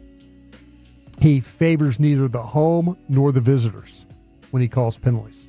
He's very balanced with his calls. So there's no clear advantage. Last week, Ron Tolbert, remember? He was like, he hated the home team, right? Mm-hmm. Hated the home team, was always helping the visitors. I think we like that. Yeah, the Jets have been highly undisciplined. It was one of the main reasons Aaron Glenn went off on them after their loss Monday night. Well, here are his penalties, his major penalties that he's called so far this season. He's averaged this one 5. He's called this penalty 5 times a game. That's offensive holding. He's not, home has got 11 of those calls, away has had 9. False start, that's just a kind of a pre-snap penalty. That's something that, the teams control themselves, but that's the next most for him. All right, here's one we got to be concerned about, guys. We're on the road. Need to know where the clocks are. This is where Dak, by playing at the stadium, he kind of knows where all the clocks are and stuff. 5 delay of game calls already by this crew. So this guy's averaging 1 a game when it comes to delay of game. Defensive offsides, that's just an alignment issue. Unnecessary roughness. This crew's not going to let you get away with any chippiness there. Defensive holding would be their next most called plays or penalties. And then defensive pass interference, also tied with illegal contact. Watch those. So this could be one of those things that we kind of get into the game. Can you take advantage of the Jets, as you guys mentioned? They'll struggle with Stevens at one corner. Yep. Sauce likely traveling with CeeDee Lamb throughout. Pickens. Pickens. Pickens on that. So yeah, need to find out where number 21 is on the field for the New York Jets. That to me is the guy that you absolutely have to go out in this football game, and hopefully maybe you'll get some calls. Pickens is good about getting that done. But Alex Moore, rookie official, leads the league in most calls through 4 games. Will be your crew for Sunday afternoon in New York. Sounds like a tough day to have basically your entire backup offensive line in there, Brian. Yep. With the false starts and the offensive holdings. Well, thank you. Krusty's Corner brought to you by Reliant Air Conditioning, gimmick-free AC repair and replacement. Tomorrow, 9 to 11, you'll have Flagtober underway at Tolbert Garage Door. Broaddus will be there. And then 10 to noon at East Dallas Diesel with Wolchuk, the all-new 2025 G-Bag Nation flag. The best flag ever. You're going to want to go get one. Noon to 2. Yeah, noon to 2 there at East Dallas Diesel. Thank you, sir. Okay, daily football fix coming up, right? Let's do it. Broadcasting Hall of Fame, early NFL trends, and the return of the Mac. That's next, but I do got to chat RS Diamond Broker. Oh, I know you get a lot.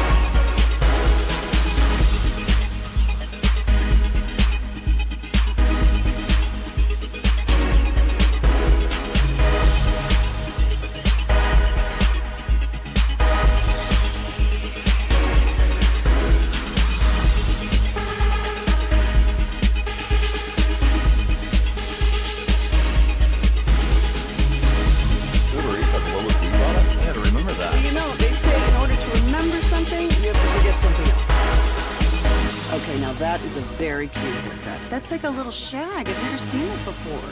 Well, I mean, of course you have. It's the Rachel. Oh, is that your name? No, I mean your name. No, I'm Jen. My name's Jen. Right, but I just mean like this is your haircut. But that's hair on your head. I'm not saying this is your hair. Okay, freaking me out a little bit.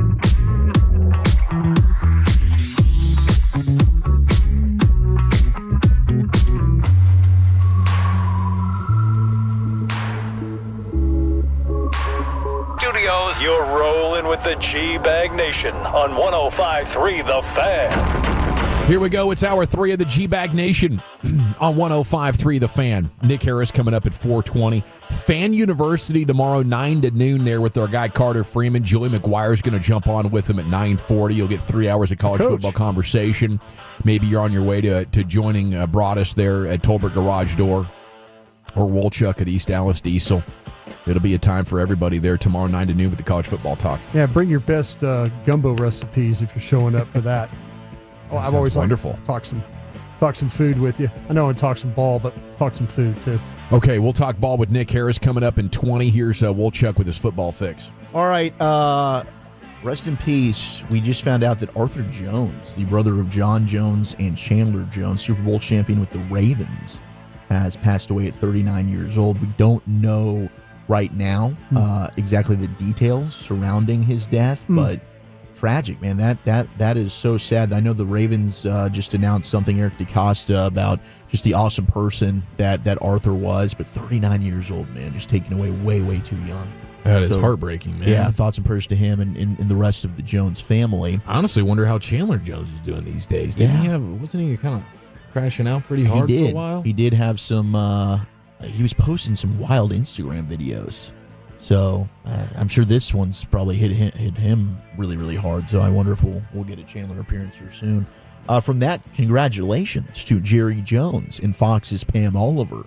They are going to be joining the Sports Broadcasting Hall of Fame coming up, as Calvin Watkins reported. So we know Pam Oliver. She's been a long-time staple, Fox sideline reporter, really since they started.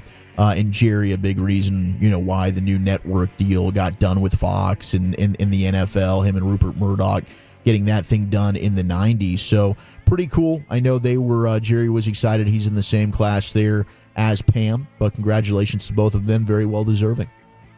Yeah, he's an icon in sports TV history. I think that's something that's overlooked. He's made every one of these owners a billionaire. So much money. I mean, I know a lot of these families that now own these teams are not families, but a lot of these owners got other businesses. But the initial thing, what Jerry Jones did for the owners that got $8 million a year from NFL properties for all their merch and stuff like that is, oh, thank you very much for being a part of the NFL. Well, here's your $8 million check. And Jerry said, no, we're not doing this crap anymore. Yeah. We're going to do this with the TV. We're going to do this with marketing. And yeah, he's made every one of these owners billionaires for what he's done. Yep. Congratulations. Absolutely. Well deserved there. Last night's game was wild. The line moved to where it was a touchdown favorite for the Rams. And Kyle Shanahan was not happy about this. I guess this was the biggest upset win in terms of the spread for the Niners in 14 years. Shanahan coached teams in San Francisco had come in as an underdog of at least a touchdown 11 times. They'd gone 0-11 in those games.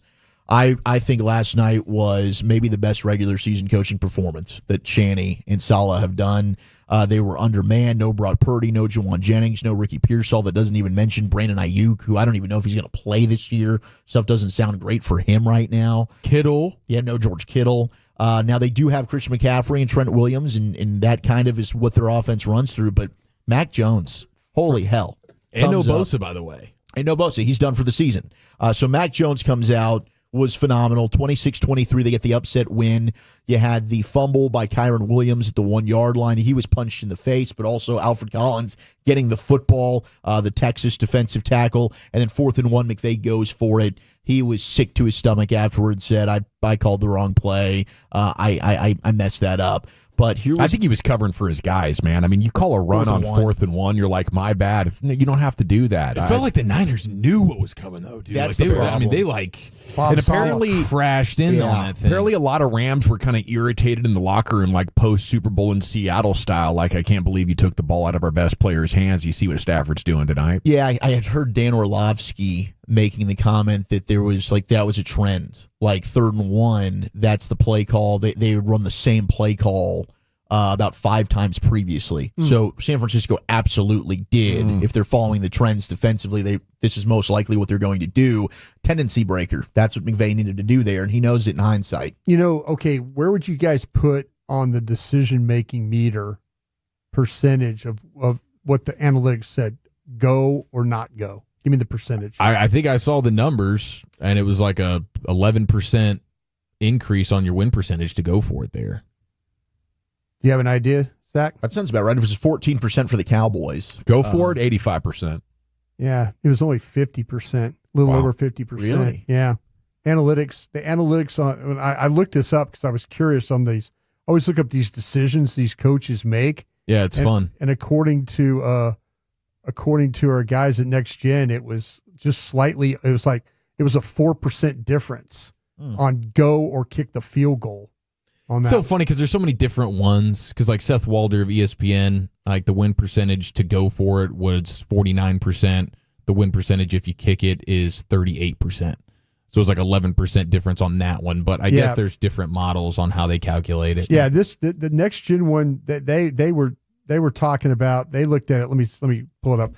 Yeah, okay, here we go. It's 4th and 1. Actually, it's 4th and a half, 1.5 yards. The San Francisco's 11. The decision was go for it. They recommended go for it by 4.6%. Result was a fail. Go for it was at 50.2. Field goal was at 45.6. Okay, is what next 50-50 call is what Next Gen had. So the computer likes the tie. The computer actually said, about 46% for the tie. 901's saying Shanahan deserves some crap. He didn't play for the win on their last drive of regulation. All they needed was 1 first down, so would have wanted more aggressive nature. What call was that? That was Shanahan. A 4th and what was it? 4th and what, 1? I mean, I don't know what the down and distance was. Is this overtime or regulation? This is regulation. Their last drive of regulation. But here was Mac Jones. It's that's the third quarter. They had a 4th and 1 in the third quarter. I don't know if it was a 4th and 1. They didn't even try. It was they got the ball with 40 seconds and just sat there. Yeah. And then, maybe you can get into field goal range there and boom, you can win it in regulation. I guess that's what they're referring to. Here was Mac Jones before the game. Kyle Shanahan just real fired up about this spread. Kyle came up to me and he was pissed about it.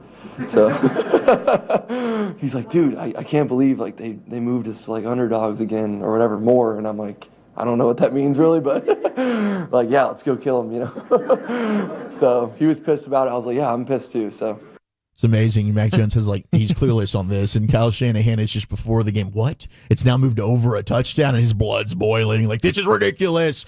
But Mac Jones is he's such a goober. I know. He really is. Do you think the league wants the head coach talking about spreads with the quarterback? I don't know. And letting it get out?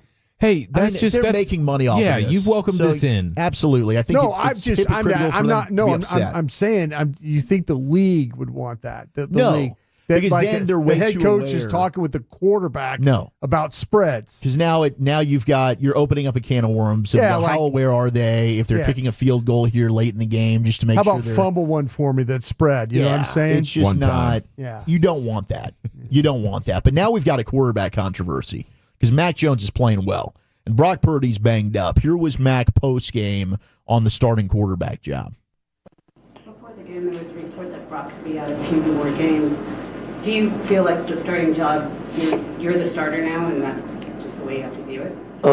I think, they brought me here to play as a backup, and that's my job, and Brock's the starter of this team, and right now he's dealing with something, and for him to go out there last week and play when he probably wasn't at full health, like he cares about this team, so I'm just trying to get some wins for him so it helps us down the line, and at the end of the day, that's what it's all about. Like, I've been in his position, I've been a starter, and you want your backup to go in there and win because at the end of the season, that could be the hit or miss between a playoff or not. So I don't know what's going to happen here. I mean, I would be sick to my stomach if I'm John Lynch and I'm watching Mac Jones go out there and look like he's very capable as a starter, and we have just paid big money to Brock Purdy. Nah, you just did your job. We're trading him.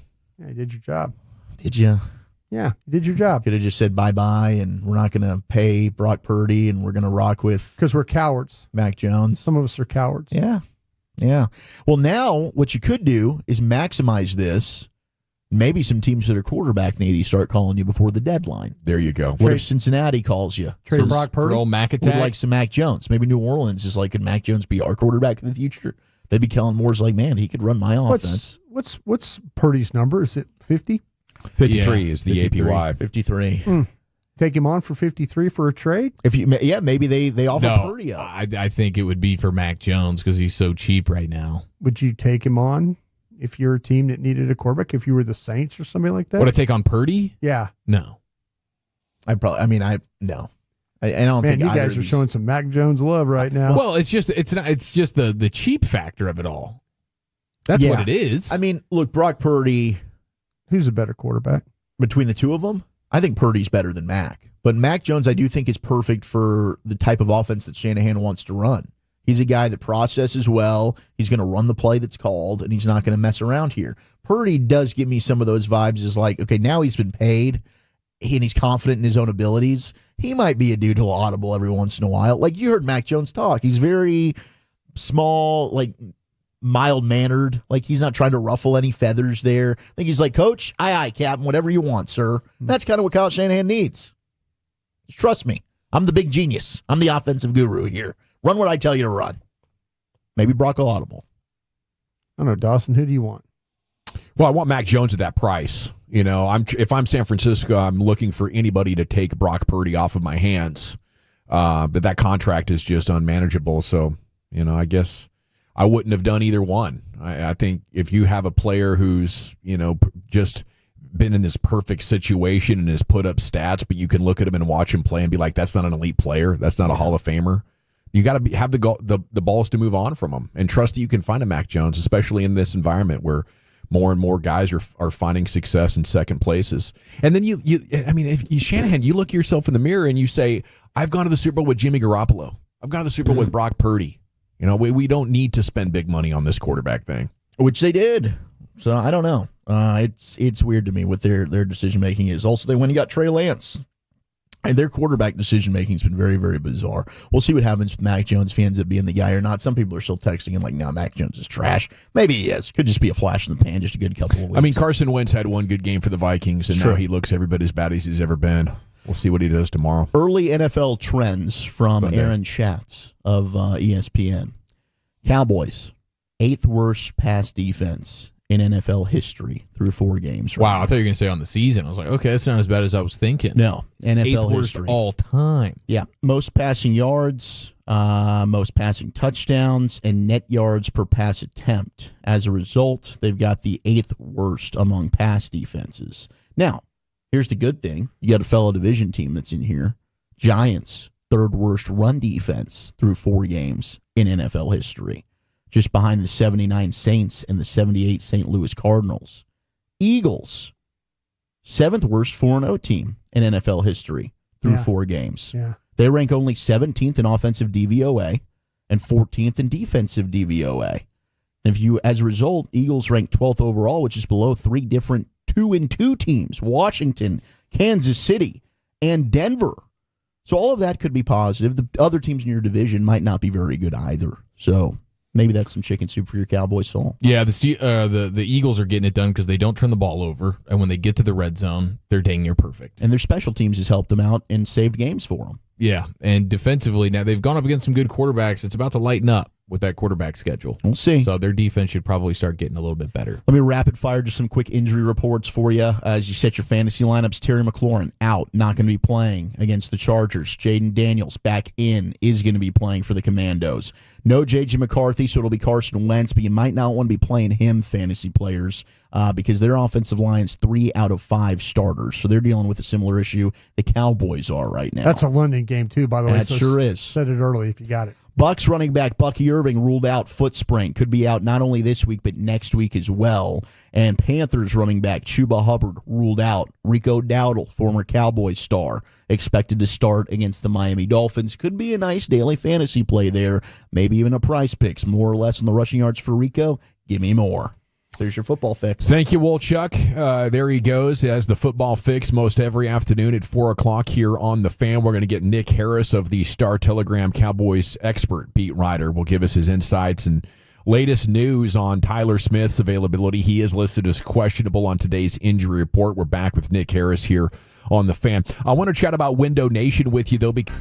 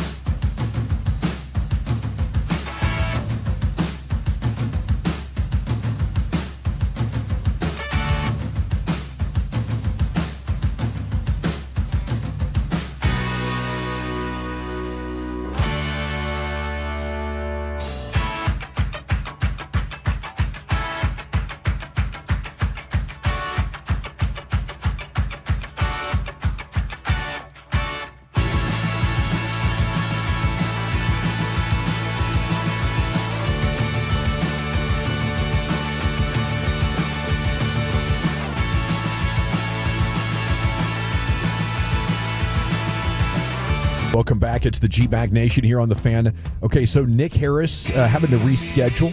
He's going to come and join us at 6 o'clock here on the Fan. Nick Harris, Cowboys beat writer of the Star-Telegram, 6 o'clock. Time here for a mixed bag brought to you by the Frankels. You've been injured in a car truck wreck. Call the Frankels first, 214 or 817-333-3333. There's never an out-of-pocket cost. They only get paid when you win. The Frankels are the go-to car and truck wreck attorneys in Dallas. Here's Wolchek with that bag. All right, The Athletic puts out their top 10 college football games every week. In this top 10, they've got Boise State at Notre Dame. That's a 2:30 kick. That's number 9 on their list. They've got Texas at Florida. The 3-1 Horns taking on the 1-3 Gators. That is number 8. Texas favored by a touchdown in this one. This is a big test for Arch Manning. And can you get something out of DJ Lagway? I mean, Florida's got a history. Just when you think Billy Napier's getting kicked out the door, bang, here they go. Yeah, this is a bad spot for them though, because the Texas defense is so next level nasty. So DJ Lagway is going to be suffocated. I hope so. I hope that's the case because I do want Texas and Oklahoma to be a top 10 matchup the following week at the Cotton Bowl. Yeah, for sure. This could be, what are we calling this one? A little bit of a trap game situation? Can't look ahead. Down Florida team with the big rival. I mean, you just saw with FSU, right? Yep. They had the Miami rival game right around the corner, and they fumble fart that thing away. Can't do that. At least this is the Swamp. It's still the Gators. There's still some cachet there, even though they're down. And the Florida defense is legit. For some reason, they can't get a pass rush, and so that's going to be nice for Arch, but that is still a pretty tough test. I think Texas has given up 4 touchdowns, and Florida's given up 5 on the season. Yeah, I mean, even in that week 1 loss to Ohio State, they lost 14-7. Like, that defense is as advertised, and I thought that would be what would carry Texas. I thought that would ultimately lead them to a win over Ohio State. That didn't happen. I didn't expect the offense to be as bad as it was. Mm-hmm. But now you really do need, in these SEC games, no matter how good the defense is, you're going to need your quarterback to step up and make some plays. I do think Wisner's going to be back for Texas in this one. That's going to be a good get. Maybe they can run the football well. Offensive line's been starting to gel a little bit better. They're coming off an off week. Sark, what'd you get? What'd you prepare? I wonder what the over-under is for this game, because I think the under feels like a good play. Could be a good play. I think Choppy bet the under in this game. I think this morning I heard him say if that. If the degenerate RJ Choppy did it, you should too. I think he said the under on this one. Top 3 games on the Athletic slate. Number 11, the Texas Tech Red Raiders at Houston. Texas Tech calling this a home game. Yeah, Kirby Hocutt, the AD, putting bulletin board material out there. Yeah, it's like this is essentially our 8th home game or however many they're playing, but they have been really good against Houston. They're on quite a stretch. They're 4-0 against them since 2013, and they're favored by 11.5 at Houston. And I think Houston's wearing those sexy blues that look like the Houston Oilers unis. Oh, wow. Oh, yeah, those are sexy. Yeah, they look good. Vandy and Bama, the second best game of the weekend, undefeated. Vandy taking on the Crimson Tide, looking for revenge from last year, Diego Pavia. And Miami at Florida State, number 1 game of the weekend, the third-ranked Canes going to take on the Seminoles, 6:30 on ABC. Looking forward to that one as well. Is Oklahoma becoming QBU? You look around this weekend in the NFL. After the Cleveland Browns announced that Dylan Gabriel is going to make his first start. I get it. Dylan Gabriel played for Oregon last year. Yeah, that thing looks like a duck and quacks like a duck. But the year before, he was at Oklahoma, and he had an incredible season with the Sooners. So he's played for Oklahoma. You've got 6 former Sooners that are going to be starting under center in the NFL this week. Okay, let's play the game. Let's see if we can name them. We got Dylan. Okay. We got Jalen Hurts. Yep. We got Baker. Yep. We got Kyler. Yep. And now I'm like, what the hell? Spencer Rattler. Oh, rats. For the Saints. And there's one more? One more. Also transferred. One more Sooner. Probably the biggest name of the bunch. Oh, he is the biggest name of the bunch, isn't he? He was in college. Huge name. Big time. Yeah. Can't believe Broadus and Dawson can't get this one. Heisman style. Oh, it's Caleb Williams. Caleb Williams. Ooh. Yeah. 6. I was waiting for Eric to be quiet over there. QBU? Yeah, sorry about that. What do we think here for the Sooners? Now, a lot of that's Lincoln Riley. I was thinking like, big. Well, but now you're seeing with Mateer, and who knows what his NFL future holds. And Mateer could end up seeing him rock and roll. I mean, the fighting Carter Freeman's getting it done at the quarterback position. Yeah, man. Making it happen. What bowl game were they in last year? That's a good question. Yeah. They were in the Alamo Bowl. Did they? Was it the Alamo Bowl? I don't know. The Nobody Cares Bowl. Yeah. I mean, if you're not in the playoff. Same one at LSU's on their way, too. Yeah, probably. All our good players aren't going to play in this game bowl. Yeah. New Orleans going to host the 2028 College Football Championship. I guess it's the 2027 title game, but it's played January 24th of 2028. Calendars, man. So they'll have that back in New Orleans. Bennett went down there for the Texas-Washington game. Yeah? Said it's a great. I bet it would be awesome. He goes, be epic. College football in that town is great. I went to the championship game, Clemson and LSU. Yeah. It was good down there, I would have loved to have seen you and Dave just get into it. Didn't Dave go out on a gurney because he was so hammered? I mean, you were going to have to fight people. He had on my 1985 LSU Tiger Sugar Bowl jersey. He was wearing it with my last name on the back, and he wanted to fight every person from the state of South Carolina that night. I believe it. That's a real fan. Yes. I go, Dave, we might get crushed, but we'll knock a couple of them out. You get them fired up. We'll knock a couple of them out. All right, speaking of LSU, National championship head coach Ed Orgeron recently interviewed. What job? Let's go to WAFB local news at a high school football game. Coach, WAFBA, what's your future? There's talk that you want to coach again. Does that mean big-time assistant like you were at USC? Does that mean head coach? What does that mean? All depends what the best thing available is, Jock. But I'm ready to coach again. I left a little bit of meat on the bone. I'm ready to go. You left some meat on the bone, just like Joseph Randall did there. Oh, we should have a Coach O off. I can't do it that well. Wolchuk has a little O in him. I might be able to pull one out. You're pretty good. A little bit. Yeah. But, man, I don't know. Does Coach O get one of these gigs? Is he getting offered like Virginia Tech? Well, we got Arkansas. Got to line up all the women in my life. I just got to get them all kind of separated here before I want to coach. I left a little meat on the bone, and they said that about me too. Some of these gals, you know what I'm saying? Yeah, a little meat on the bone. Is it all about like which campus has the hotter girls, Coach? Well, yeah. If you want to be honest, yeah, I think so. I like to go out there and jog without my shirt on every once in a while. Kind of do those things. Yeah. Definitely couldn't see you coaching at like West Virginia or something. Obviously, they probably not. You holding out for that Florida Gator job? Oh, yeah. Chomp, chomp. I like that chomp. He's waiting for Mario Cristobal. I get along with those Gators well. Gators, I talk to the Gators. Yeah. You swim with them? Yeah. The rest of them Gators? Yeah. Swim with the Gators. Yeah. you cohabitate with Gators. I live with Gators. Yeah. I like Gator. I like Gator tail. I like tail in general. Like tail. Yeah, I'm Coach O. Yeah. I'm Coach O. Oh, yeah. Coach O. I'm Coach O. Thanks, Coach. It's amazing. Thanks. Thank you so much, Coach O, for making an appearance. You guys, Go Tigers. No, hey. Wait, not Go Tigers. Not the Go Tigers anymore. It's always Go Tigers. Yeah. You did get your natty. Mock draft? Not too early. Not too early. It's Mocktober. Not too early. Right. Mocktober style. Guys, the number lose to one, the Jets. Everybody's going to be doing it. Number one overall pick right now is not a quarterback in this mock draft, courtesy of The Athletic. Is it? That's because it's a safety named Caleb Downs for the Buckeyes. No, it's a player you guys might have talked about yesterday. Ruben Bain Jr., the edge out of Miami, best defensive lineman in the country right now, 22 pressures, and is also just a badass run defender. Titans projected to take him number one overall. The first quarterback off the board.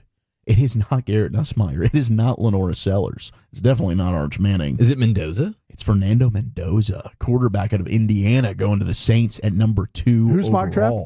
This is the Athletics. It is Nick Baumgardner, with, I'm sure, help from our buddy Dane Brugler, who, of course, is head of all things draft there. If the Saints had the second overall pick, I wonder how hard it is going to be for Nussmeier. This is dad being the coach. I know. That's going to make things interesting, especially if we find out like he's hurt and maybe there was reason to why he struggled. The Panthers take Caleb Downs, the safety out of Ohio State. Next quarterback doesn't go till 6. It's Lenora Sellers to the Browns out of South Carolina. Cowboys are picking 9th overall in this. Here we go. Keldrick Falk, the edge out of Auburn. Right up here, there isn't a defensive player in this class with a more impressive combo of tools and athleticism than the 6'6", 285-pound Falk, who can line up anywhere from 0 to 9 tech while maintaining above-average coverage range. Doesn't sound like a pass rusher, though, if he could play all those spots. Right? No.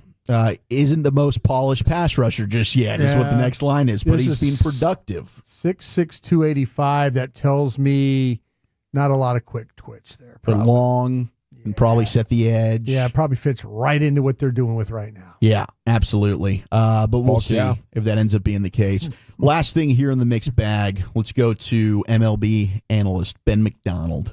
How you doing? I'm from LSU. So the NHL loves ESPN. They've got a partnership. They're about to do their start of the season next week, and they do a promo for it during the Major League Baseball playoffs. And Ben McDonald on the call, and here was the exchange on ESPN. And the Blackhawks return to the ice next Tuesday, NHL opening night against the defending champion Florida Panthers at 5 Eastern, 4 Central on ESPN. Triple header that night, Penguins, Rangers, Avalanche, Kings. Ben, I know you got an opinion on this. Panthers three-peat this year, what do you think? If you say so. I mean, good luck to them. Are you asking if I'm going to be watching? No, you'll be watching, of course, because you work for ESPN. You'll be watching Friday night. There is zero chance I'll be watching. I'm just going to be honest with you. Where will you be? I will be somewhere, but there's zero chance I'll be watching. All right, thanks, Ben. We'll be watching. Thanks for the rating. Did you play this yesterday? Hey, I was observing. He was observing. Might want to pray for your sins of not listening to the show. I couldn't listen, Brian. It's part of the deal. It'd have been a bigger sin to listen. No entertainment?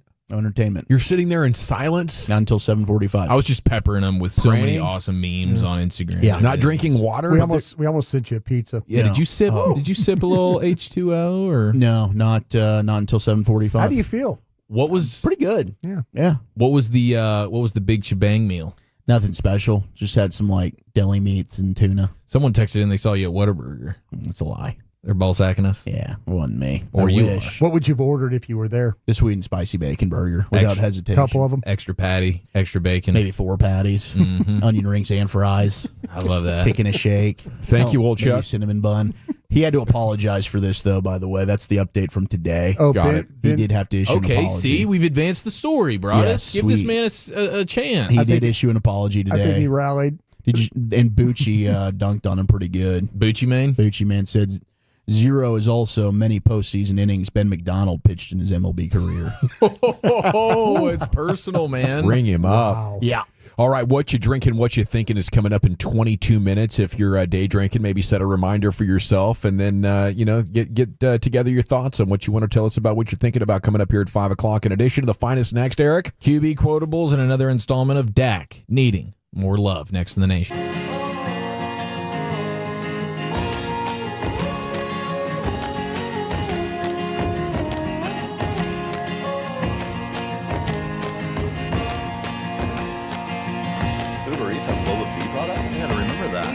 Say in order to remember something, you have to forget something else. Okay, now that is a very cute haircut. That's like a little shag. I've never seen it before.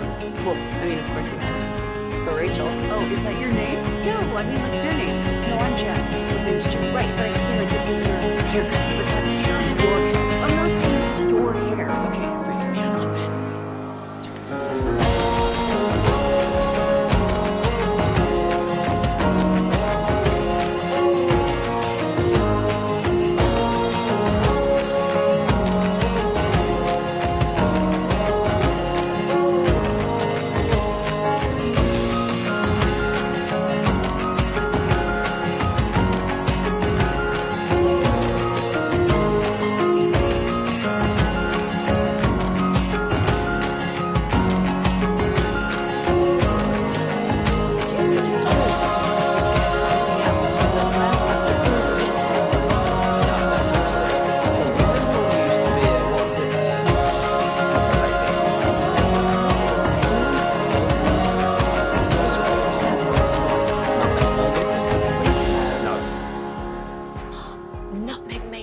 Said that. Was it Spice Girls? Doesn't sound right. Was it Saffron Squad?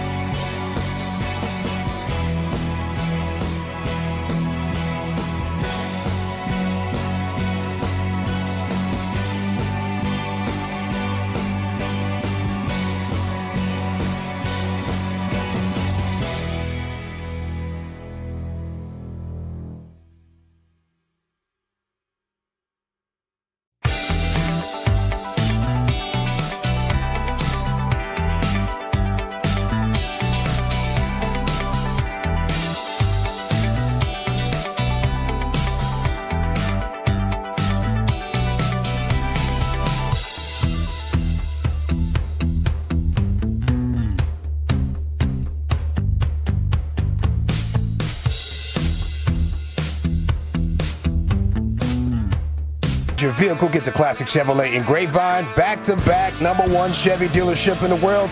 They've got more new Chevys than anyone in their all-price sales. Silverados, Tahoes, Blazers, Malibus, Equinox, and more. Visit ClassicChevrolet.com. This is Texas. This is Classic Chevrolet. Together, let's drive, relax, and enjoy the difference. Based on new Chevrolet registrations 2023 and 2024.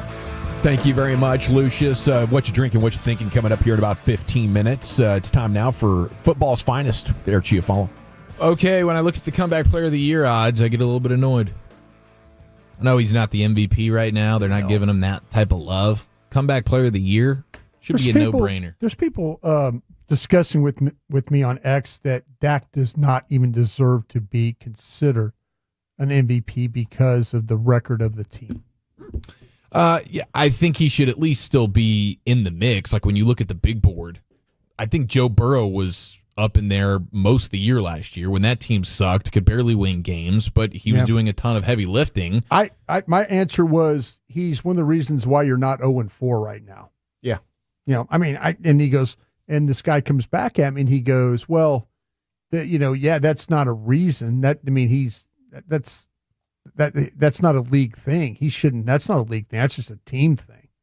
And I'm like, well, okay, but they should fix the criteria to be like, guys, quit making it just the best teams that are eligible for MVP. Yeah.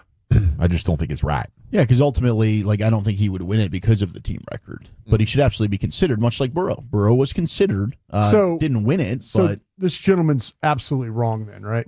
Not absolutely wrong. I shouldn't say it that way, but he should still be considered. Just in the conversation, I'm not even saying he should be the MVP based on the way it always happens. He said that he does not feel like this is an MVP player.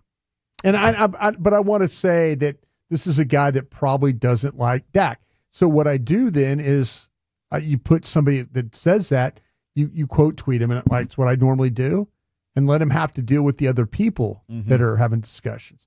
I give him credit. The guy's hanging in there, trying to fight his way out of it. Yeah.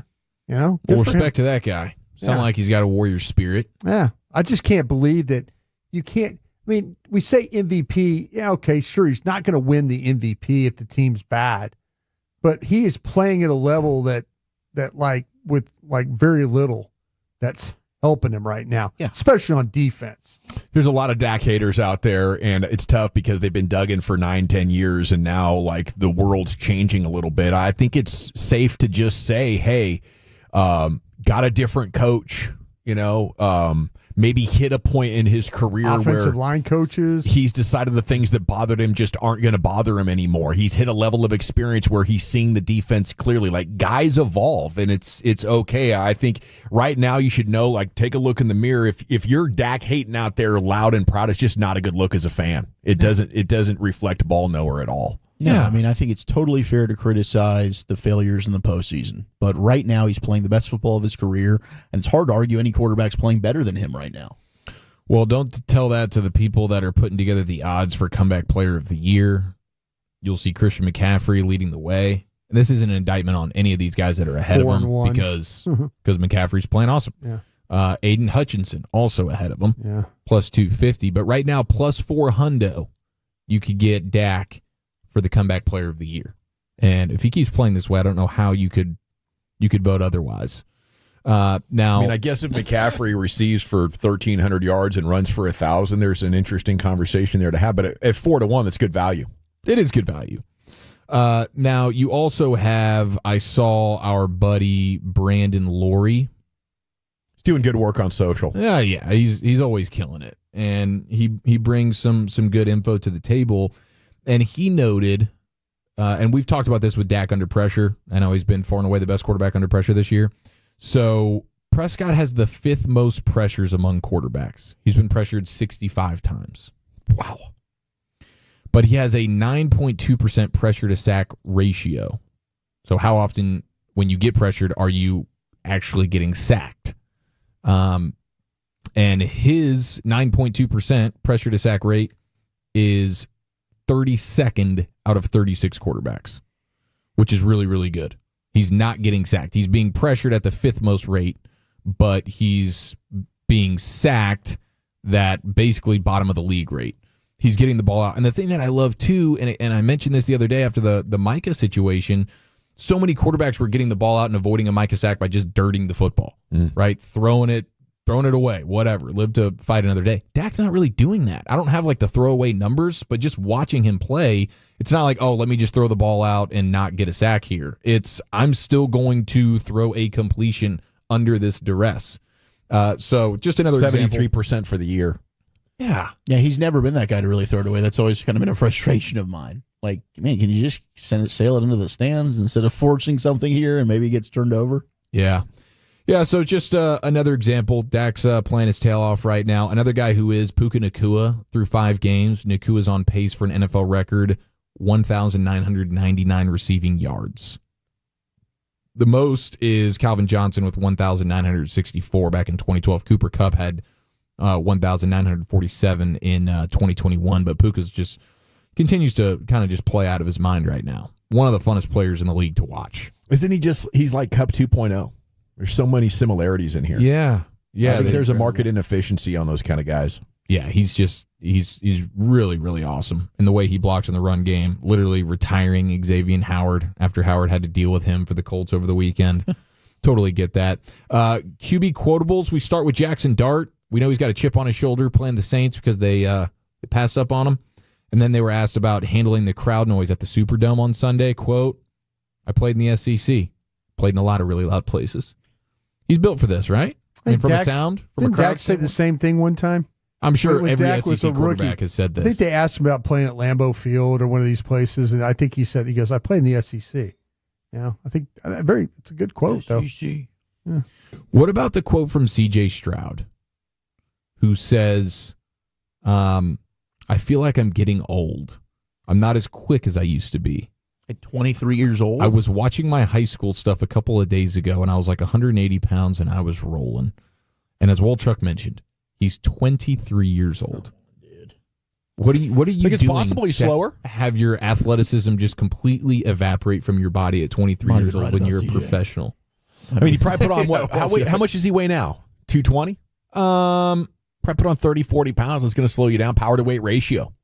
You know, it's like you put 10 big old bags of sand in the back of your pickup. Yeah. Now's not the time to be Yeah, he is listed 6'3", 218. Yeah, so. You're a little lighter, you're a little faster. Come on, dude, you're 23. But you feel like you're getting old now.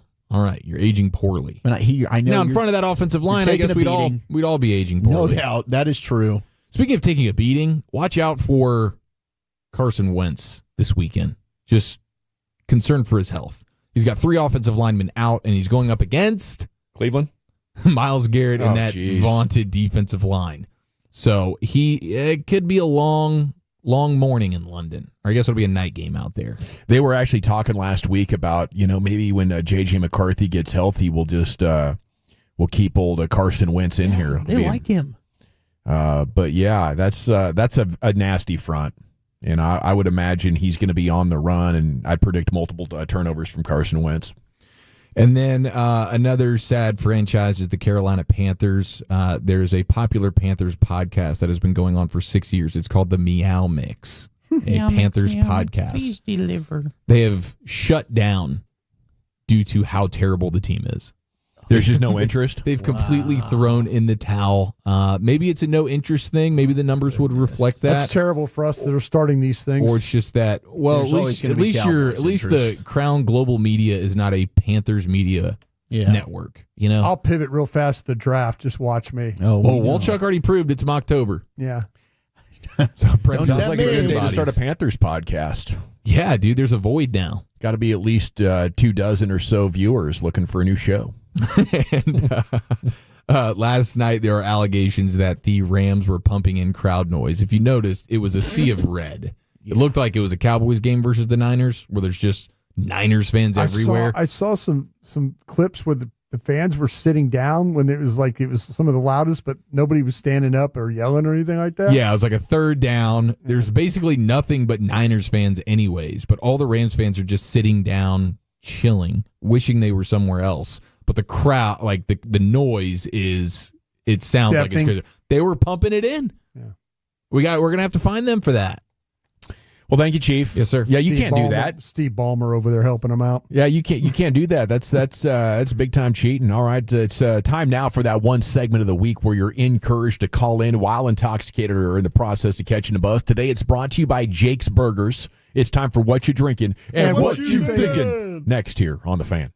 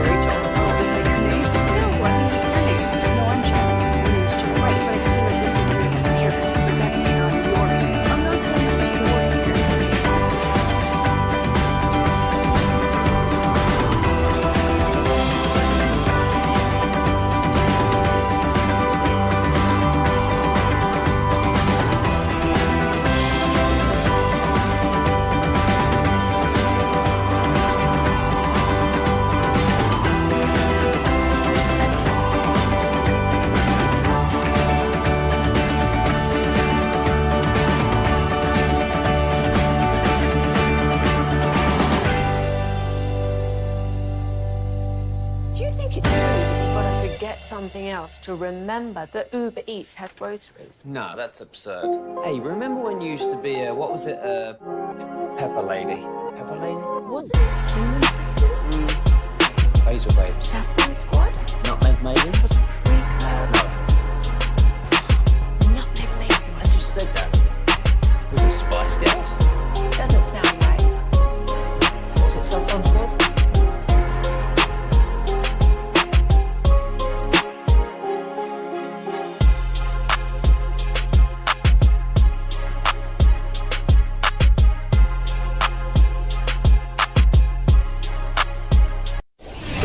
Driven by our D&M Leasing Studios, you're rolling with the G-Bag Nation on 105.3 The Fan. Welcome to the nation. Oh, here we go. The lines are totally lit at 877-881-1053. We open up hour number 4 of the G-Bag Nation here on 105.3 The Fan. It's time for What You Drinking and What You Thinking.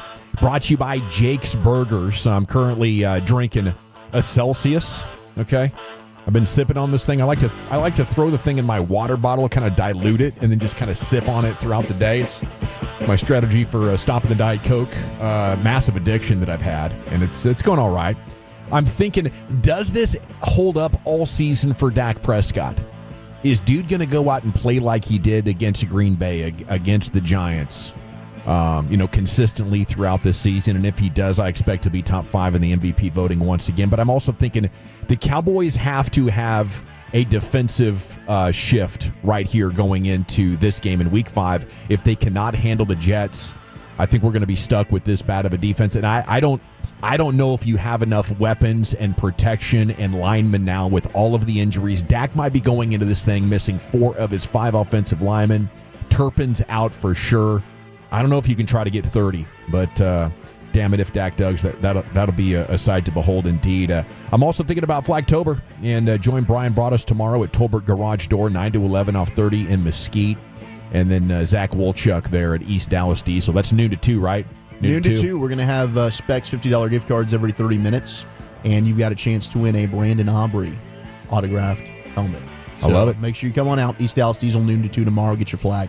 Okay, that's what I'm drinking and thinking. Brian, how about you?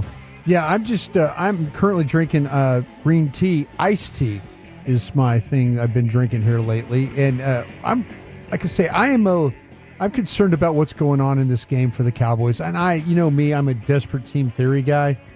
I think if you played the Jets like a week or 2 weeks from now, you might have a team that would have just quit. Mm-hmm. I think there's still something where they feel like, hey, we've got to play.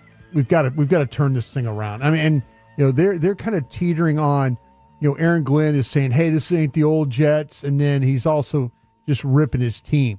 Yeah, this team is somewhere in between. Just don't be the team that goes up there and and makes them look good, like you did the Bears. The Bears on a 2-game winning streak and all that. So yeah, I have my concerns about this one just because of all the players that Dallas is missing.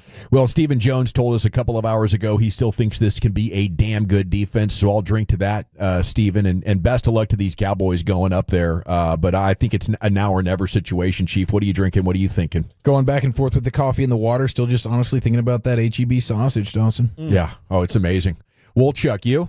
Yeah, I'll be sipping on some vodka later on tonight. Been trying to just liquidize my body, drink all the H2O I can after not having any yesterday. And I'm thinking the Mariners, they might have the best concession item this postseason. They have a Mariners helmet. HEB sausage? Filled with crab claws. Oh, for the postseason.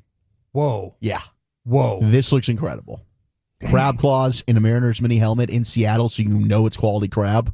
Sign me up. That is quality crab up there. I've fished for them a couple of times myself. Yeah. It's kind of a fun deal to go out late at night, sit on the pier, and throw the crab traps in there while you're cracking coldies. I saw somebody had the 999 all in one. Phillies do. Postseason edition. Phillies. Yeah. Nice. Yeah, Phillies do. Yeah. Yeah, they're mini beers, though. Yeah, and mini dogs. Mini dogs and mini beers. They're kind of like short and fatter dogs. That's light work right there. And I think Wolchuk did just make up a new word, liquidize. I like that. Not hydrate. We're liquidizing here. Got to get ready for the weekend. Before we do that, let's go into the Pimp Cup LA drinking, thinking. Yeah, man. I've been drinking my water. I've almost had a whole gallon. I got this Topo Chico right here that I'm opening up pretty soon. 5 finger. Yeah, they got me too, Bryce. I did. I almost took a picture and said, man, I'm not going to bother Lucius with a picture of this. You got to be careful when you open up these Topo Chicos. They embarrass you. They will fizz up. Yeah, you look crazy. They will fizz up. What am I thinking? I just want to give a shout out to the Tolo that dropped off that repo on me and the 2 cigar sticks. Nice. Oh, there you go. I don't know that Tolo, but whoever you are, I appreciate you, and I will light those sticks up this weekend, at least one of them. Salute to you. Oh, this was when we were out at the. This was when we were out. I don't know where you guys were, yeah, but we were it out made at, it back to that's me. Ed. Ed and Denton. Ed and Denton. Let's go. Ed And I think Denton. Ripple. Did Ripple bring the stogies? Ripple brought the stogies. Good call. His name is Ripple? Yeah. Yeah, I'm pretty sure. Big rips. It was 2 separate deliveries, Lucius, is what it was. Yeah. Man, I appreciate both of you guys. 2 all-timers. That was a great time out there in Argyle. Salute to them. We can't wait to get back, and let's do the phone calls here. We got L.A. Live and G-Bag of the Day coming up here at the bottom of the hour. Line 1, Deo. What you drinking? What you thinking? Yeah. Hey guys, I'm drinking water right now. What I'm thinking, just got a question for Broadus. I guess I want to go back to the Bears game where Trayvon Diggs was the touchdown that Trayvon Diggs was lined up in. Looks like he was trying to do a little press coverage, but I've never seen a cornerback press a receiver like that. How does he expect to not fall like when he's lined up that way? He was wrong. Actually, that he did that on his own. That was a bust, and that's why they were mad at him a little bit. Maybe some of the stuff, the discussions that Coach had to have with him last week was like, listen, we can't be doing that stuff on your own. So, yeah, the technique was awful. You're absolutely right. But he did that on his own, and it got him in some hot water with those guys. So they were asking for zone, and he was like, I'm going to go here and bump and run a little bit. That's what he did, yep. Okay, very interesting. At 877-881-1053. Hey, did I see a kickoff that it happened to be a fumble last night that wasn't a fumble called or something? Gosh. I feel like the Rams recovered a fumble, and then it didn't happen. Now, I had the volume down, so I didn't get the explanation. Well, you wouldn't have, because Al Michaels was as lost as we all were last night. Yeah, it was weird. I don't know. I guess they blew it dead, and I don't remember that one. Blown dead before the ball came loose. The ball came loose for sure. Recovery did not count. Oh, wow. Man, there was just so many ways that game was there for the taking for the Rams. Yeah. I didn't know that one was a factor as well. Thank you, Lucius. Line 2 here, Walt in Waco. What you drinking? What you thinking, Walt? Drinking that ice-cold Natty Light, baller on a budget. Of course. And I'm thinking if there's any positive we can take away from the early exit of the Rangers this year is the G-Bag Nation gets our best show back or our best segment back at least until April. And the other thing that I'm thinking is, man, nobody does it better than Tolo's in a suite at the Cowboy game. Showed up at 5 o'clock.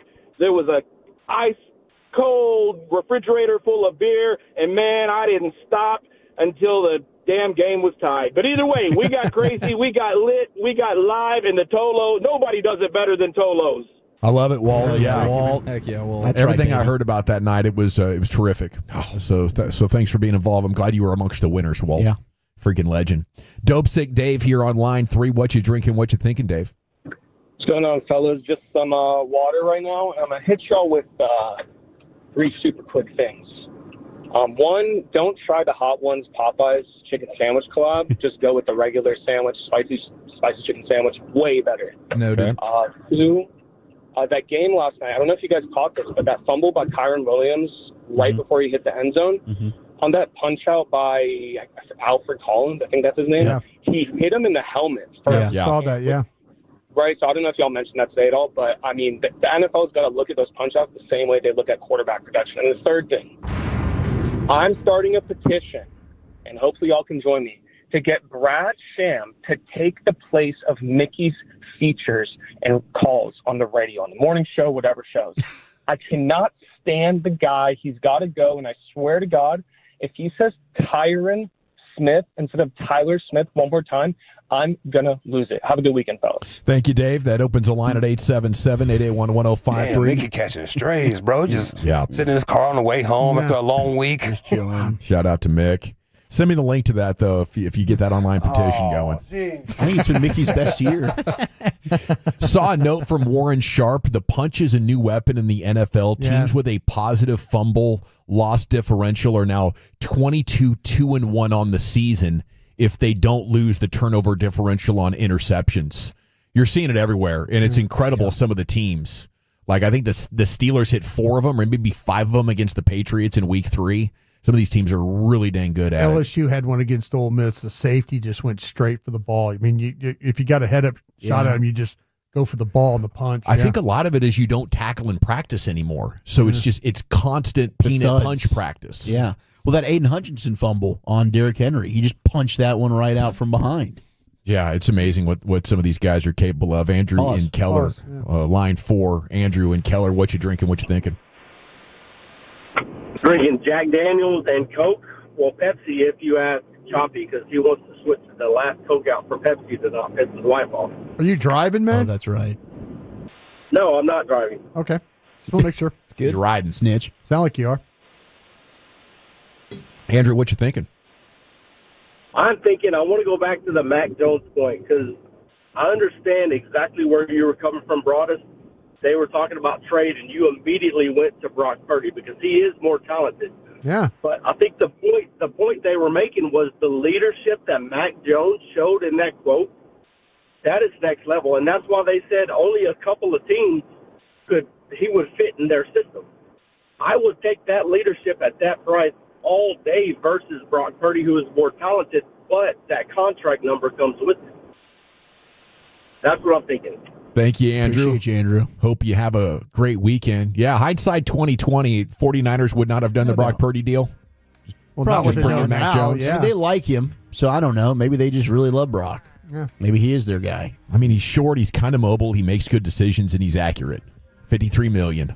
Fourth most in the NFL. How many years has he been in the league now? What, 4 or 5? Is this his fourth? Fourth year? Playoffs every year? Pretty much? No, they didn't go last year. Well, except, okay, but like championship games, stuff like that kind of guy? Yeah. I mean, that yesterday kind of showed you that team's got a lot of good going on, doesn't it? Maybe a lot of quarterbacks could do it. Maybe we don't need to pay a guy. Maybe that guy's just a damn good quarterback coach, except for the guys that he drafts, right? Yeah, you just can't find one. It's weird. It's really bizarre. Rodeo Ron's on line 5. What you drinking and what you thinking, Ronnie? I'm drinking a little bit of Jim Beam with that splash of Dr. Pepper. And I'm thinking that I've been smoking that wild pork meat all day long. And then my wife came home from the grocery store complaining about the cashier being a rural capital B word. So I had to ask her if she was at the self-checkout line, and that's how the fight started. So now I'm not sure who's going to get beat up more this weekend, me, Dak Prescott, or these New York Jets. But in the meantime, I'm going to continue drinking Jim Beam, listen to that 105.3 The Fan and that G-Bag Nation. And if you're not doing it with Rodeo Ron, then where the F you at, baby? Thank you, Ron. That opens a line here at 877-881-1053. G-Bag of the day in LA Live right around the corner. Let's see how many we could get. I think he's officially back. Yes. He's Ron's officially back. Ron is back. In his bag. Although I might have seen that joke on a meme earlier today. It's a great joke. That man shine It's like probably that. a Ron meme. He's a meme maker. It is a great joke, though. He told it well. Yeah. Some people make millions. Other people make memes. It's all about the delivery. Absolutely. Ron proves that time and time again here. Multi-time winner of 6 o'clock sound off. Amazing. Rafa's on line 6. You're in the G-Bag Nation. Rafa, what you drinking? What you thinking? Yeah, I'm currently drinking water right now, and what I'm thinking of, first of all, Brian, if you ever go back to Austin and visit your son, I would recommend this restaurant called Don Mario. The Mario? Of, Lakeway. Okay. 620. Got you, sir. I mean, if you decide to go, I'll even pay for your meal. It's a really good Mexican restaurant. Thank you, sir. I appreciate that. Mexican restaurant. Mm-hmm. And actually, I was driving from Austin and Dallas last night around midnight, and so I was able to listen to the midnight snacks of the G-Bag Nation. And I heard Brian talking about Brittany Renner or whatever her name is. Yeah. And she stopped doing that Muslim thing because, she was doing it because she was dating that rapper named Kevin Gates, who was the one that had the comments about LeBron James' wife. Okay. And also, would I be able to set you up with my mom, Brian? Oh, man, I appreciate that. Thank you. Very nice of you there. What's the scouting report, though? Wait, just try mom. Just for the record. Oh, Rafa. We lost him. Damn, I don't know if he could handle the rejection. He wanted you to be his stepdad, Brian. That's sweet. I appreciate that. Yeah. Thank you, though. Taken right now. Appreciate you, though. Spoken for. Yeah. Sounds like a great Tex-Mex spot there next time. I'll tell you what, I'll take those recommendations all day. I thought for a second we were talking with DeMario the way he was getting those plugs in. Grabbing life by the box over there, Broadus. Andres in Chi-Town. You're in the G-Bag Nation. What you drinking? What you thinking? I'm drinking water. I'm currently driving. I got 3 things in my mind. Number 1, Rangers. Broke my heart. Didn't make the playoffs. Yeah. 2, Cowboys. I have faith as long as Dak remains healthy, we'll make the playoffs.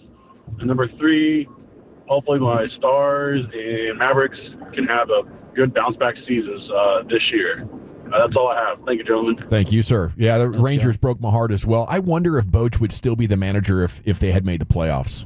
I think he would. Good question. You think that broke the tie there late? I think Possible. it did. I guess we'll never know. I mean, I'm just. Wow. I just think.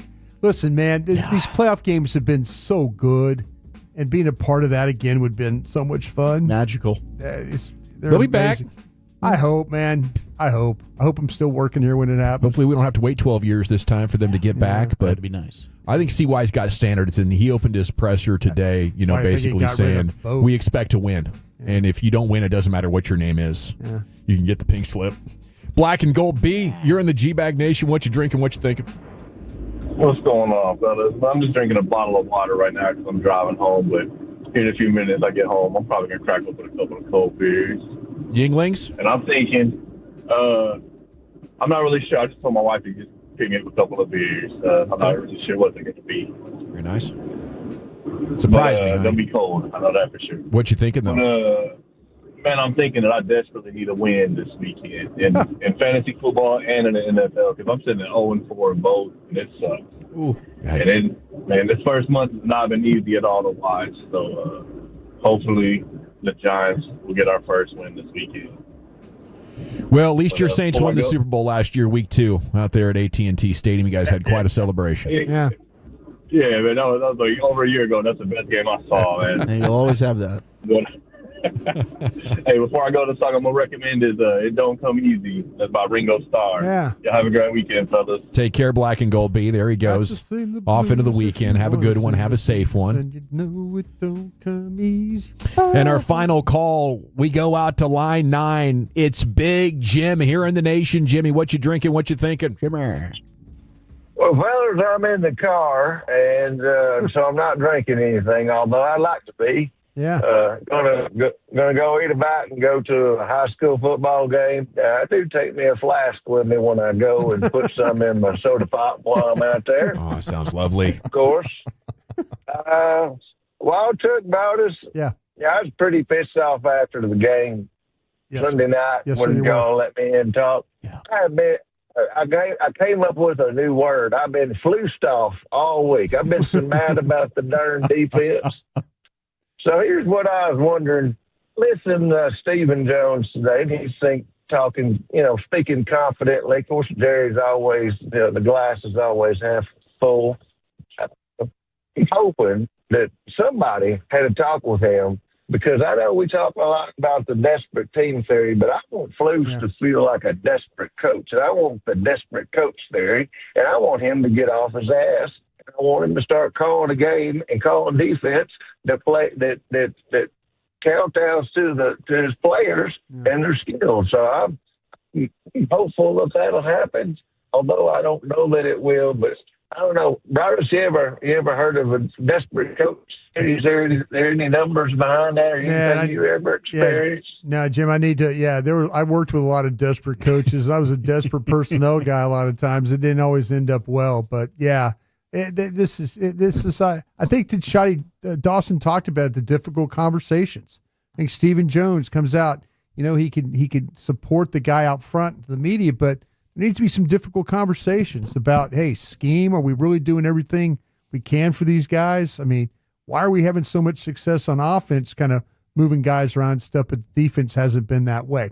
It's kind of an interesting fact. I thought Schotty had a great line on Tuesday or Wednesday saying, I guess it must have been Wednesday, saying we have to be better at self-scouting. And seeing what our players do well. And I thought that was a shot. You got a stubborn coach right now. Yeah. And he needs to be willing to adjust to some of his players' needs. We'll talk to Jim at 6 o'clock, Yeah, right? absolutely. Yeah. Well, Nick Harris. Yeah, no, but before. Hopefully like 3 or 4. Yeah, the post-game show. He always calls in. Post-game Great- phone conversation. Yeah, great post-game guy. Yeah. All righty. Pregame 9 o'clock Sunday morning. The postgame 3 to 6 there with Woolchuck and Broadus and Chiafalo. It'll be a time. We got to run. We'll come back, get you the G-Bag of the day, then off to L.A. live here on 105.3 The Fan. But I want to tell you about my friends at Greystone Roofing and Construction. Tolos living in North Texas. You already know.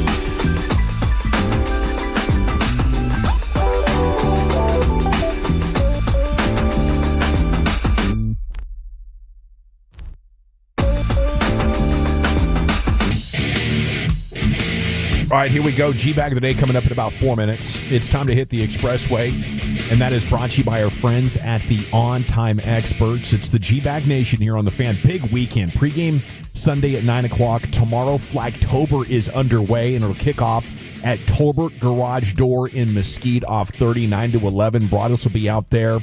Wolchuk's going to be at East Dallas Diesel from noon to 2, and if you can't make it tomorrow, best of luck to you the rest of the month picking up the all-new 2025 G-Bag Nation flag. I believe it's the best flag ever. All right, Nick Harris is coming up at 6 o'clock. A couple of news items just to update you on here. Lamar Jackson is for sure out against the Texans. Houston, for as bad as their season has gone, this is just how bad things are for Baltimore. Houston's a 2.5-point favorite in that game. Jaden Daniels officially a go versus the Chargers. So congratulations to him for getting healthy. Looked like the wheels might have started to come off for Mariota a little bit. Rangers focusing their manager search on Shoemaker is the takeaway coming out of today's season-ending press conference from a number of local and national media outlets.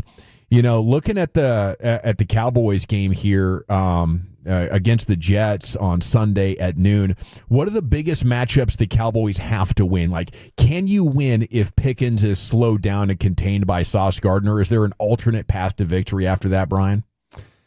Geez. Yeah, you know, it's because like I said, I feel like that Stevens on the other side is the guy that you kind of need to attack. So if it's throwing the football, I think that even Jake Ferguson, you know, working against Andre Sisco could be something that you might take advantage of. But you know, the things that like running the football, if you can somehow get that, I know with the kind of the makeshift line, we'll see what happens. It gives you if Adeniji, the things that I worry about is if it's Adeniji,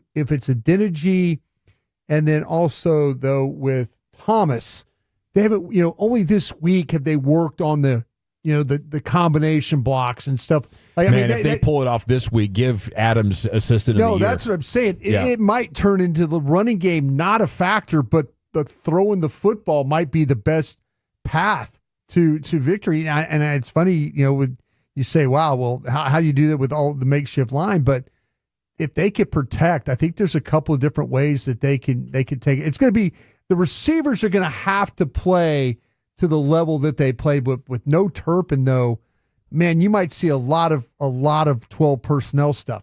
And if you see a lot of 12 personnel stuff, what'll happen is the Jets will match you with their base defense.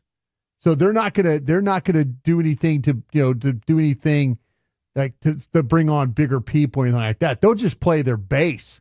So all of a sudden you get in that 12 personnel and it's Ferguson and Spanford and all that, and maybe that's the way you kind of run the ball. But if you want to, we'll see. But I just feel like that if they could protect, Dak can make some plays against the secondary. Let's have somebody step up like Kendrick Bourne did last night for the 49ers. Yeah, that's exactly right. Jalen Tolbert, there's a piece out. He was upset after they made the Pickens trade, thought he should be the wide receiver too. Go show it, yeah. Go step up and earn it.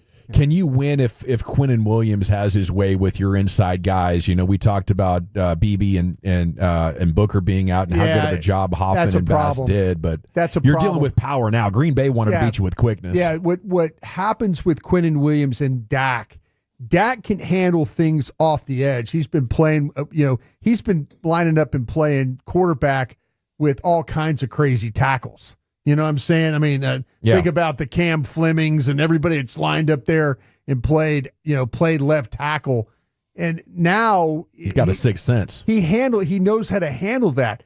The middle pressure could be the problem. If all of a sudden, Quinnen Williams is just wearing you out inside, and Dak is having to deal with that. That's a different ball game for him. All righty, we'll talk more with Nick Harris coming up at 6 o'clock here on your home of the Cowboys. It's time now to go into the Pimp Cup where LA has your G-Bag of the day. That's me. What the hell? What the hell y'all say? Hey man, this is G-Bag of the day. Oh, we do it every weekday on the Fan 530. My name is L.A. Lucius Alexander. You can hit me up this weekend on social media at Lucky Lucius P if there's anything you think I should be playing for G-Bag of the Day. Lucius Alexander on Facebook. That is Lucious. Or you can find G-Bag Nation on Twitter. G-Bag Nation. Send all your hate mail there, too. All right. This is day number 1, going for 2 of this champion audio. It's a Monday Night Football combo pack. Let's go to the Broncos. J.K. Dobbins, big fan of the Super Bowl announcement of Bad Bunny. Big fan. What does it mean that a Spanish singer is going to sing in the Super Bowl? It means a lot. Solo escucho reggaeton y bachata. Así que me gusta mucho que Bad Bunny, a.k.a. Bonito. El bonito. El bonito. Yeah. Conejo malo. El boricua. El boricua. Sí. Bueno. Me gusta mucho. Hoy que estuvimos en Denver, es lunes. It's Monday. Es pechata, es luna. We also had Coach JB watching Monday Night Football, Jets versus Dolphins. Coach JB is not a fan of the punt returner. Calling a fair catch, 2-yard line, I believe it was. All right, here we go. Regular punt return, all right? Punt the football. Why are you backing up? Why are you backing up? Why are you backing up? And now you don't know where you are and you act like a f***ing retard because you don't f***ing take your heels off the 10-yard line when you're a punt returner. Why are we teaching it in high school, college, and the NFL at the biggest level? You don't know where you are on the field? Holy f***, cut your motherfucking ass. It's Coach JB right there. If you want to see some more from him, just Google Coach JB crash outs. This man is amazing. Poor Isaiah Williams taking the heat on that one. That could be longer than the LeBron James career highlights. Great. Oh.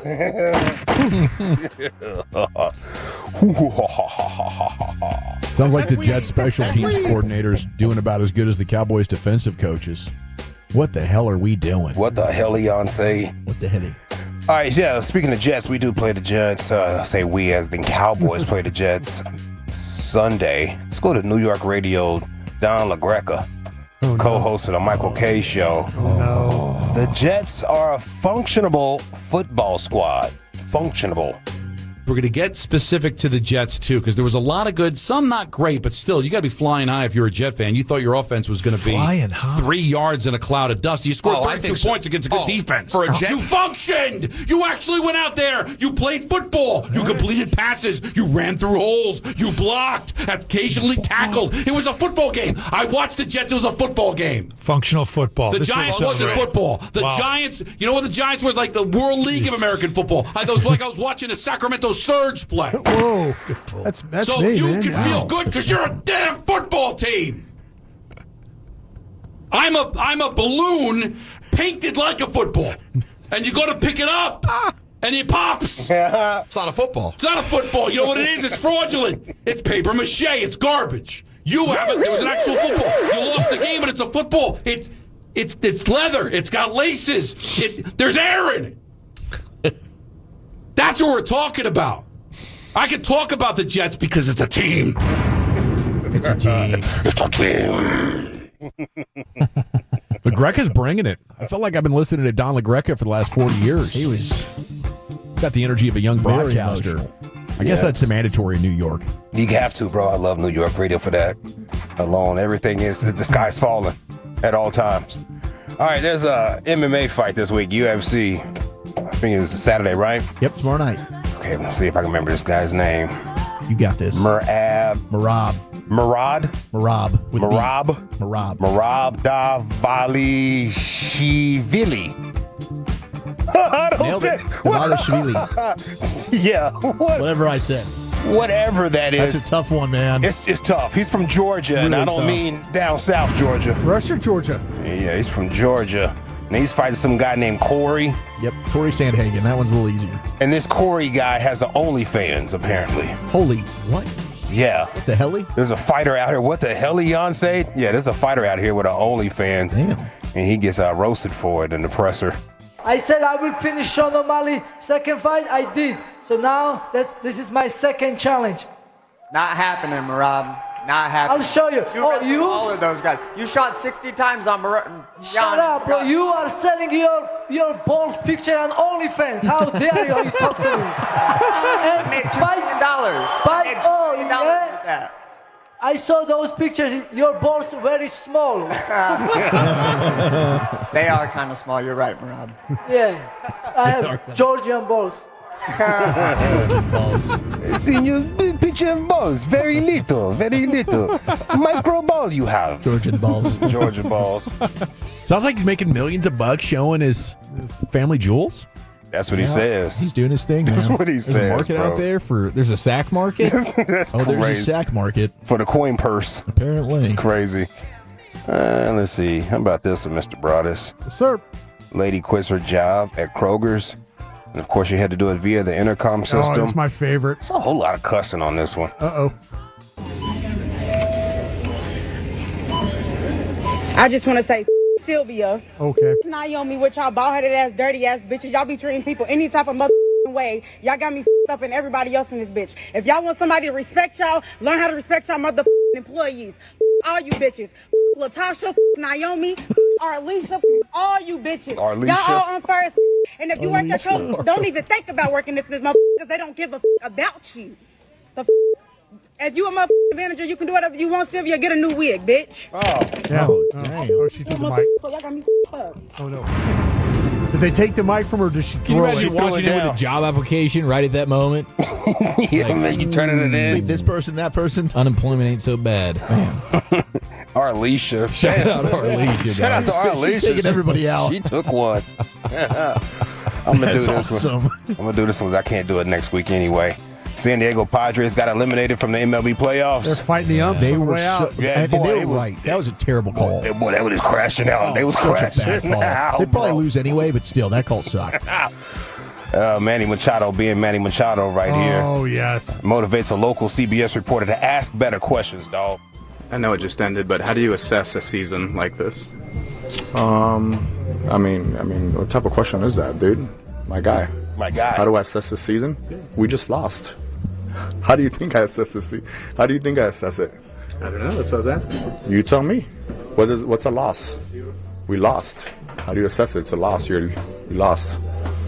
Come on, dude. I mean, you could ask better questions than that. Let's go. Come on. Let's go. Come on. Thank you. Appreciate it. You know, wait till the last second to ask that question. Come on, bro. You know better than that. You know better than that. Come What's on, I bro. come up with a buzzer beater crap question? That guy's what you're doing. He's been waiting to get after that guy all That's how they season. coach you up. Been told the last 6 months wins and losses don't matter, and now apparently it's everything. So Come on, just bro. looking for an explanation here, Manny. That's a better question than that. Okay, it's time to vote. Is it our champion combo platter, J.K. Dobbins plus Coach J.B. Reacting to some Monday Night Football stuff. New York radio, Don LaGreca. He was a guest hosting for Michael Kay and felt like he'd been watching semi-pro football when watching the Giants. Jets are a real football team. I would Sacramento agree. Surge. Jets have been unlucky. I think there's Forever. Yes, absolutely. No, it's like they're bad. MMA fighter. Jets aren't bad. Jets might win this game. I think they might be better than the Cowboys, especially with all these injuries. MMA fighter has an OnlyFans. You're selling your balls pictures, and your balls are very small. Wow, that was strong. Lady quit her job at Kroger. Padres eliminated there with Machado. I'm going to go with the MMA fighter here, Chief. Yeah, same here. Lucius? Shoot, man, me too, bro. Yeah, I think I got to go Marab. Like, that's hilarious. And he usually stinks at the mic. Very popular clip here, Brian. You make it unanimous? Or?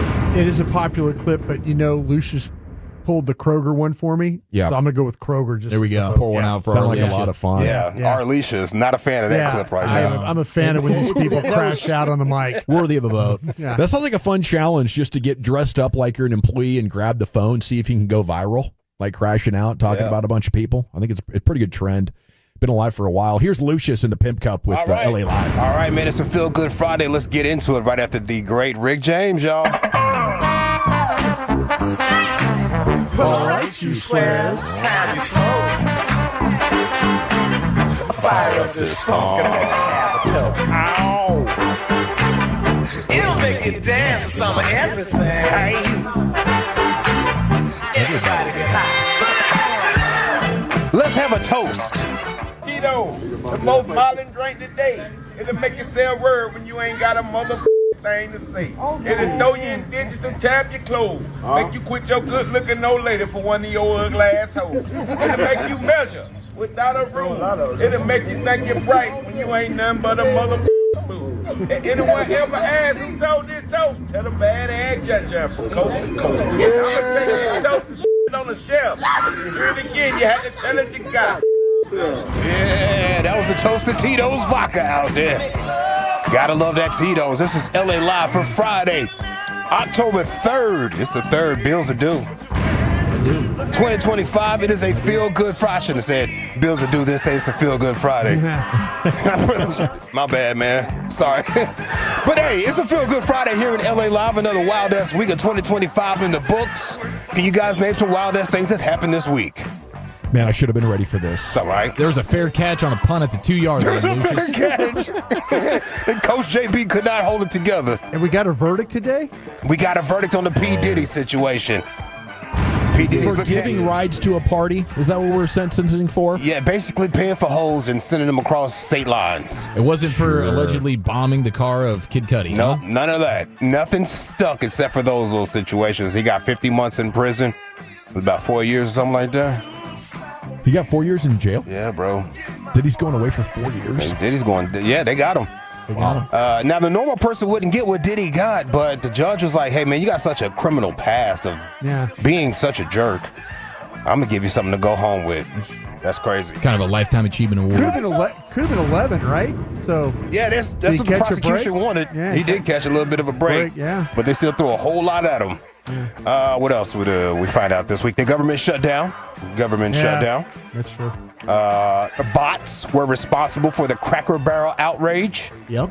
Which has been on my mind all week because I'm wondering what else are the bots responsible for?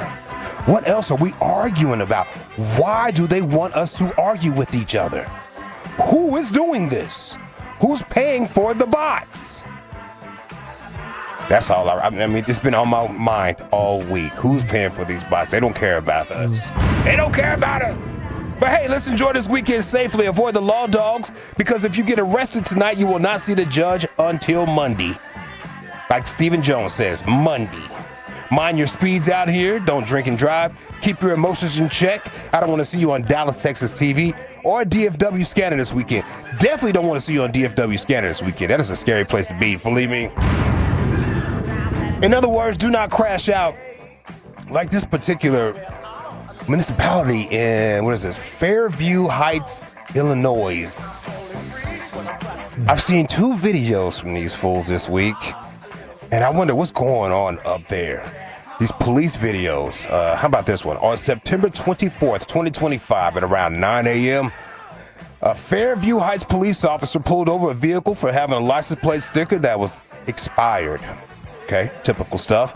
And then smack, boom, a Camaro ran right into the back of the car. Yeah, the cop's car. Slammed right into the back of it. So the cop has, what is that? A video camera on your chest? What is that? Yeah, body cam? Body cam. Listen to this body cam situation. This guy, the lawyer won't even take this.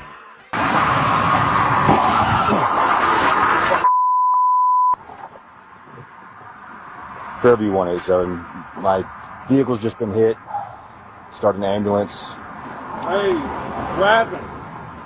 You tell me. I need a new car. I've been drinking. You been drinking? Yeah, I've been drinking. No, Okay. right then and there. The lawyer's like, hey, man, what can I do for you at this point? Yeah. Wow. You have the right to remain silent. Yep. I've been drinking. You been drinking? Yeah, I've been drinking. Okay. And I took some weed pills. Some weed pills? I did that on purpose, sir. No. What, you hit me on purpose? Yeah, I did. Why is that? Drinking. By the way, he leaned in when he said, why is that? So you can get, why is that? Talk to my lapel right here. Why is that? Let's get this over with. I'm bored. You bored? I'm bored. So you ran in the back of me on purpose? Yep. Why is that? I hate cops, man. Yeah? All right. We got an ambulance coming, okay? All right.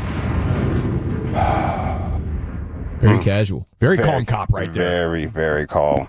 Yeah, Fairview Heights my adrenaline police. pumping pretty good. I don't understand what's going on there at Fairview. Because I said there was another video I seen. They're crashing out up there in Fairview when it comes to the police officers. You guys might like this one a little bit. There was a kid that was arrested. They called his mom. He's sitting in the back of that uncomfortable cop car, in the very back of those plastic seats back there. Yeah. Got to call his mom, let him know he's going to jail for being a little jerk. Listen to this. Speaker. Thank you. Hello? Hello? Mom, I'm getting arrested. I'm sorry. What? Sorry. I'm getting arrested, Mom. Why? I'm sorry. Dude, you got to stop that. I'm sorry. Well, it'll make you want to crap your pants, man. He's nervous. Yeah. Reverberation off that hard plastic seat. Anytime I had to go up on the math board in school, the same thing would happen. This is the same neck of the woods as the other? Same place, bro. What has happened up there in this little old town? Somewhere Gus Johnson is yelling, "Holy Chicago! Holy Chicago!" Hello? Mom, I'm getting arrested. I'm sorry. What? Sorry. Sounds like he put it up to his ass. I'm sorry. Dude, you got to stop that. I'm getting arrested, Mom. Why? I'm sorry. Dude, you got to stop that. I'm sorry. That's a great clip. Yeah, man. Y'all be careful this weekend. After that Cowboys game on Sunday, I'll see you at the fair. I surely will. After that Cowboys game, here's a weekend warning, y'all. This weekend safety briefing. Do not add to the population. Do not subtract from the population. I'll be the one. Do not end up in the hospital, newspaper, or jail. If you do end up in jail, establish settlement quickly. LA Live is sponsored by Greystone Roofing and Construction. That is greystone-roofing.com. I'm going to empty the clip right here, y'all, if y'all don't mind. Little leftovers from the week. You guys like leftovers? By the way? Oh, yes. Yes. At least for you. 1 or 2 days, maybe 3 at most. Yeah, okay, good. I'm the only one in my crib that like leftovers. Same. My wife pretends that she does. She doesn't. They don't like leftovers. They act like they always put it back in the refrigerator like they're going to eat. They never get to it, bro. Yeah, how many times has my wife said, please don't touch this? I'm like, okay. And then 5 days later, it's still there. I'm like, are you crazy? It's all hairy and everything. You're like, I could have had that.